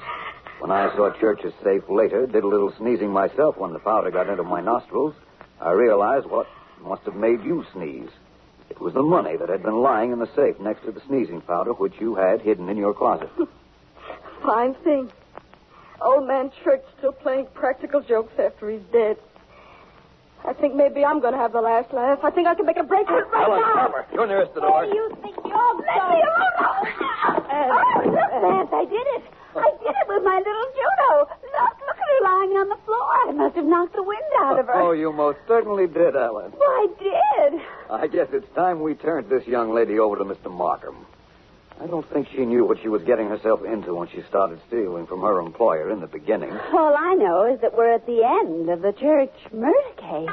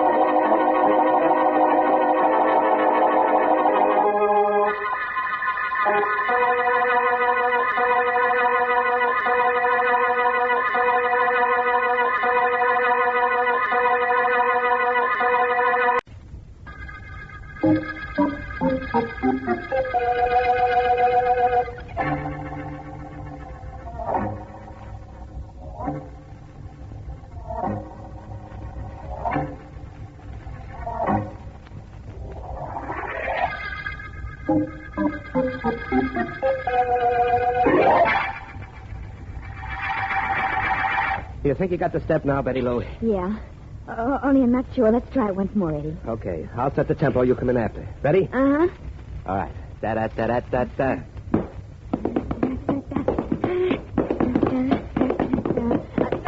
All right. Let's quit.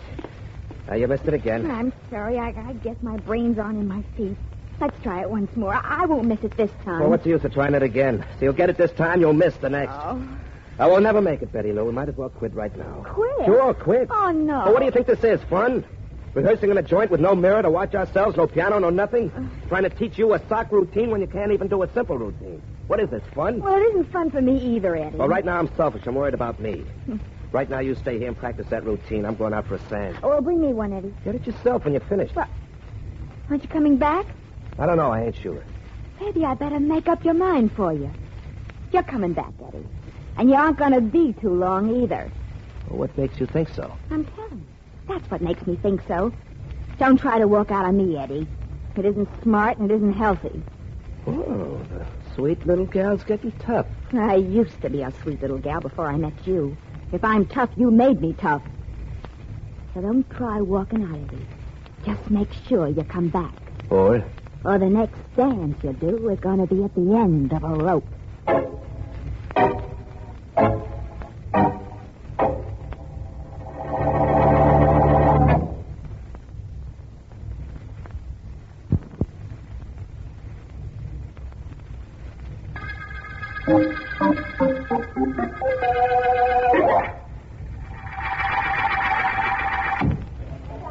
Hello, Eddie. Hi. What can I get you, Eddie? Throw one for me. Black, Danny. Sure, Eddie. Throw one for you, Black. How's your business, Eddie? Why ask me? Why ask you? Who else would I ask? Okay. See, Eddie, you've been up there in front of people, hoofing, listening to them applaud. That's living, Eddie. That's really living. What happened to the coffee I ordered? Coming up. How's Betty Lou? She all right? She sure is a swell kid. She's real show business, she is. Gee, how I wish I could be... Dan, the coffee. Throw one in the dark. Sometimes at night, I kind of imagine this restaurant is a stage-like, and I'm only acting at being a waiter. I guess that's just another kind of dreaming, isn't it, Abe? Yeah, I guess. Look, Dan, I got a problem. Now, how about... room at this table for one more? Oh, hello, Joey. Sure, sit down. Yeah. I'll go get you your coffee, Eddie. Hey, aren't you going to wait and see what I'll have? You decide what you want. Yell it out yourself. You ain't in show business. I don't have to wait on you. What a character that Dan is, huh, Joey? Yeah, sure. Well, how's the dance team going, Eddie? It's going bad. What's going with you? Well, I got a new little gimmick that's paying off kind of cute. Oh? Guy named Euclid taught it to me. Mathematical trick. Euclid. Didn't he do a mind-reading act in boardroom? Euclid was a Greek. Well, I think this guy I'm talking about was a Greek, too. He worked with a blackboard. Euclid's been dead 1,000 years. Oh. Couldn't be the same guy, then. Yeah, nice figuring. Now, look at it. Huh? I get a sucker to put any 3 numbers down on a hunk of paper. Uh-huh. Then underneath them, he reverses a number and subtracts. So? Then he gives me the last number of his answer, and I bet him I can tell him the first 2. Well, everybody bets. Natch. They know I didn't look at their numbers, and I collect. Well, you kidding? That's a cinch. All you got to do. Shut up. Shut up or I'll break your neck. What's with you, Joey? All I was doing was telling you how that thing works. Yeah, I know. The guy used to do it in boardroom. Showed it to me. Any 3 numbers, you reverse them. Oh, shut up, Ed. Stop wising up the suckers. I'm good for a couple of $100 a week betting guys on this gimmick. But don't spoil my racket or I'll spoil your kisser.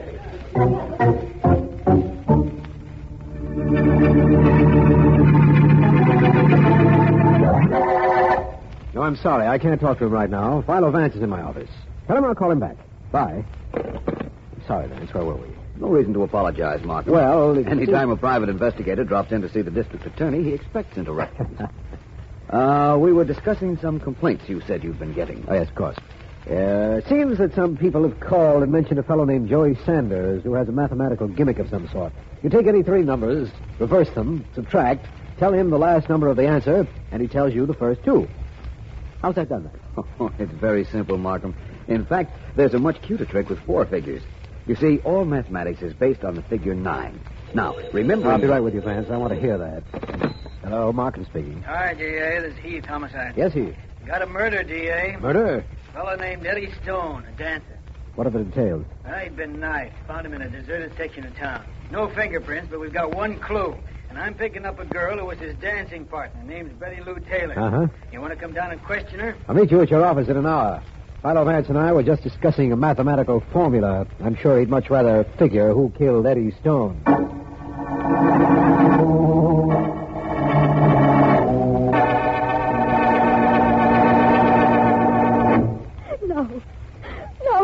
No, I don't know, Sergeant Heath. I tell you, I don't know who killed Eddie. And I tell you, you do. No. Now, look, Miss Taylor, this is my job. This is my office. I'll keep you here with me all week if I have to. Oh, please. You know something about the murder of Eddie Stone, and I'm going to find out what it is. I don't know anything about it. I danced with him, and that's all. I didn't kill him, and I don't know who did. I know differently. You were at the scene of the murder. We know definitely you were there. I wasn't. I wasn't near the place.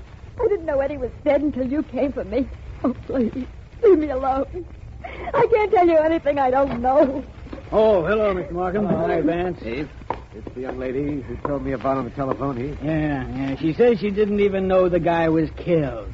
But what she really doesn't know is that we can put her right at the scene of the murder. No. How, Heath? We found a girl's footprint right near the body. That's how. Now, footprint is the same size as this girl's shoe. No. No, she says. Yes. Heath, that's hardly conclusive evidence. A footprint of a woman's shoe isn't completely incriminating. This one is, D.A. This girl's a dancer. The footprint we found had a mark on the toe and the heel. You know what made that mark? Toe plates and heel plates. Toe plates and heel plates? Yeah, and who wears toe plates and heel plates? Well... Only a dancer. Now, Miss Taylor, will you still deny that you were at the scene of the murder?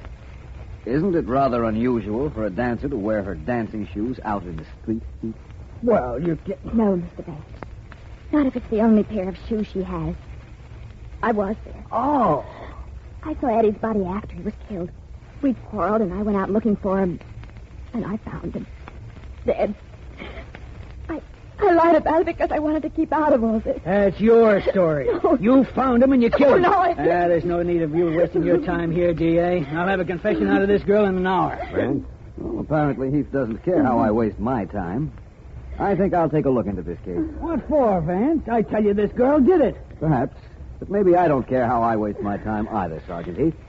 Maybe if I spend a few hours, I can save the state a lot of trouble.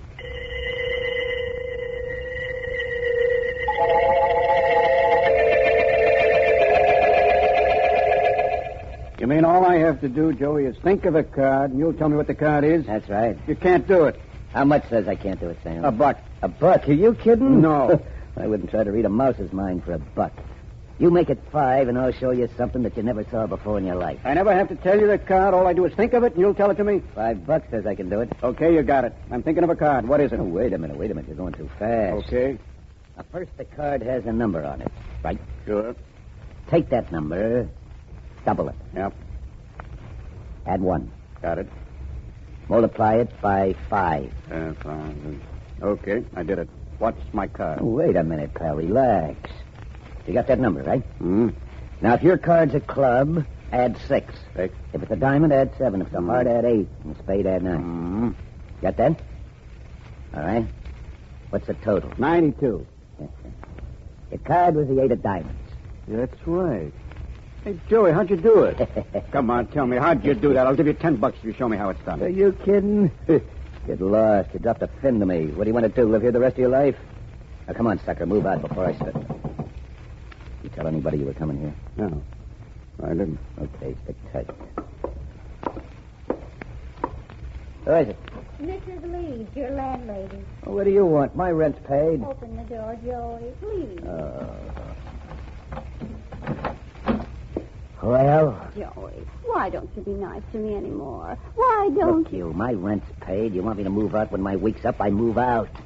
What do you want up here? Oh, Joey, don't be mean to me. I don't want you to move. I want you to stay here as long as you want. Oh, let me come in, Joey. Oh.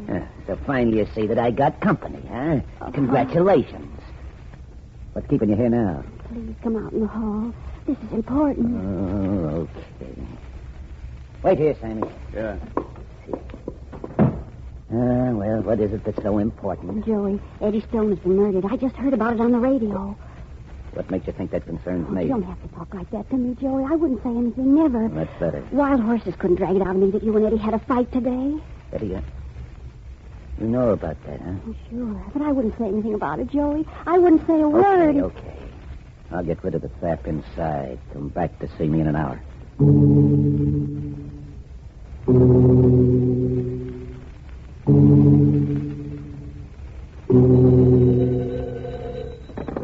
Mike's Coffee Shop, Danny speaking. Hello, this is District Attorney Markham.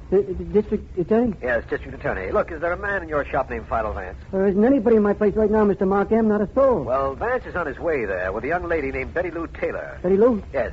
You know her? Well, sure I know her. She's in show business, ain't she? If anybody's in show business, I know it, and believe me. Very well, I believe you. Now, look, this Miss Taylor has been released in Vance's custody. Yeah? I know they've gone to your shop. I want you to have Vance call the minute he comes in. Sure thing, Mr. Markham, sure thing. Bye. Danny. Hey, Joey, you scared me. What's the idea of sneaking up on a guy when he's on a telephone? Gee, you scared me. Danny, listen to me. I'm listening to you, Joey, ain't I? I'm listening. Okay. Keep your ears open and your trap shut, Danny. Hey, quit it. You're bending my apron. I only just put it on. Danny, anybody comes in here and asks if Eddie Stone and I had a fight this morning, you say we didn't. You hear? Yeah. Now, get me. We didn't have any argument. Sure you didn't. I didn't hear any argument. Of course, I saw you slug him twice, but... You didn't see me clip him. You didn't see nothing. You better cut it out, Joey. Somebody's coming in.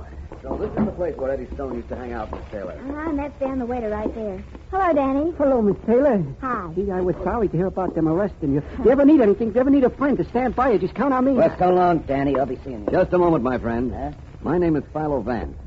Did you by any chance happen to know Eddie Stone? Eddie Stone? Let me see. Yeah, I think I did. A dancer, wasn't he? A dancer, wasn't he? He was the best dancer in show business. Present company accepted, of course, Miss Taylor. Well, thanks. This is Joey Sanders, Mr. Vance. He knew Eddie. He knows everybody. Joey Sanders. I know that name. Well, You're the young man who's been the cause of a lot of complaints at the district attorney's office. I'm flattered. Something about swindling people with a mathematical trick. The very old 3-number routine. Hey, that's no swindle. I bet I can't name the first 2 numbers in their answer. I bet I can. Sometimes they win, sometimes I win. Yes, of course, I know. That trick is awfully old and completely foolproof. If you take any three numbers, reverse them, and subtract them, the answer will always have a 9 in the center, and the first and third numbers will add up to 9. Oh, so that's how it's done. Gee, no kidding. Gee, he's smart. Right. Thank you, Dan. Now, suppose Miss Taylor and I escort you over to that table there, Mr. Sanders, where we can talk. About what? Eddie Stone's murder. You see, I think I know who killed Stone. Hey, you Vance, that man, he's making a break for the door. Never mind, I'm near to him. I'll get him. Joey's cracking down. Oh, no. I got him, Vance. I think I knocked him out when I tackled him and his head hit the floor. Yes, I imagine you did. Well, I guess you owe me one now, Vance. You said you knew who killed Stone. Well, the Stan character made a break, and I grabbed him for you. You most certainly did. But I don't think I owe you anything. I don't remember ever saying that Dan here was the man I thought murdered Eddie Stone.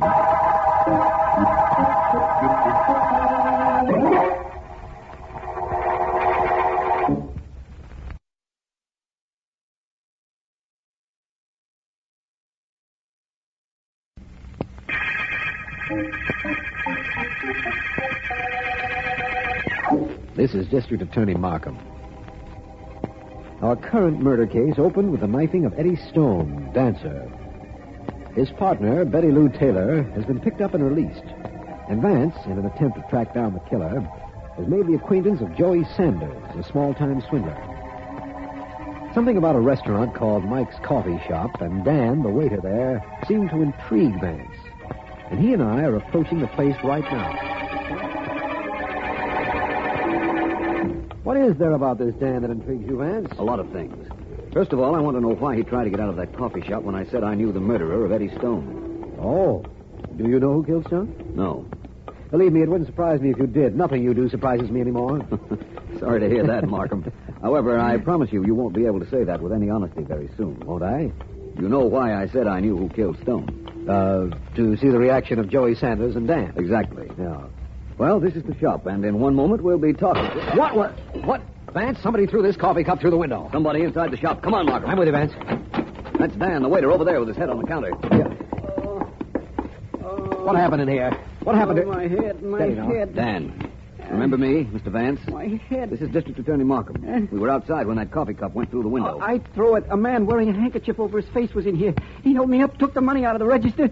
I threw the cup through the window, grabbed him. Yes. He hit me on the head with the gun and went out the back way. Did you recognize him? Well, I don't know. I'm not sure. I want to think it over. We'll report this to headquarters. One thing is certain, Vance. This holdup has nothing to do with the murder case we're working on. Hasn't it, Markham? I don't think so. You said I couldn't surprise you anymore. Try this for a surprise. The holdup has a great deal to do with the murder, and will have a great deal more to do with solving it.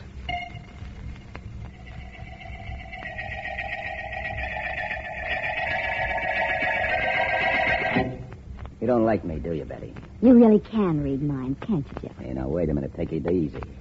I didn't come over to hear you insult me. Only way for you to stop that is to leave. I got a business proposition for you, Betty. No, thanks. But this is honest. And look what Eddie did. What are you going to do? You got to do something. Yeah, that's true enough. Now, this is what I got in mind. Shoot. I'll teach you card code. You stay here in your place, and I'll be out with a sucker. Yeah? I bet him I can dial a phone number, then have him show me a card, and the voice on the other end of the phone will say what that card is. Huh? This is how it works. Yeah. The phone rings, you answer it. Uh-huh. Now, instead of saying hello, you say clubs, diamonds, hearts, well, till I stop you by saying hello. Okay. Now, right away, if I stopped you when you were saying hearts, you know the card the sucker's showing me is a heart. Yeah. But how do I tell the number? Well, as soon as you know the suit, you start to count. 1, 2, 3, 4, like that. All the way up to the king. Oh, I got you. Now, when you get to the right number, I'll say, wait a minute, hand the phone to the sucker, and you tell him his card. Ah. It's a cinch. It's a cinch. We'll clean up. Isn't bad at that. Yeah, see what I told you? Now, aren't you glad I come over? Sure. But you're not going to be so happy. I don't need you to work that gimmick with. All I need is some stews to stand by a telephone. You wouldn't kid around with me, Betty Lou. No? Well, you wouldn't do anything about it, Joey. You wouldn't dare. What? The cops have it in for you right now, and I have an idea Philo Vance thinks you killed Eddie. Well, maybe what you say is so. But all I got to tell you, kid, is this. What? You try and use that code I taught you, and you'll get what your ex-partner got.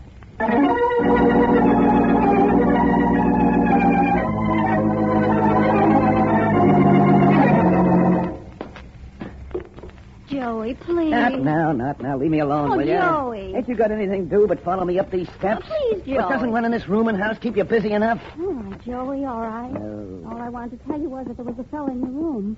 I let him in. What? You did what? I let him in. He asked for you, so I opened the door and let him wait. What did he look like? Come on, talk. Oh, Tell me. Joey. Was he a tall fella, good-looking? Philo Vance? Who? Vance. No, it was the same fellow you had in here yesterday, the fellow Sammy. Oh, that's different. Look, I'll come downstairs when I'm through with him. Wait for me. All right, Joey. Hello, Sammy. Hello, Joey. You don't mind me coming here, do you? Well, all depends on why you're here. Oh, Joey, listen, I've been a fall guy for you for a month now, betting you on things and always losing. Give me a chance to get my dope back. What do you mean? Well, show me how you do that thing where I think of a card, then you tell me to add and multiply and everything, and then you say what the card it is. Let me get my dope back from some other sucker. Oh, is that what you want? Yeah. Well, go away, Sammy. Get lost. Not a chance. But I hope I'm interrupting something. Vance, what do you want here? I want to talk to you. Who's your friend? You're a cop. I'm no friend of his. I just came here to get him to tell me how a trick was done so I could get some of my dope back. Shut up, you. What trick? Tells me to think of a card, double it, add 1, multiply it by 5. And if it's a club, add 6. A diamond, add 7. A heart, 8. And a spade, 9. That's right. Mm-hmm. And he gets me to tell him the total, and he tells me the card. I'll teach you that. In fact, I think I'll give it to the newspapers so that nobody will ever bet it can't be done. The things guys who got nothing to do think of. Don't like that, do you? Well, how's it done? It's a mathematical formula. Whatever the total is gives you the card. If the total ends in a 1, the card is a club. If it ends in a 2, it's a diamond. 3, it's a heart, and 4, it's a spade. How do you find the figure? Whatever the first number is, you subtract 1. Understand? Oh. In other words, if the total is 64... The card is the 5 of spades. Right. Nice wising up a sucker, Vance. You could be thrown out of the union for that. I know. Joey, I came here because I just learned about a fight you had with Eddie Stone the day he was killed. Oh, Dan told you, huh?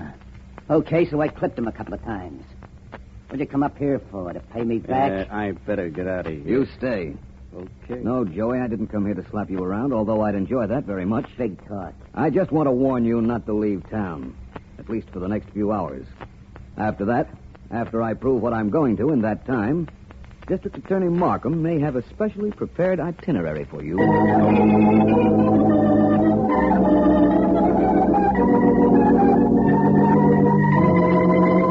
What time is it, Heath? It's almost time, D.A. Pretty nearly. Another 30 seconds. We've got to do this exactly on schedule. Vance left explicit instructions. And after we do, then what? Then we'll know who killed Eddie Stone, and what's more, we'll have proof. 20 seconds, D.A. All right. You ready, Miss Henderson? Yes, sir. That secretary of yours is always ready, D.A. She's solid. I hope that means something good. It sure does. Okay, D.A., now. Pick up the phone and make the call, Miss Henderson. Yes, sir. I sure hope this works. I hope Vance doesn't get into trouble. We're miles away and can't help him. Mike's Coffee Shop. Dan speaking. Hello, Dan. This is Betty Lou Taylor. Miss Taylor.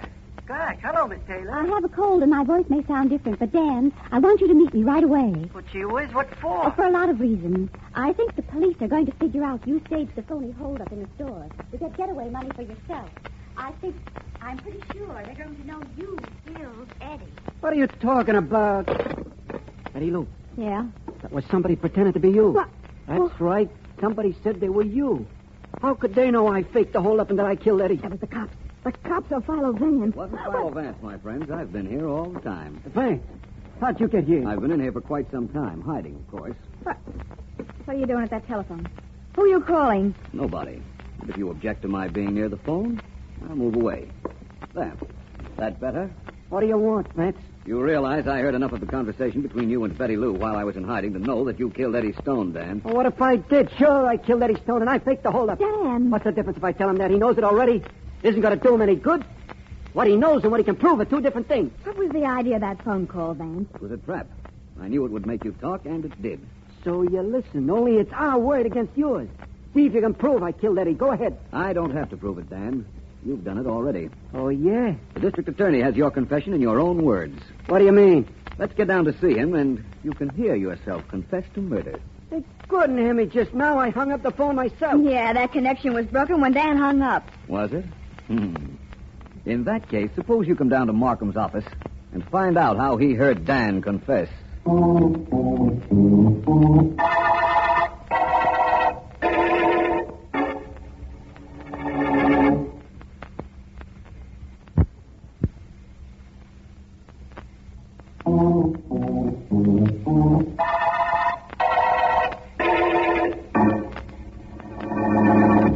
Throw the switch on that playback machine, Markham. I want to hear this before I bring Dan and Betty Lou in here. Certainly, Vance. Here's the part you want. Well, what if I did? Sure, I killed Eddie Stone, and I faked the holdup. Dan. What's the difference if I tell him that? He knows it already. It isn't going to do him any good. What he knows and what he can prove are two different things. Turn What it was off, the idea of that phone Right. call, Rex? Well, there's his confession in his own voice, Vance, just as you promised. Yes, there it is. Now, why did he kill Stone? Well, he idolized Betty Lou. She probably goaded him into killing Stone and was threatening to walk out on her. Yes? She even went along to see that the job was done. That's why her footprint was at the scene of the murder. You never forgot that, did you, Vance? No, I knew it was important all the time. But I had to resort to a trick to get the proof we needed. I still don't understand how you got Dan to confess in front of a telephone connected with this office so we could record his words. He didn't know I had taken the phone off the hook, Markham. And even if he did know it, he wouldn't have realized that the connection between this office and the coffee shop wasn't broken just because he had hung up. I wouldn't have realized it either. In order for a connection to be broken, both parties have to disconnect. Try it sometime and see. Oh. The connection must be discontinued at both ends. If you say so, it's so, Vance. And the only end I'm interested in right now is that this is the end of the mathematical murder case.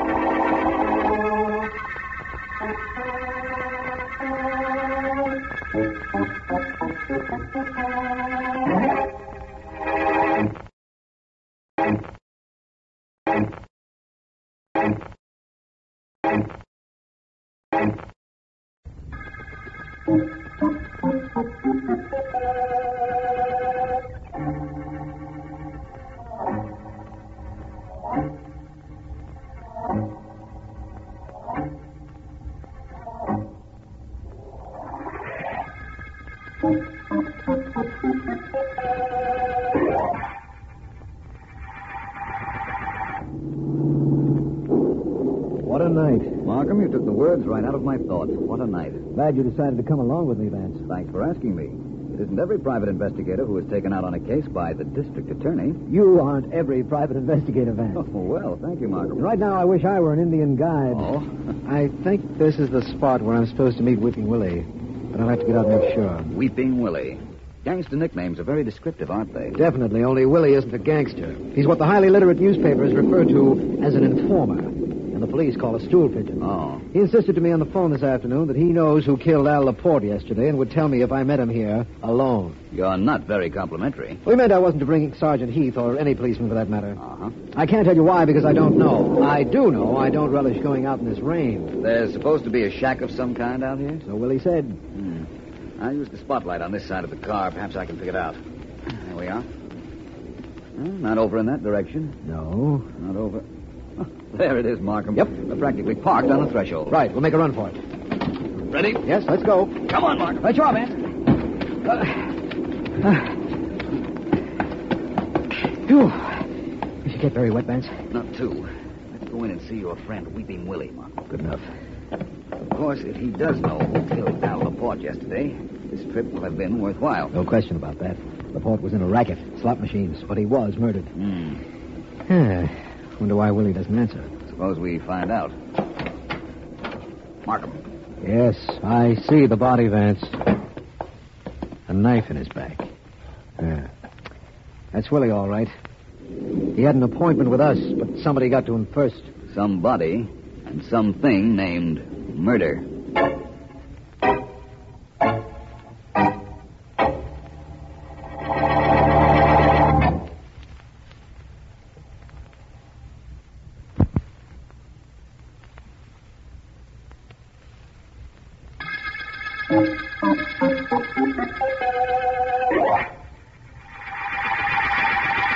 Slug me, Sam. I beg your pardon, boss. I said slug me. Give me a slug. I want to play this slot machine. Well, that's different. I gathered quite a different meaning at first. You and your gathering. If you didn't know so many words, you wouldn't find it so tough to understand the ones I use. Give me a slug. Certainly, sir. Here you are.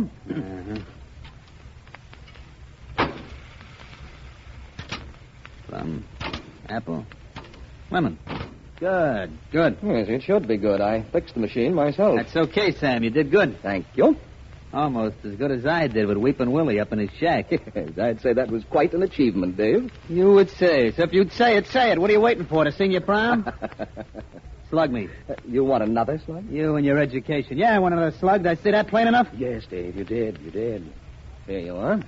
But may I ask what you're trying to do? May I ask? Yes, didn't you? I'm testing this slot machine. If it works like you say, and if the other's a gimmick as good as this one, we go in business tomorrow. Yep, with no competition and nobody to identify us. No competition because I knocked off Al Laporte yesterday. Number one. And nobody to finger us because I took care of Weepin' Willie tonight. Two. You know, you got words, but I got ideas. So? When the cops find that knife in Willie, are they going to be surprised? Give me the slug, will you? How many times do I have to ask? Here you are. Thanks. Well, what's the surprise the police are going to get?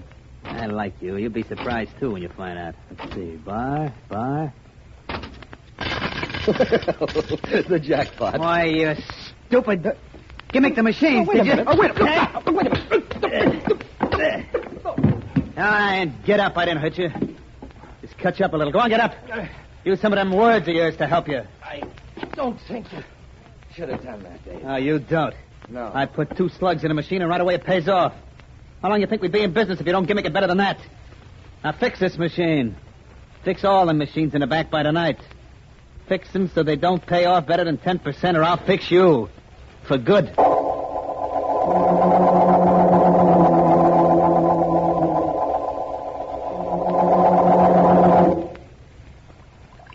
How bad does it hurt, Sam? Oh, not too bad, Millie. There. Whatever you put on the cuts took most of the pain away. Oh, I'm glad. Now tell me what happened. Why'd the boss clip you, Sam? Tell me. Well, I fixed one of his slot machines. Yeah? He tried it out, but I guess I didn't file down the notches on the last bar far enough. It caught, and the 3 bars came up. Oh, the jackpot. Yes, the boss hit the jackpot and my jaw practically at the same time. Oh. He hits very hard, Millie. That ring he wears doesn't help any. Yes, I know. Dave hits very hard, and that ring he wears cuts. That's why he wears it. But he shouldn't have hit you. Yes, I was thinking that, too. Yeah. Millie, how long have you been with Dave? Been with him? Yeah. Oh, that's hard to say. I guess I've hung around him for 10, maybe 15 years. It just seems like always. What's the difference? How many years make up always? Are you still fond of him? Well, I know he hit you. I've seen him. You can't still be fond of him. What are you driving at, kid? Well, he shouldn't have hit me, Millie. I don't think he knows that, and I think I'm going to convince him. Hand me that telephone. Who are you going to call? The district attorney. Good boy. Wait a minute. I'll look up the number for you. Here's the book. Oh, thank you, Millie. Thank you. He shouldn't have hit me. I wouldn't do this if he hadn't hit me, Millie. You know that. Yeah, I got the number. I'll get it for you. No, you're doing the right thing, Sam. Believe me, you're doing the right thing. Yeah, well, I'll talk to him when you get him. Sure. Hello? Hello? Is the district attorney there? The district attorney? What are you talking about? Well, when do you expect him? Hey, look, this is Millie, ain't it? Yes. What's all this about the DA? Somebody here wants to talk to the district attorney. Oh, I get it. Sam, huh? Yes, that's right. I get it. Look, you tell him the DA ain't in. Tell him not to call on the DA. Don't tell him the district attorney is coming to call on him.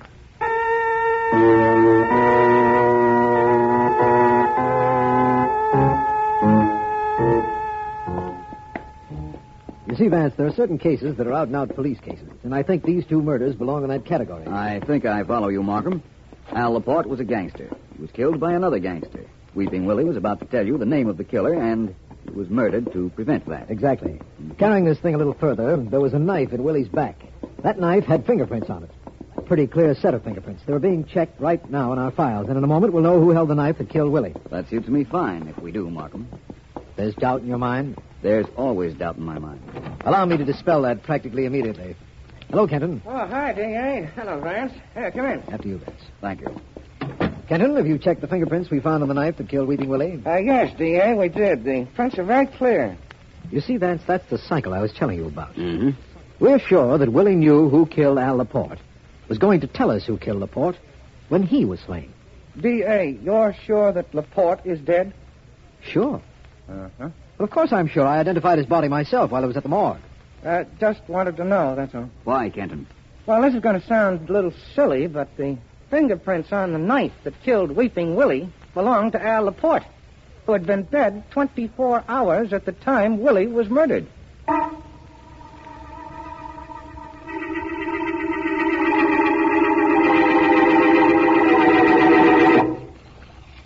You want something, Sam? Oh, no, thank you, Millie.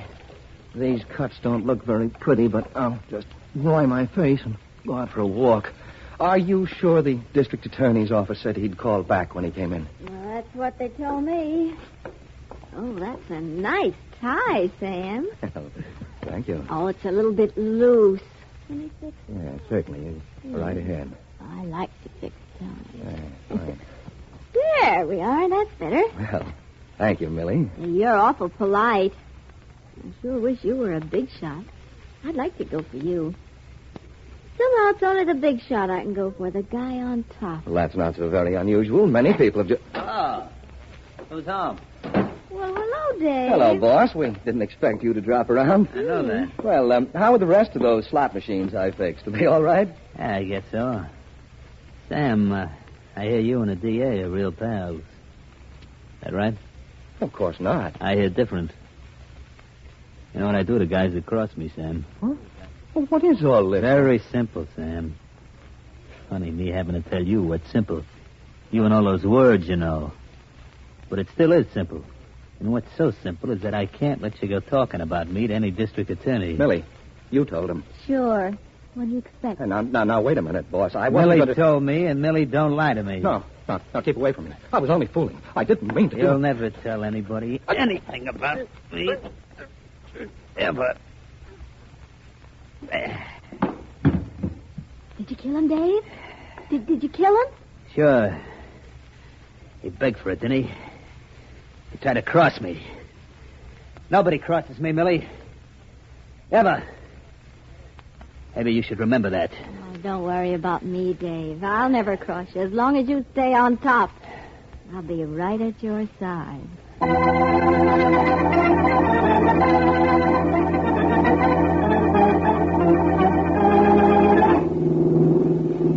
I'm sorry, Markham, only this is such an absurd theory of mine, I'd rather not discuss it further until we get to the morgue. We'll be there very shortly. What do you expect to find when we get there? The dead morgue keeper. What? That's right. Now, wait a minute, Vance. This is a little ridiculous. I know, but so is the finding of a dead man's fingerprints on the knife that killed Weeping Willie.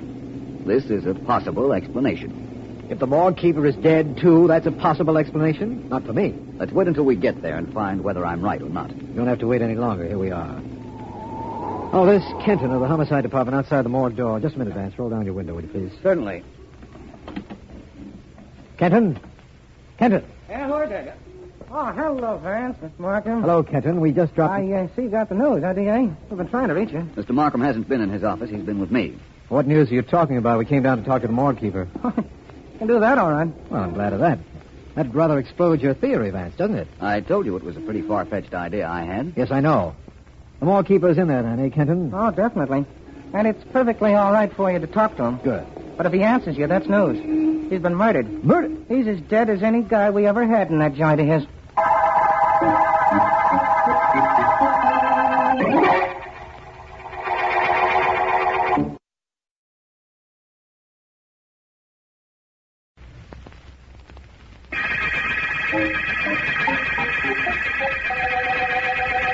This is District Attorney Markham. The murder case we started on has become 3 murder cases. But Philo Vance and I are sure all are related, and all were done by the same person. Our morgue keeper is the latest murder victim, and Vance insists that his death explains how a dead man's fingerprints were on the knife that killed Weeping Willie, a stool pigeon, although he doesn't say how it does. Meanwhile, the murderer might be anyone, and he might be anywhere.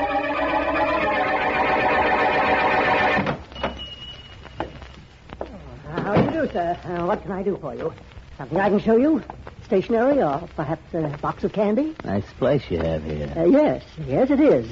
Perhaps you'd like to see some greeting cards now. I'd like to see the back room. What's in it? The back room? Yeah, the back room. You're going to have to keep the machines in the back room for a while. I'm afraid I don't know what you're talking about. I'm talking about slot machines. I don't have any... I'm putting 2 slot machines in the back room of your store. But They'll bring customers in. They'll keep them here. They play the machine. It pays off 10% of what's put in. But... You and I split the profit. Crooked slot machines? I won't have crooked slot machines in my store. Maybe you'd rather have a crooked nose. Now, I could break yours with one crack. The machines will be moved in this afternoon. But anything goes wrong with them, there's a card. Tell them where you can phone me so I can send a guy over to fix them. That okay with you? Well, I'm not sure. I don't...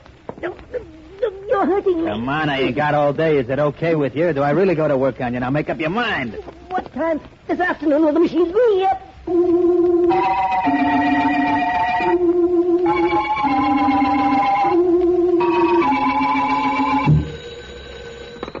Hello, Philo Vance speaking. This is Markham. Well, hello. Vance, we've got another one. Murder? Yes, that makes 4. And don't tell me you anticipated this one. On the contrary. But I imagine it's tied up with our case. We're pretty sure. It's a gangster named Sam. Excellent mechanic, as I understand it, and a slot machine expert. Mm-hmm. He'd been choked to death, and we found the body in an empty lot where it had obviously been thrown. Oh? There were marks on his face, Vance. He'd apparently been beaten up about 24 hours before his death. And whoever did the beating up wore a ring that did a lot of cutting. No idea as to who did it. None. Any more than I have an idea how Al Laporte could have gotten off his slab in the morgue to kill Weeping Willie. He didn't, of course. I'll explain that some other time. Right now, I'm interested in grabbing our killer. Good. This is getting to be an epidemic. I know. Oh, I can give you one little help, I think. What's that? I mentioned that this Sam was a slot machine expert. Yes, you did.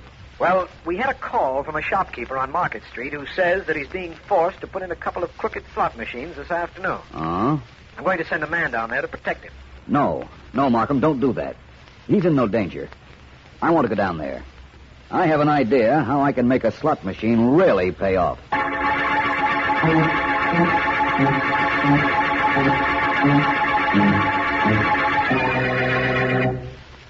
The man will be here any minute, sir. Any minute, I'm sure. He better. I come in here, I play this slot machine, I hit the jackpot, and what happens? Nothing comes out. Yes, I know. I explained that to the man on the telephone.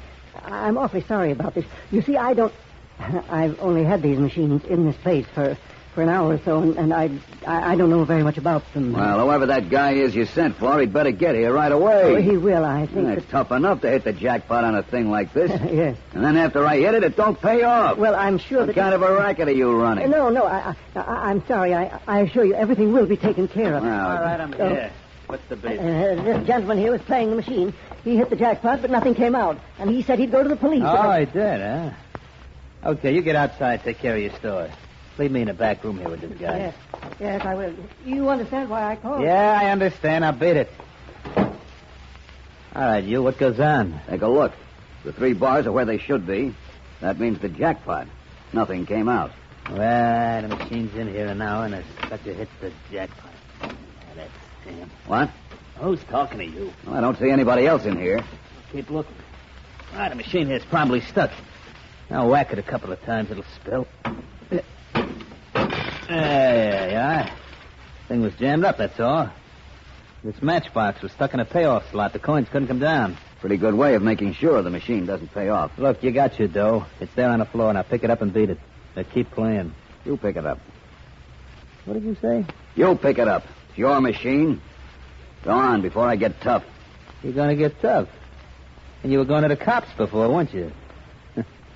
Well, little man, you're for me. That's what you...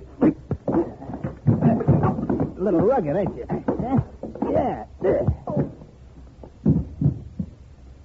Sleep tight, tough guy. Well, what happened here? What did you do with that man? I just knocked him around a little. He'll be okay. Drag him out in the street. When he wakes up, he'll get lost. But his face, it's all cut up. Little old Betsy did that. My ring. Girlfriend of mine named Millie gave it to me. Now, look. Straighten out this room after you bounce that bum out of here. No good to have a joint looking so sloppy. It's bad for business.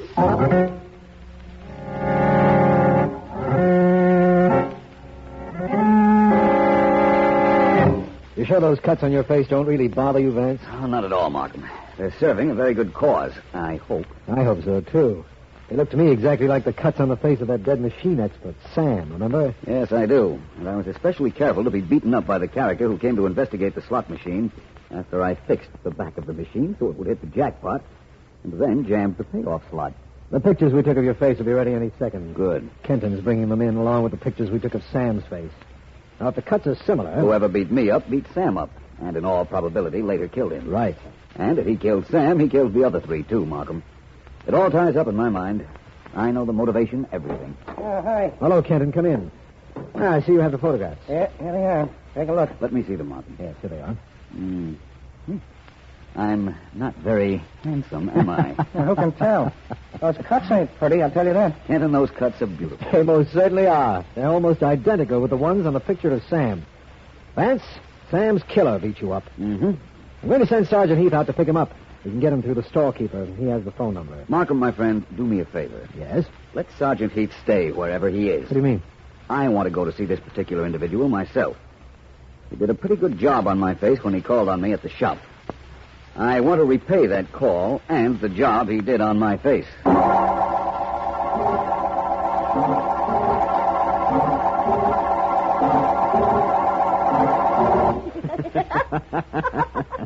I tell you, Millie, you should have been there. You just should have been there. How many times did you hit him? How do I know how many times? A lot. I clipped him, he comes back for more. I clip him again. Back he comes. But he wound up like all of them do, on the floor. You're my kind of guy, Dave.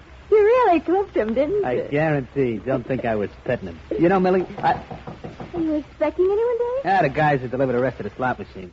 They're a little early, but that means they work fast, so who's complaining? Come on in, fellas. Oh, sure. Undoubtedly. Well, you liked what you got in the shop? Come down here for a little more, huh? Happy to oblige you. Dave, is this the guy? Is this the one? Look at his face, can't you tell? Oh, sure, Dave. I can tell. Now, suppose both of you listen. Great. First of all, I want you to know who I am. Well, does it matter? I think so. My name is Philo Vance. Oh, you're Vance, huh? Sorry I didn't know that back in the shop. I'd have really worked you over. I'm going to give you another chance. Thanks. Well, Dave, be careful of this guy. I'm going to... Wait just a moment. I'm going to give you a real reason for taking me apart. Okay, I'll wait. First of all, I know you killed Al Laporte because Al had the slot machine racket sewed up. Listen to the man talk. Then you killed Weeping Willie because he was going to tell the district attorney that you killed Laporte. You did a cute knife trick with Willie, then had to kill the morgue keeper. Yeah? You had a Confederate named Sam. He was a slot machine expert. You probably had a run-in with him. That's the reason he's dead. You know, Vance, you sound very convincing. If I didn't know better, I'd begin to believe what you're saying. He's accusing you of being a murderer, Dave. You can't do that. You're not going to let him, are you? You can say that again. Please don't. She said it already. Now, friend Dave, what are you waiting for? No, not a thing. A thing. A thing. A thing. A thing. Oh, you got him down, Davy. Break a chair over his head. That's just what I'm going to Sorry, do. my head's very sensitive.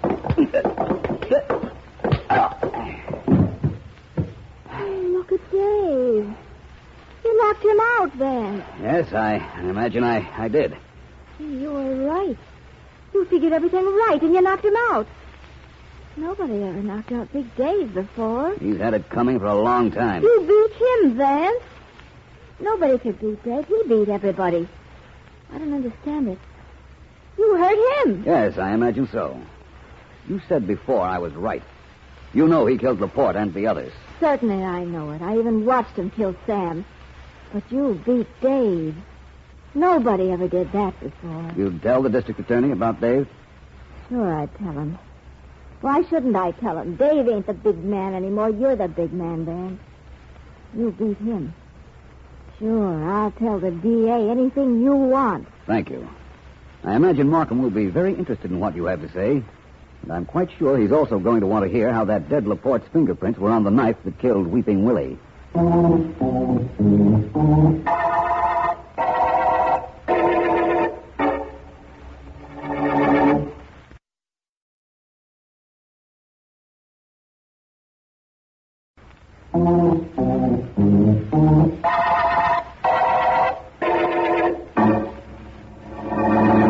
The man who asked the questions is out, Vance. I intend to sit back and be told, and I've waited long enough. Yes, you have, Markham. But it was worth waiting for, wasn't it? Certainly. Millie's knowledge of Big Dave's criminal activities are all we needed. But how did you get her to talk? That's a long story. Well, let's have it. Well, Millie was on Dave's side as long as he was a big man. When I knocked him out, the one thing she worshipped in the man was gone. Uh-huh. But right now, you're interested in the Laporte fingerprints, aren't you? I most certainly am. Al Laporte was dead when Weeping Willie was stabbed. And Laporte's fingerprints were the only ones on the knife. Come on, Vance. Stop holding back. All right. Here's what happened. Go ahead. Big Dave went to the morgue on some pretext or other after deciding to kill Willie. He had with him a knife. Yes. When he got to the morgue, he asked the keeper if he could see Al Laporte's body. The keeper let him. He took out the knife, pressed the dead Laporte's fingerprints on the handle, wrapped the knife in a handkerchief, and left. Exactly. Later, he stabbed Willie, still using the handkerchief, and left the knife to confuse us. He then realized that the morgue keeper could identify him if we figured what happened. And so he returned to kill him, too. The rest I know. Yes. Well, this was quite a case, wasn't it, Vance? 4 murders all over slot machines with only one killer. At least he's in the middle of our net. And Markham, as long as he's in the middle, we're at the end of the Jackpot murder case.